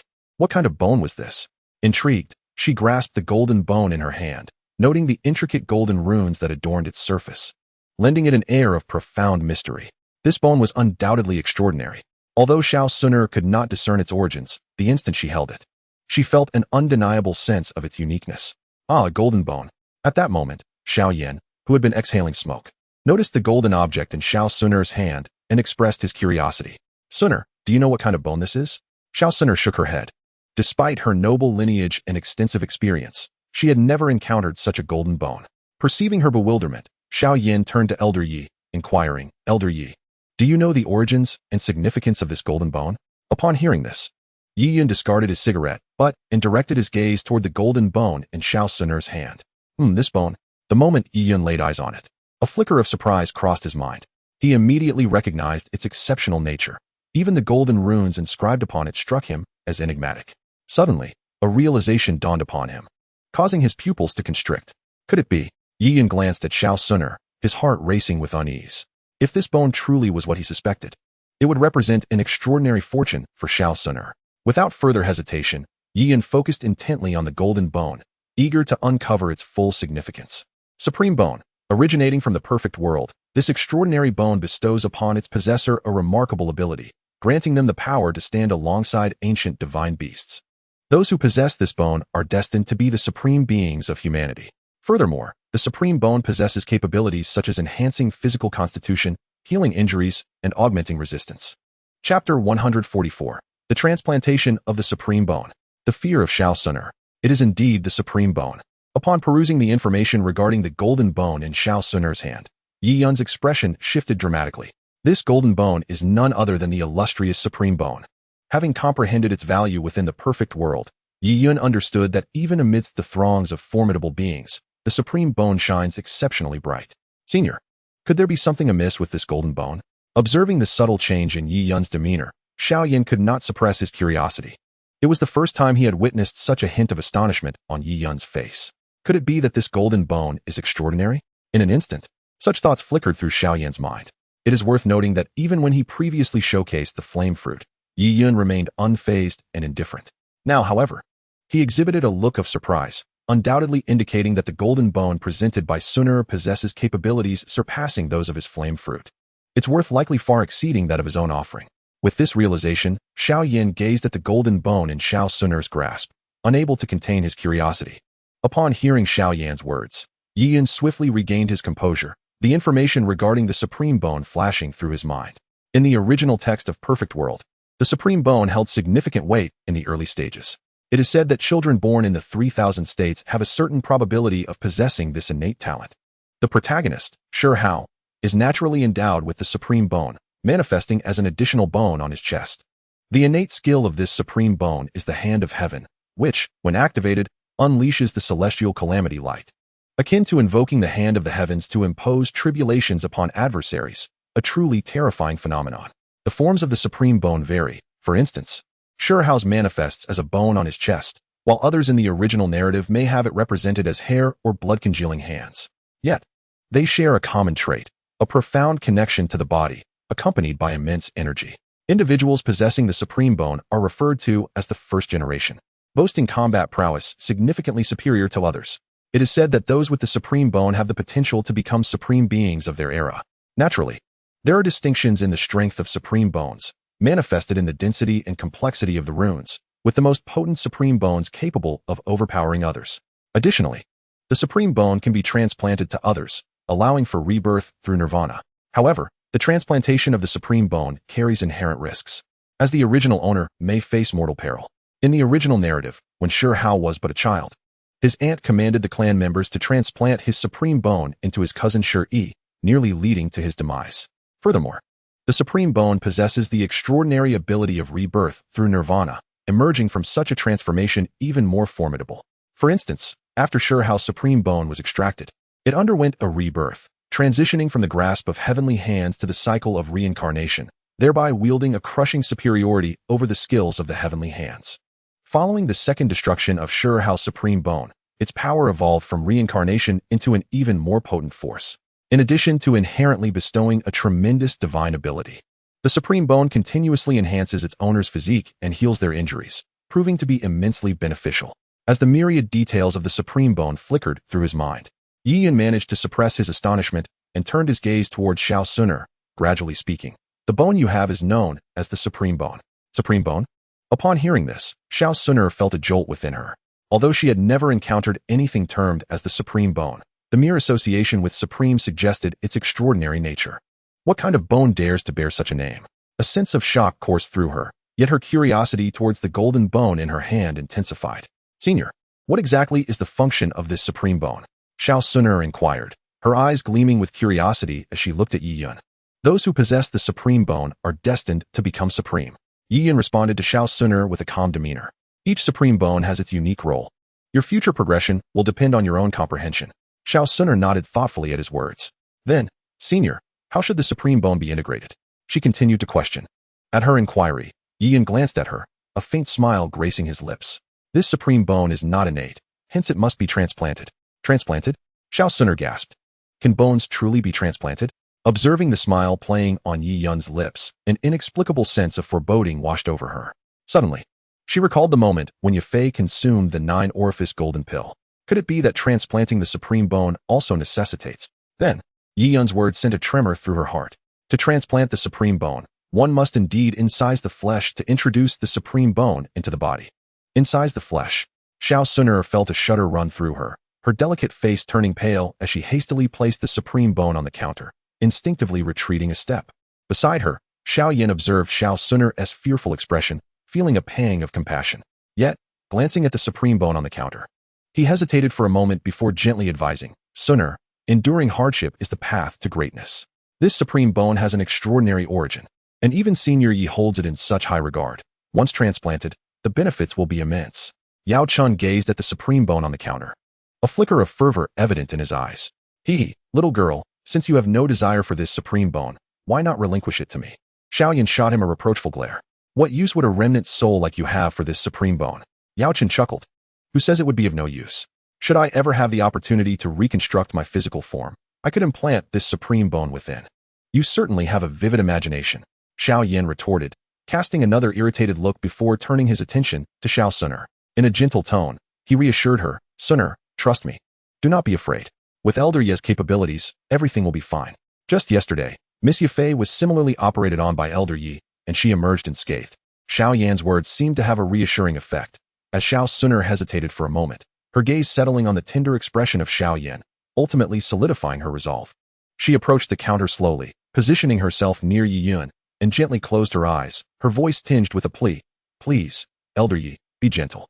Acknowledging her request with a nod, Yi Yun replied calmly, "Rest assured, I shall be swift." With that, Yi Yun extended his right hand, transforming it into a blade-like palm, a fierce aura coalescing around it. In an instant, he thrust his hand towards Xiao Suner's chest with astonishing speed. Swish! The next moment, Xiao Suner felt as if Yi Yun's palm had become a sharp dagger, effortlessly tearing through her clothing. His fingers delved deeper, piercing her flesh, and blood flowed forth instantaneously. Chapter 145, The Fusion of the Supreme Bone. The Birth of Divine Bloodline. Hiss! The agonizing pain radiating from her chest compelled Xiao Suner to instinctively open her eyes, her delicate features contorted in distress. Witnessing Yi Yun's hand slice through her flesh, she felt an involuntary shudder within. The pain. It was unbearable. "Don't move," Yi Yun commanded sternly, observing her trembling form. Frightened by his serious demeanor, Xiao Suner gritted her teeth against the searing agony in her chest and softly urged, "Elder, please hurry." Without a word, Yi Yun's palm remained like a blade, pressing deeper and severing flesh. Soon, he reached the desired depth and halted. Then, he withdrew his right hand, swiftly grasped the supreme bone from the counter, and inserted it into Xiao Suner's chest with remarkable speed. At the moment the supreme bone entered her body, it erupted in a dazzling radiance. It was as though a brilliant source of light had been implanted within her chest, an ineffable magic emanating from it. The light radiated an overwhelming divine brilliance, illuminating the entire shop. With the implantation of the supreme bone, a heart-wrenching moan escaped Xiao Suner's lips, her exquisite visage twisting in agony. Suner, beside her, Xiao Yan gazed at her pained expression, his heart brimming with compassion, wishing he could bear her suffering in her stead. Yi Yun stood behind the counter, his gaze indifferent as he observed the unfolding scene. The luminous orb upon Xiao Suner's chest was adorned with countless intricate runes, swirling with the mysteries of the cosmos. Complex and unfathomable, evoking an involuntary sense of reverence.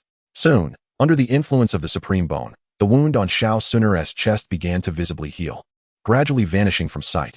Yet, her face remained etched with pain. As the supreme bone integrated with her, it simultaneously transformed her flesh and elevated her bloodline. A radiant glow enveloped Xiao Suner, her demeanor majestic, akin to a celestial maiden gracing the mortal realm. The power of the supreme bone coursed wildly through her, reshaping her bloodline. As time passed, a formidable pressure emanated from within Xiao Suner, a terrifying force of bloodline energy, indicating that it had reached no less than the 9th tier. Sensing this overwhelming pressure, the elder Yao, visibly astonished, exclaimed, hailing from the Yao clan, one of the 8 ancient clans, his extensive knowledge allowed him to comprehend the extraordinary phenomenon occurring within Xiao Suner. Bloodline evolution. At this moment, the imperial blood within Xiao Suner was fervently evolving. In the context of ancient clans, an individual's cultivation talent and future potential are determined by the tier of their bloodline. Bloodline tiers are categorized into 10 stars, with 1 star being the lowest and 10 stars the highest. In ancient families, only those with a bloodline tier of 4 stars are eligible to participate in the coming-of-age ceremony. Typically, a bloodline tier of 6 stars marks one as an elite within the clan, while an 8-star tier signifies a prodigious talent. Remarkably, Xiao Suner's bloodline tier had already reached 9 stars. According to the ancient clan's classification, achieving a 9th tier bloodline signifies the potential to ascend to the Dou Qi realm. This revelation left the elder Yao astounded, his expression imbued with complexity as he beheld Xiao Suner shrouded in radiant light. Such a young girl. endowed with the potential of a Dou Qi, was truly enviable. However, at that moment, Xiao Suner suddenly trembled, her body appearing almost translucent, revealing her blood vessels. Within those vessels flowed strands of golden blood, pulsating with the rhythm of her heart, coursing throughout her body. Golden blood. Upon witnessing the golden liquid flowing within Xiao Suner, the elder Yao could not help but narrow his eyes in disbelief. 10 stars, divine bloodline. The emergence of golden blood within Xiao Suner signifies that her bloodline has ascended to the divine level. Upon witnessing this, Yao Chen could not help but draw in a sharp breath.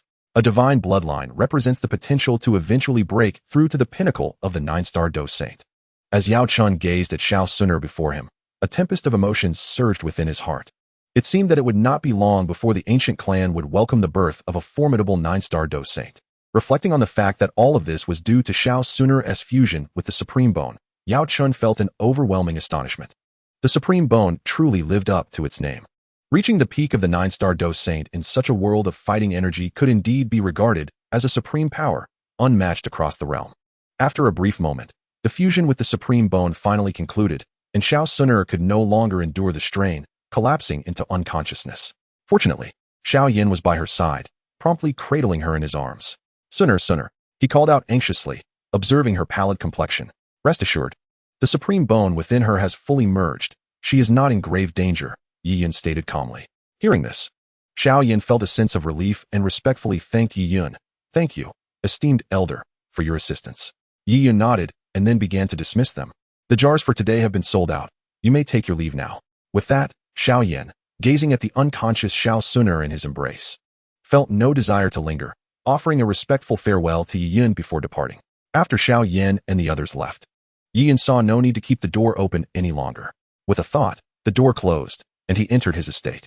As was his custom, Yi Yun made his way to the pavilion within his estate, summoning 5 exclusive jars. Subsequently, he called forth the Hammer of Thunder God and, without hesitation, brought it down upon one of the jars. With a resounding crack, the jar shattered into countless fragments, erupting in a dazzling display of brilliance that obscured Yi Yun's vision. As he looked towards the stone table, he beheld a sword radiating with divine light. Picking up the sword, he noticed the word "Slay Demons" inscribed on the hilt. Could this be the demon-slaying sword? Yi Yun pondered as he began to scan the radiant weapon in his hands. Soon, he acquired all the information regarding the sword. Demon-slaying sword, originating from the world of Xian Jian Qi Xiaozhuan III, it is the personal sword of the divine General Fei Peng, possessing immense power to slay demons and uphold justice. Chapter 146, The Emergence of the Giant of Light. A shock to all. As Yi Yun immersed himself in the task of opening jars within the manor, a carriage drawn by horned steeds silently departed from the gates of Wutan City, gradually distancing itself until it reached a span of 3 miles from the city. At that moment, the carriage came to a halt, and a figure clad in red emerged, revealing the enchanting Yafei adorned in a captivating red gown. After alighting from the carriage, she surveyed her surroundings for a brief moment, ensuring that no one was present. Once satisfied with her solitude, she retrieved an item from her spatial ring, the divine light staff. How immense could a giant of light truly be? As Yafei gazed at the staff in her hands, a glimmer of anticipation sparkled in her eyes. After casting another glance around and confirming her isolation, she pressed a button located in the center of the divine light staff with considerable force. In that instant, the staff erupted in a blinding radiance, enveloping her entirely and rendering her vision void. Moments later, Yafei's form transformed into a towering giant of light, soaring into the sky. Upon regaining her sight, she was struck dumb by the realization of her new state, her heart overwhelmed with shock. Standing at an astounding height of 10,000 meters, Wutan City appeared as mere ants in her gaze. Is this truly the Giant of Light? With disbelief, she took a step forward, causing the ground to tremble violently as if a great earthquake had struck. Such terrifying power. As she felt the tremors her movement caused, Yafei could hardly fathom the magnitude of her strength.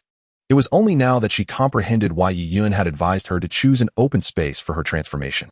Were she to metamorphose directly within Wutan City, a single step could obliterate half the city. At this moment, she finally grasped the terrifying power she wielded as a half-giant of light. Gazing at the distant Wutan City, akin to mere insects, her heart surged with exhilaration.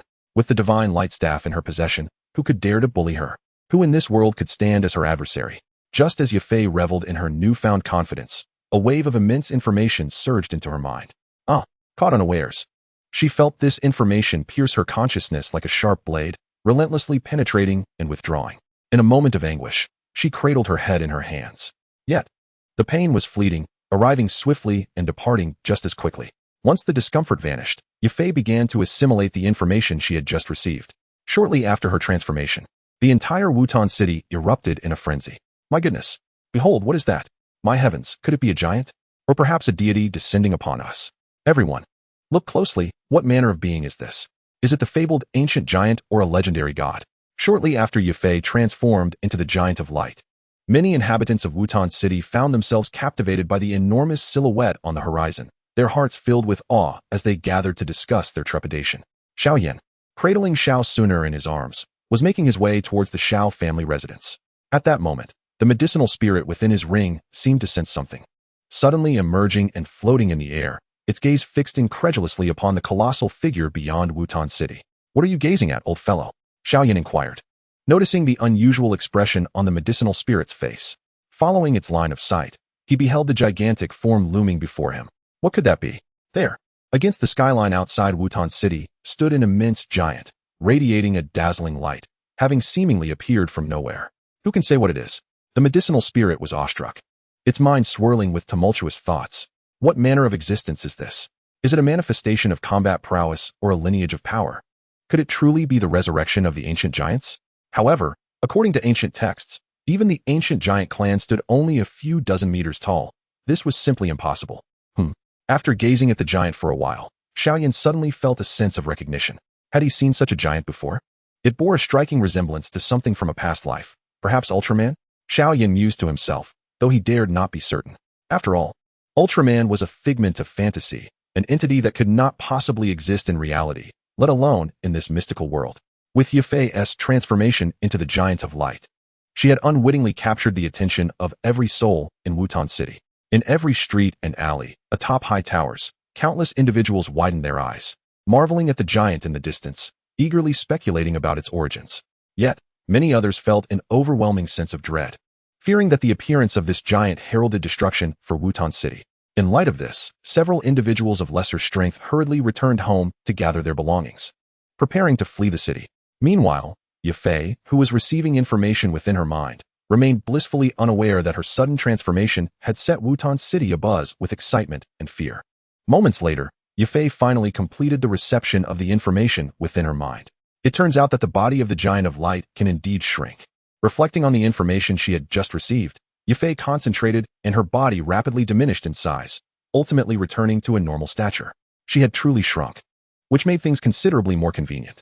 Gazing at her now normal form, Yafei felt an overwhelming joy within her heart.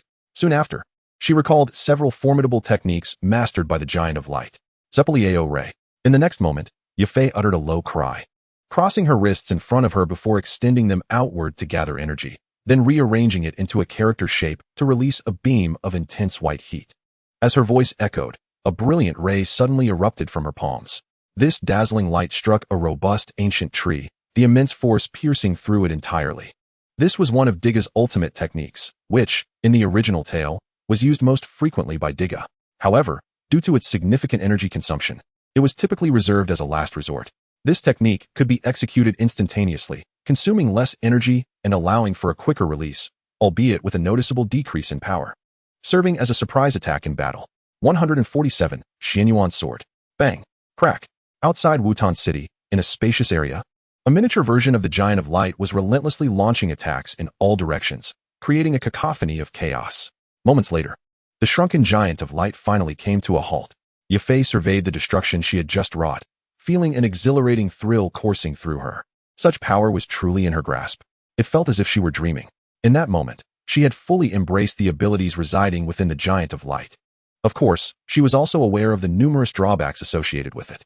The Divine Light Stick required the absorption of sufficient light energy to facilitate her next transformation. After each transformation, Yafei had to wait an entire month before she could transform again. Moreover, the duration of each transformation was exceedingly limited. Once the energy absorbed by the Divine Light Stick was depleted, Yafei would have to cease her transformation. These various constraints rendered the transformed Giant of Light less than invincible. Yet for Yafei, this was more than sufficient. With the Divine Light Stick in hand, she possessed an unparalleled trump card. With this advantage, she feared no one. From that moment on, she could finally take complete control of her life.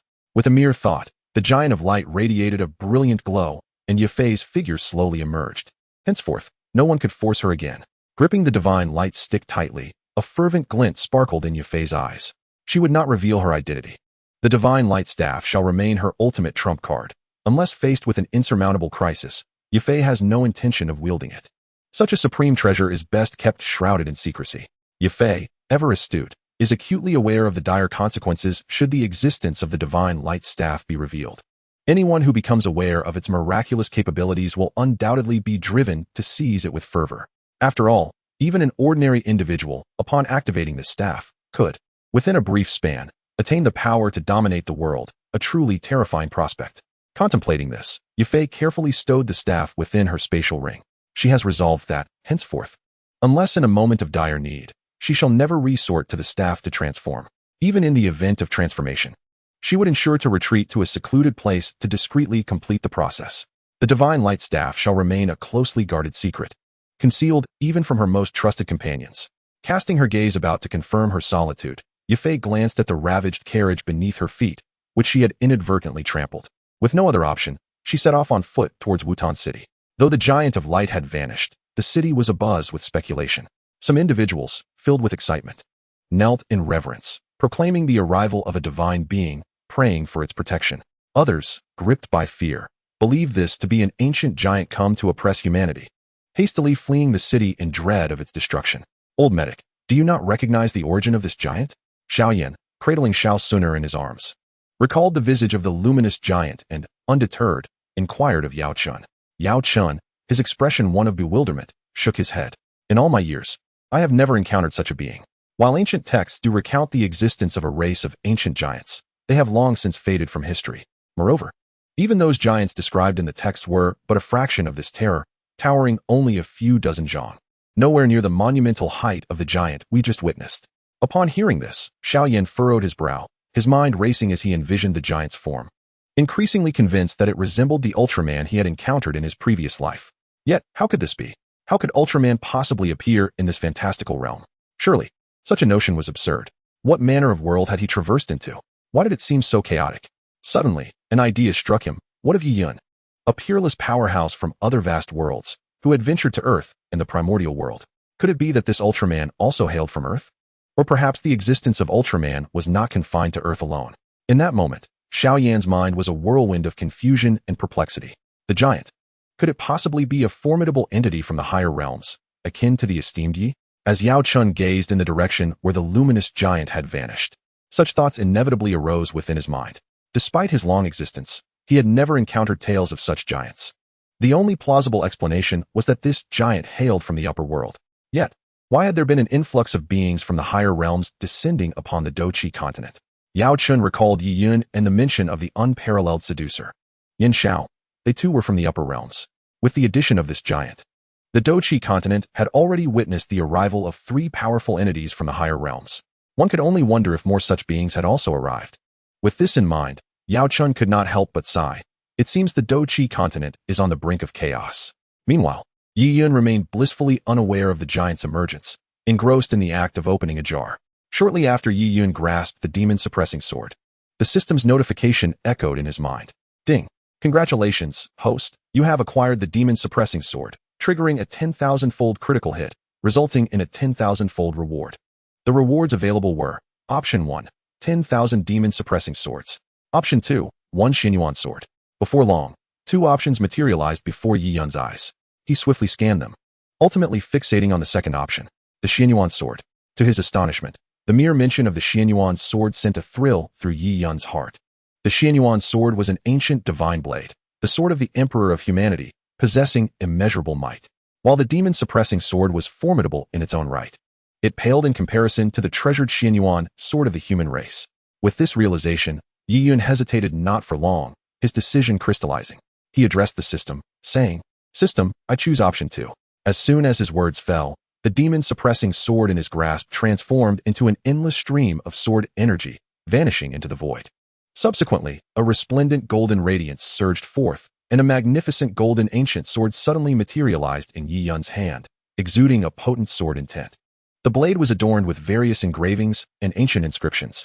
Legend has it that the Xianyuan sword was forged from the yellow copper of the first mountain, with one side depicting the sun, moon, and stars of ancient times, while the other illustrated the mountains and rivers of the primordial era. The deep yellow hilt bore engravings pertaining to the Yellow Emperor's agricultural endeavors and his conquests over the barbaric tribes. Chapter 148.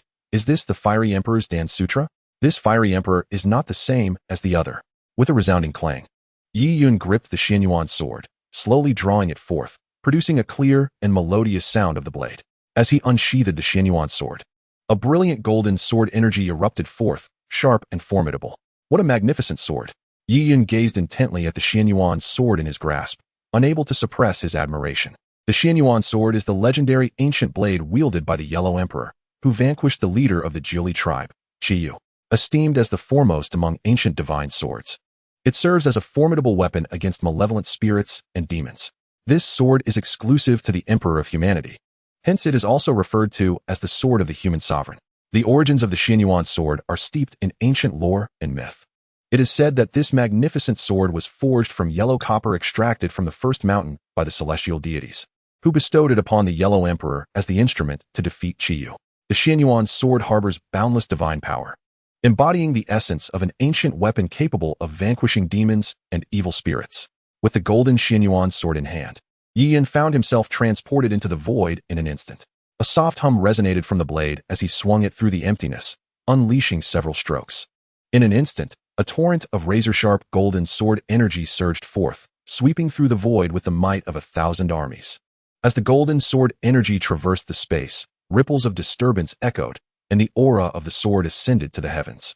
Truly, as the sword of the human sovereign, it is extraordinary.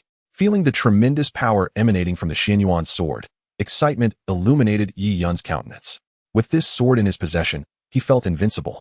Even the most formidable beasts, known for their physical prowess, would crumble before this sword, yielding as easily as cutting through vegetables.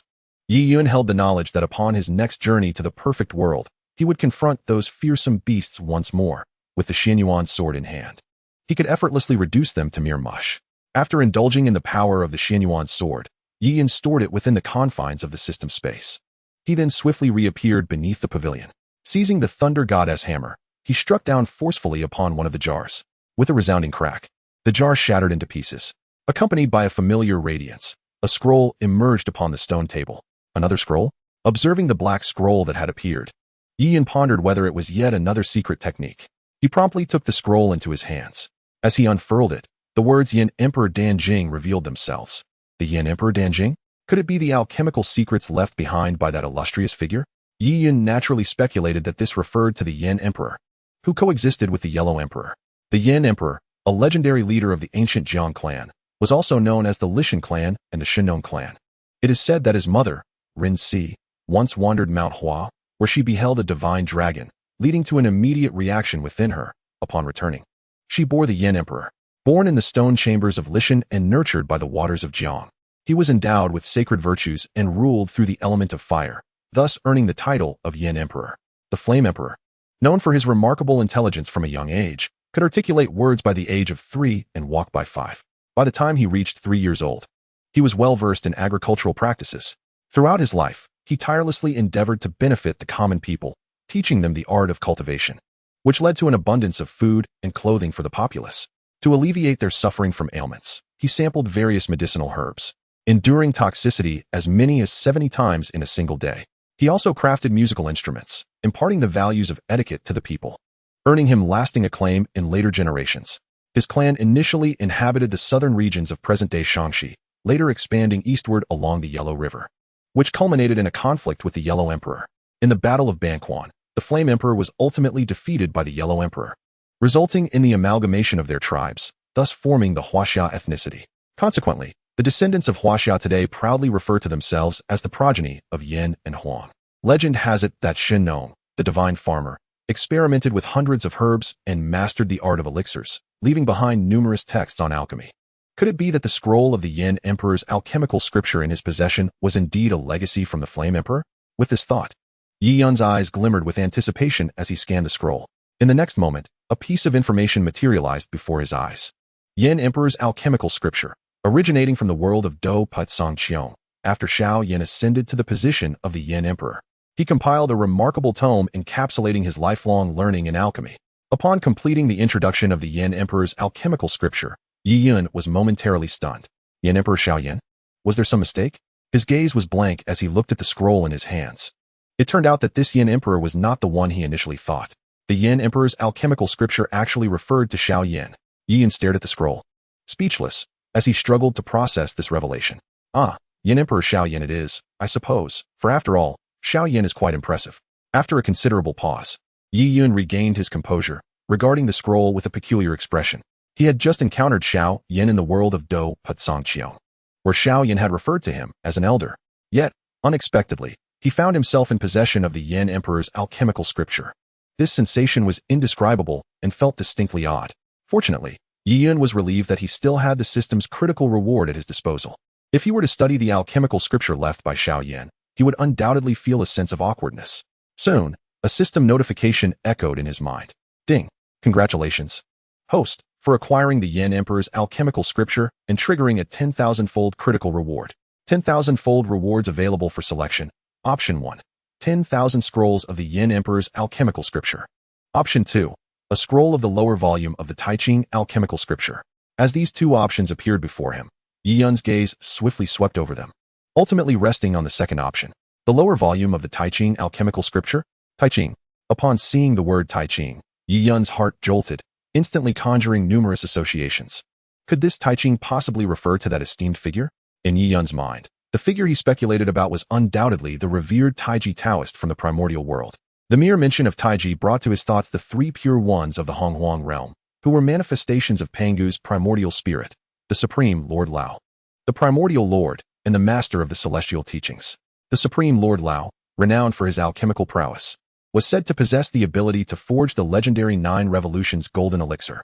Could it be that this Taiji Danjing was the creation of the Supreme Lord Lao? As this notion crossed his mind, Yi Yun felt a surge of excitement, his face lighting up with fervor. In the world of Honghuang, who could rival the Supreme Lord Lao in the art of alchemy? Without further hesitation, Yi Yun made his decision, addressing the system. System, I choose to.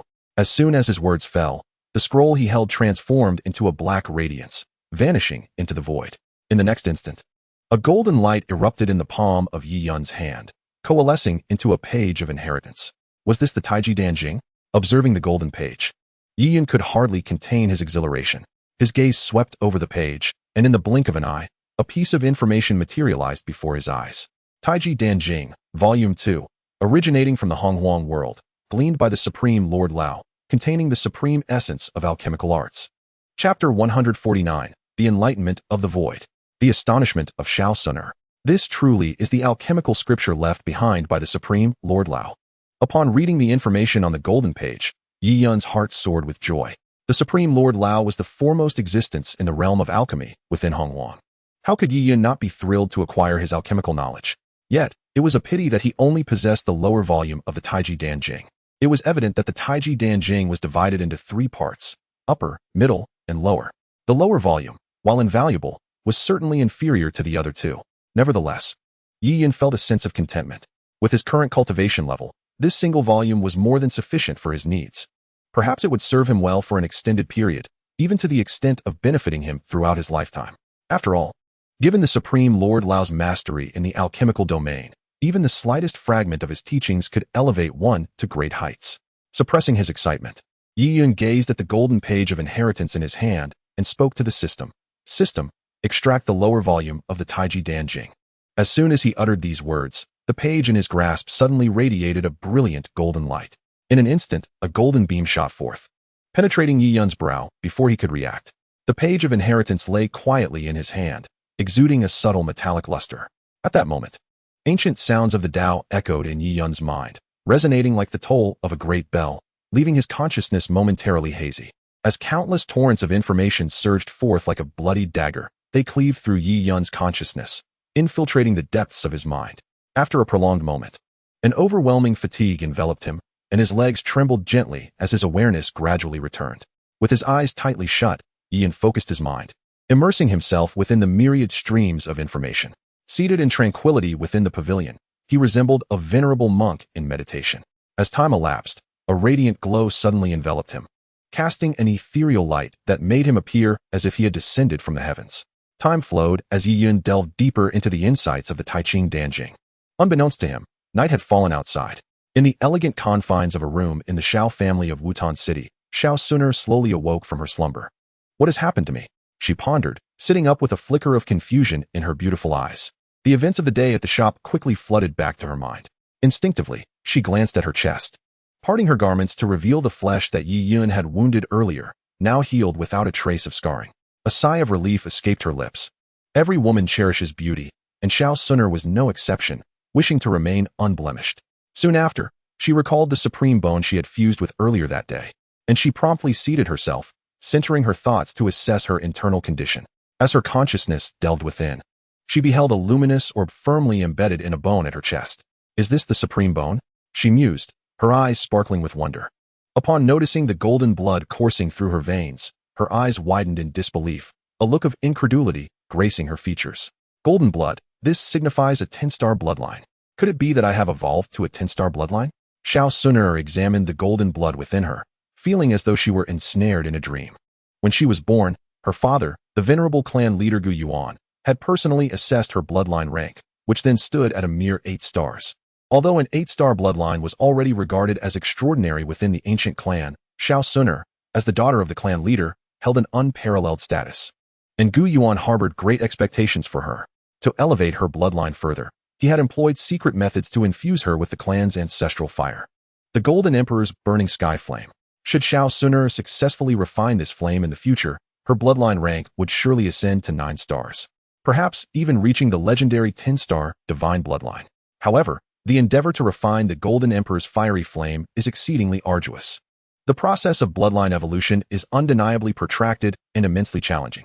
Yet, to Xiao Suner's astonishment, after merging with the Supreme Bone, her bloodline level astonishingly reached the pinnacle of 10-star divine quality. This revelation filled her with exhilaration, while simultaneously evoking a sense of awe towards the Supreme Bone residing within her. Suddenly, she recalled the words spoken by Yi Yun prior to the transplantation of the Supreme Bone. Anyone possessing a Supreme Bone is destined to be a supreme powerhouse of the human race. In that moment, Xiao Suner held an unwavering belief in Yi Yun's words. Within the ancient clans, those whose bloodline level attained 10-star divine quality, provided they do not meet an untimely demise, are sure to reach the 9-star Battle Saint level in the future. The 9-star Battle Saint realm is esteemed as an unparalleled supreme powerhouse in the current continent of fighting spirit. Now, endowed with the Supreme Bone, she too would undoubtedly ascend to become a supreme powerhouse of this fighting spirit continent. Contemplating this, Xiao Suner gazed at the resplendent Supreme Bone within her, her delicate features illuminated by a surge of excitement. At that moment, intricate runes suddenly emerged from the Supreme Bone. Subsequently, a stream of rune information penetrated directly into Xiao Suner's mind. In the wake of this revelation, a torrent of immense information erupted within her consciousness. Regaining her composure, Xiao Suner focused intently, beginning to absorb the knowledge flooding her mind. Moments later, a smile graced her lips, and as she gradually opened her eyes, profound runes shimmered within her bright gaze. The ability of void enlightenment is wondrous indeed. Reflecting on the information received, Xiao Suner could not suppress the thrill that surfaced on her face. It turned out that the knowledge that had just entered her mind was a unique innate ability bestowed by the Supreme Bone. This innate ability, known as void enlightenment, possesses extraordinary power. Upon invoking void enlightenment, a portal to the void can be opened, containing terrifying celestial energy capable of directly enlightening those who bear the Supreme Bone. At that moment, Xiao Suner's cultivation could be amplified tenfold, and with the immense celestial energy from the void, she need not worry about the substantial consumption of her fighting spirit, allowing her to wield all secret techniques with abandon. It can be said that as long as Xiao Suner activates the void portal, she will be an invincible presence among her peers, without concern for the depletion of her fighting spirit. Moreover, with the enhancement of profound combat techniques, Xiao Suner could even effortlessly engage in battles beyond her level. Chapter 150. The Ancient Clan in Turmoil. The Supreme Bone, true to its name, undeniably possesses supreme qualities. The horrifying power of void enlightenment flashed through her mind, and Xiao Suner could hardly contain her exhilaration. Once she invokes void enlightenment, who among her peers could possibly contend with her? Moreover, Xiao Suner discovered that the Supreme Bone not only elevated her bloodline to the remarkable level of a 10-star divine bloodline, endowing her with the formidable ability of void enlightenment, but it also significantly enhanced her cultivation aptitude. Furthermore, she realized that her soul had become profoundly perceptive, her thoughts clearer, and her understanding of various combat techniques deepened. It was evident that the Supreme Bone had also augmented her comprehension. Feeling this surge of power, Xiao Suner was overwhelmed with excitement. The Supreme Bone had undeniably brought about a comprehensive enhancement in her abilities. Her innate talent was already extraordinary, making her a paragon even among the numerous prodigies of the ancient clans. Now, with the presence of the Supreme Bone, her gifts had undoubtedly ascended to unprecedented heights. Xiao Suner brimmed with confidence, believing that with her current talents, she would surpass all others in the 8 ancient clans. After all, the 10-star divine bloodline had yet to be reported within any clan. With the Supreme Bone, perhaps I might even surpass my father and break through to that legendary existence. A glimmer of brilliance shone in Xiao Suner's eyes, radiating an astonishing confidence. In the ancient realm, the 3 immortals of the ancient clan were summoned, hastily making their way to the palace of clan leader Dou Yuan. The 3 immortals were the most powerful and senior figures in the clan, aside from the clan leader. The foremost among them, Dou Qi, had already attained the terrifying strength of a 7-star Dou Saint. The other 2 immortals had also reached the formidable level of 6-star Dou Saints. What could be the reason for the clan leader's urgent summons? One pondered. I have just received the news and am unaware of the situation. Could it be that the Soul Clan is planning something significant? Is the clan leader summoning us to confront them? That seems unlikely. I have not heard any news of the Soul Emperor emerging from seclusion, and their plans have yet to commence, Dou Qi replied. Enough of this idle speculation. Once we meet the clan leader, we shall ascertain the matter at hand. The 3 immortals discussed as they swiftly arrived at Dou Yuan's palace. Moments later, within the opulent and grand hall of the ancient realm, a middle-aged man clad in a purple robe sat with an air of authority upon the main seat. Below him sat the hastily arrived 3 immortals. Clan leader, what is the reason for your urgent summons? Dou Qi inquired, rising to address the middle-aged man. Upon hearing this, the purple-robed leader, clan leader Dou Yuan, could not suppress a hint of joy on his solemn face. Esteemed elders, today I have a momentous announcement to make, Dou Yuan declared, his face alight with uncontainable delight. A momentous occasion? As Dou Yuan's face broke into a smile, the 3 elders of the Dou clan exchanged glances, their expressions filled with curiosity. It had been ages since the clan leader had displayed such joy. Leader, what has transpired? Please do not keep us in suspense. One of the elders could not help but inquire. Today, a spectrum of colors appeared on our clan's 7-colored bloodline divine plate, Dou Yuan responded, his tone laced with excitement. What? A spectrum of colors? The 3 elders were momentarily taken aback, their faces swiftly transforming into expressions of astonishment. The 7-colored bloodline divine plate is an heirloom of the Dou clan, designed to detect the bloodline rank of its members, possessing a certain sentience. Whenever a 10-star divine bloodline is born within the clan, the plate reveals its vibrant hues. Leader, which prodigious talent of our clan has achieved the 10-star divine bloodline? Dou Dao's gaze turned fervent as he looked at Dou Yuan. The other 2 elders also displayed excitement, their eyes glistening with anticipation. A 10-star divine bloodline signifies the potential to ascend to the exalted rank of 9-star Dou Saint. It had been over a millennium since anyone in the Dou clan possessed a 10-star divine bloodline. The last one, a millennium ago, was none other than the current clan leader, Dou Yuan. Upon hearing this, Dou Yuan's smile broadened, tinged with a hint of pride. According to the 7-colored bloodline divine plate, this 10-star divine bloodline is currently not in the ancient realm, but in the northwestern territory of the continent. Not in the ancient realm, but in the northwestern territory? The 3 elders were momentarily stunned. Then, as if a realization dawned upon them, disbelief flickered in their eyes. Could it be that this 10-star divine bloodline belongs to Sunu? Currently, the only exceptional talent of the Dou clan in the northwestern region, aside from the clan leader's daughter, Xiao Suner, is none other than her. I share the same belief. Dou Yuan nodded in agreement, his smile growing ever more jubilant. We congratulate the clan leader on having a worthy successor. The 3 elders of the Dou clan chorused, their faces reflecting their elation. The emergence of a 10-star divine bloodline within the clan heralds the imminent rise of another 9-star Dou Saint. This is indeed a momentous occasion. And as senior members of the Dou clan, their hearts brimmed with joy. After all, a 9-star Dou Saint is considered a pinnacle figure in the current Dou Qi continent. Presently, there are scarcely a handful of individuals with such cultivation in the entire continent. If the Dou clan could add a 9-star Dou Saint to its ranks, it would undoubtedly enhance the clan's foundation immensely. In this era devoid of Dou emperors, the Dou clan might even surpass the Soul clan, emerging as the foremost clan on the Dou Qi continent. With this thought, excitement danced upon the faces of the 3 elders. the clan leader, in my humble opinion. We should immediately set forth to the northwest region to bring Sun back to our ancient clan, remarked Dou Qi, the foremost among the 3 immortals of the clan. Indeed, the 10-star divine bloodline is of utmost significance to our lineage. We must promptly retrieve Sun. Should the Soul clan become aware of this matter, they may bring harm to her. Another elder voiced his agreement with Dou Qi's perspective. Upon hearing this, Gu Yuan's expression grew solemn. After a moment of contemplation, he nodded and stated, "It is indeed imperative that we bring Sun back. Remaining with the Xiao family poses considerable danger. Although Xiao Sun bears a heavy responsibility, the awakening of her 10-star divine bloodline compels Gu Yuan to refrain from risking her continued stay with the Xiao family. Clan leader, allow me to personally embark on this journey to the northwest to retrieve Sun. Dou Qi stepped forward and spoke softly. Hearing this, Gu Yuan nodded. Then we shall rely on you, esteemed elder. Chapter 151, Death Note. The 7-Arrow Scroll. Within the estate, Yi Yun sat cross-legged in a pavilion. His eyes closed as he immersed himself in the insights of the Ta Ching Dan Jing. Time seemed to lose its meaning, and after an indeterminate period, Yi Yun slowly opened his eyes, a flicker of enlightenment shining in his dark gaze. Truly, the alchemical scripture crafted by the supreme Lao Jun is unfathomably profound. Reflecting on the information he had just absorbed, a look of delight spread across Yi Yun's face. Although he had only received the lower volume of the Ta Ching Dan Jing, its contents were equally enigmatic, detailing various extraordinary alchemical formulas and methods. Just as Yi Yun had previously surmised, this singular volume of the Ta Ching Dan Jing would benefit him for a lifetime. Should he fully digest the knowledge contained within, his strength would undoubtedly reach an astoundingly formidable level.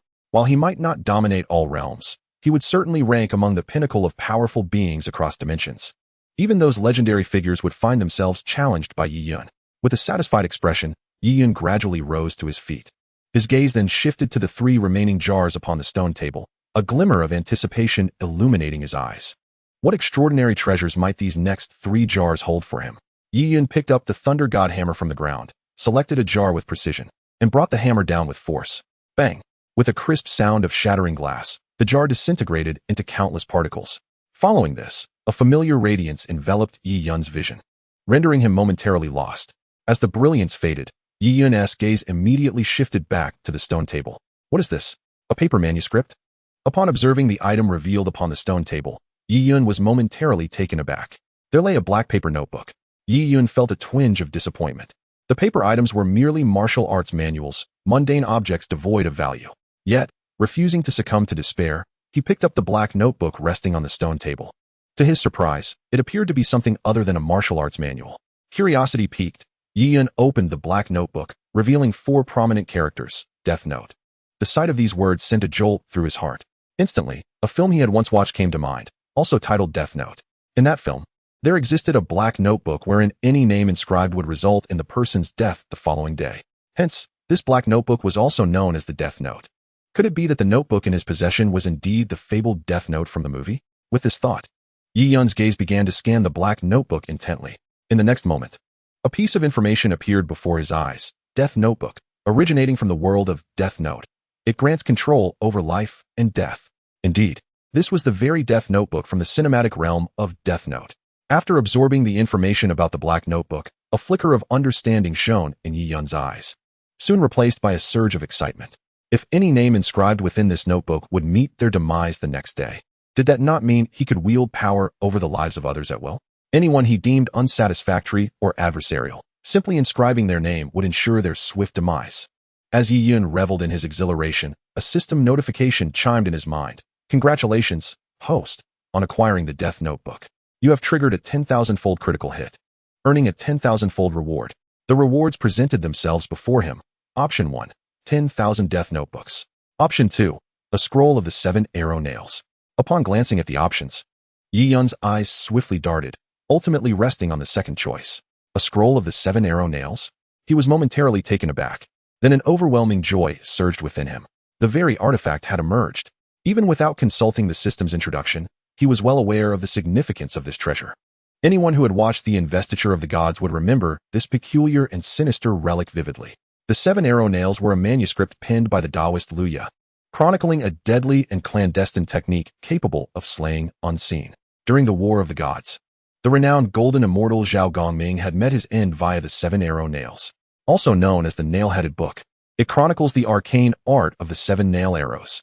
Prior to invoking the 7 nail arrows, one must establish a camp, within which a platform is erected, and a straw figure is fashioned.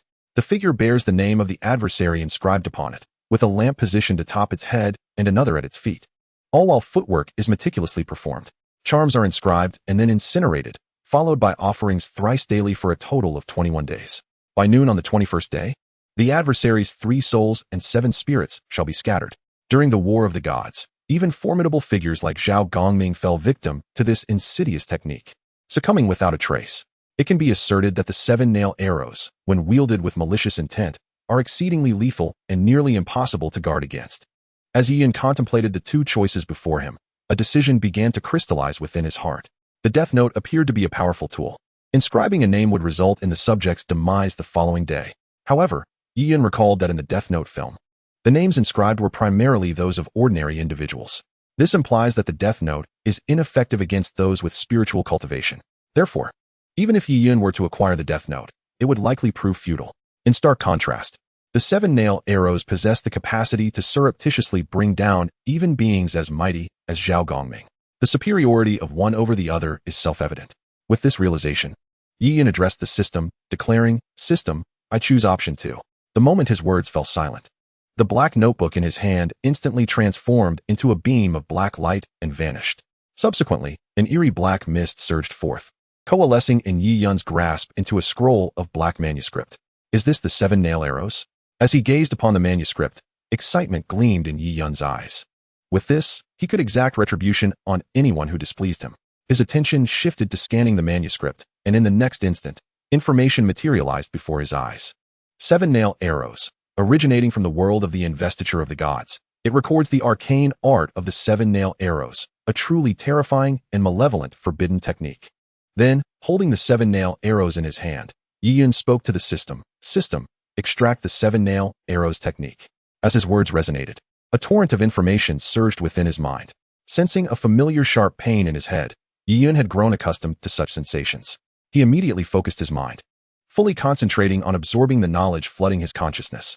After what seemed an eternity, Xian slowly opened his eyes. At that moment, he comprehended all the intricacies of the 7 nail arrows technique inscribed in the manuscript. The Nailhead 7 Arrows tome is undeniably a sinister artifact, inscribed with malevolent techniques that are truly insidious.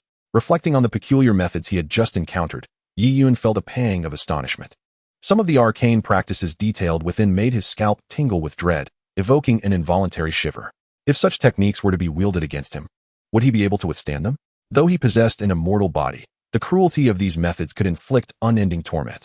Even if he could not perish, he would undoubtedly suffer greatly. Contemplating this, Yiyun resolved to seek out treasures capable of countering such vile sorcery in the future. In the myriad realms of existence, where wonders abound, he reminded himself to remain vigilant and never to underestimate the dangers lurking ahead. However, after delving into the forbidden arts of the Nailhead 7 Arrows, Yiyun discerned that such dark techniques, once unleashed, could also inflict considerable harm upon the practitioner. Not only could they shorten one's lifespan, but they could also severely deplete one's cultivation. In the most extreme cases, a backlash could lead to one's demise, rendering the act of harming others a double-edged sword. Even with his immortal physique and the protection of the system, Yiyun resolved to exercise utmost caution when contemplating the use of the Nailhead 7 Arrows, ensuring he did not provoke the wrong adversary and ultimately bring ruin upon himself. Naturally, given Yiyun's disposition, he would not dare to employ such treacherous arts unless faced with a life-and-death crisis, for it would be a transgression against the natural order. As these thoughts coursed through his mind, Yiyun slowly rose and stored the Nailhead 7 Arrows tome within the system's space, silently wishing that he would never have to resort to its use. Subsequently, he picked up the Thunder God hammer from the ground and resumed his task of smashing jars. With a dull thud, another jar was reduced to smithereens. As the familiar aurora flickered, Yiyun beheld an object materializing on the stone table. What is this? A hand grenade? Observing the item that had appeared, Yiyun's eyes widened in surprise. It was indeed a black hand grenade. Although he had never seen a real grenade in his past life, he was no stranger to them. After all, who hasn't witnessed a pig run, even if they haven't eaten one? Such grenades frequently appeared in various anti-Japanese dramas. Therefore, Yiyun recognized it immediately. For an ordinary person, the power of a grenade is undeniably lethal. However, For cultivators, especially for someone with Yi Yun's formidable physique, it would hold little threat. He was confident that even if a grenade were to explode in his hands, he would emerge unscathed, with a sense of anticipation swelling within him. He looked forward to what lay ahead. Uncertain of what might transpire, Yi Yun pondered the outcome of the grenade following the system's critical strike. Anticipation filled him as the system's notification resonated in his mind. A chime echoed, announcing, "Congratulations, host. You have acquired a grenade, triggering a 10,000-fold critical strike, thus granting you a 10,000-fold reward." The options for the reward presented themselves. Option 1, 10,000 grenades. Option 2, 1 ultimate missile. As Yi Yun surveyed the choices before him, his gaze swiftly flicked over them, ultimately resting on the second option. An ultimate missile? What manner of missile could this be? It sounded rather formidable. Not particularly acquainted with modern weaponry, Yi Yun felt a flicker of confusion. However, he firmly believed that the power of a single missile could far surpass that of any grenade. With this thought in mind, he hesitated little and swiftly made his choice. "System, I choose option 2, he declared. As soon as the words left his lips, the grenade in his hand vanished, replaced by a missile so vastly larger than the grenade that it was almost 1,000-fold in size. This object was quite substantial, holding the unexpectedly manifested missile. Yi Yun directed his gaze to scan it. An information display promptly appeared before him. Ultimate missile, originating from the world of Arcane, League of Legends. This missile, launched by the exuberant Jinx towards the power core of Piltover, possesses terrifying destructive capabilities. So this missile is the very one fired by Jinx in Arcane? Upon reading the details of the missile in his grasp, Yi Yun felt a surge of astonishment. The ultimate missile derived from this animated series? Indeed. In the League of Legends game, Jinx's ultimate ability is aptly named the ultimate missile. He should have deduced that sooner. Curiosity sparked within him as he contemplated the potential devastation this missile could unleash upon detonation. Given that it was a one-time consumable, Yi Yun found it impractical to conduct any experiments to ascertain its true power. It seemed he would have to wait for an opportunity to deploy it. He could only wonder where this missile would ultimately explode, perhaps in the dwelling of some unfortunate soul. A sly smile crept across Yi Yun's lips as he focused his thoughts, storing the ultimate missile within the system's space. Next, he directed his attention to the final jar resting upon the stone table. Without a moment's hesitation, Yi Yun seized the MJ from the ground and brought it down with great force upon the last jar on the stone table. Accompanied by the crisp sound of a jar shattering, the entire vessel instantaneously transformed into countless fragments. These particles subsequently morphed into a myriad of radiant lights, enveloping the stone table and obscuring what lay beneath. As the luminous haze gradually dissipated, Yi Yun beheld the objects that had materialized upon the stone surface. "Oh, is that a stealthy glove?" Observing the item before him, Yi Yun's eyes flickered with surprise. The object was a red glove, identical to the stealthy glove he had previously acquired. It was evident that Yi Yun had once again summoned a stealthy glove. However, since he already possessed one, the addition seemed rather superfluous. Soon after, a system notification resonated within Yi Yun's mind. "Ding! Congratulations, host. You have obtained a stealthy glove, triggering a 10,000-fold critical hit and receiving a corresponding reward. The 10,000-fold reward options are as follows. Option 1, 10,000 stealthy gloves. Option 2, a piece of falling treasure money." Before him, 2 options materialized. Glancing swiftly at the choices, Yi Yun's gaze settled on the second option, falling treasure money. The mention of this second option sent a jolt through Yi Yun's heart. Could it truly be falling treasure money? He was momentarily taken aback, but then a look of unbridled joy spread across his face. To have summoned such a treasure this time. Yi Yun was well aware of the significance of falling treasure money. Indeed, it was renowned. Anyone who had perused the Investiture of the Gods would recognize this extraordinary artifact. Its renown in the realm of deities was even more resounding than that of the 7 arrows of Dinghead. However, the mere thought of falling treasure money inevitably conjured images of the Vajra bracelet from the world of Journey to the West. The Vajra bracelet, crafted personally by the Supreme Old Lord, is an unparalleled treasure, impervious to water and fire, capable of ensnaring all things, regardless of divine weaponry or supreme magical might. When faced with the Vajra bracelet, they are consumed like matter in a black hole, rendering it arguably the foremost artifact in that mythos. In the Investiture of the Gods, there exists another artifact that rivals the power of the Vajra bracelet, the falling treasure money. This remarkable item can counter all celestial treasures. Even the sea-calming pearl passed down by the Grandmaster Hongjun is within its grasp, seizing others' artifacts with a flash of white light. In a world as heavily reliant on treasures as the realm of Investiture of the Gods, falling treasure money is extraordinarily formidable. With these thoughts, a fervent glimmer ignited in Yi Yun's eyes. At this moment, there was no doubt in his heart regarding his choice. While the stealthy glove was indeed powerful, it paled in comparison to falling treasure money. Setting aside the question of might, the stealthy glove could only pilfer one treasure from an opponent at a time. This treasure, its nature remains uncertain, and it can only exert its influence on each individual once. Consequently, the stealth glove possesses significant shortcomings in comparison to the falling treasure coin. Moreover, Yiyan already possesses a stealth glove. Thus, without hesitation, he discarded the first option. With this thought, Yiyan addressed the system. System, I choose the second option. As soon as his words echoed, the stealth glove in his hand transformed into a radiant crimson light and vanished into the void. Subsequently, a golden light emerged, materializing in Yiyan's grasp as an ancient copper coin, which peculiarly bore a pair of luminous wings, exuding an extraordinary aura. This was the falling treasure coin. Gazing at the strange copper coin, Yiyan felt an overwhelming excitement. With this artifact, anyone who dared to reveal their treasures before him would be subject to immediate confiscation, allowing him to amass them into his possession. Indeed, with the falling treasure coin in his arsenal, Yiyan would no longer fear any formidable artifacts, and he could continuously seize treasures from others, ensuring a perpetual supply for his use. With this in mind, Yiyan's anticipation for the perfect world grew ever stronger.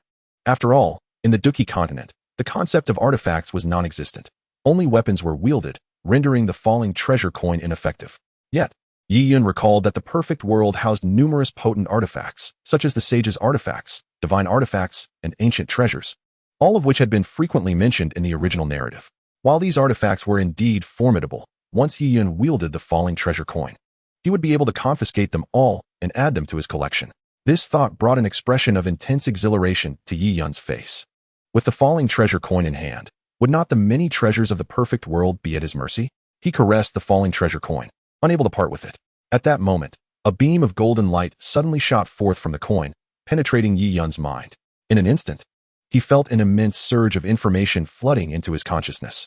Yiyan briefly extracted a fragment of this information, discovering that it pertained to the usage of the falling treasure coin. Without a moment's hesitation, he concentrated deeply, fully absorbing the knowledge surging through his mind. The falling treasure coin radiated brilliant golden light, its white wings gently fluttering, while the rich laws of heaven and earth continuously emerged upon it. Yiyan sat cross-legged within the pavilion, meticulously contemplating the information that flowed into his mind. After what felt like an eternity, Yiyan slowly opened his eyes, a glimmer of enlightenment shining within them. At this moment, he had completely mastered the usage of the falling treasure coin. However, he had also gleaned numerous shortcomings associated with it. In the realm of function, countless treasures have emerged, yet only a select few can be deemed the most formidable. The Dinghai Pearl is indeed powerful, capable of instantly radiating a spectrum of colors that can dazzle the enemy's senses, wielding immense force akin to the might of the oceans. The Tian seal is equally impressive, its single strike bearing the weight of a mountain, having vanquished numerous Douluo golden immortals. However, the most extraordinary artifact is undoubtedly the falling treasure money held by Xiao. Its capabilities are manifold, akin to the Vajra bracelets of the Supreme Lord, once dispatched. It can claim any treasure, regardless of its might, hence its name, falling treasure money. In a world where the outcome is dictated by magical artifacts, this treasure stands at the pinnacle. Yet, paradoxically, it is both the most powerful and the most vulnerable of treasures. While it possesses the ability to seize treasures, it is limited by a significant flaw. It can only claim treasures and cannot capture weapons. Should an opponent refrain from using a treasure, the falling treasure money becomes ineffective. Consequently, although Xiao managed to seize Zhao Gongming's Dinghai Pearl, he was struck by an incoming golden whip, resulting in a fatal blow that led to his demise. In the world of function, such supreme artifacts are not rare. For instance, the Whip of God can restrain the righteous deities on the list, but cannot harm mere mortals, leading to instances where Jiang Zia was repeatedly vanquished by seemingly insignificant opponents. This illustrates that even with the possession of the falling treasure money, one must not be overly complacent. Reflecting upon Xiao fate in the original narrative, Yiyan could not help but ponder deeply. No artifact is invincible. Even those that appear so have their countermeasures. Should Yiyan grow arrogant, believing that wielding the falling treasure money renders him invulnerable, he would be courting his own demise. Across the myriad realms, there exists an abundance of formidable artifacts, and it is conceivable that one day Yiyan might encounter an enigmatic treasure capable of counterbalancing the falling treasure money. With this thought, Yiyan resolved internally that he must never rely solely on the falling treasure money. Should he fall victim to deceit, there would be no recourse for regret. Ultimately, The ability to summon such an artifact as the falling treasure money filled Yi Yun with joy. Despite its considerable shortcomings, it remains an extraordinarily powerful treasure. Subsequently, Yi Yun reverently stored the falling treasure money within the confines of the system's space. He glanced at the sky outside, noting that dawn was approaching. Tomorrow marked the final day of his stay in Wutan City, and he pondered where the system shop might refresh thereafter. Chapter 154. Is there really an Ultraman? Xiao shock. Senior Yi. Senior Yi. While Yi Yun was immersed in slumber, he suddenly sensed someone calling outside the shop. A glimmer of gold sparkled in his eyes as he turned his gaze toward the door. There stood Xiao Yan and Xiao Suner, with Xiao Yan earnestly banging on the shop's entrance. With a thought, Yi Yun promptly arrived at the counter and took his seat. Creak. As the shop's doors slowly creaked open, Xiao Yan and Xiao Suner stepped inside. Good morning, Senior Yi, they greeted, hurrying towards Yi Yun, who was seated at the counter. Perhaps due to the extraordinary treasures unveiled yesterday, the two felt an even deeper sense of mystery surrounding Yi Yun, prompting them to adopt an increasingly respectful demeanor. Particularly for Xiao Suner, after savoring the sweetness of the supreme bone, her admiration for Yi Yun grew profoundly. The very fact that such a remarkable treasure could be offered for sale left her utterly astounded. The thought of having offended Senior Yi in the past filled her with regret and trepidation. Reflecting on the fate of Ling Shi, she felt a wave of relief. Grateful for Yi Yun's magnanimity. In her eyes, had Yi Yun truly been incensed, even her ancient clan might have faced annihilation. Fortunately, Yi Yun was not of such a disposition. Not only had he forgiven her, but he also allowed her to continue opening jars, even unveiling treasures like the supreme bone. With this in mind, any lingering resentment in Xiao Suner's heart dissipated, replaced solely by boundless gratitude. Junior pays respects to Senior. At that moment, Yao Chun emerged from Xiao Yan's ring, also respectfully greeting Yi Yun. Observing the silver-haired Yao Chun, Yi Yun's lips twitched slightly. It seemed his status was indeed rising, as even this venerable figure addressed him as Senior. Adhering to the adage of not striking those who bear a smile, Yi Yun merely nodded, his expression remaining composed. Senior, might I inquire if there are other predecessors from the upper realm who have descended upon the Dou Qi continent? Yao Chun suddenly recalled the towering figure seen outside Wutan City the previous day and, unable to suppress his curiosity, posed the question to Yi Yun. In his view, since Yi Yun had also come from the upper realm, he might possess some insights. Others? Upon hearing this, a hint of confusion crossed Yi Yun's face as he queried. Have you perhaps encountered other individuals from the upper realm? Yao Chen's words suggested he had indeed seen others from above, stirring intrigue within Yi Yun. Had his arrival altered the original narrative in some way? Subsequently, Yao Chen recounted the giant figure that had appeared outside Wutan City the previous day. A giant? Yi Yun was taken aback, quickly recalling the divine staff that Yafei had unveiled yesterday. The giant they had witnessed must have been her transformed state, he surmised. The giant you speak of is likely a customer from my shop. She was fortunate enough to obtain a relic from the giant world, a transformation device. Once activated, it allows one to transform into a giant, Yi Yun explained after a brief moment of hesitation. The giant world? Transformation device. Upon hearing Yi Yun's words, both Yao Chun and Xiao Suner exhibited expressions of astonishment. Senior, is the giant world inhabited entirely by giants? Yao Chun inquired, clearly taken aback. Indeed. The giant world is home to a myriad of giants, Yi Yun affirmed with a nod. The giant transformation device, once activated, allows one to transform into a giant. Though Xiao Suner had not witnessed the giant from the previous day, she had gleaned the details from Xiao Yan's account. Initially, she shared Yao Chen's belief that the giant hailed from a higher realm. However, upon learning from Yi Yun that the formidable giant was a product of the transformation device obtained from the jar shop, she was left profoundly astonished and somewhat envious. She had thought that her supreme bone was extraordinarily exceptional. Little did she realize that there existed someone luckier than herself, who had acquired such an extraordinary artifact as the giant transformation device. The mere activation of this device could enable an ordinary individual to instantly become a supreme powerhouse. In contrast, her supreme bone merely bestowed upon her the potential to attain such strength. The disparity between the two was unmistakable. With this thought in mind, Xiao Suner felt a wave of envy towards the one who had procured the giant transformation device. I must acquire an even more remarkable treasure, something more extraordinary than the giant transformation device. With this determination, she cast her gaze upon the 5 jars on the shelf behind Yi Yun, her beautiful eyes ablaze with fervor. Meanwhile, Xiao Yan, having heard Yi Yun's remarks, fell into a contemplative silence.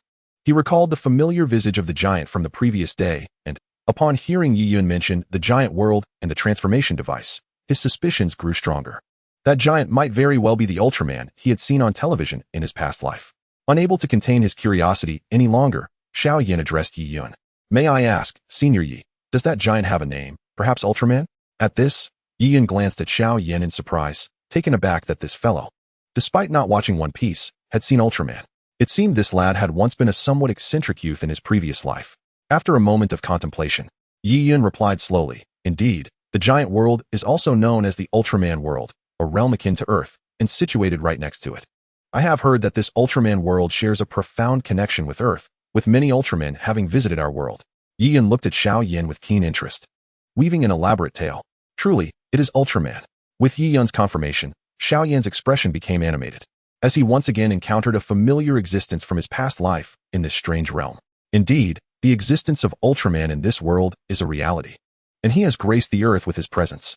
In that moment, Xiao Yan felt a surge of excitement mixed with a tinge of melancholy, his emotions swirling in a complex dance. How did you come to know this? He inquired. Could it be that the infamous rock owl, that unparalleled rogue, divulged such secrets to you? Upon hearing this, Yi Yun chuckled inwardly, amused at how easily Xiao Yan fell for his jest, and looked at him with a playful smirk. Xiao Yan was momentarily taken aback, but upon regaining his composure, he nodded vigorously. Indeed, it was the rock owl who shared these revelations with me. Oh, it seems you share quite a rapport with him. He has confided these secrets to you. You must exercise caution, for that fellow is known to pursue both men and women. Do take care not to fall victim to his whims, Yi Yun remarked with a teasing smile.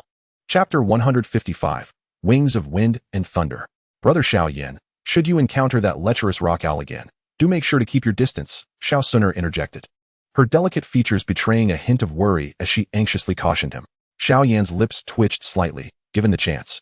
He would certainly prefer to avoid mentioning the rock owl altogether, at least opting for a different name. Understood, he managed a strained smile in response. Xiao Suner nodded in relief.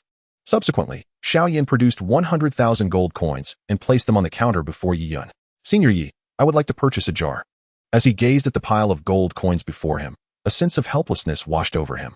Although Yao Chun possessed numerous treasures that could be exchanged for gold, the limitations of Wutan City meant that even with treasures, substantial amounts of gold were hard to come by. This sum of 100,000 gold coins had been painstakingly acquired through a mid-tier, Xian-level fighting technique, after much persuasion from Xiao Zhan. According to Xiao Zhan, this was the last of the gold that the Xiao family could muster. Should they continue to deplete their reserves, the family's economic standing would undoubtedly suffer greatly. With a resigned heart, Xiao Yan realized that today he could only afford to open one jar. Yi Yun nodded, accepting the 100,000 gold coins. Then with a flick of his wrist, a jar soared from the shelf to land on the counter. This is my final opportunity. Heaven above, I beseech you to grant me a miraculous treasure, Xiao Yan silently prayed. A 9-aperture golden dan. A supreme bone. I would not turn my nose up at any of them. Ideally, a giant transformation device as well. As he contemplated the jar on the counter, a deep sense of envy settled in his heart for the supreme bone that Xiao Suner had acquired the previous day. Yet, what he coveted most was the transformation device that turned one into an Ultraman. If only he could transform into Ultraman himself, the mere Yunlan sect would be insignificant. If only I could obtain the Ultraman transformation device, I would immediately soar to the Yunlan sect and teach Nalan Yanran a lesson she would not soon forget. Recalling the humiliation of yesterday's broken engagement, Xiao Yan felt a surge of discontent within him. Nalan Yanran, just you wait. 3 years from now, I, Xiao Yan, will undoubtedly journey to Yunlan's sect and decisively defeat you, thereby erasing the shame you have inflicted upon me. Without a moment's hesitation, Xiao Yan slammed his palm down upon the jar on the counter. With a resounding crack, the jar shattered into countless pieces. Subsequently, the fragments transformed into a dazzling radiance, obscuring Xiao Yan's vision. As the brilliance dissipated, the items on the counter were revealed. Were those wings? Staring at the objects that had appeared, Xiao Yan was momentarily taken aback. There, on the counter, lay a pair of palm-sized wings, one a deep azure, the other a shimmering silver. The wings emitted a resplendent glow, suggesting they were anything but ordinary. Holding the wings in his hands, a look of confusion crossed Xiao Yan's face. What purpose could these wings serve? Could they possibly be a technique for flight? At that moment, Yao Chun, who stood nearby, suddenly gasped in astonishment. Curious, Xiao Yan inquired. Is there such a thing as a flight technique? He had heard of offensive techniques, defensive techniques, and agility techniques, but had never come across a flight technique. Yao Chun, astonished, exclaimed, a flight technique, as the name suggests, is one that enables a person to soar through the skies. The wings you hold bear an uncanny resemblance to the most primitive flight techniques from ancient times. They grant the ability to fly. Upon hearing this, Xiao Yan's expression turned one of sheer shock. Wasn't flight a talent that required at least a doling-level expert? In the Dou Qi continent, only those above the doling rank could hope to achieve short-distance flight. Upon reaching the Dou Wang or Dou Huang levels, one could condense their external Dou Qi into energy wings behind them, liberating themselves from the Earth's confines and soaring into the skies. Yao Chun explained calmly. The so-called flight technique is a rather peculiar secret method that allows practitioners to extend two small branches from the meridians in their back. As long as these two branches manifest, even if the individual does not possess the strength of a Dou Wang, they can still condense wings and fly through the air. The wings you possess appear to be from the most ancient flight techniques, capable of merging with one's body, thus possessing immense power. Xiao, overwhelmed by the revelation, couldn't help but draw a sharp breath, utterly astonished. Flight is a tantalizing temptation that stirs the hearts of many. In pursuit of this allure, countless strong individuals relentlessly strive towards the lofty Dou Wang level. In this context, a shortcut such as the flight technique is undoubtedly of great value. Gazing at the pair of wings in his hands, Xiao was filled with exhilaration. If he were to merge with these wings, would he not gain the ability to soar through the skies? Senior, may I inquire if this truly constitutes a flight technique? After a moment's hesitation, Xiao prudently sought confirmation from Yi Yun. He found it challenging to place complete trust in Yao Chen's words. Only the insights of Senior Yi were worthy of his confidence. Upon hearing Xiao inquiry, Yao Chun was immediately incensed, glaring at Xiao with indignation. How could this boy doubt him? In response, Yi Yun cast a brief glance at the wings in his hands, instantly acquiring all necessary information. The wind thunder wings, originating from the world of Dou Putsang Qiong. This flight technique harbored terrifying powers of wind and thunder. Yi Yun regarded Xiao and calmly stated, Yao Chun is correct. This is indeed a flight technique known as the wind thunder wings, infused with the might of wind and thunder. With Yi Yun's affirmation, Xiao immediately felt a surge of belief, his face alight with excitement at the prospect of merging with the wind thunder wings. Recognizing Xiao intentions, Yi Yun lightly suggested, go outside to merge. Yes, senior. Xiao nodded and, clutching the wings, made his way out of the shop, with Xiao Suner following closely behind. Merge.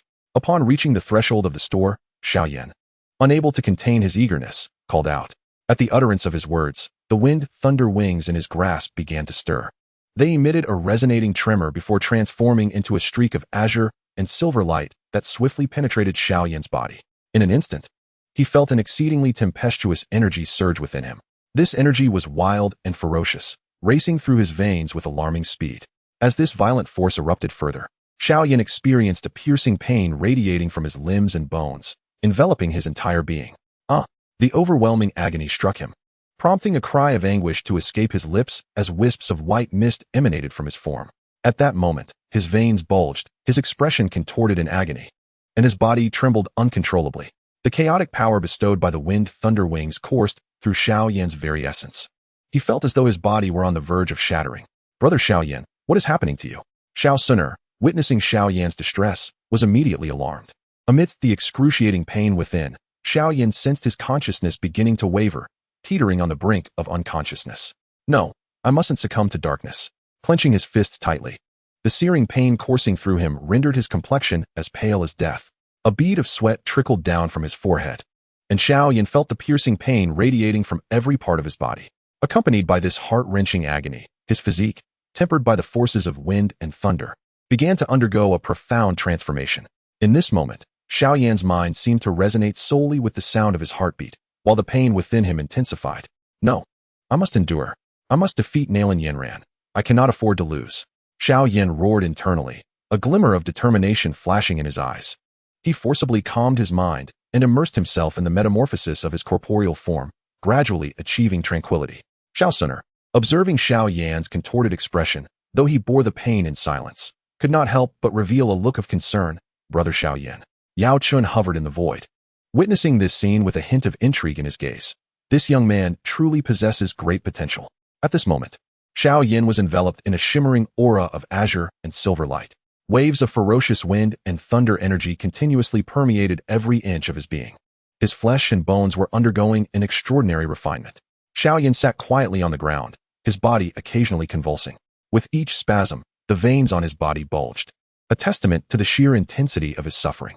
However, with every convulsion, a powerful wave of energy radiated from within him.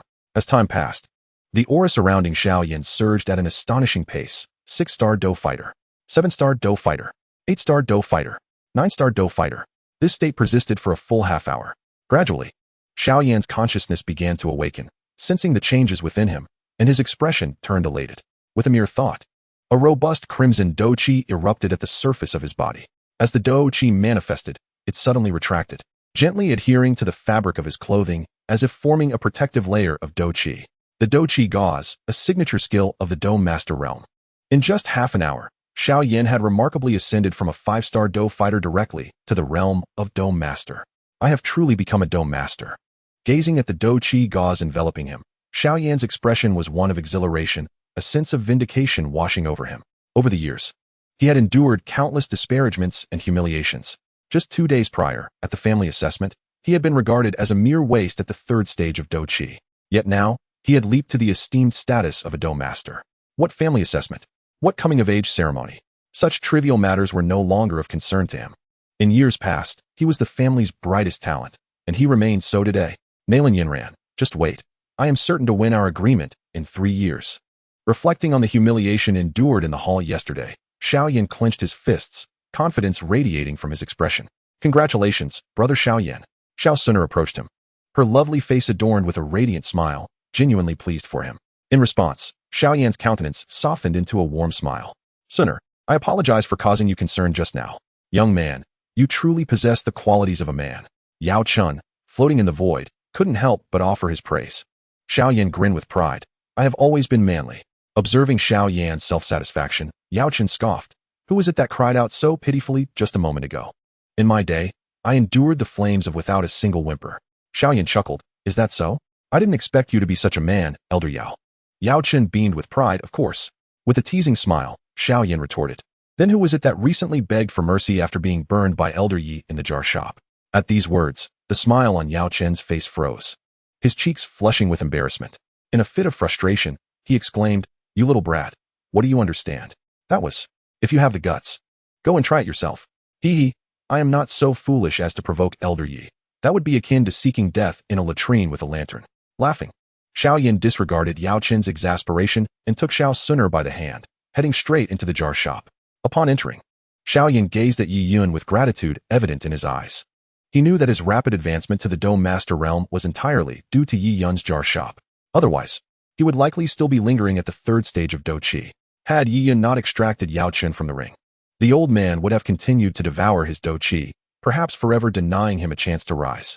His current achievements were solely attributable to the efforts of Elder Yi. With these thoughts in mind, Xiao Yan approached Yi Yun and respectfully performed a deep bow. Elder Yi, your kindness has granted me a second chance. Please allow me to express my gratitude. Seeing this, Yi Yun raised a hand to assist Xiao Yan to his feet, casually remarking, This is merely a transaction. Your discovery of treasures relies solely on your own fortune, not my doing. Yet, even with this dismissal, Xiao Yan's heart brimmed with gratitude for Yi Yun. He silently vowed that, in the future, he would repay Elder Yi's life-altering kindness. Although, given Elder Yi's formidable strength, the chances of him having an opportunity to repay such a debt seemed slim. In his eyes, it would be difficult for someone as extraordinary as Elder Yi to ever require his assistance. Here is your VIP card, take good care of it. At that moment, a golden card materialized in Yi Yun's hand, which he flicked towards Xiao Yan. A VIP card? Startled by the revelation, Xiao Yan's gaze shifted to the golden card he now held. Senior, what does this VIP card signify? He inquired, running his fingers over the card, sensing nothing extraordinary about it, which left him somewhat perplexed as he glanced at Yi Yun. Anyone who spends 500,000 gold coins in this establishment shall receive a level 1 VIP card. Those who possess this card may activate it once a month, allowing them to appear directly in this store, regardless of their location, Yi Yun explained with a nonchalant demeanor. To obtain a VIP card, one must merely spend 500,000 gold coins. Upon hearing Yi Yun's words, Xiao Yan was taken aback, soon followed by a wave of elation. Initially, he felt immense regret knowing that Yi Yun would only stay in Wutan City for 3 days. Within such a brief span, his remarkable achievements were solely due to the treasure jars.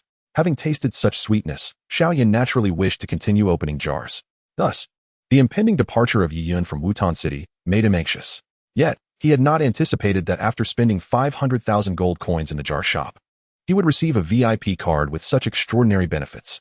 This meant that even after Yi Yun's departure, he would still have an opportunity to purchase jars once a month. The thought filled Xiao Yan with uncontainable joy. This VIP card was truly a timely boon. However, as he contemplated the card in his hand, another question arose. Senior, according to reason, I have only spent 300,000 gold coins. Why do I possess this VIP card? Chapter 157. The Ancient Path arrives at Wutan City. Xiao Yan was perplexed. He had indeed only spent 300,000 gold coins, as the 3 jars on the first day were purchased by Xiao Suner. Why was it accounted under his name? In response, Yi Yun calmly elucidated, the gold coins spent are attributed to the one who opens the jars. Now I understand. Upon hearing Yi Yun's explanation, Xiao Yan finally grasped the situation. He then cast an apologetic glance at Xiao Suner, saying, Suner, this VIP card rightfully belongs to you. With that, he extended the card towards her. Brother Xiao Yan, why must we be so formal between us? Xiao Suner replied with a gentle smile, declining to accept the VIP card. Moreover, look closely. Your name is already inscribed on this card. If my guess is correct, only you can activate it in the future. After saying this, Xiao Suner turned her gaze towards Yi Yun, inquiring, Senior, am I correct in my assumption? In response, Yi Yun nodded slightly, affirming, indeed. Once the VIP card is bound, it cannot be transferred or destroyed. Xiao Yan examined the card in his hand closely, confirming that his name was indeed engraved upon it. As guilt weighed heavily on Xiao Yan's heart, he felt as though he had usurped Xiao Suner's chance. Brother Xiao Yan, you need not dwell on it so. She reassured him. Though a tinge of disappointment lingered within her, the thought of possessing the extraordinary supreme bone lifted her spirits considerably. Observing Xiao Yan's expression of remorse, she endeavored to comfort him instead. May I inquire, you two youngsters, are you ever going to cease this? At that moment, Yao Chen interjected. Instead of engaging in idle chatter, it would be far more productive to open those jars. Are there not 4 jars remaining on the wooden rack? If we open those 4, the young lady will surely accumulate the 50,000 gold coins she needs. Suspended in the air, Yao Chen regarded Xiao Yan and Xiao Suner with a bemused expression, pondering how these seemingly astute youths could be so oblivious today. Upon hearing his words, Xiao Yan and Xiao Suner turned their gazes toward the 4 jars on the wooden rack behind Yi Yun, momentarily taken aback. Once they grasped the situation, they exchanged awkward smiles. Indeed, there are still 4 jars remaining. If Xiao Suner opens these 4 jars, in addition to the one from yesterday, she will amass the requisite 50,000 gold coins and subsequently obtain a VIP card. Senior Yi, may I trouble you for those 4 jars? A radiant smile illuminated Xiao Suner's face as she placed 400,000 gold coins upon the counter and addressed Yi Yun. Nodding in agreement, Yi Yun accepted the coins, and with a wave of his hand, the remaining 4 jars soared directly to the counter. Meanwhile, high above Wutan City, a figure clad in green suddenly materialized in the void. The elderly man surveyed the area beneath him, and in the blink of an eye, he appeared at the entrance of the Xiao residence. Who are you? The 2 guards at the entrance, engaged in conversation, were taken aback to find the elderly man standing before them, prompting them to approach for inquiries. However, they witnessed the elder vanish in an instant.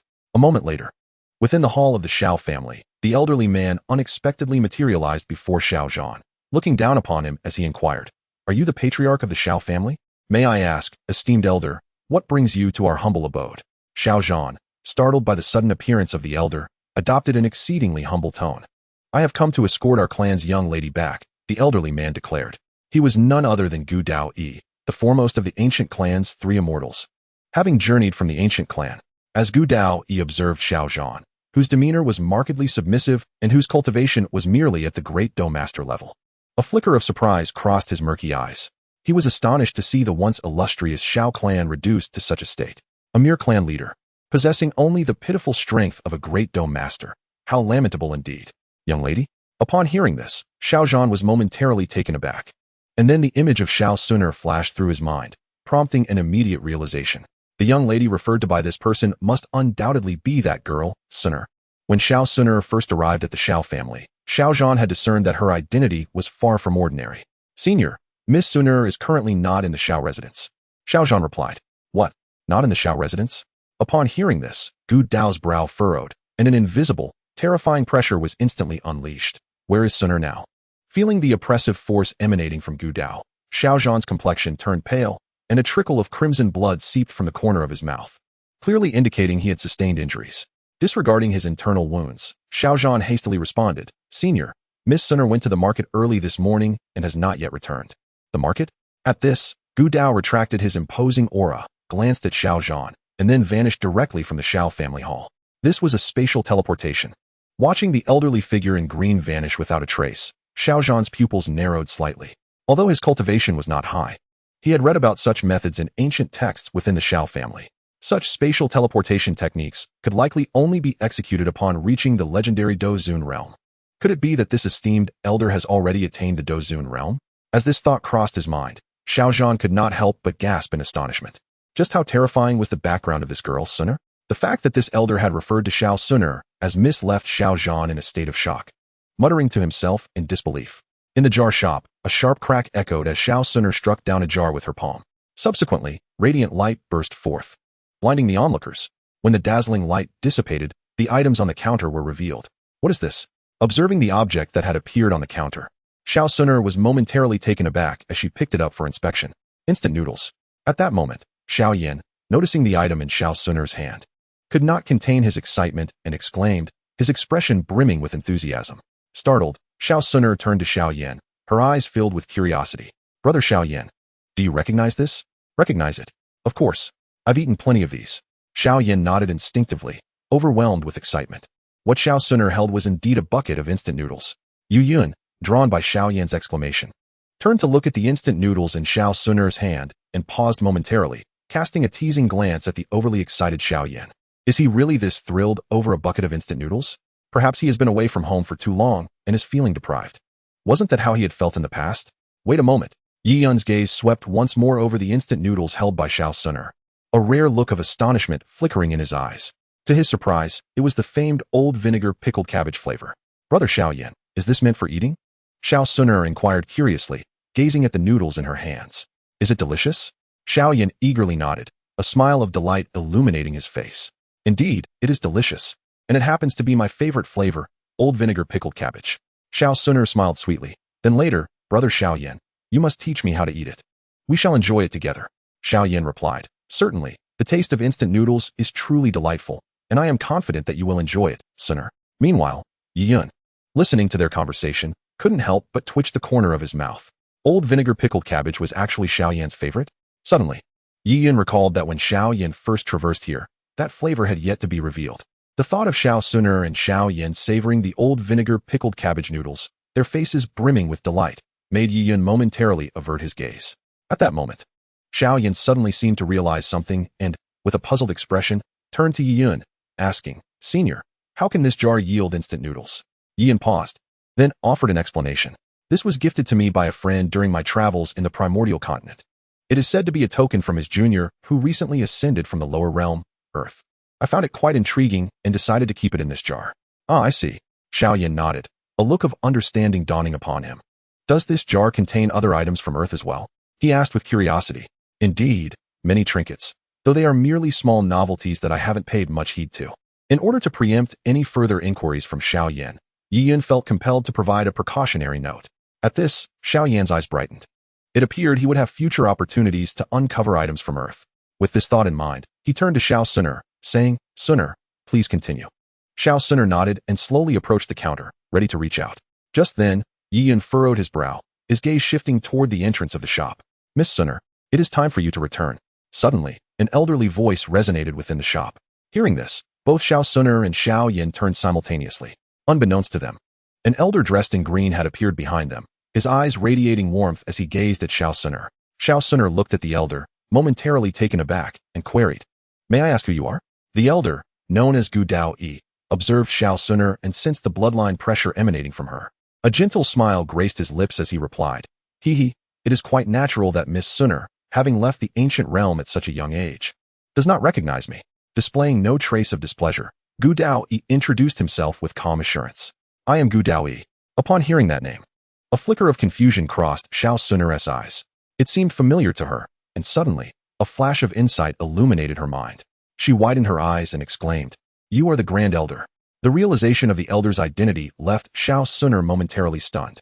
Although she had been sent away from the ancient realm since childhood, she had heard her father speak of some formidable figures within their clan. Thus, upon hearing the name Dou Qi, she instantly recalled the Elder's identity.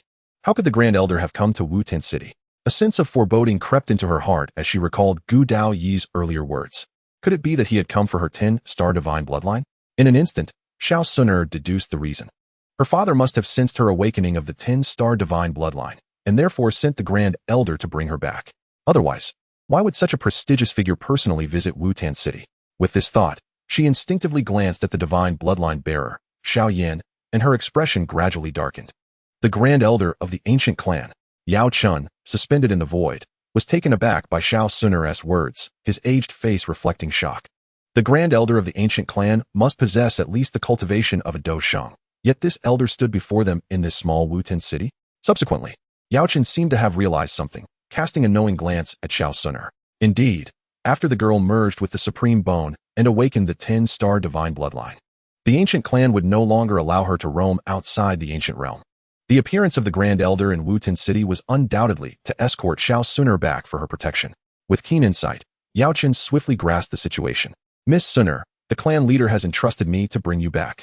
Please, come with me, Gu Daoyi said gently, his demeanor calm. At his words, Xiao Sun'er shivered slightly, her heart sinking. It was indeed her father who wanted her to return. After a moment of silence, she turned to Xiao Yan, a glimmer of resolve appearing in her eyes as she softly replied, Grand Elder, I do not wish to return just yet. Hearing this, Gu Daoyi furrowed his brow. He had observed Xiao Sun'er's subtle gestures and finally directed his gaze toward Xiao Yan. A dosher at such a young age, with such talent, he would be regarded as quite capable in the outside world. However, within the ancient realm, young individuals of similar talent were commonplace and hardly noteworthy. Young man, are you a member of the Xiao clan? Gu Daoyi inquired, taking note of the resemblance between Xiao Yan and Xiao Zhan. Faced with the sudden appearance of this enigmatic powerhouse, Xiao Yan felt a surge of anxiety within him. When the other party inquired about his identity, a heavy weight settled in his heart, prompting him to respond respectfully, I am Xiao Yan, indeed a member of the Xiao family. Elder, please do not act recklessly. Upon witnessing Gu Daoyi direct his attention towards Xiao Yan, Xiao Sun'er instinctively positioned herself in front of him, her expression betraying a vigilant demeanor as she regarded Gu Daoyi with apprehension. Observing her actions, Gu Daoyi, having lived for so long, could easily discern the situation. His countenance darkened significantly, reflecting his deep-seated anger. How could a distinguished daughter of the ancient clan, an heir of the exalted 10-star divine bloodline, develop affection for a mere youth from the Xiao family? Given the present state of the Xiao family, how could they ever be deemed worthy of such a noble lineage? Patriarch, you should never have entrusted Miss Sun'er to the Xiao family, he thought bitterly, casting a cold glance at the Xiao Yan who stood behind Xiao Sun'er. Gu Daoyi suppressed his fury and addressed her in a calm, yet firm tone. Miss Sun'er, regardless of the circumstances, you must return with me today. Recognizing the signs of budding affection in Xiao Sun'er, Gu Daoyi feared that leaving her in the Xiao family would ultimately jeopardize the purity of her remarkable 10-star divine bloodline. Resolute in his decision, he resolved to employ any necessary means to ensure that Xiao Sun'er was taken away with him today.